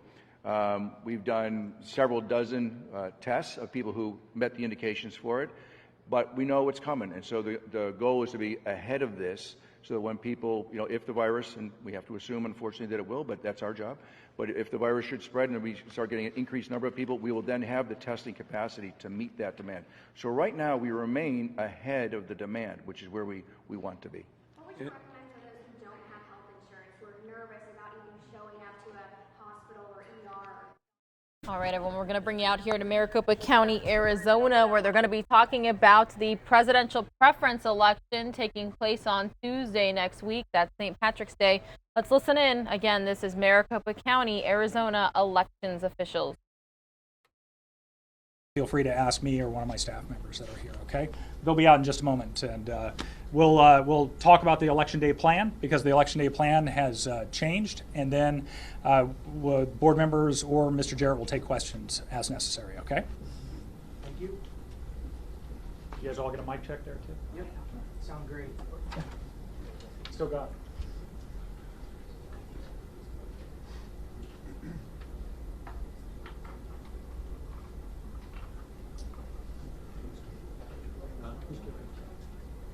Who's breaking cable?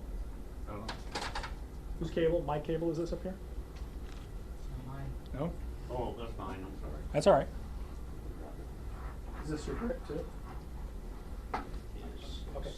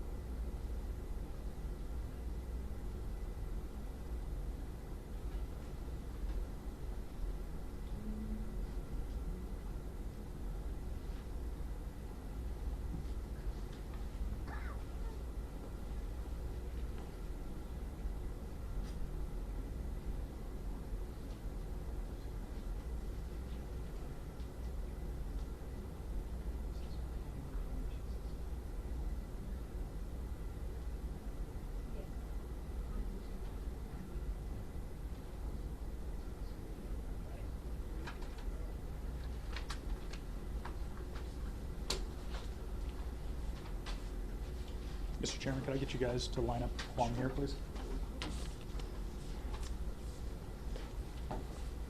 So this is Chairman Clint Hickman, Chairman of the Board of Supervisors of Maricopa County. He'll say a few words and introduce you to Scott Jarrett. Great. Well, first of all, thanks for everyone being here. As we all know, the world is changing at a rapid pace, and there's a lot of new information flying at all of us in both our corporate lives and definitely our public service lives. Last night, the Board of Supervisors convened a meeting to discuss what this PPE election was going to look like, and we needed to make some very tough decisions. So I think what we'll probably go into first is Mr. Scott Jarrett, who is Director of Day of Elections for the county, and talk a little bit about this planning. I want to thank my other Board of Supervisors. this meeting was called in about 30 minutes as we were getting more information, and even more information has come in just within the last 2 minutes, actually. So I'm going to first hand the mic over to Scott Jarrett, so he can take the voter through what we're looking at. So, Mr. Jarrett. Thank you, Mr. Chairman. So I just want to let everyone know that we've been working very diligently the last several months to implement the Board of Supervisors approved Election Day and emergency voting plan.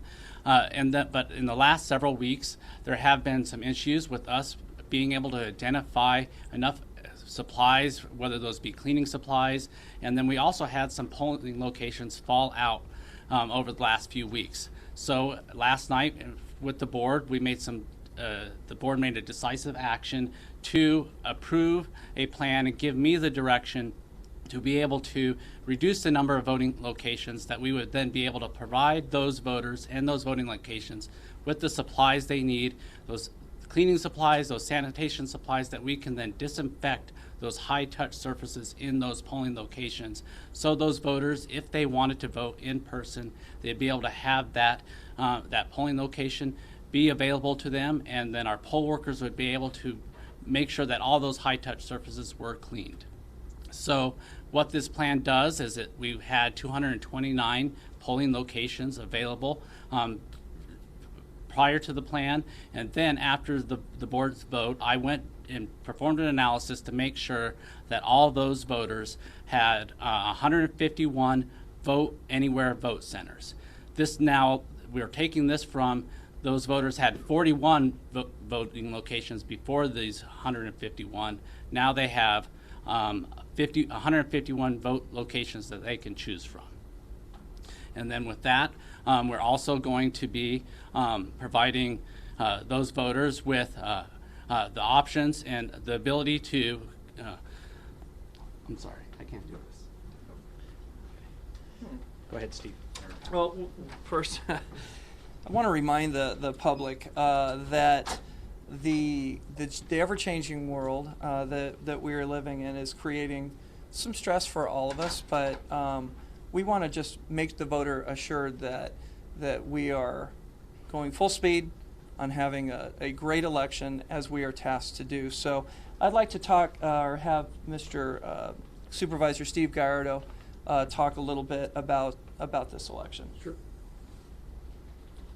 Thank you, Clint. For the record, Maricopa County Supervisor Steve Gallardo, District 5. I represent Southwest Maricopa County.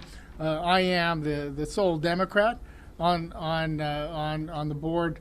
We have been working real closely with not only my office, has been working real closely with the Democratic Party, Secretary of State Hobbs, and many of the legislators and leaders within the Latino community and the Democratic Party to make sure we have a successful presidential preference election. That has been key from day one. We understand that with the new circumstances we're dealing with, it's not only Arizona but across the country, that it's important for us to make sure that not only voters have the ability to exercise the most fundamental right they have, the right to vote, to be able to participate in this presidential preference election, but make sure it is a safe environment for not only the voters, but the hardworking employees that are going to be working on Election Day. We have taken the appropriate steps to make sure that that is the case. I know there's a lot of folks that might be a little antsy about going to the polls. Is it safe? I've received a lot of phone calls and emails in regards to that. I'm here to reassure to them that it will be safe. We have enough cleaning supplies to make sure that the polling sites are disinfected, that we are able to wipe down the machines throughout the day. We're able to have hand sanitizers at all the sites. We encourage voters, if you have not voted, if you're an early voter, that's great. If you're an early voter and have not delivered your ballot, please go to one of the vote centers, drop them off there. For those that rely on going to the polls, we encourage you to go and cast your ballot. And we expect a great election. I think people are excited to be able to participate in this election year, to be able to determine who will be the Democratic nominee for 2020. And I just encourage people to go out. We'll have clean environment there at the polling sites. We had to make some adjustments. We made those adjustments. We looked at different options, but we had made those adjustments, and we're keeping the course. We're moving forward. We are moving to vote centers, which will allow people to go at any one of the sites to be able to cast their ballot. So once again, voters, if you have not cast your ballot, if you're looking to vote on Tuesday, please go. Polls are open from 6 a.m. till 7 p.m. We have plenty of staff that will be there to help. The polling sites who are going to have the cleaning products and the hand sanitizers, we will have a safe environment. So we encourage all voters to have an opportunity, go out and vote, exercise that right. I'll turn it back over to Mr. Clint Hickman, our chairman. So we're here as a board and a unified board to make sure that the voters understand in Maricopa County that we are going to pull off a fantastic election on Tuesday with an ever-changing world. I'm going to go ahead and allow some questions if any exist for my board. If not, I'll help them, Mr. Okay. So let's start over here with Barbara. Okay. Yeah, I have one for Supervisor Gallardo. Okay. Long time, Barbara. I know. It's been a long time. I don't see you no more. I know. I've been avoiding. I've been covering the madness over there. I don't miss it, by the way. Oh, I know you don't. In terms of the polling places, voting centers, how does your district look? I know it's probably one of the more challenged districts with people probably having transportation issues. What does it look like in your district? And Barbara, you know as well. I mean, I have always been an advocate for vote centers. I really do. I think that is a wave of the future. But in this particular election, I think it works well. It's incredibly well. Particularly District 5, which is considered the minority majority district, where a vast majority of the voters are Hispanic or African American or Native American. The vote centers work well. It allows voters to be able to go to any one of the sites throughout the district to be able to cast their ballot. Let it be somewhere close to their home or where their place of employment. But vote centers have always proven to be an actual success. You see it in other states that have utilized vote centers. So vote centers are good, and I think particularly in my district where voters, they're working 8 to 5. They're having to work on Tuesday. It allows them to go to any one of the sites on election day, even if they may live in District 5 and actually work in District 2. It allows them to vote in District 2 as well. So it allows them to go to any place, be able to cast their ballot, and be able to move on about the day. The whole idea is to make sure we have accessibility, that voters can be able to exercise that right, and make sure we have a clean environment, and I think that's what we have in front of us. So the access is satisfied? Oh, yeah. Oh, yes, definitely. I mean, making sure that voters have access, and by moving to vote centers, I think, we actually went from 40 to 150, almost tripling the number of vote centers throughout Maricopa County. That'll give, I believe, plenty of access for voters across Maricopa County, not just in District 5, but across Maricopa County, to actually cast their ballot. Any other questions? Mr. Pitts. Adrian Fontes just less than an hour ago sent out a note that he was going to send ballots to every voter and made no mention of these new polling places. Is this going to confuse the voters? Did you guys know about this? And how is it not going to be confusing? Let's have Bill Gates answer that one real quick. Yeah, thank you for that question. Again, what we're talking about here today is what's going to happen on Election Day. This is the plan that we're going forward with. We looked at that option of mailing out to all of the people who aren't on the permanent early voter list. We chose not to do that. So again, I think that I think there have been some actions on that. The Attorney General has addressed that, but that's not the way that we're proceeding. We're proceeding with the plan that was just set forth here by the board. Do you have any heartburn about, if he goes forward with that plan, mails those ballots, do you have any heartburn about making sure that those people who cast a mail ballot don't then come into one of your vote centers and cast a ballot there also? Yeah, it's very important that there not be confusion, and if those ballots are mailed out, we will cross that bridge if we get to it. Again, we chose not to do that as a board, and I hope that that's not what ends up happening, but we certainly do have the technology to address it. But again, folks should come on Election Day if they want to vote, and it's going to be safe, and there's going to be many locations for them to do that at. Have you spoke with Adrian Fontes about I spoke briefly with him about that plan, and again, he understands that the board believes that that's not the direction to go. Respect Adrian's desire to make sure that everyone has the opportunity to vote, and we think that this plan is going to give everyone the opportunity to vote. Can he print those ballots without your okay? Well, he is a publicly elected official, and that is his office, and that is what he might or might not have chosen to do. We did discuss that option last night and felt that this board needed to stay in its statutory guidelines. So that's what we have chosen to do. What Mr. Fontes decides to do, that's up to him. Remember, he's a publicly elected official, as we are as well. But it sounds like this is going to cause a big conflict. I mean, a serious conflict. How are you going to address that? Well, we're going to continue to affect our plan. So we hope that no confusion arises to the voter.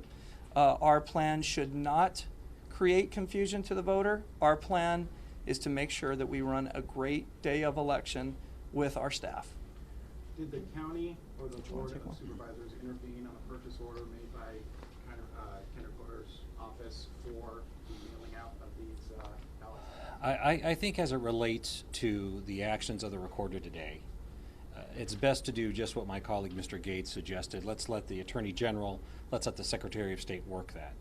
So we all could admit, especially all of you in the media, that these are precarious times. The actions of the past few weeks with this virus have put everyone on their heels. I learned just moments ago that Louisiana has canceled or plans to cancel their election this upcoming Tuesday. We are not. So you just heard from Scott Jarrett, who has put immense hours, immense time into reforming Maricopa County elections. People have gone with limited sleep. People have put in hundreds, if not thousands of hours in recent weeks to ensure that. Then in recent days, we are made aware that some of these polling places are no longer available because as a ripple effect of the coronavirus. We are acting to make sure that we stave that off to the best of our ability and to, at the same time, try to access additional cleaning materials, which are scarce today, to make sure that Tuesday goes off with the smallest of glitches because of this coronavirus. And that's what you're going to see on Tuesday. You saw a small, what I believe is a small, slight reduction in voting places, polling places, that are now replaced with voting centers, which means more people from across Maricopa County can vote. So while the Attorney General and the Secretary of State work out the actions of the county recorder today, we'll let them do that. We'll let the county recorder do what he feels is right. He is duly elected, and he's our colleague. We are one family in Maricopa County, and we want to pull off a successful election come Tuesday. So I think if we can work in that spirit of cooperation as a body of government and as a media, I think we will have the best outcome for Maricopa County residents and voters. Is there enough disinfectant with the smaller number of polling places? Is there enough disinfectant? Are there enough poll workers? So keep in mind, some of the culling of the voting centers was twofold. One, because of some people backing out, some locations having to back out because they closed their school or they closed that voting center or that voting location, and others were because of what's happened in and around Arizona. Some cleaning supplies that we had ordered were diverted to another state. It was not because of lack of planning. Those cleaning materials were diverted to another state, therefore we never got them. So in an abundance of caution, we decided it would be better to close those facilities and then open up as voting centers with 151 fold. So do you have enough? Yes, we do. What about poll workers? Enough poll workers? At this time, yes, we do. Are you concerned that some just won't show up? That'll be We have found in the recent days, if not weeks, that the poll workers and volunteers, keep in mind many of these folks are volunteers, have been very forthcoming with their concerns about their health and have been very responsible in letting us know they cannot be there. Now, if some do not show up, we have contingency plans. We are working on those very issues. But today, as we stand here today, and that's why the chairman had called for this press conference, to make sure we can let the public know what the plans are for this upcoming election on Tuesday. How did the voters in the affected election day centers, how were they informed of the specific closures, or were they informed of the closures? Would you repeat that question? I'm sorry. Voters in the affected polling places that would have been directed to those specific polling places rather than the vote centers, how were they, or were they informed of the closure of the specific polling place? Well, we are currently pushing out messaging with. Mr. Jarrett's been doing a great job. Let me remind you, this is a high stress environment that's going on for him. But we have been pushing out as much messaging as we can possibly do through the elections website. As we get a plan and a map together, we're going to do the best we can to alert voters. We are also, at this point, going to be establishing drop boxes if people want to do that with, we hope, a manned county employee. So if they arrive to a polling center, there's at least a drop box, and we can point them into the correct direction to the closest voting center or to all the voting centers. Because again, as Supervisor Gallardo mentioned, some of us live in the West Valley but drive out to the East Valley. So the possible best location is somewhere you would never consider because they're coming from their work. So. And it's no different than any other election. I mean, when you have a polling site that for whatever reason has to close, you do appropriate postings. You have notices there. If voters was to show up at a site that has been moved, they will be informed on where they can go. I believe at many of them we're going to have personnel there too, pointing them in the right direction. We'll continue to send out. All right, everybody, Pilar Arias here with you. I want to show you the magnitude, just how many live coronavirus-related news conferences we have going on right now. We've been here in Maricopa County, Arizona, talking about the presidential preference election that's going to happen on Tuesday, St. Patrick's Day, March 17th. Here's a live look at Colorado Springs in Colorado. Their public health department is having a coronavirus news conference. This is in Illinois, Chicago, Illinois, and we also have a news conference that just wrapped up in New York City. So we want to make sure that everybody gets about equal coverage. I'm going to take you out to Chicago, Illinois next, right here on Fox News Now. Partners and connecting vulnerable families to vital services that they need. That commitment will last as long as these closures do. Thank you for being here, and now I'd like to call upon Dr. Janice Jackson to give us some words about CPS's plans. Dr. Jackson. Great. Thank you, Mayor Lightfoot. Good evening. I would like to start by thanking Mayor Lightfoot and Dr. Arwady for all of their leadership and hard work during these trying times. As you've heard, Governor Pritzker announced that all schools in Illinois would close to mitigate the spread of corona. And I would like to talk a little bit about our plans in order to support students and staff. First, all schools and CPS offices will be closed starting Tuesday, May 17th. Families should not send their children to schools. All schools will be undergoing a deep cleaning, and there will be no adult supervision at the schools. Only essential personnel will be asked to report to our schools and network offices. The district will be providing meals to all of our students and families. All of our CPS locations will be food distribution centers, beginning on Tuesday, March 17th at 9 a.m. until 1 p.m. every single day throughout the closure. Families will be able to pick up 3 days worth of food at any given time for each child that lives in their household. If anyone is in need of delivery because they cannot access one of our food sites, we ask that they call 773-553-KIDS. That is our emergency hotline. We also have an email set up, familyservices@cps.edu. Again, that is familyservices@cps.edu. All full-time and regularly scheduled school, district, and network staff will be paid throughout this time. Only essential personnel will be required to report to work. Most staff, including teachers, classroom assistants, will not report to work. Most of our central office and network offices will be asked to work home remotely. We have sent enrichment learning guidance to principals earlier today, and all over the weekend we will continue to update those plans. We will also make learning packets available on Monday to be distributed to students who attend school. As a leader of CPS and also as a parent, I know that uncertain times like this can be very troubling for everybody. But I want to assure the students and families of Chicago Public Schools that we will prevail. As Mayor Lightfoot pointed out in her comments, we will continue to be guided by the science, and I have full confidence in Mayor Lightfoot's leadership to guide us through this time. I want to thank all of our students, families, and staff for their patience and support, and we will continue to provide regular updates as they become available. At this time, I'd like to call Dr. Allison Arwady to the podium.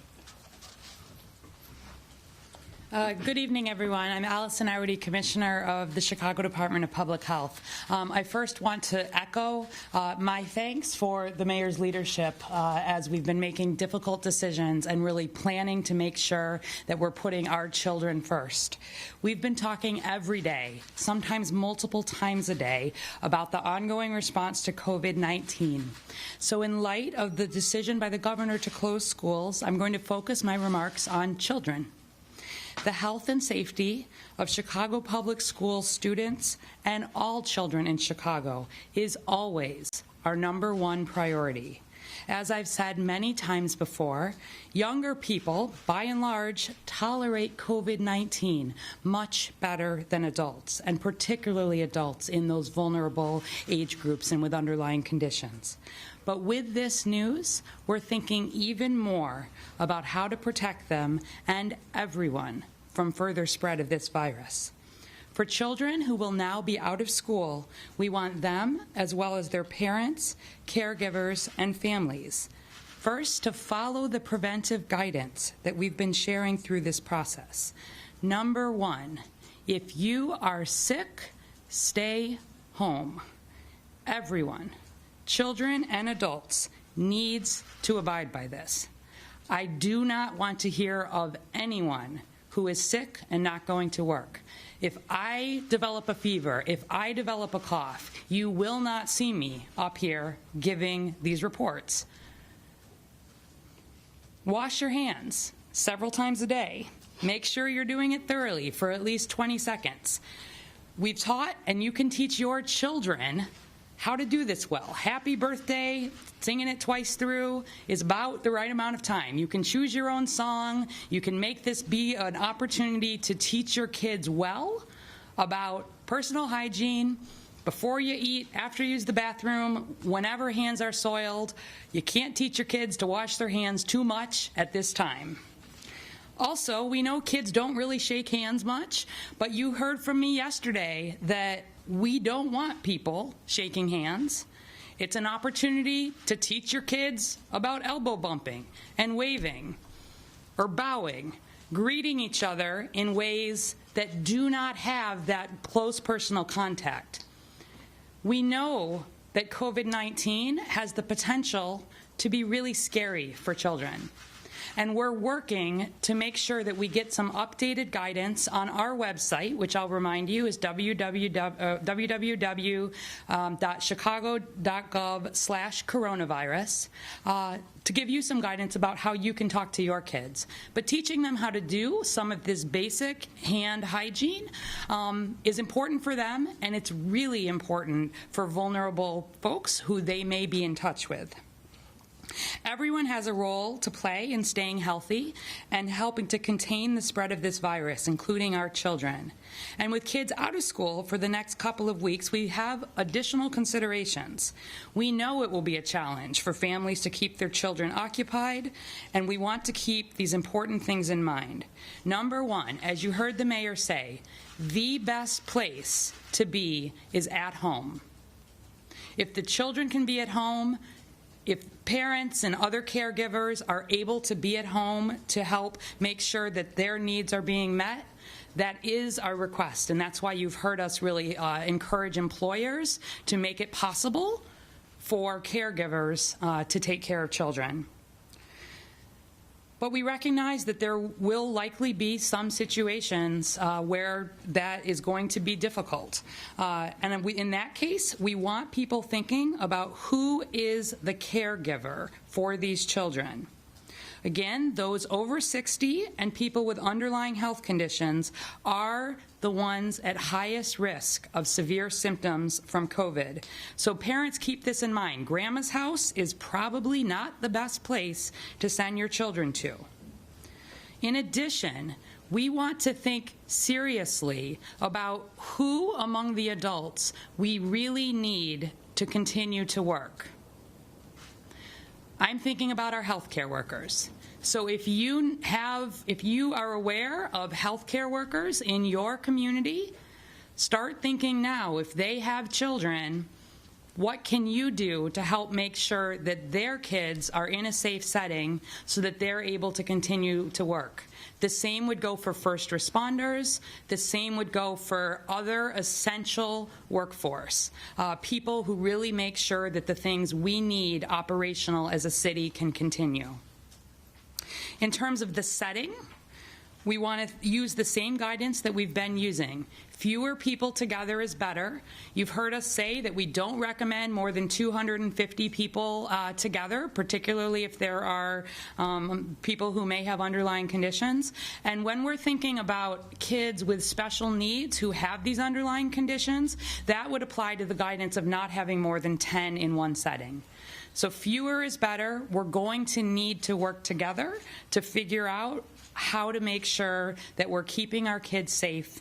All of the same recommendations that we've been giving around trying to have social distancing, good hand hygiene, really working with kids to make sure that they're engaged and that we're not putting our most vulnerable residents at risk.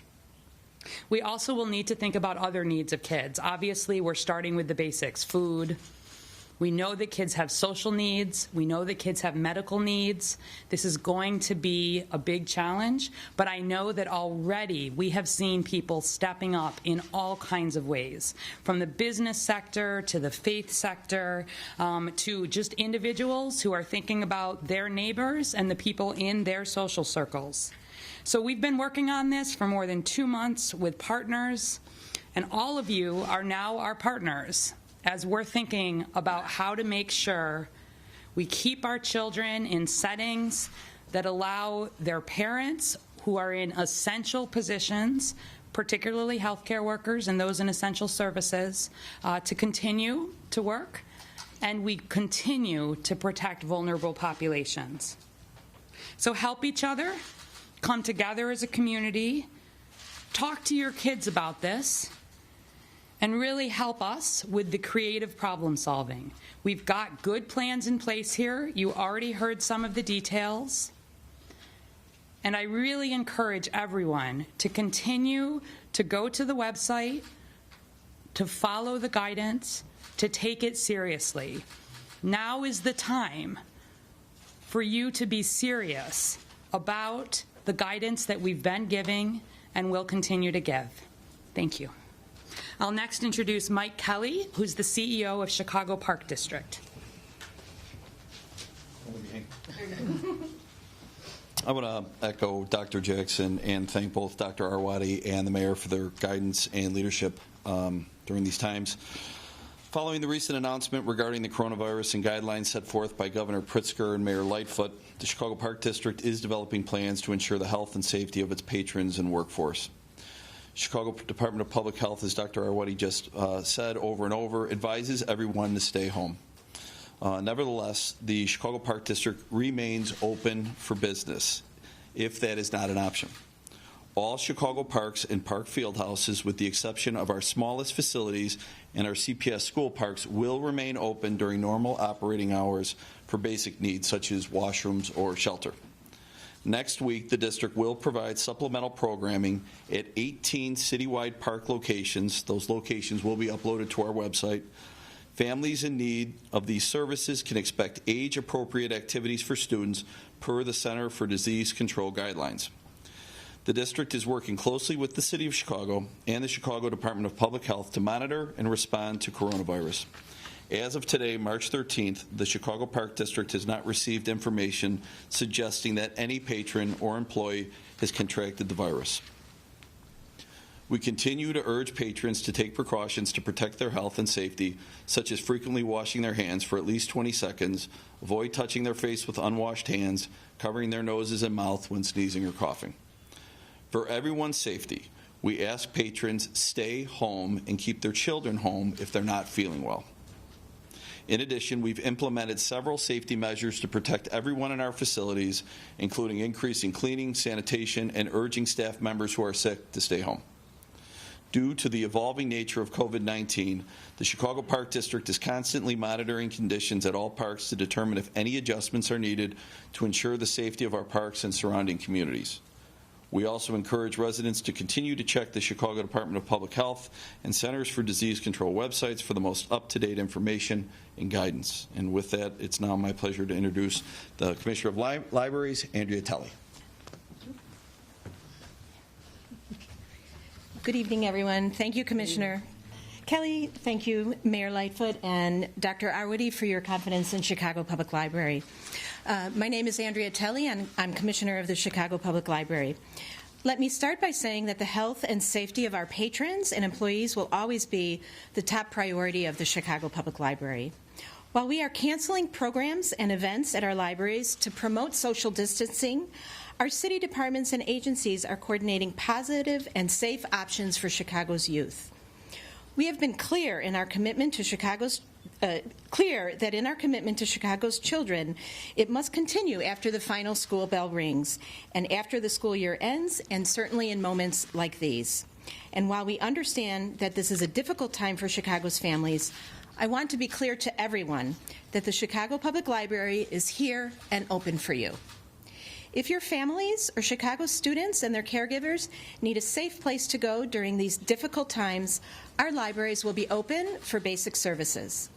Every hour a library is open is another hour when patrons of all ages can come in to continue learning and growing in a safe and helpful environment.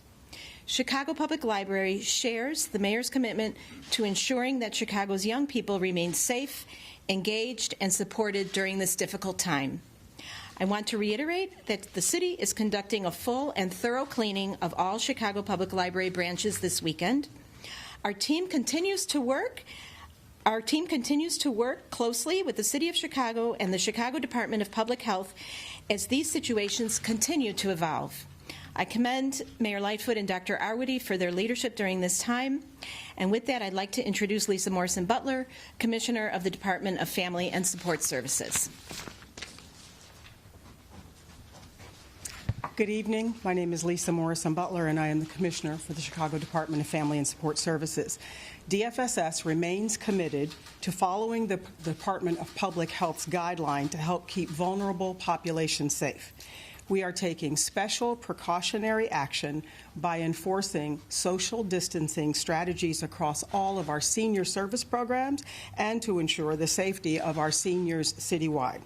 On Wednesday, March 11th, DFSS temporarily suspended, until further notice, all group classes and group activities at the city's 6 regional senior centers and our 15 satellite senior centers. However, seniors can still come in for individual assessment and connection to other services that they may need, like meals to go and one-on-one assistance for public benefits.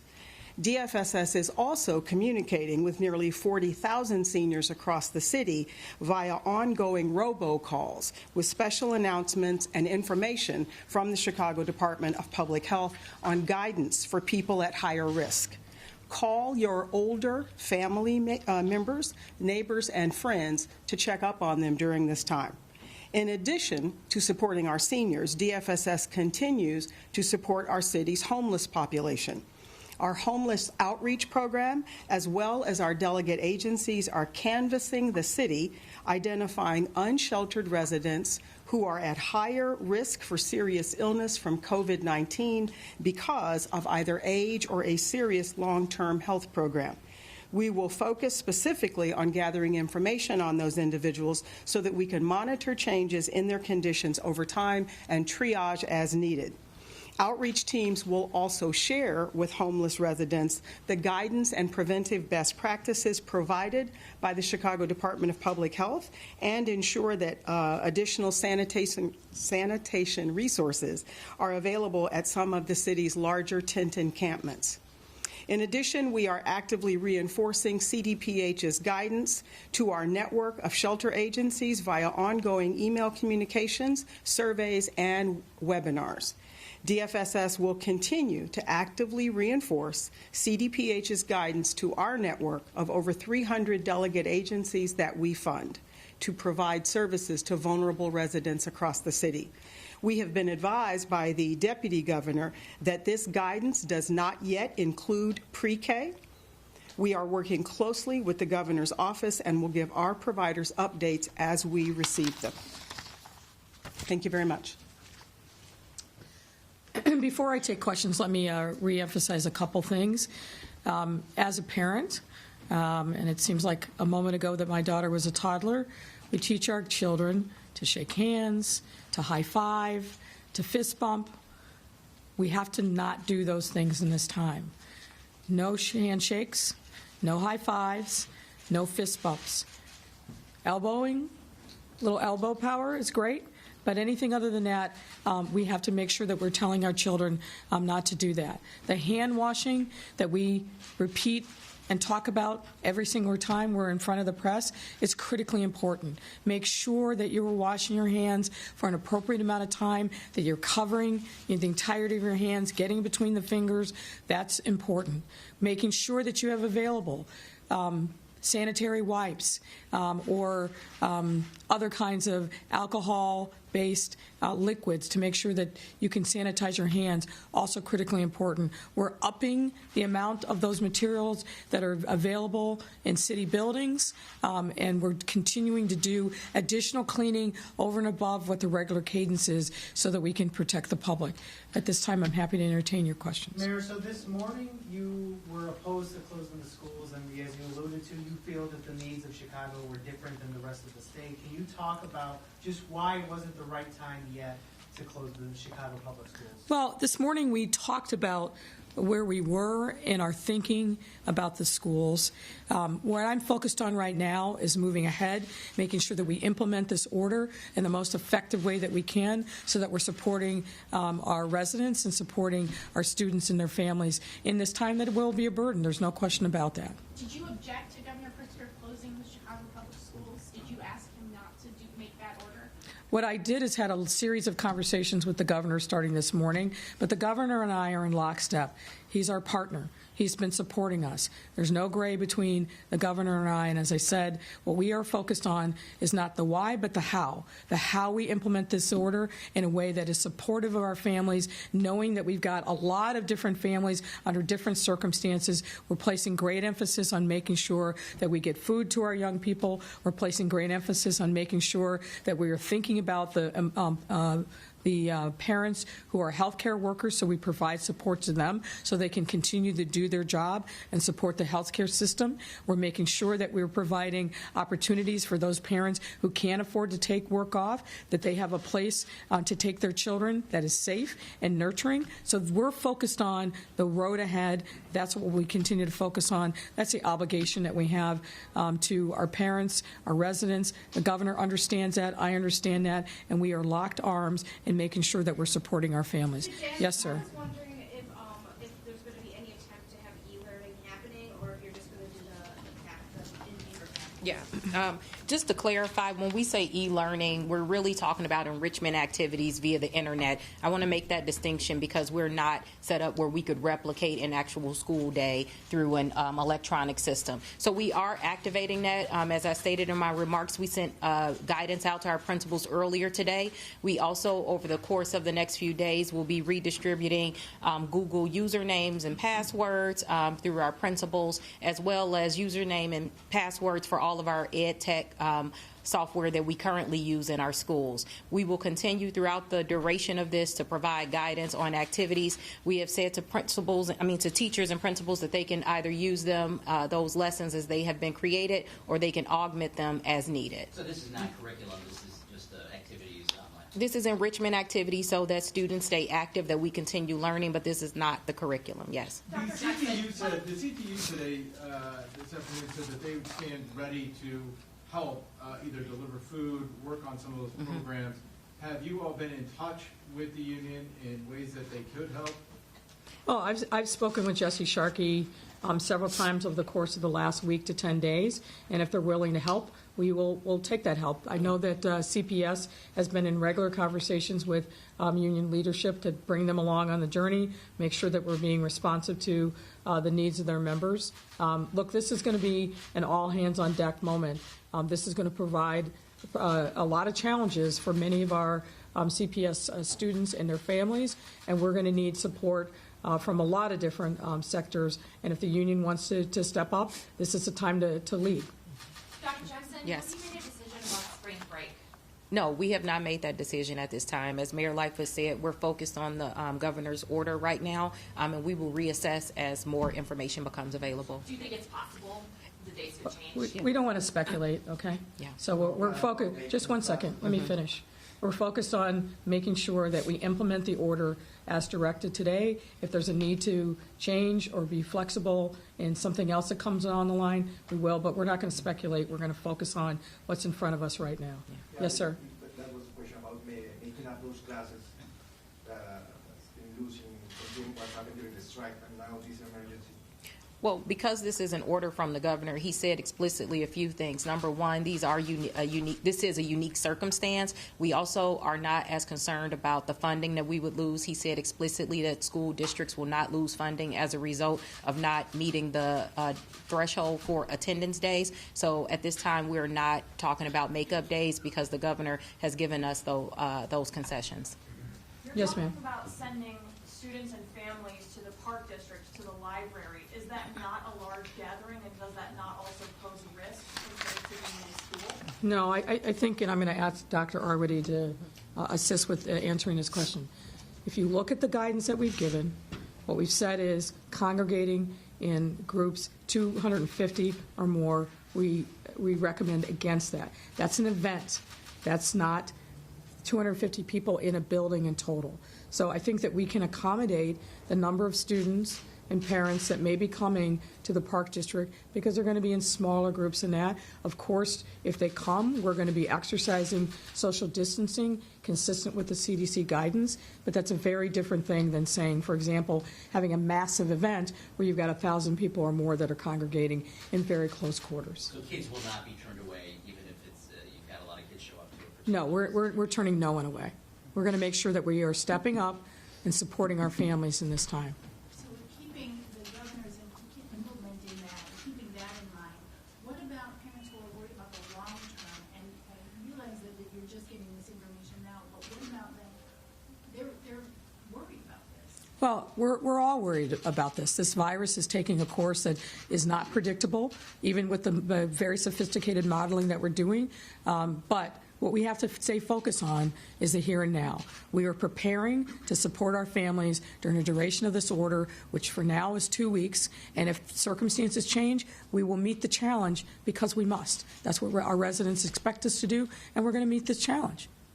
Are you confident you'll be able to feed the families that rely on CPS, and will you have enough partnerships to make that happen? Yes. Yeah. We're very confident. We've had a little practice, as you may recall, last fall. We've already reached out to a lot of our partners who provide food supports to our students, including the Greater Chicago Food Depository. So I feel very confident that we'll meet this challenge. Is it ideal? No. But will we meet the challenge? Yes. Will Sodexo and Aramark be helping at all? Yes. Will you guys be? Yes, our food service vendors will primarily be responsible for this, but as Mayor Lightfoot stated, the Greater Food Depository as well as some of our other partners will support family and community needs.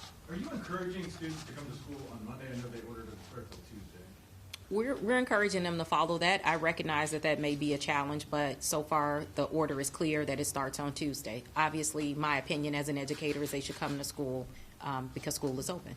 Well, they should, if I can add, they should come to school also because they're going to be getting final instructions from their teachers of what to expect and some materials for the duration of the school closure. So it is important that people come to school on Monday. So then the schools will still be open at the polling places on Tuesday? Yes, they will.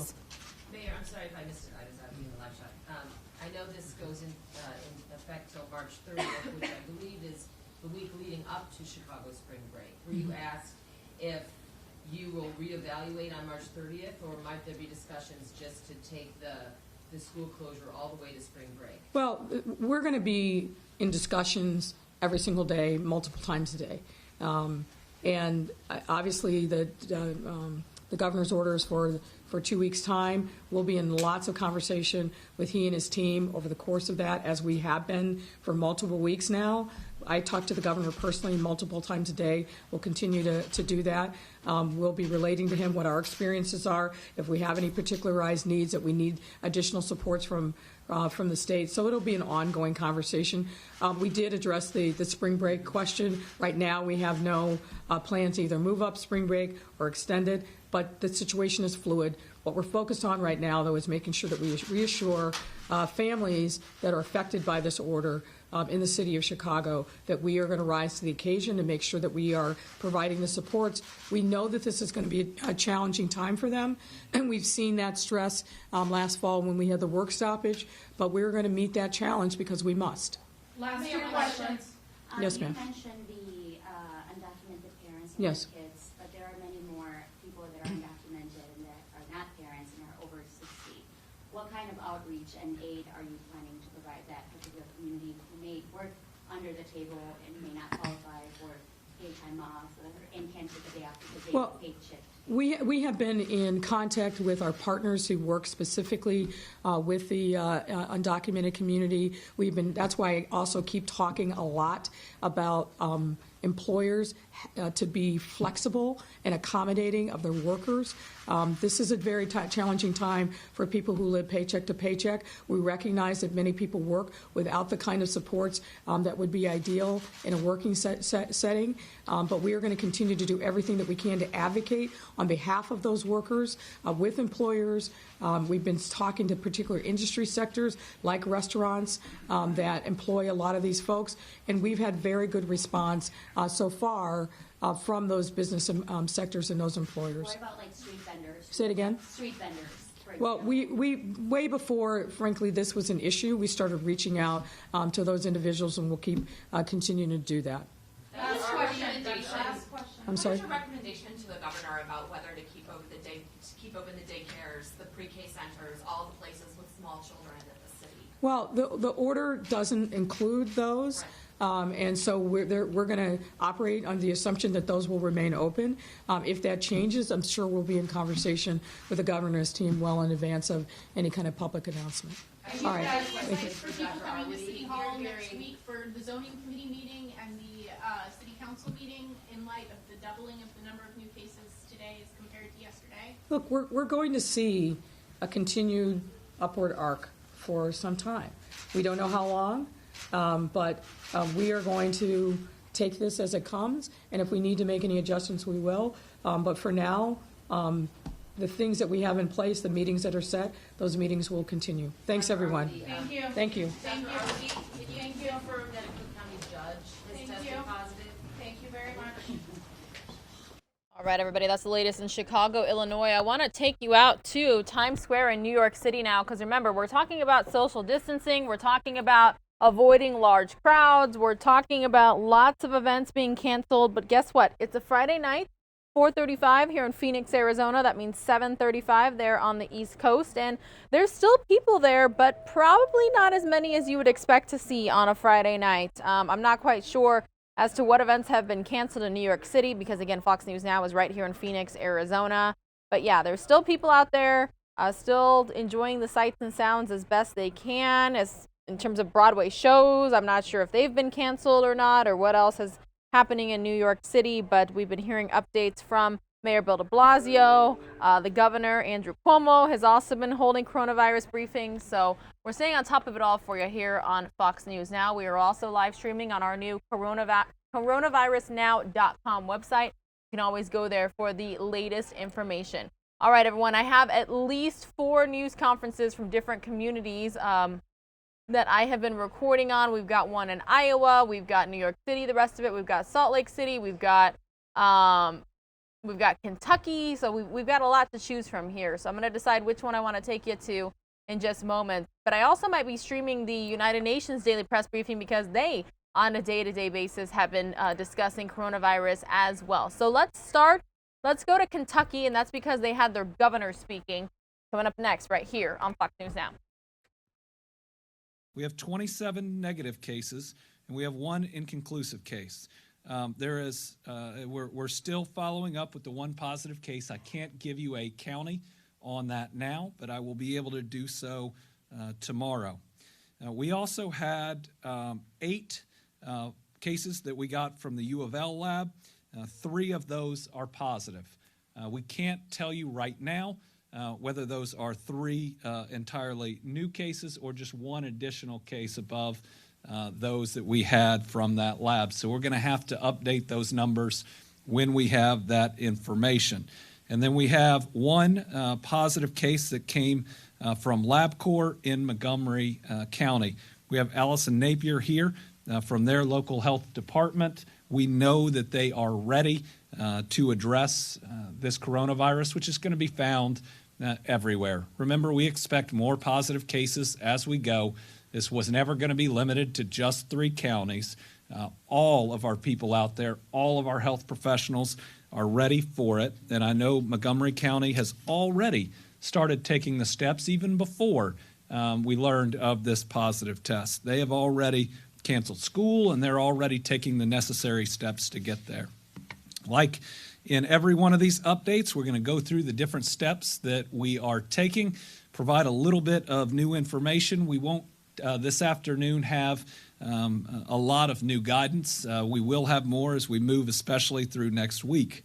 So to date, we have declared a state of emergency here in Kentucky to have the funding and tools we need to address the coronavirus. We activated the Emergency Management Operations Center and the State Health Operations Center. We announced Kentucky's COVID-19 hotline, 1-800-722-5725. We have an infographic up on our website, if you'll scroll down to it a little bit, please. The When to Seek Care infographic.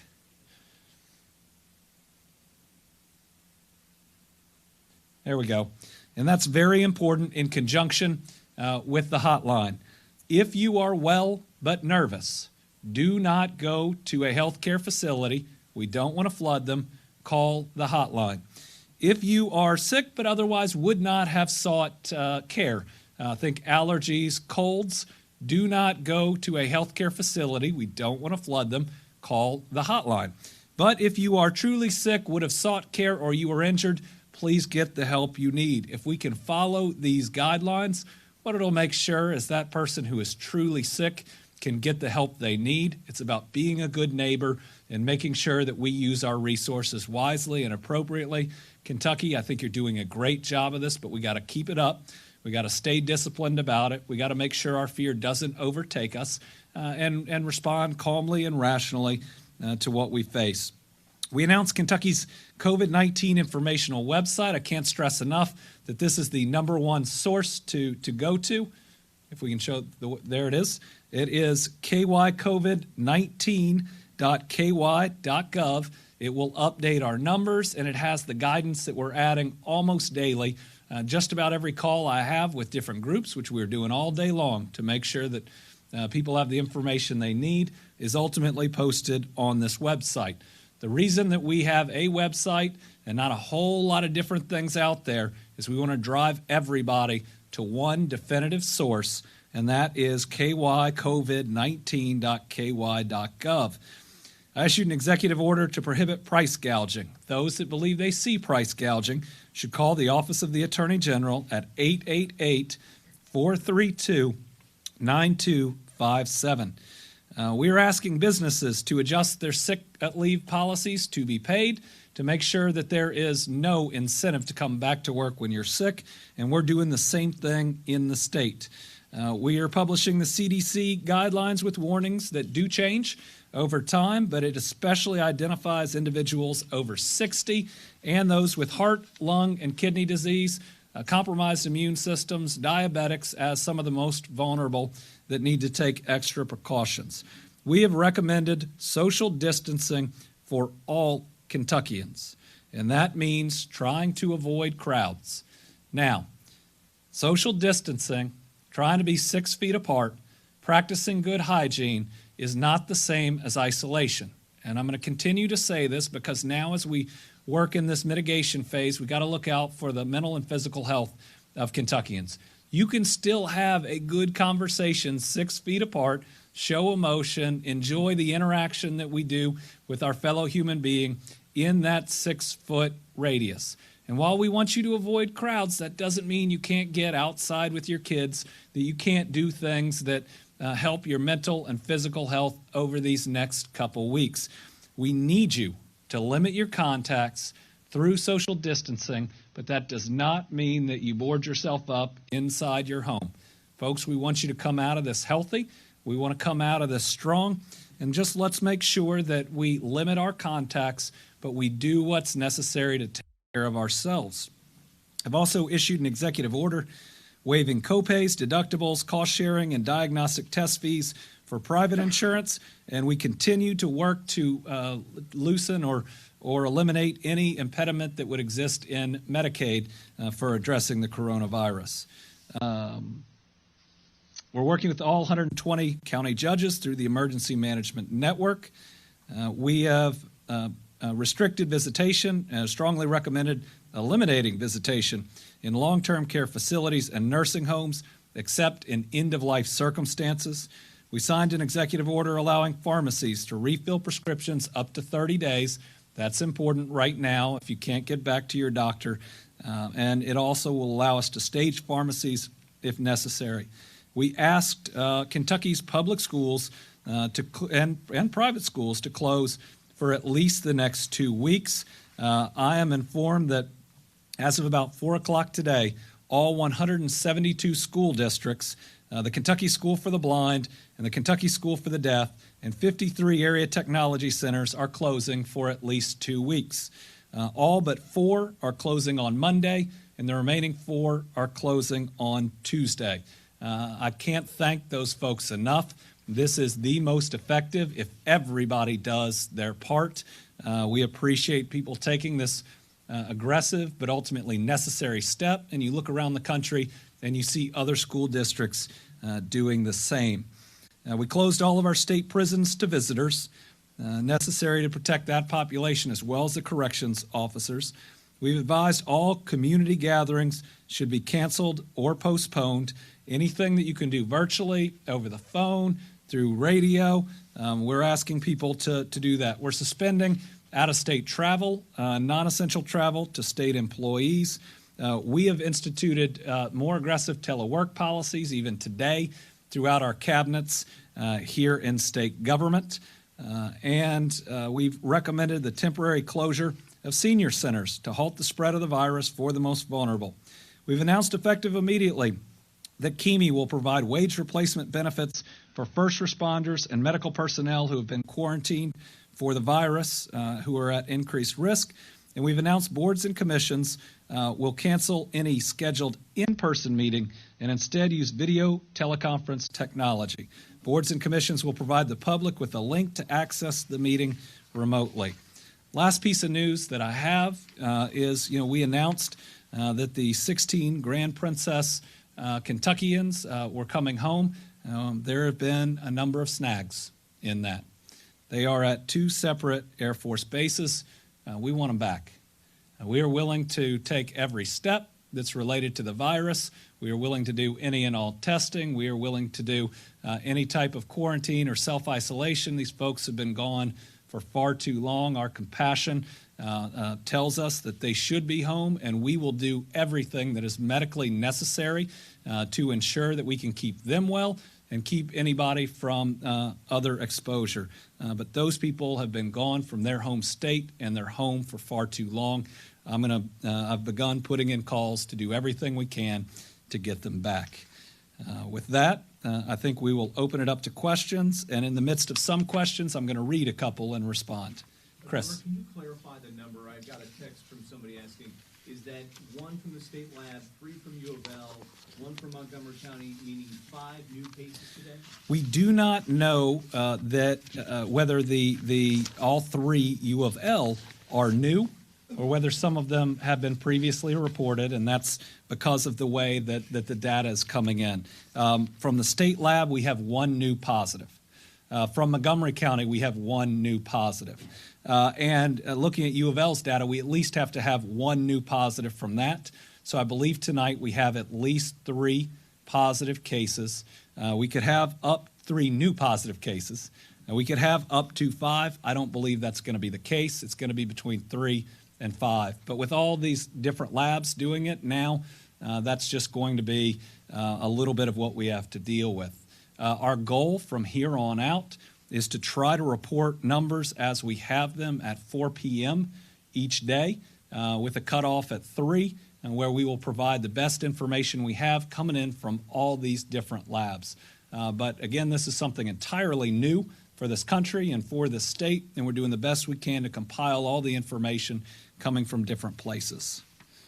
Governor, there's additional cases from Franklin County. Why can't you say what county the additional cases from? There's actually some confusion about where it's from, and I don't want to give you incorrect information. The moment that we can confirm that, we'll put it out on social media. With what this virus is, we ought to expect that it will be in every region, but I don't want to give someone the wrong impression. Let me read one. The governor has advised all business to have employees work from home. When will he make suggestions on state government, area development districts, et cetera? We have now put out guidance where we are trying to be very aggressive in telework in state government, trying to ensure that we thin out the number of people that we have in our physical buildings and that we have more people working from home. We also want people to be able to self-report if they fall within the more concerning categories, the more vulnerable, so that we can make sure that we provide an even more flexible schedule for them. There's obviously a lot of employment law that is out there, and so those that are coming to us that are concerned they're specifically vulnerable, we are working on longer-term plans for.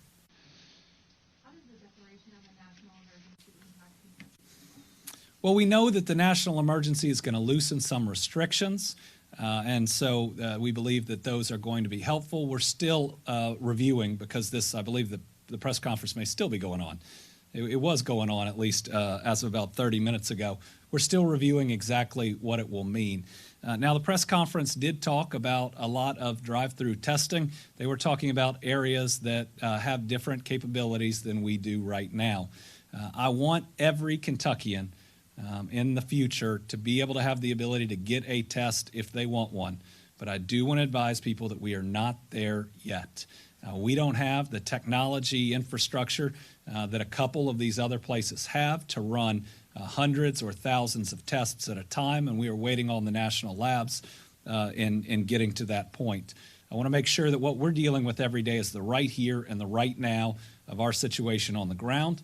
And I believe that we have a system in place where those that are the sickest, that truly need that test, get it. And it's important on us that if we are well, right now we are not pushing for that test that I hope we can have later, but to make sure we're caring about others.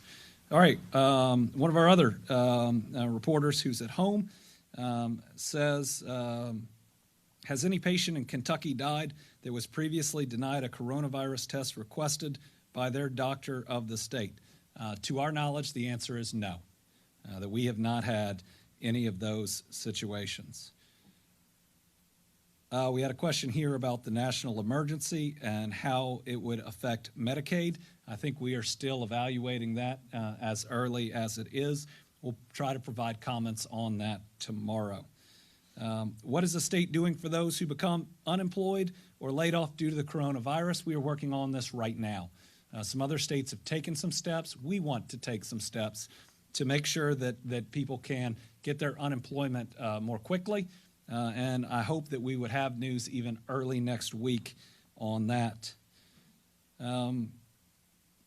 Reaction to the president's state of emergency. State of emergency overall has to be helpful. It has to mean that we're going to have some more flexibility, and I certainly hope it means we will get more funding. We just need to determine exactly what that means to be able to provide everybody with responsible information. So what we have tonight are some more positive tests. Again, we expected them. We do have a lot of negative tests, and for everyone whose test was in this batch, we are happy for them. But again, we are expecting more positives. We're expecting more positives each and every day, but that is why we're taking the steps that we are taking to better protect Kentuckians. You have the demographic on the Jefferson County case we've been talking about that may be connected to Humana. Were you able to confirm that this afternoon? We're not able to confirm right now which of these three line up with any individual case. That's, again, one of the challenges of what's coming in, but we'll try to have that information for tomorrow. If Humana's confirmed it and U of L has confirmed it, then there's no reason for us to believe that it's not accurate. We are treating those positives that we haven't been able to confirm as positives until there's some reason to believe they're not. We believe it's the more responsible thing to do. Governor, it's the weekend. People like to go out to eat. They like to go to the movie theater, the bowling alley, roller skating rings, whatever, where there are usually a lot of people. What's your advice, recommendation for those kinds of activities? Our advice is you need to avoid crowds. Now, does that mean you can go to a restaurant as long as people are spread out? We're going to be putting up guidance for food service and that here soon. But again, you need to practice good judgment. If you're going to a place and you see a large crowd with people very close together, not 6 feet apart, that's not what we should be doing. And so we need everybody to take that responsibility, being a part of Team Kentucky. Like I talked about this morning, don't be Rudy Gobert. What happens is that Donovan Mitchell tests positive afterwards. We all have a duty to protect each other like they are our teammates in this battle that we are in against the coronavirus. Listen, I know we're going to win. I just want to make sure that we protect as many of our people and as possible and all of our people as we get through it. But do things this weekend. I'm going to go out and if Will's finger, my son, he broke a finger recently, can handle it, we're going to shoot horse. My daughter's going to ride her bike. We're going to take the dogs for a walk. All things that we can do with the right social distance around us. And we're going to spend as much time as we can together as a family. We're also going to look for opportunities to help others that have extra needs. We are very concerned about both our kids and our seniors and their meal service. And we're going to continue as a state, and I know localities, to do everything we can to make sure we can provide those same number of meals. We're going to make sure, and my family, that we do things to help out with that. I've seen that others are chipping in, and the great part about Kentuckians is that we band together to make sure we protect each other. Remember, if you've got homebound seniors, we have to continue to check on them. We can't let our fear keep us from compassion, and fear, if it gets out of control, can cause more harm than this virus ever will. Just make sure you practice good hygiene, and one of the ways that you can do that is you ought to treat yourself like you have the virus in dealing with those that are most vulnerable so that we can make sure that it doesn't spread. Remember, everybody, you've got 2 duties. Number 1, to do everything you can to protect yourself and your family from getting the coronavirus. But number 2, with 80% of folks having little to no symptoms, you got to do everything that you can not to spread it to others, given that you might not even know that you have it. Any final questions? Have any of these patients been in critical condition at any point? Do you know? And I ask this because if you go to social media at all, you see a lot of people frustrated with the school closings and the other closings and concerned about layoffs happening, and they don't see the seriousness of this yet, and they question whether it's overkill.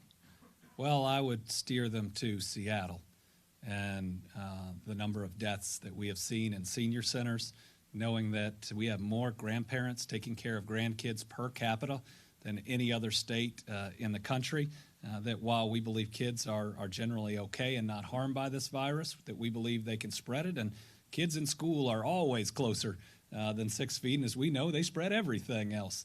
Going home to grandmother and granddad, and we're so happy those grandparents have stepped up to take care of them, is just a real significant risk.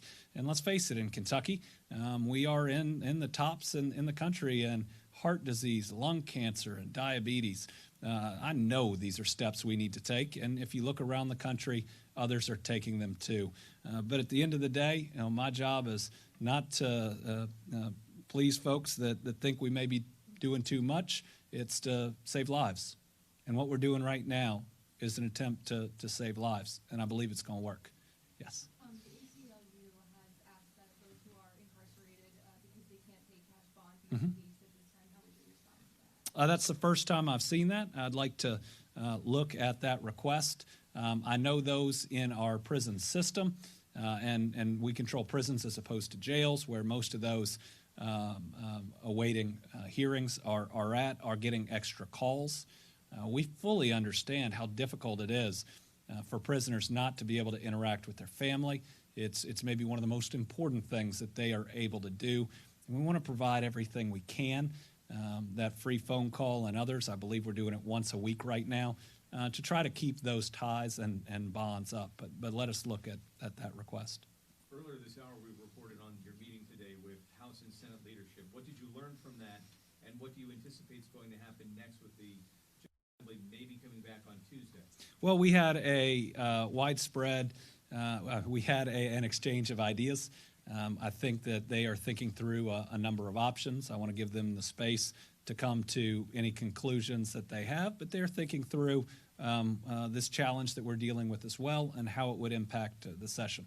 I believe there's a number of different thoughts, everybody trying to do the right thing, and we'll be in contact again over the weekend. We've asked them whether it's going to impact how many days they have left, but will it, and they want to preserve their veto power, will this impact, have you talked to them about bills that maybe you'd be more likely to veto than others, or have you negotiated any of that to try to speed up actually getting work done with a few days remaining? They haven't asked me that yet because there would be a 10-day period where they're gone during that. But I've told them I'm willing to work with them. I've told them on regular bills that if we're going to veto them, we can do it more quickly, and they can have any reaction to it more quickly. There's no question that the fewer days that the session can be compacted in would be better from a health standpoint. We have to have a budget. We do not know when we're going to get to the other side of this virus, and if it were to extend beyond the current fiscal year, that would be very problematic. The other thing that we don't know is how much that it will escalate, and if we'd be in a position where I would not be in a responsible position for calling them back. So I believe the most important thing we need is in pretty short order for that budget to be passed in some form. Okay. Thank you all very much. We will be back here at 4 p.m. on Saturday.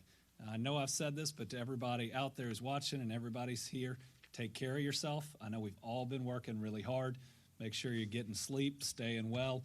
It's important that we can get the news out, but it's also important that you all stay healthy for your families. Thank you. All right, everybody, good evening. Pilar Arias here with you, one of 3 Fox News Now hosts. Taking a live look now, just outside the Fox News headquarters in New York City. A lot emptier streets in the Big Apple than we are used to seeing due to this coronavirus outbreak. It is the top of the hour, 5 o'clock here in Phoenix, Arizona, 8 p.m. Eastern on a Friday night in New York City. The latest numbers from the CDC, varying from Johns Hopkins University's website at this time. CDC's report from today says there's 1,629 coronavirus cases in the U.S., total of 41 deaths, and jurisdictions, they're talking about states, 47 reporting. That includes the District of Columbia, so Washington, D.C. We have been continuing to bring you live coronavirus coverage as it's happening, as well as recorded coverage from earlier in the day, and that's because a lot of these news conferences in different parts of the country are happening simultaneously. So next we're going to head out to Iowa, where they had about a 50-minute news conference there. Let's listen in. Travel event or each other, but they do have a tie back to an event. People that are calling the 211 number are saying that they're being told they need to have symptoms for 14 days before they can get a test.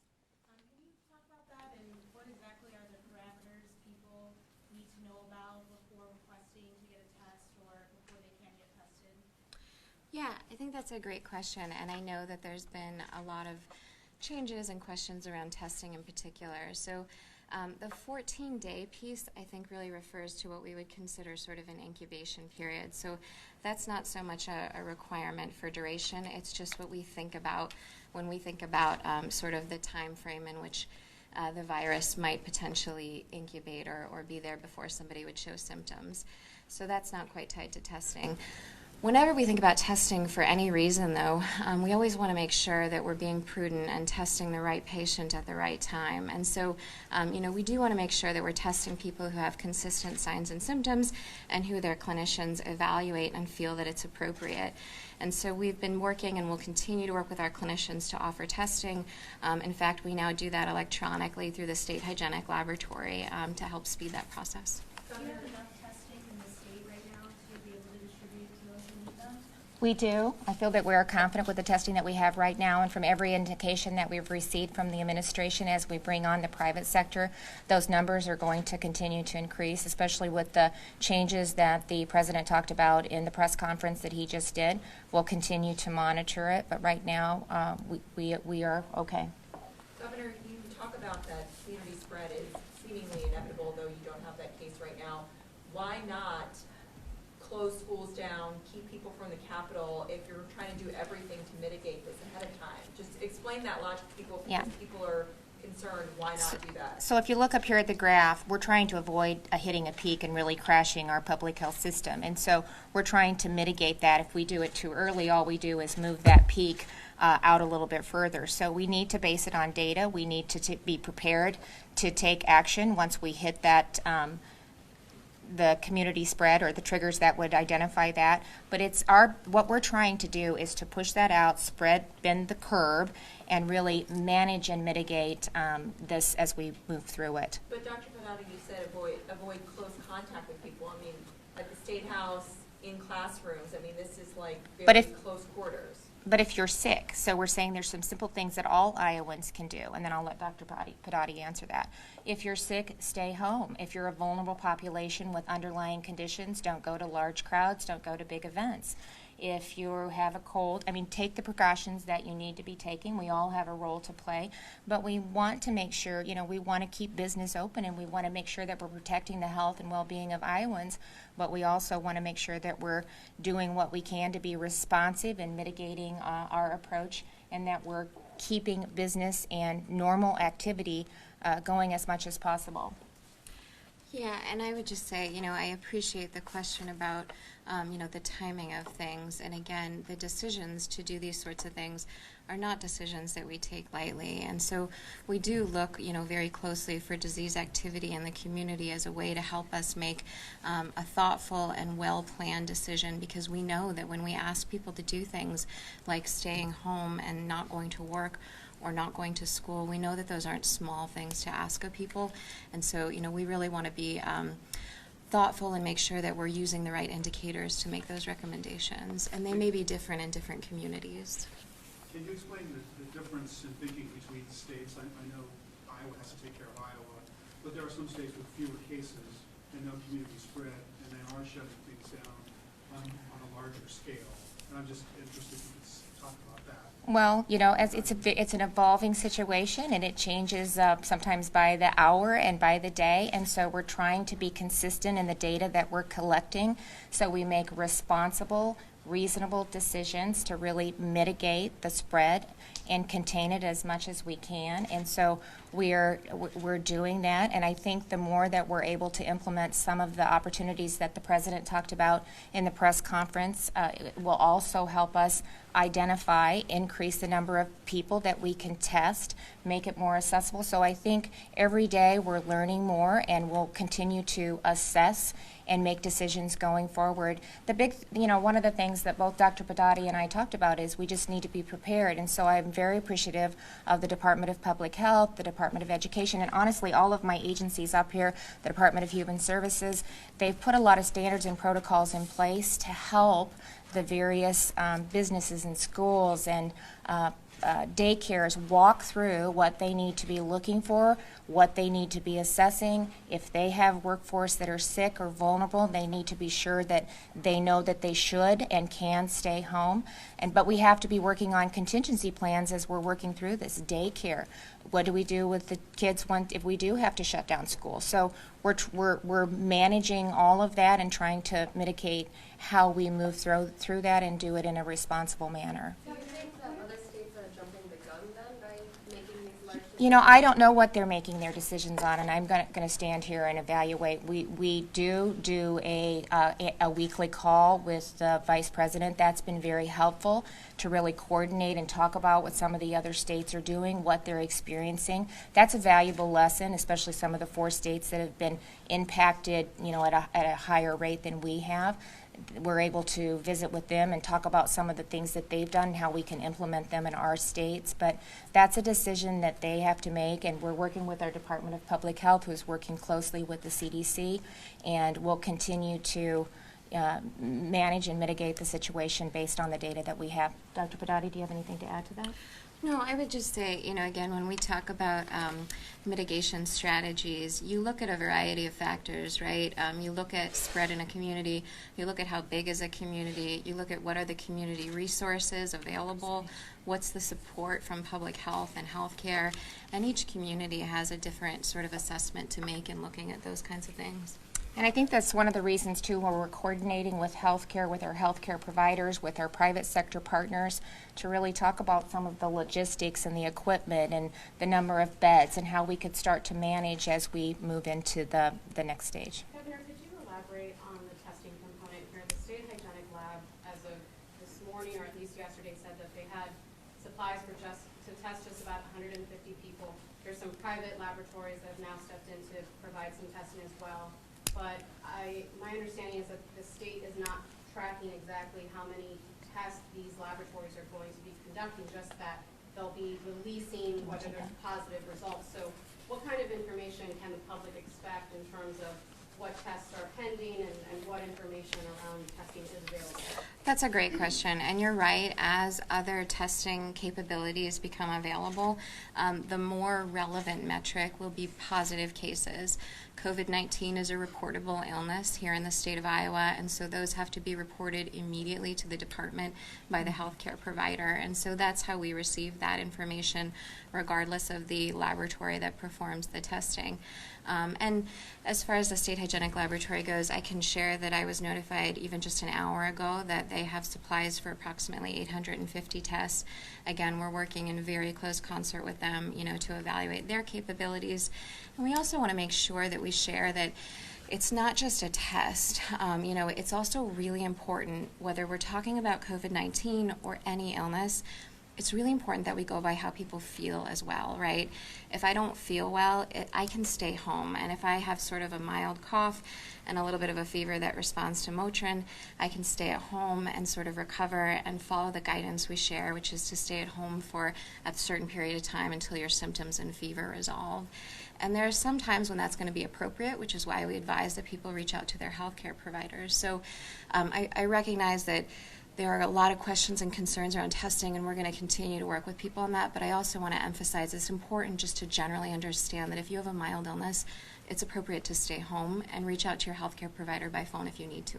How do you, when people are only being tested, if they've already been shown symptoms for, you said, some time, how do you assure Iowans that there is a community spread when it's very likely if they're not getting tested until they've already had the illness for a while, maybe we're spreading it?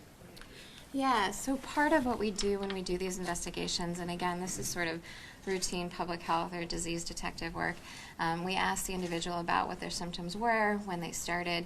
We ask them about everything that they did, where they went, who they talked to, where they stood, how long did they talk, what setting were they in. And those are the kinds of questions that we ask to try and understand what the risk level would be for transmitting illnesses. And depending on the illness, whether it's something else, we ask about those relevant risk factors as well. And so that's kind of how we make an assessment of who we need to reach out to and who we need to talk to. And again, I can tell you that this is part of the work we do all the time in public health, and we are so grateful because we rely on people to pick up the phone when public health calls you and to talk with us and to provide us that information, which is why it's so important, and again, why everybody really does have a role to play in addressing this virus. Tagging on that question, some people can carry the virus if they're not showing any symptoms. So again, to the community spread, how do you really, assuredly say that it's not already in the communities right now? We just don't know.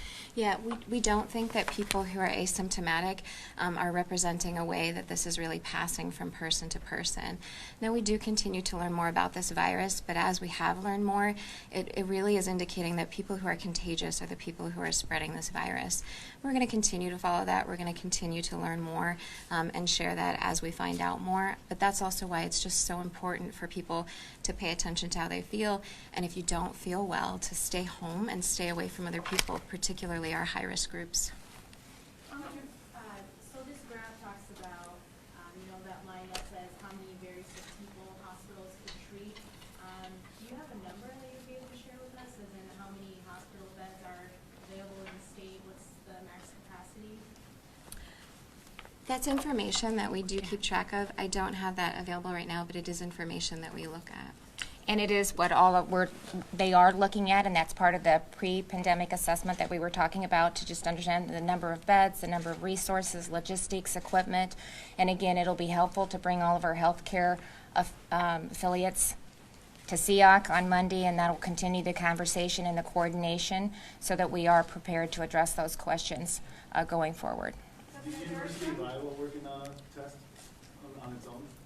I'm not aware of that. Are you? It might be best to Ask them. follow. Yeah, I'm not sure. Governor, there's some individuals that are offering sort of anecdotal experiences about claiming that they have had interactions with people who may have been linked to this cruise in Egypt, and are claiming that they have tried to reach out to state public health officials about concerns in terms of interactions. Is there any particular message that you have for individuals who are claiming, that they have concerns that maybe this thing is spreading? Yeah, I would ask them to go ahead and to please continue to reach out to the Department of Public Health. They can talk to their doctor, or because they also have the capability of doing a pre-assessment and can advise them on next steps. But I want to commend the work that the department has done in reaching out through the 211 and through their office in providing protocol and reaching out to individuals to provide them the assessment that they need. But they can also reach out to their physicians as well. Governor, when you walked in, the Iowa Business Council was canceling an event. The Des Moines Symphony has canceled concerts. Are you asking people to rethink this since you're not discouraging people from gathering in large groups? You know, those are decisions that they'll have to make, but what we're saying is if you're unsure what to do, you have a great resource with the Department of Public Health, that they have standards and protocols in place that they would be happy to walk through you with. They've sent out several to schools and businesses and healthcare facilities, nursing homes, long-term care facilities. But again, it's just people have to be responsible, as Dr. Padati said. If you're not feeling well, you shouldn't attend a large event. If you are a vulnerable Iowan, a senior with underlying conditions, you should not attend large events. But as we move through this and as we learn more and as we reassess, it is evolving every day. And so we'll be reassessing on a daily basis. And, the recommendations may change going forward. But right now, we're going to base it on an incident-by-incident decisions on what we're seeing come in. Last question. What about daycare? I know that's a question that a lot of people are having. What are you guys actively working on if schools do start closing? Parents have to still probably go to work. What do they do with their children? Yeah, so those are some of the issues that we're addressing. We're working especially with our healthcare professionals and our workforce to make sure that we have backup health care. So those are some of the issues that we're working with as we work with not only businesses but with the schools and healthcare as well. Thanks, everyone.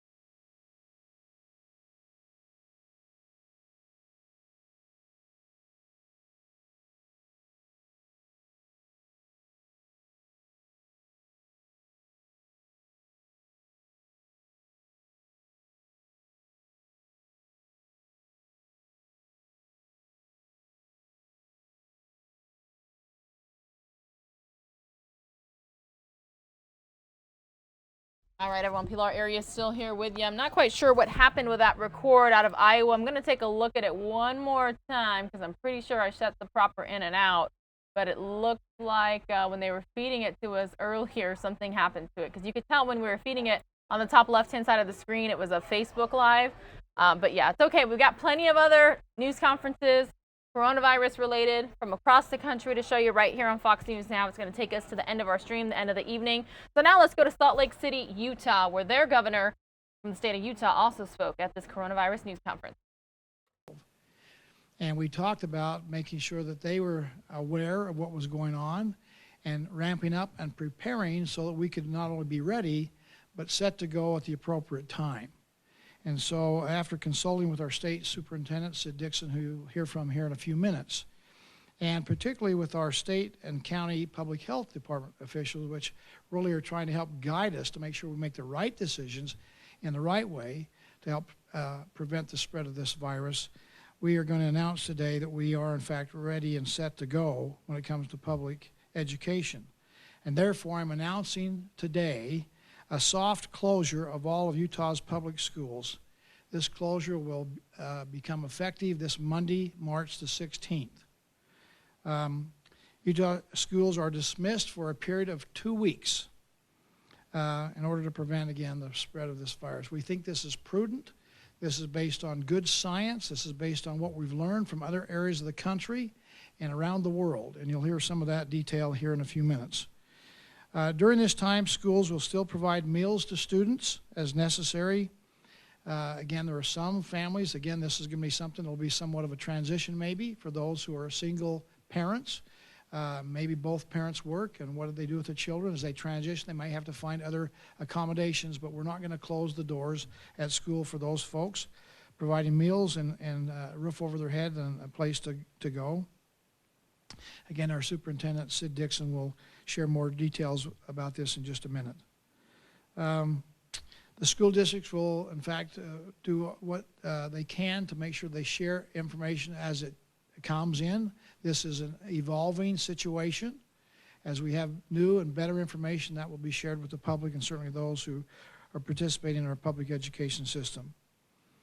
I want to just emphasize that our local school districts, our superintendents, our principals, our State Board of Education, Superintendent Sid Dixon, have been working together very closely and with our local health departments. This is a health issue.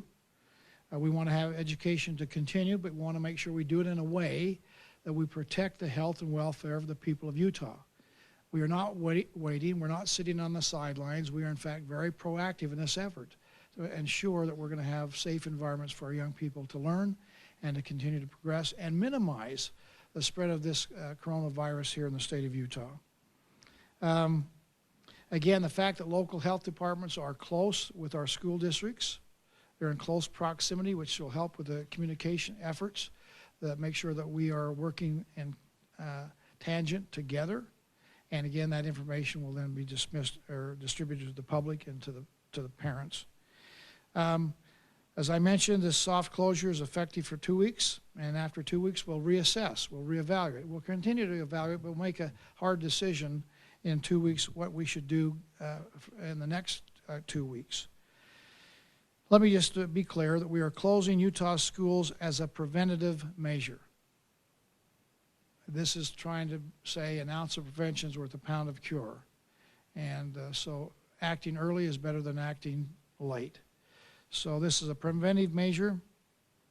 This decision is guided by input from scientists who will point that eliminating large gatherings greatly does reduce the capacity of the viruses to spread throughout our communities. And as I mentioned, we don't want to wait. It's better to be too early than it's going to be too late. And that's the simple fact of the matter. With that, we'll hear now from Dr. Hegman, who will give us a little bit better understanding of the science behind this. Dr. Hegman. Thank you so much, Governor. Thank you, Governor, and thank you for your interest and concern for our students and for our society. We have a reason to be optimistic at this point in time. We really do have a better understanding of what needs to be done at this point.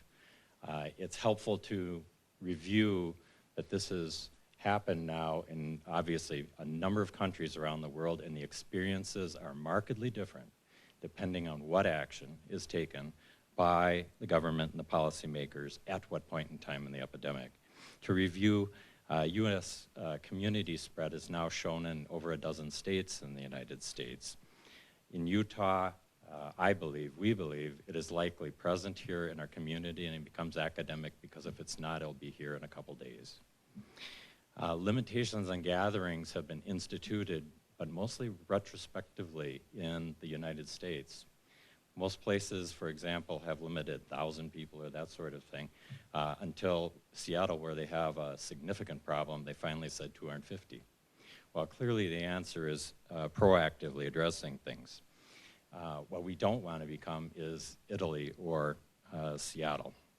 Italy's healthcare is described as on a wartime triage system. The healthcare system in Lombardy, which is their New York state, their wealthiest part of the country, is described as near collapse. We can avoid this. The overall fatality rate for cases is about 6% in Italy. A doctor who hasn't seen his family in 2 weeks described it as getting the public to comply with the government restrictions is more important than anything doctors can do. There's a very long recovery phase as well. The first survivor out of the ICU came out of the ICU a couple days ago, went in the ICU in Italy on February 21, a 38-year-old Unilever worker. In South Korea, they've had similar problems, and Japan they have as well. But the instruction here is that Japan instituted school closures and social distancing at an early stage. And consequently, their fatality rate is far lower despite having an older population than we have here in Utah. Seattle. Seattle is a beloved city. COVID is considered endemic. That means it's so widespread that they've stopped testing. Why? Because you don't need to. One after another of these things, it's not changing your management. So some of them they're testing, some of them they're not. It really actually doesn't matter. They have reports now coming out of Seattle of 100% ICU beds occupied by COVID patients, the coronavirus patients. Medical surgical floors are completely full of stable patients and end-of-life patients who are dying of the disease. Again, something we are going to avoid.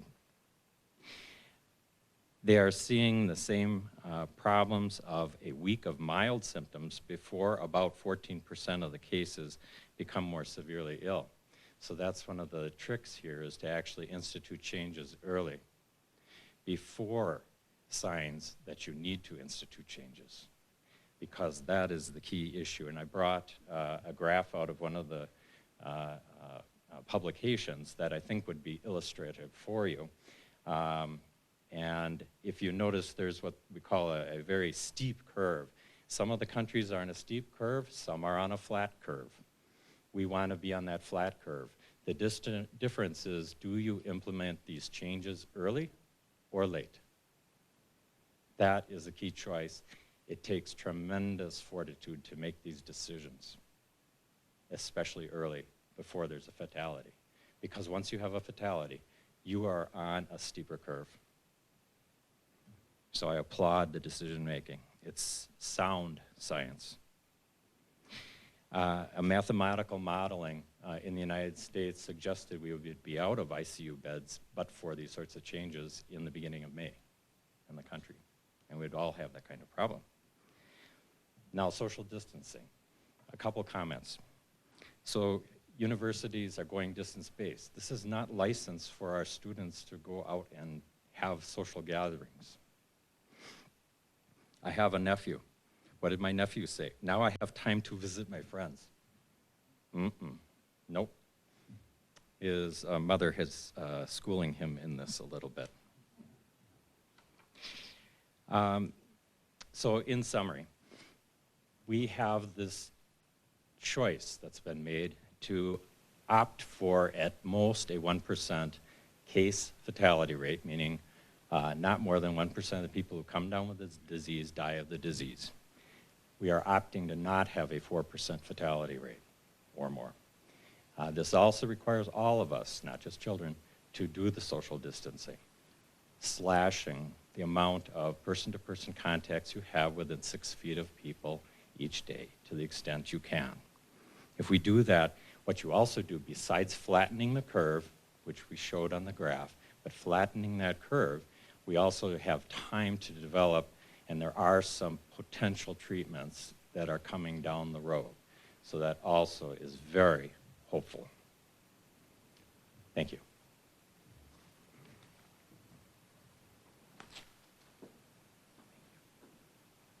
Thank you, Dr. Heglin.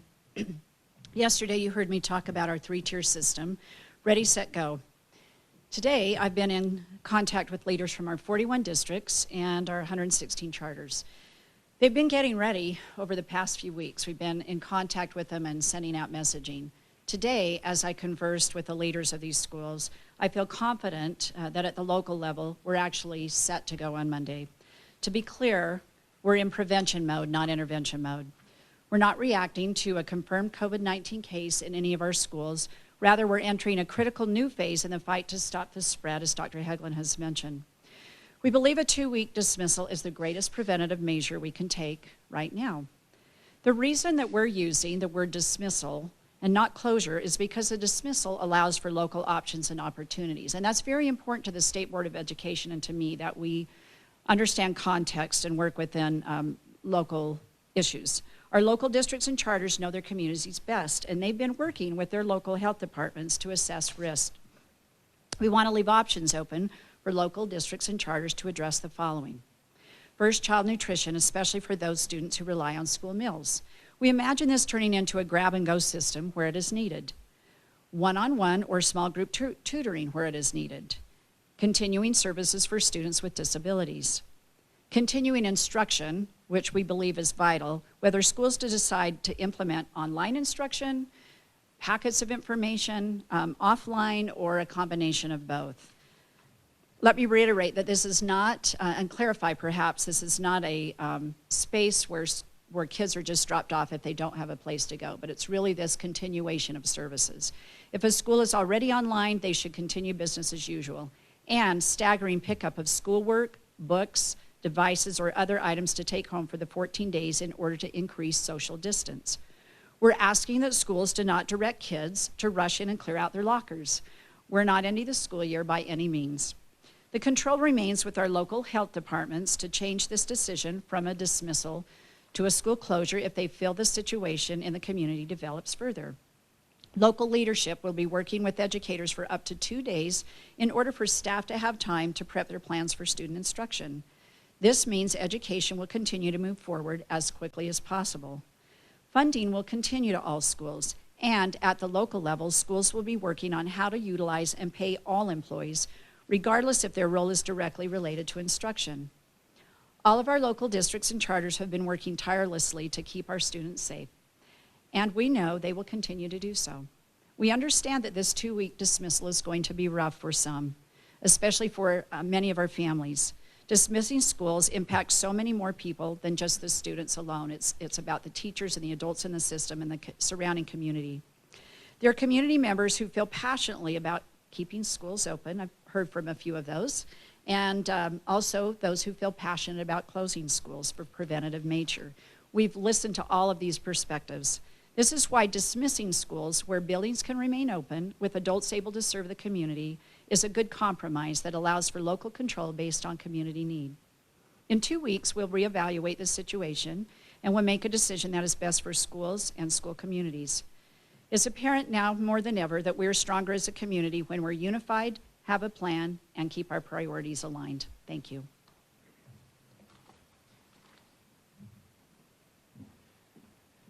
Thank you, Superintendent, and Dr. Hegman. Thank you, Governor. Ladies and gentlemen, it's been quite a week, I think, for all of us. We are certainly in a different place today than we were just a week ago. And I just want to speak briefly to our incredible community out there. We know this is a time of uncertainty, and we know that there are many people who are worried, concerned, not sure what the future holds for them. I want to remind you that for most of us, again, this illness will be very brief, if contracted at all. But the actions we take today, as Dr. Hegman so poignantly pointed out to us, has the ability to save many, many lives here in our amazing state. We've had challenges in our country before. We've had challenges in our state before. And the amazing thing about Utahns and about Americans is that we always rise to those challenges. We always come together to help each other, to support our communities, and to lift our neighbors. This is no different. We've been preparing our entire lives for this very moment, this opportunity where we will serve one another, make sure that our kids are taken care of. What I love about what has been announced today is it really is the best of all possible solutions. We're going to prevent the spread of this disease while also, and that distinction, calling it a soft closure or just dismissal instead of a closure, will make sure that those children who have food insecurity have a place to go, that instruction continues to our children with as little disruption as we can possibly have given the circumstances. And like you, we have been thinking about what this means for our own families, for our own children, and of course for our own economy and the changes that are happening in all of our lives. We truly believe that if we make these significant if we take these significant steps right now, we will minimize the length of time that we will have to take these steps, which will be better for the economy in the long term, and of course better for the health of Utahns. But we can do this if we work together. Utah has always been different, and now is no exception. We encourage all of you at our local communities. Again, an announcement like this has ripple effects, as Superintendent Dixon stated. It's the reason we didn't make it yesterday. It's because when you close a school, it's different than closing a university, because we have children who are dependent on their families, who are dependent on the community, and dependent on their schools.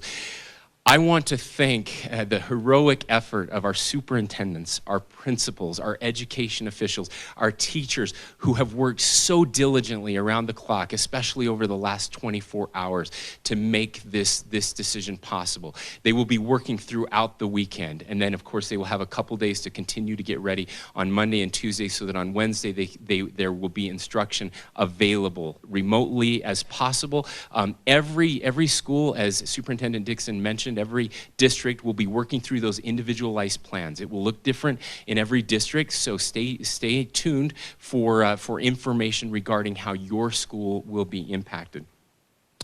We, again, just want to reiterate, this is a preventative measure.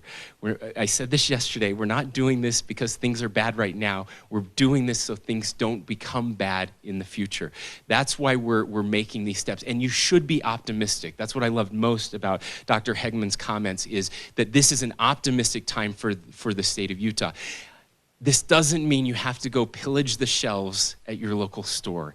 It doesn't mean we have to fight over the last roll of toilet paper. That's not what this is about. Let me assure you, even in these places where we see very high rates of disease, they still have groceries available, okay?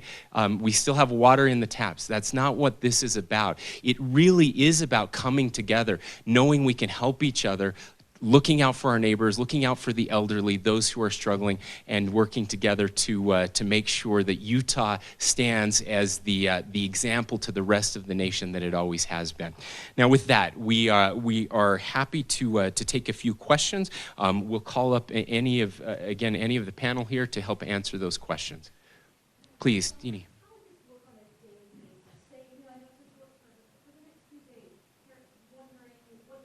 Yep. Sid, you want to come up and answer that?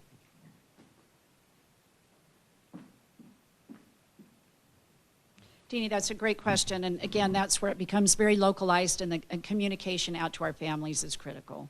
So we feel it's really important to have time for our local leaders and their teachers to make plans, and that will be communicated.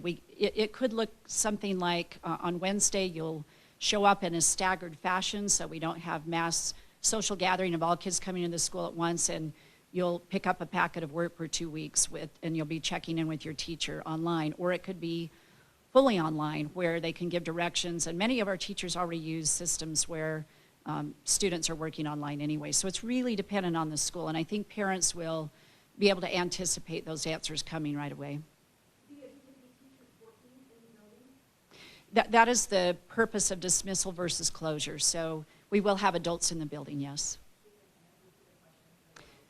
Yeah, so the question was, do we anticipate having teachers in the building? And the answer to that is yes.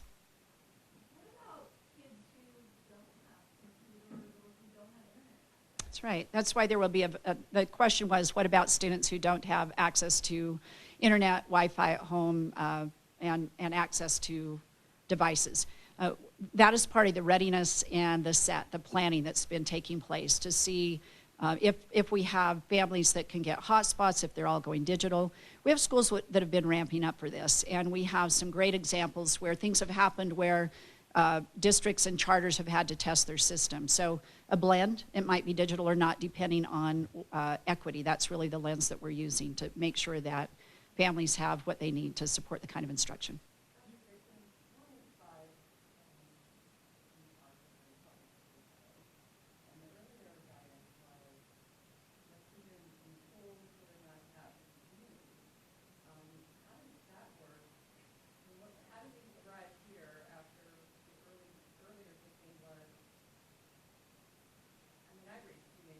Right.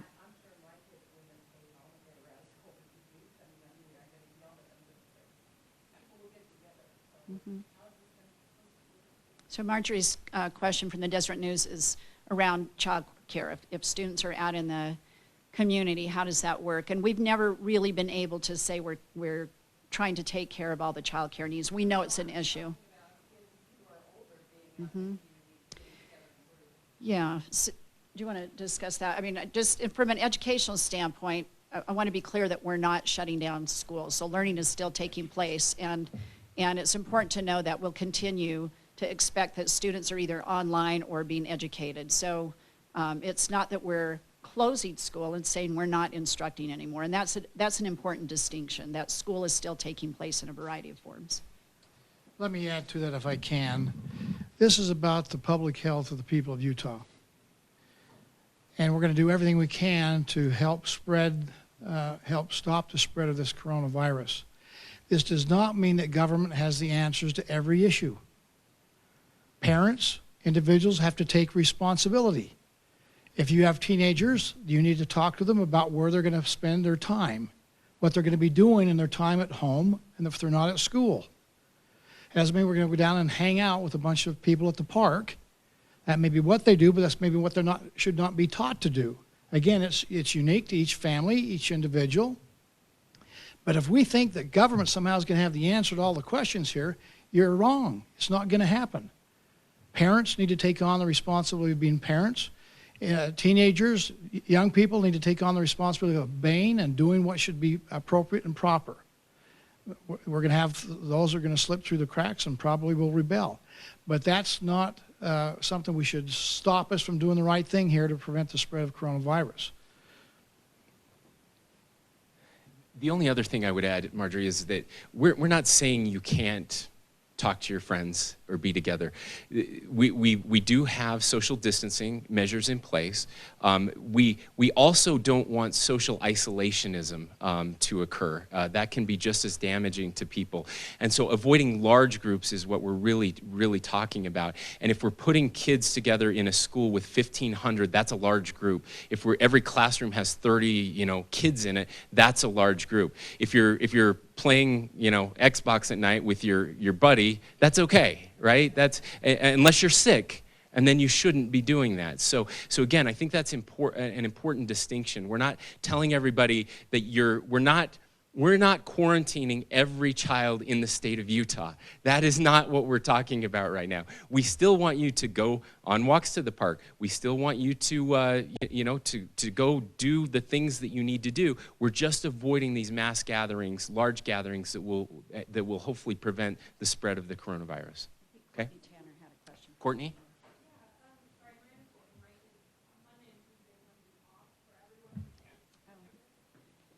Courtney Tanner asked, is Monday a day where everybody's going to be off? I just want to acknowledge that some of our districts and charters are on spring break next week, so they would be out anyway for a few days. So they'll make those adjustments when they come back to ensure that their teachers have time to prepare materials and work for the remainder of that week. So again, it's dependent on the school's schedule and the time for teachers to prepare.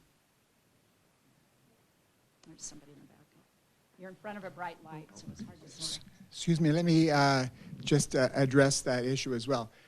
The school is still on, but they are learning at home, distance learning, and so the goal is to have them be at home studying, reading, doing their homework, assignments. So they're actually still in school, but it's in a home setting, distance learning, or if they need assistance with technology or even social services assistance at school, those are still available at school. So school is still on. They're not dismissed, but they are distance learning and away from school, at least to control that tight congestion in schools. I've had teachers tell me they have 40, 45 children in a school. There's not even room for desks, so they have tables so they can seat them closer together. And a lot of parents are saying, my kids aren't coming to school. The superintendent is saying, teachers, do social or do technology support for the kids at home and keep your other class and keep teaching them in the school. That's not reasonable either. This is the ideal solution for that. Maybe a couple more questions. What measures is the task force taking to coordinate with indigenous tribes in Utah? Yeah, we have reached out to the tribes, and we actually had the tribes here at the Capitol just a week and a half ago. We met with them. Local health departments, we've instructed them to reach out to the tribes as well, and we will continue our communications with the tribes across the state of Utah. Thank you. Dini? Oh, sorry. One more question. Sorry. No, Go ahead. I just wanted to add to that our school districts and charters who are located in areas where we have many members of our various Utah tribes, they work very closely with tribal leaders and will continue to do so. Thank you.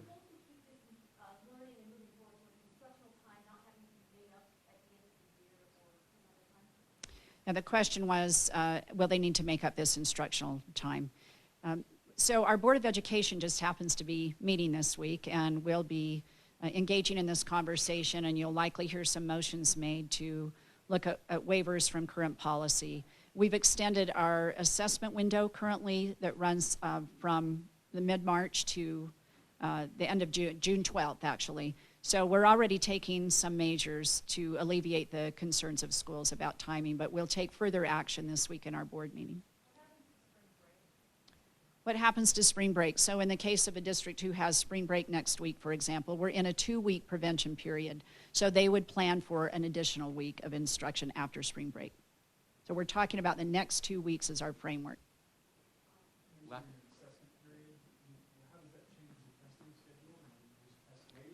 We're extending the question was, how does it impact the schedule? Yes, we're extending the assessment window. So if somebody was set to assess a certain week or a certain 2 weeks, they could push that back into the testing window. Last question.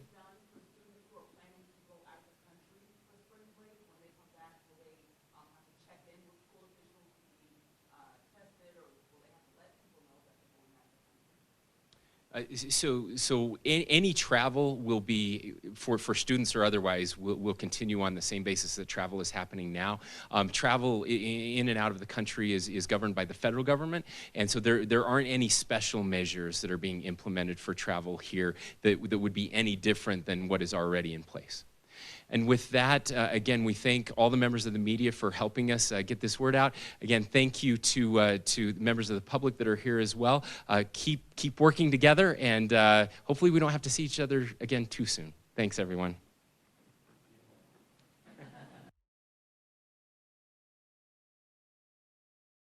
All right, everybody, we're taking a live look at almost the empty streets in New York City, just outside the Fox News headquarters, right across from Radio City Music Hall. Much different picture than people are used to seeing on a Friday night in New York City, where it is currently 8:46 in the evening. Next, we're going to head on over to Florida for a coronavirus update. This is Fox News Now. Please like, share, subscribe. Let your friends, your family, your coworkers, your neighbors, everybody you know about us right here. The more, the merrier. Don't forget, you can always find the latest by going to coronavirusnow.com. That's coronavirusnow.com. There's currently 1,247 of you watching on our YouTube stream alone. Thanks so much for being here, everyone. Hope you had a great week and hope your Friday evening is going even better.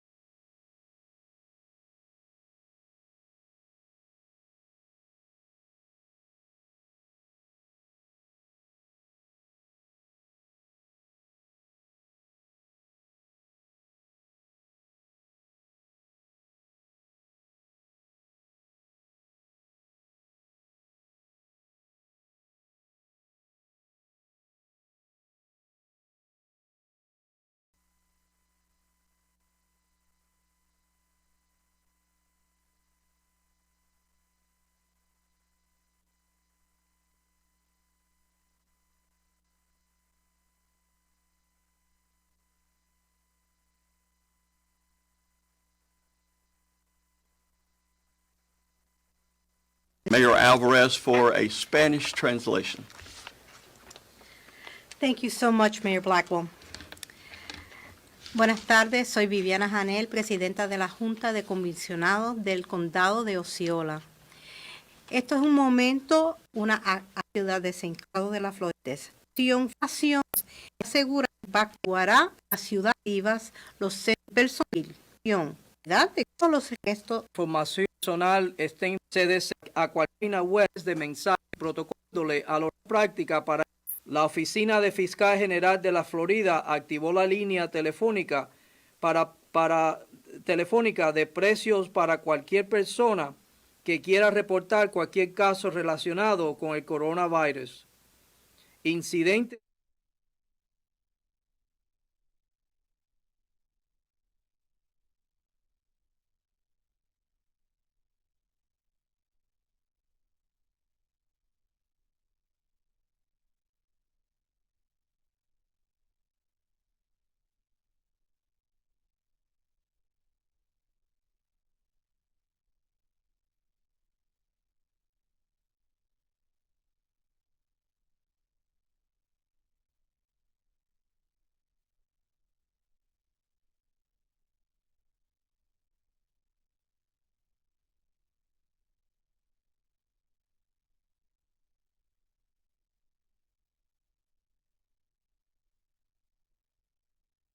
populations. This is a virus that has a disproportionately negative impact on folks who are older, who are vulnerable, who have an underlying medical condition. And so with that in mind, we issued restrictions on access to nursing facilities and assisted living facilities. But because we had the 11 cases, we now have 11 cases in Broward County. I'm directing Jared Moskowitz to expand the current order and prohibit all visitation to nursing homes, assisted living facilities, adult family care homes, long-term care facilities, and adult group homes in Broward County for the next 30 days. Beyond that order, I've directed the Secretary of our Agency for Healthcare Administration, Secretary Mayhew, to aggressively and continuously connect with all these facilities throughout the state, in person, by phone, whatever you need to do to ensure that they're following appropriate protocols and have a plan in place should they have an individual that tests positive. So far, Secretary Mayhew and her team have visited over 260 facilities in person. So we appreciate with that. As I said yesterday, We're committed to expanding testing capabilities in the state of Florida. We all know that there was CDC tests and everything. I wanted to make sure Florida was acting quickly on its own to do this. So I directed Director Moskowitz to purchase 2,500 testing kits that will give qualified labs throughout the state the capacity to process tests for up to 625,000 individuals. Each kit allows 500 tests, but you need 2 tests per person. So you're looking at 250 individuals per kit. Up to that amount, obviously, the tests have to be done properly. And I've also directed our Surgeon General, Scott Rivkees, to strategically distribute these testing kits to 50 CLIA-certified labs throughout the state, starting with hospitals so that testing can be completed closer to the patient. A lot of the hospitals have concerns if people are in the hospitals, then it takes 48 hours to get a test result back. If they have a lab that can do this, they're going to be able to do it there without having to send the sample everywhere. That would mean they would probably get the results back quicker. So far, we've received 1,000 of the 2,500 of the kits we've ordered. Now, this is a display. You actually so they're not actually in there. They're being refrigerated, or they have to be kept at a certain temperature. So we do have 1,000 kits now, and I'm directing Dr. Rivkees and Director Moskowitz to distribute all of these 1,000 test kits that are here to laboratories and hospitals that request and can use them as soon as possible.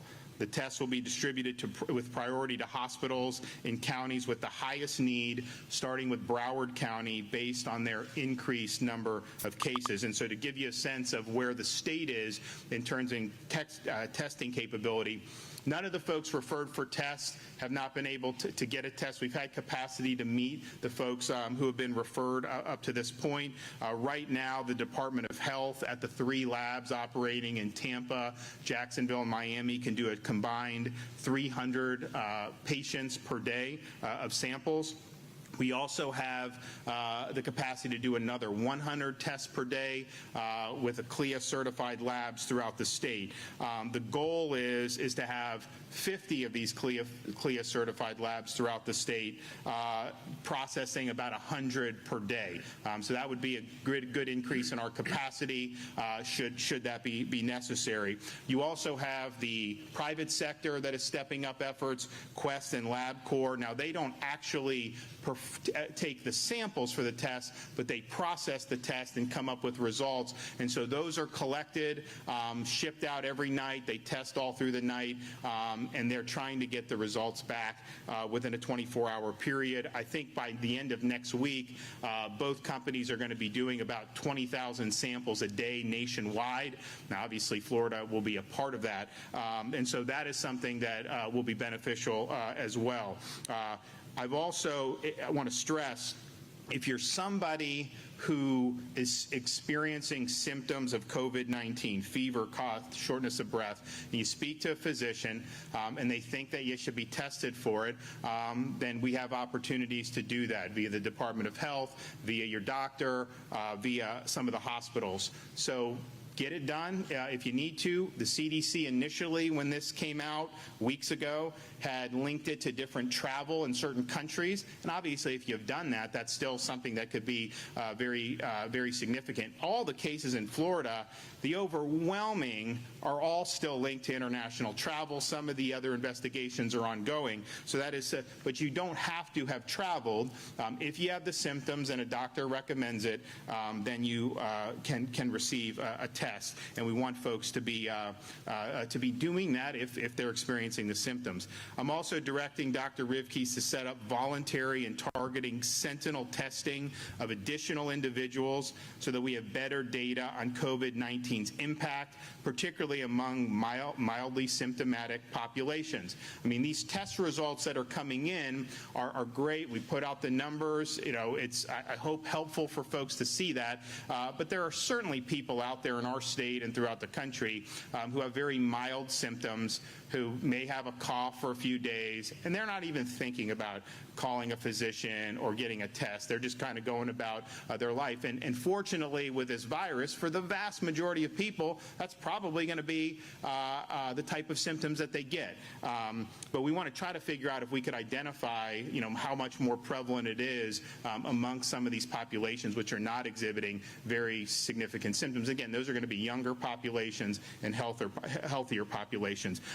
But I think this is a good effort to, as this thing goes more, we knew we were going to have more cases this week. There's going to be more cases next week. That's what's happening. I think some of the social distancing that's being done with reducing the gatherings, some of the other things that have been implemented in nursing homes, I think that's all important. I think that'll help. But just from the contacts based on the cases so far, you're anticipating more. So we want to make sure we have the increased testing capacity, and we didn't want to wait for anyone else to do it. Incidentally, when we spoke to the manufacturer of the test kits, they told us Florida's purchased more than not only any other state, but all the other states combined. So I really appreciate Director Moskowitz getting on that issue and getting these things out. I'm also announcing today that we will be, in probably over the next 24 hours, activating certain components of the Florida National Guard to assist in our efforts to support our local communities that are affected by COVID-19. We're working on the shape and scope of that. If you mobilize a physician who's actually working on this now in their community, probably not the right thing to take them out of that fight. So we're going to look to see where are the folks located now who could offer help. And it's not just physicians. They have nurses, they have medics, they have a lot of other people who really could help us. And we think that if we have National Guard support, that they could help augment medical staff shortages, potentially could help expand testing resources, and even potentially setting up a field medical clinics if that were needed to be the case. So it's been, if you look at the last few days, you have sporting events canceled, all this stuff. I think that it's something that is, people are erring on the side of caution in the private sector, government organizations, and I understand that and think that makes a lot of sense in many respects. But I also think that this is something that we'll be able to get through. We're going to have to do this for the foreseeable future, but it's something I think that the people of Florida will be able to get through. So I know it's frustrating to see an event canceled or to see some of the inconveniences, but I think that everyone wants to, up and down the state, the local officials I talked to, the medical professionals, the private businesses, that they want a healthy environment in Florida, and so we want to do our best to make sure that this virus is not allowed to simply run unchecked throughout our society. If you want more information, our website is floridahealth.gov. It's got the updated guidance on COVID-19, and I want to thank the Surgeon General. I don't think he's rested very much over the last however many weeks and months, and we appreciate his help. So I'm going to let him say a few words, and then I'm happy to take some questions. Thank you, Governor. Good afternoon, everybody. First, I may begin by thanking the Governor, Lieutenant Governor, for their incredible support and guidance in this response, and also fellow agency directors. This is a massive response that is involving thousands of individuals. Again, COVID-19, this is a new virus that has recently appeared. The spread is person to person, which is why we have precautions in terms of covering your cough and some of the other measures we talked about. This is like the flu, but is slightly different than flu in terms of symptoms. The most common symptom is fever followed by a dry cough and then associated with fatigue. As the governor mentioned, most of the cases that we are seeing in Florida are related to travel internationally or to areas in the United States where we are currently having outbreaks. This is why it is very important that if you come to Florida from an international destination or a part of the United States where there is an outbreak, that you take precautions while you are here. You need to very carefully monitor your symptoms. If you become ill, you need to contact your physician or the health department to let you know. Avoid going out in large groups and avoid having contact with individuals who are especially vulnerable, such as the elderly or individuals with underlying medical conditions. The incubation for this can be up to 14 days. So if you're returning from high outbreak areas, please be cautious. In terms of where the cases we are seeing in Florida, they are coming from different areas. We have individuals from New York now. This is an area where there are some areas of community spread. Egypt, Italy, Dominican Republic, Belgium, Trinidad, and also Ireland. As the governor mentioned, that we have increased testing capability, which is very important. This testing can be taken in terms of what the test means by your physician. Your physician will place a nasal swab in your nose and on the back of your throat. Sometimes they may all have you spit into a cup, and these samples will be tested. This testing can be done at commercially available laboratories, as the governor mentioned. The specimens, though, are not collected at the laboratories, but rather at the practitioner's office. Hospitals also may have testing laboratories where these can be attained. As the governor mentioned, the state of Florida has purchased 2,500 kits, which give tremendous capabilities, and we encourage hospitals that are CLIA certified, that have capabilities for molecular diagnostics, to participate in this. Also, in terms of medical providers, we have given medical providers information, and we'll be writing more about this. So in terms of what can we all do? COVID-19, as the governor mentioned, is being seen in many states across the country, and we need to protect ourselves for the eventuality that the number of cases will continue to rise. Practice social distancing. Avoid going to work when you're sick. If you're coughing, cover your cough. In terms of hospitals, again, wish to emphasize that hospitals continue to review their infection control practices, make sure that your workforce is protected as we're dealing with individuals who will have COVID-19. In terms of what our goals are, first, we are working to contain the spread of the virus. So if we have identified individuals who have COVID-19, we will identify the contacts of these individuals, and so these individuals will be asked to self-isolate. This way we can break the spread and chain of transmission. And I really want to acknowledge the incredible activities of the members of the Department of Health, particularly the epidemiology teams and all the other individuals who are involved, who are doing this very complicated and important process of contact tracing so we can do this. When we get to situations where we end up seeing isolated cases in the community, then we'll go to broader measures. So at this point, again, I want to thank the governor and the rest of the state agencies for their incredible response to COVID-19. Thank you. Governor, is there community spread of coronavirus in Florida now? I'll let Scott handle what the latest epidemiology is on these cases. Dr. Rivers. Yes. Good question. So right now what we're seeing is we're able to take these cases from the investigation and identify where they are. Right now we do not have evidence of community spread. However, investigations are underway to trace the cases back. Governor, you were with Mayor Jimenez yesterday. Have investigators tracked back his contacts and whether he or not was in contact with Mayor Flores? So I was told I was at minimal risk because I've stopped shaking hands and doing any of that. So I'm not getting in situations where, I'm just glad handing and then all of a sudden they say, hey, this person was here or there, and then I'm in a position where I have to self-isolate. So I've been kind of keeping a cocoon around me. I am not in any way concerned about my health in terms of contracting this virus. I don't think it represents a threat to someone like me, but I do not want to be somebody who is put out as governor for that. So we've been taking some of those measures, and that's just the way it's going to be. And so, but we were told, no risk on this given the circumstances. And I know they're looking at Mayor Jimenez, but there's nothing that would suggest that he's positive at this time. Have you been tested? Nope. Can you report on swabs for to test people? Where are you at with getting? So a lot of these labs do have some.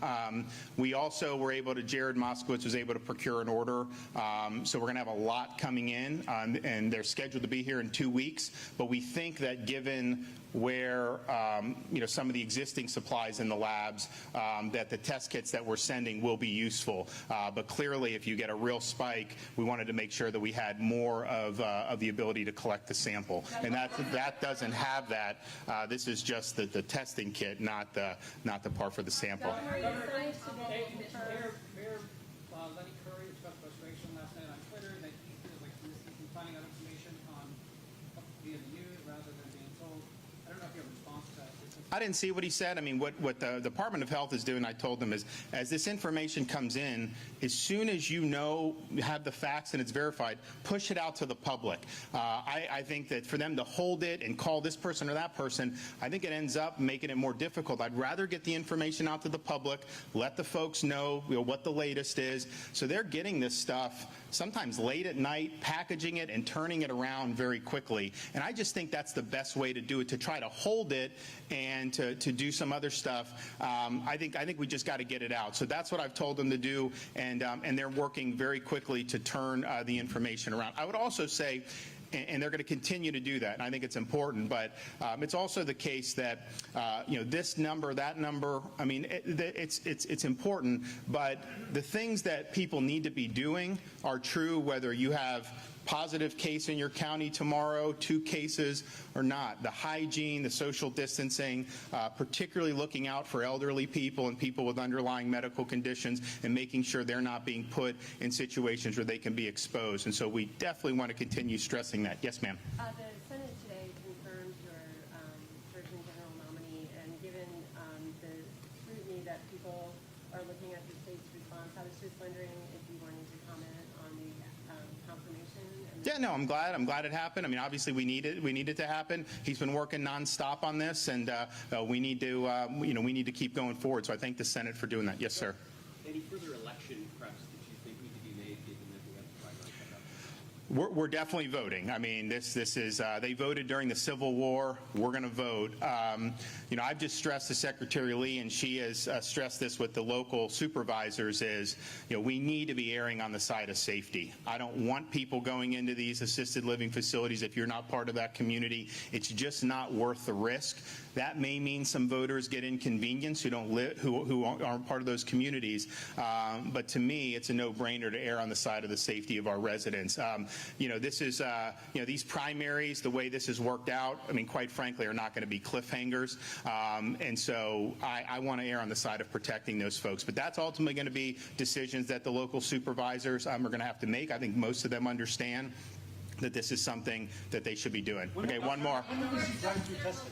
When will we see drive-through testing? I'll let Scott address that. I think that, I'll let Scott address that when there may be a need for that. Obviously, if we have the Guard involved, that expands our capabilities on some of those things. But yeah, thank you. First, when we have situations where, first, I want to emphasize the fact that we're rapidly increasing testing capabilities, and we'll emphasize that if individuals need to be tested, your physician will have the ability to do the test. If you end up having situations where physician practices become overwhelmed, then we will look for these alternative measures. Thank you. But China's response seems much more sophisticated than ours. They're having everybody go and get a fever check wherever they go. We're sending them to fever clinics. in China, you're talking about? Yeah. Well, China's an authoritarian country, so it's a little bit different. But I would just say, I think Scott, I think me, Jared, I think we're open to doing things that be effective. There are some of these things being done, like the nursing homes, the fever checks, and some of that.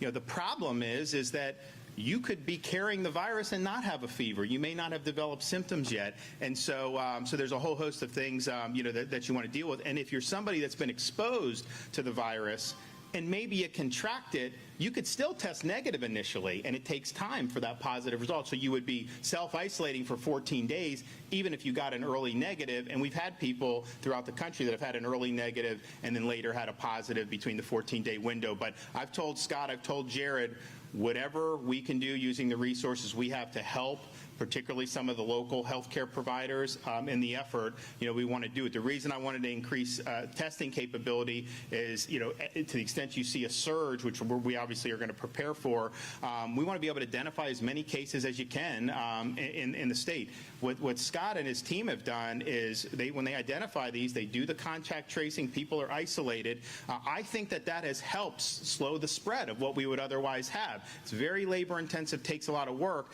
but obviously you need to have the individuals identified as being positive before you can do it. Thanks. We'll have more updates later. Are you happy with the number of kids? All right, that was Governor Ron DeSantis along with Florida Surgeon General giving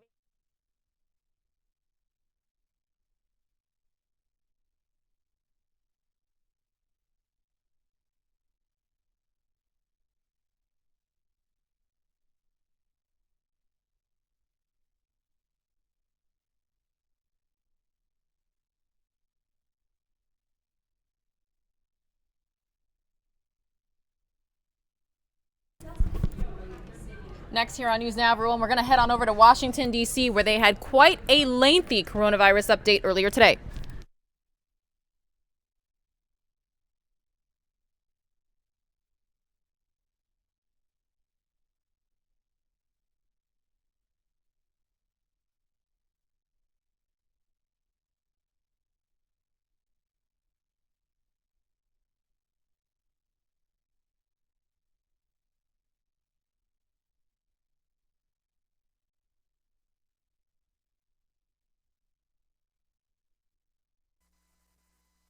Just a moment.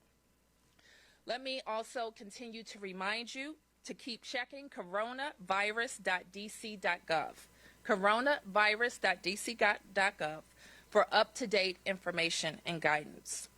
So with that, I first want to turn to our schools, and I want to invite Deputy Mayor Paul Kine to just come up for brief introductory remarks. And he may also acknowledge any public charter school leaders we have here and introduce our Chancellor of DCPS Public Schools. Thank you very much, Mayor Bazzer. As the mayor said, we have announced that starting on Monday, the 16th of March, going through the end of the month, we have moved towards a system where our schools will not have students in them, but we will have remote learning opportunities for all our children. And let's be clear, we're doing this to ensure the safety of our children and of the staff within our schools.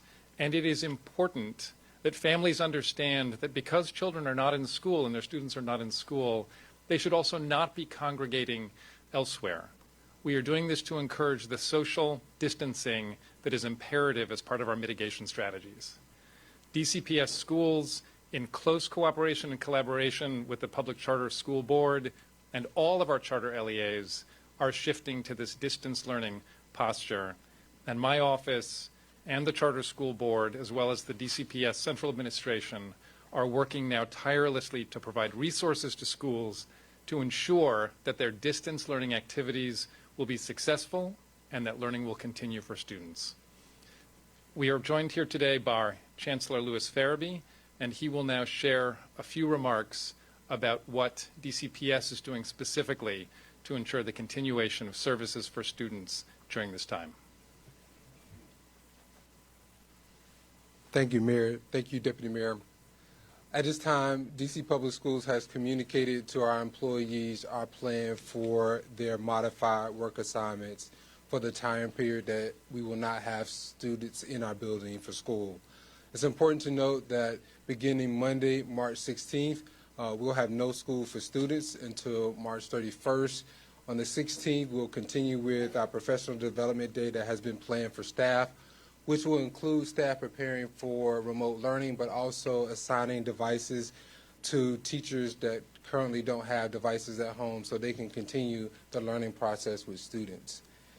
As it relates to the remote learning process, students will have access and families will have access to a website which will include grade level content and content areas, for example, for English language arts, mathematics, and at the high school level, it will include all of our courses required for graduation. Students will have the ability to receive assignments, submit assignments, and also receive feedback on their assignments, and educators will also host office hours in which students can communicate with educators, and also educators can communicate with families as well. During the period where students are out of school, we've communicated also that there will be meals provided to students. We've identified sites for our families across the district. We'll include that would be for all students in the district, and we've added additional sites to ensure that we touch all of our students that may need access to meals while we're out of school. Thank you. Thank you. Thank you to our public education team. I also want to ask the city administrator for the district, Rashad Young, to come up to update us on the district's teleworking process. Thank you, Mayor. This morning, we sent guidance to all of our agencies around our telework posture. Approximately 53% of the district workforce will be teleworking beginning next week. We have contingency plans and operational plans in place to try to limit the amount of public interaction that is required for our agencies that have to maintain an operational posture. Some agencies will have 100% telework. Other agencies will be adopting a modified telework schedule, which means some of their employees will have to come in because they perform essential services. Others will be able to telework. And some of our agencies, primarily our public safety agencies and public works-related agencies, will not telework because all of their employees are deemed essential. We've sent that guidance to our agencies this morning. Agency directors are further speaking to their specific work units and employees today to specifically talk about their operational posture if they are to telework or if they have to come into a public facility to maintain critical operations. We will update our telework guidance as appropriate, but we expect those employees to begin that new telework duty beginning on Monday, March the 16th. I also want to acknowledge Dr. LaQuandra Nesbitt, also Dr. Chris Rodriguez, who is the director of the district's HCMA. We are in a building that is also very close to the Department of Health's headquarters and their emergency operations center that has been stood up by HCMA. If this is likely a room that we will use for other briefings as necessary. So I want to ask Dr. Nesbitt to come give us an update on updated DOH orders, and she will be followed by Dr. Jennifer Smith to talk about our public health lab. Thank you, Madam Mayor. Today we have gone through the process of establishing emergency rules to proceed through the process regarding mass gatherings. Earlier this week, we made a recommendation that all mass gatherings that were non-essential in the district, including conferences and conventions, would be canceled or postponed. Today, we are establishing emergency rules that calls for a ban on all mass gatherings of 250 or more individuals, and for individuals that for gatherings that are intended for individuals who are part of at-risk populations, that those gatherings would not have more than 10 individuals. These strategies are being put in place as part of our social distancing measures that are part of community mitigation, as Deputy Mayor Kine has mentioned before. It is critically important that individuals recognize, as we implement teleworking policies, as we have school closures in the district, that these are not intended for individuals to not be at work or not be at school, but to congregate in large groups in different places throughout the city. So as we have our mass gatherings ban in the district, we seriously want people to not host events that would have people congregating, increasing opportunities for the transmission of coronavirus. This mass gathering policy does not apply to schools, workplaces, or healthcare facilities, or residential buildings. So that's some of the things that we want people to understand. And we will have these regulations published in the DC Register for further review. Dr. Smith. Good afternoon. I'm Dr. Jennifer Smith from the Department of Forensic Sciences, the Public Health Laboratory. To date, as of this time, we have not gathered any more or tested any more positive cases, so we still remained at 10 positive cases. We have done additional testing. We now have 49 negative cases, and we have 10 cases that are pending. So we have a total of 69. We will begin to post these results, and we will also obtain from DC Health any additional results that are coming from outside labs, and those will be done throughout the day and posted by the end of the day. I'd like now to introduce Council Chairman Phil Mendelson. We just wrapped with a meeting with members of the council and our budget teams to talk about what we've heard from our communities in terms of the relief that would be needed. We recognize that the containment measures that we're putting in place are having a very significant impact on our economy, on our nonprofits, on our churches, and on our restaurants and hotels and our business community at large. And so I want to introduce Council Chairman Mendelson to represent the council. Thank you, Mayor Bowser, and good afternoon to everyone. The council has a scheduled committee of the whole meeting next Tuesday, and we will have an additional legislative meeting at that time. And at that meeting, we will have a bill. It's called an emergency bill because it goes into effect immediately without congressional review, and it is also in effect for 90 days. And it will address proposals to mitigate the consequences of this pandemic. As so far we have identified proposals. It also will expressly authorize that this public health emergency can remain in place for 45 days, so the mayor will not need to come back to the council for any extension of time within that 45 days. As the mayor indicated, the executive, meaning the mayor and her senior staff and the council have been working together. In fact, the meeting we had this afternoon included the chief financial officer as well, as we were working through different proposals. We are looking at what kind of relief we can provide to businesses. We're looking at tax deferrals, which are in essence an interest-free loan to businesses so that they do not have liquidity problems within the next couple of months.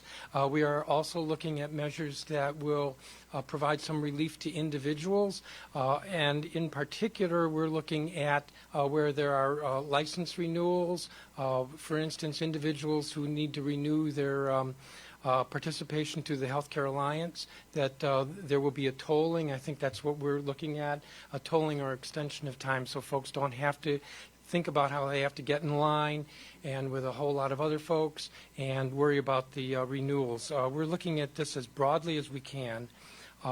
There also will be provisions, the mayor and I and others talked about this afternoon, to ensure that evictions are not actually carried out during this public health emergency or utility disconnections.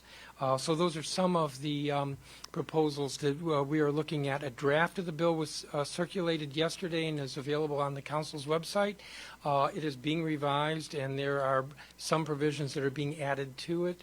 I don't know whether we will be posting it again before Monday, but we will be trying to make sure it's available to the public before the meeting on Tuesday.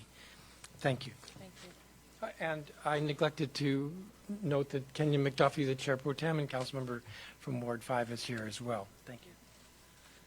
I also want to acknowledge and thank Rosie Allen Herring for being here, who is the CEO of the United Way. We gave Rosie a call because we had heard from another number of church communities, nonprofits, who are going to be hard hit during this time as well. I note that a number of our faith congregations have heeded DOH's advisory and have canceled services. Some of them will work with the United Way for their parishioners and their congregants who want to continue to be active with them. So thank you, Rosie, for making your service available. Okay, so with that, we will take on-topic questions. Yes, Sam. So, Mayor, it seems then basically, except for those three agencies that you mentioned, there really will be no face-to-face contact between DC government employees I didn't mention 3 agencies. You talked about the police, the fire, and DPW. Oh, no, there are a number of agencies and parts of agencies where employees will continue to report to work. I don't have it off the top of my head, but we can provide you with that. So where it is, Sam, is that we have 3 categories. There are some agencies that we think can very nearly 100% telework. Others that portions of their workforce can telework and others cannot. Those are the kind of the modified telework group. And then there are agencies who are not eligible for telework. I think those must be the agencies you just referred to. Yes. What about, for example, license renewals? I heard the chairman mention that, like DMV, places like that. Let's say you're tagging. Right, and so what we're working on right now is for each of the agencies, and I'll ask the CA to come up and answer more specific questions. We'll be noting on their websites how their operations have changed. So we're asking people before they even try to go to call or look on the website so you know exactly how your operations have changed. Where possible. If there are due dates during these emergencies, we'll try to extend them where possible. It may not always be possible, and frankly, we're still looking through that. So we need people, if they have business with the district that has a due date, to make sure they're calling ahead, checking the website, so that we can give you the correct response. Yes. The ban on mass gatherings now mandatory? It is. So are the penalties, or how is that enforced? Let me ask Dr. Nesbitt to come up. It did require us to promulgate a rule. So during an emergency or public health emergency, there can be penalties associated for violation of any of the orders that are deemed necessary to protect the public's health and to ensure that order is restored. Yes. When you say no more than 10 people from at-risk populations, what's considered an at-risk population? Individuals over 60, individuals with chronic medical conditions, and individuals who are considered to be immunocompromised. How does that affect senior centers? So we have been working very closely with our organizations who provide services to seniors in our Department of Aging and Community Living to suspend and recess their senior activities during this time without the compromise of feeding programs. Yes. For you, Ms. Mayor. Yes. Are the daycare facilities and the daycare centers run by the city closing? Well, the city doesn't run any daycare centers at this stage. We have some daycare centers in our buildings, but they're run by private operators. And we are recommending that at large, that daycare centers also close following what we've decided for DC Public Schools. However, and there's a big however, the big however is I've asked the deputy mayor in OSSI to come up with a program to recruit providers who will stay open during this time, especially around our hospital sites for our employees and not just our employees, but employees that cannot telework and have to be at work to do their job. So our employees that have been mentioned, but also all the medical staff that are keeping our hospitals running. So that is, that information will be updated. We are working on it and we need to identify how many slots we really need, what the demand is, and how we can help providers think through it. Yes.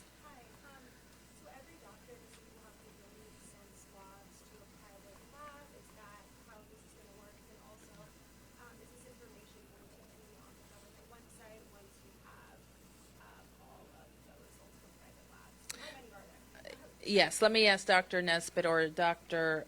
Smith to address that. So currently, and this is evolving, there are a lot of announcements of labs coming online, but we know of at least 2 major laboratories that are accepting samples right now.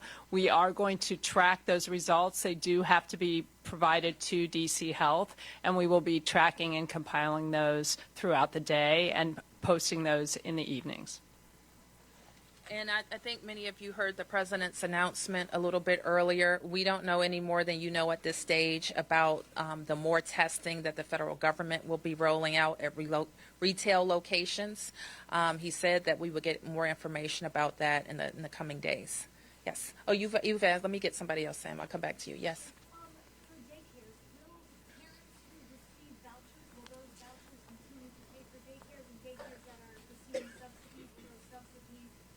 continue to trickle in? And would you, if daycares want to remain open, would you use your quarantine powers to, or whatever powers you have to ensure that they don't do it? As I said earlier, Perry, we recognize that we still need daycares to function, some of them, not all of them. And so we are working on the slots that we think we need. Not only will we allow them to stay open, we're going to encourage them to stay open. And for the subsidies? I think that, yes. Yes, the subsidy will continue. And for Shelter Fairview, you mentioned that kids would receive, an online website. What if students do not have access to that website? I understand while a lot of kids have access to internet, maybe you don't have enough reliable internet to go as far as submitting kind of paperwork and things like that. Thank you, Perry, for that question. So beginning next week, families and students will have access to their schools to come pick up hard materials. So if they want a hard copy of the learning package or tasks associated with the distance learning period, they can come to the schools. We will share with families the times that they can come and receive those materials. It's also important to note that many of our students left their campuses today with their consumable materials, their textbooks, any other literature that they would need during this time period to support learning. And so with those materials that they left with today, coupled with what will be posted online and what families can pick up at schools, we believe that provides adequate resources for students to continue learning. Will teachers be checking in with students? Yes, teachers will be checking in with students. Once our teachers have had opportunity to have time with the site and the materials, we will then make that available to the public, which will be organized by grade level and by content area. But they'll be calling students during I know some charters mentioned this. Yeah, so we will post office hours for each school. So each school has a communication channel in which they will communicate to their families of how to contact educators. And with the office hours, we provided technology solutions for our educators to communicate directly with students. Mark. So, I don't mean to be smart ass about this question, but you're talking about social distancing, you're talking about banning groups. Is this meeting, do these press conferences comport to best practices? I'm guessing that there's a lot of non-essential people in this room right now who don't need to be here. I'm betting I can count 10 people over 60 in this room. I'm just wondering if we are practicing best practices. Actually, we thought about that. So we're practicing one best practice because ideally I would like to be having this press conference in the Emergency Operations Center. We decided not to let you in our Emergency Operations Center in case you infect any of our essential personnel. Some of them are here. And that's a serious issue because something like that could wipe out our whole public emergency response. And so you ask a serious question. I have asked my team to think of alternate ways that if we needed to clear the press room, we could still make our statements and you could still ask your questions. So that is in development. Yes. I was talking to the charter school today. I guess it's your doctor. I was talking to the charter school today. They were saying that next week is spring break, and then the following week they begin learning. Is that how it works with DCPS? Yeah, so what you're describing is the DCPS plan. So beginning on Tuesday, March 17th, we will go into our spring break period, which was previously in April. After the 5-day break for spring break, the following Tuesday we'll begin the distance learning process. And part of that is to ensure that our educators have ample time and preparation for the distance learning period, and also to ensure that we have communicated with all of our students and families so they're clear around what to expect during that time period. So the second week really is when school actually starts. That The is, first week is a break. that is when the remote learning would start, correct. And then in terms of food for young people, That begins next week. how do people find out? So we've made that information available through our website, through social media, news releases. We're asking everyone to share that information. It's important to note that there is a large window of time period on the site selected. So it begins at 10 a.m., concludes at 2 p.m., and it is something that we'll modify or adjust should we need to do so based on the experiences that we'll have next week. And let me just add to that. I want to thank, I think you were at Friendship earlier. I want to thank Friendship and the KIP DC, who we spent a lot of time consulting with. They're our largest charter operators, and it was important to us that we sent a one government message around what we need to do with schools. So I want to thank them for that. Yes. Mm-hmm.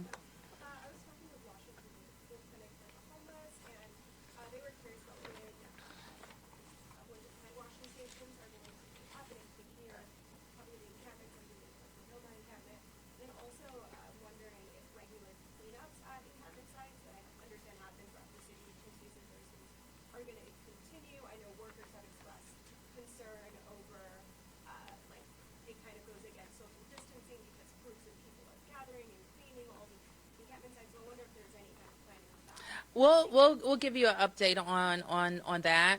But we have, as you know, outreach teams that are constantly out with our residents who are experiencing homelessness, that are unhoused or unsheltered, and they have a supply of hand sanitation that they will continue to distribute. And the hand washing stations? I don't. Well, I'll have to get back to you. I know our program right now is hand sanitizer. Yes. I got questions on testing. Can someone explain what the change is with the policy surrounding testing with commercial labs? Because I think I've heard from some people that they needed some sort of code from Department of Health in order to refer a sample to a private lab. Is that changing, or what's new here? Okay. LaQuasha? You do not need to go through the Department of Health to use a commercial laboratory. And is that the case starting today, or That has always been the case. so then what's new with? You have never needed a code from the Department of Health to go through a commercial laboratory. And is DC Health going to be revisiting its testing guidelines now that we have person-to-person transmission? Our guidelines are intended for anyone who wants to have their test processed through the public health laboratory. But will you? Our guidelines are intended for anyone who intends to have their testing processed through the public health laboratory. We are not revisiting them at this time. At what point does that change, though? Does that change when we have significant community transmission? We do not intend to revisit our guidelines at this point. Doesn't have anything to do with a person's access to a test. They get it from their doctor. And what's our testing capacity by day now? Because last week we were told that it was going to be in the 80s by this week. We test 10 to 15 patients per day. And what's the overall capacity? That's the capacity. It's 10 to 15 patients per day. We were told last week that it was 50, so what happened? You want to explain that? Sure. So part of the issue is how many individuals. Right now, there is a manual extraction process that's being used. We are waiting the arrival of robotic equipment that can enhance our capacity to do that testing. Yes, Perry. Mayor, did I hear you correct that every single LEA is following DCPS's schedule? Yes, Perry, thanks for the question. So we have worked extremely collaboratively with the charter LEAs, and in fact, we spent the last day on the phone with every single charter leader in the city, sharing with them our thoughts about what the mayor's desire was in terms of schools, and we have received outstanding cooperation from them. And as far as I'm aware, all of the charter LEAs will be following the March 16th to March 31st closure with distance learning. Has there been given any thought to restricting visitors to senior centers, retirement homes? We are looking at all of our vulnerable populations, and we'll likely have updated guidance on that. We don't have anything to report right now. And then have you done anything as far as activating or putting on standby the National Guard? My emergency power allows me to call them up, but I'm going to have Chris address that. So in the Emergency Operations Center, we do have National Guard representation, and they are standing by if any resources were requested by the mayor. And so just so I can clarify, because I was told just the other day by someone in the staff that the mayor didn't have the authority to call out the National Guard, but I'm saying that because the state of emergency has been implemented, that has changed. The mayor has the authority to call up the National Guard.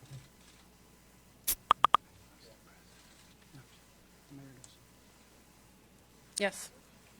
Does the ban on mass gatherings include restaurants that have more than 250 people, or that can seat more than 250? If they're in a mass gathering, I mean, does that count as a mass gathering? if a restaurant, does a restaurant count as a mass gathering? Yes.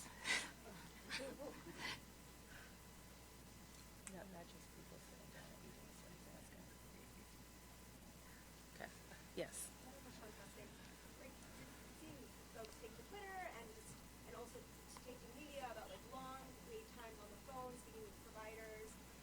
They're describing having to wait and then being denied by their provider. I wonder if you could kind of respond to that.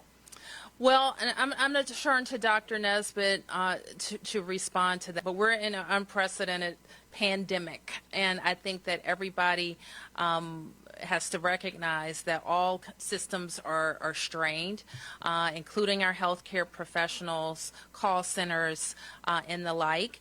And I think the medical professionals are doing their very best to let people know, based on their symptoms and their history, what's required for them. And I think there's some frustration in that, but we support the science and the medical recommendations. Okay, a couple more. Yep. Oh, that's a big one. So we are, I will, of course, and I have to be honest with you, I haven't had a chance to really review what's on the table from the Congress. We have heard loud and clear that it's really going to be the federal government that can push out more testing and make sure that more tests are available around the country. I think that's pretty clear. So we need that. We also need relief for an economy that is, we don't know what's going to happen with the economy, but we know that we're going to get a strain. We're basically stopping visitation and tourism. And tourism employs a lot of D.C. residents, a lot of DMV residents, so they're going to take a hit. Some of our big parts of our economy, our hotels and restaurants, they're going to take a hit. But the people who work there are taking hits as well. So any type of relief will be helpful. For those people, we think that we have what we need from the feds regarding unemployment or people who are going to be losing hours as a result of this, being able to claim unemployment. But certainly anything that they could do around paid sick leave for people who have been affected by COVID-19 would be very important. There's probably 1,000 other things that I'm not mentioning right now, but we will review what's in front of the Congress and the things that we can do locally, that we can sustain locally, we're certainly going to do in cooperation with the council. Yes. Will these daycares that you're going to be opening up, will they be costing money? And how are you guys going to keep teenagers and students from congregating, together? So here's the deal. If we want to have containment of this virus, we and other major cities have got to be committed to keeping people and restricting their movements. And people have to exercise social distancing. And part of the debate among many of us and among the scientists is closing schools going to accomplish that. And that is an unsettled point. So that is why you heard Deputy Mayor Kine and Dr. Nesbitt say the purpose of having distance learning is to be at home, distance learning. It is not to be out in big groups, because if you're doing that, then you're contributing to the problem. For our workforce, telework is work. You are to be at home and available and doing your work and social distancing at the same time. That's why we've seen quite a lot of this closures around the city. Now, I will say our team is trying to think of ways during the channels that we have, like during our public channels, to engage people. We are very concerned about isolation and loneliness among a lot of individuals, especially our seniors. We are concerned about idleness among our teenagers. And so we hope that our families are thinking of ways to keep young people engaged and involved. Can we get an update on the 3 cases with unknown causes? We haven't made any progress there. Okay, this is your last question, and you also wanted to update. So I'll give you an update on the 3 cases that we previously reported that did not have a known exposure. 2, we are still doing the contact investigation to try to identify a known exposure. And 1, the index case for Christchurch, we have tentatively identified a connection to other cases outside of the District of Columbia, possibly related to a conference in another state. The Kentucky conference? Yes. As it relates to the mass gatherings, we have, on the night that we introduced the initial one, we were able to have a call with the cultural institutions and have a lot of guidance to them in terms of the interpretation of mass gatherings. In particular, many members from the Restaurant Association were present. We gave them a lot of detailed guidance. Restaurants are not necessarily intended to be part of the mass gatherings piece. We do have some restaurants, however, that have banquet halls attached to them. We have given them guidance that the banquet hall part of their venue should not be used for large gatherings. But the traditional dining space, the science tells us that that space, when used for small groups, is still appropriate for day-to-day operations. We also have been able to give guidance in terms to movie theaters and cinemas and movieplexes, is that the theater that has less than 250 seats, less than 250 people, is still appropriate for day-to-day operations. So I want to make sure that's correct. Wanted to make sure that that was clear. And that is explicitly outlined in our rulemaking. All right, thank you.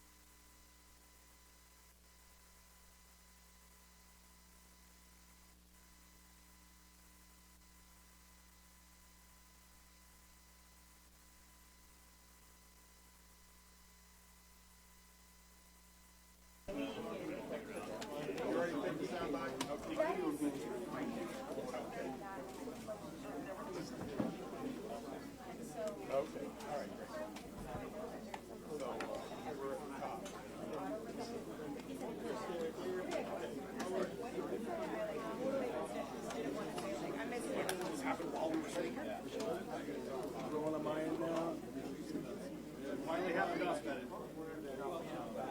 Shutting down the office.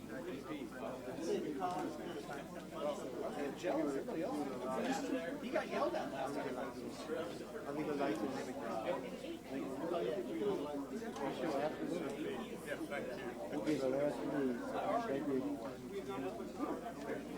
Yeah. Not the big one. That's Scotty. Scotty's the grand old man. Yeah.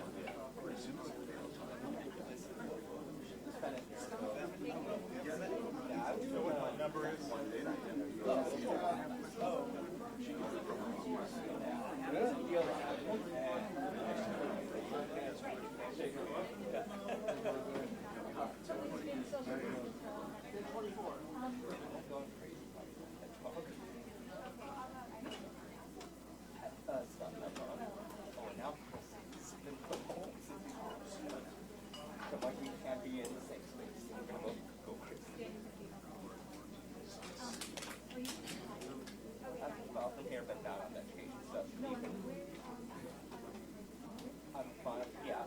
1, 2, 3, 4, 5, 6, 7, 8, 9, 10. 1, 2, 3, 4, 5, 6, 7, 8, 9, 10. You're okay. 1, 2, 3, 4, 5, 6, 7, 8, 9, 10. 1, 2, 3, 4, 5, 6, 7, 8, 9, 10. NPR. I mean, any podcast. Right. There's some stuff we can't do from home.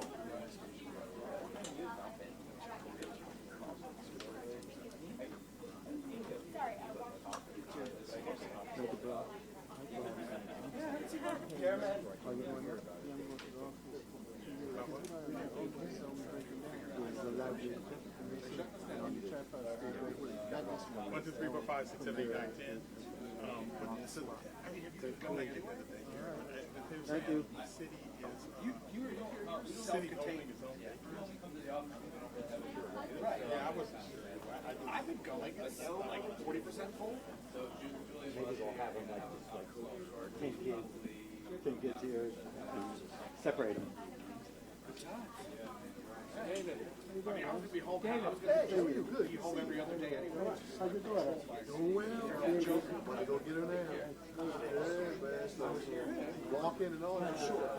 Yeah. Another raise my first step. Yeah.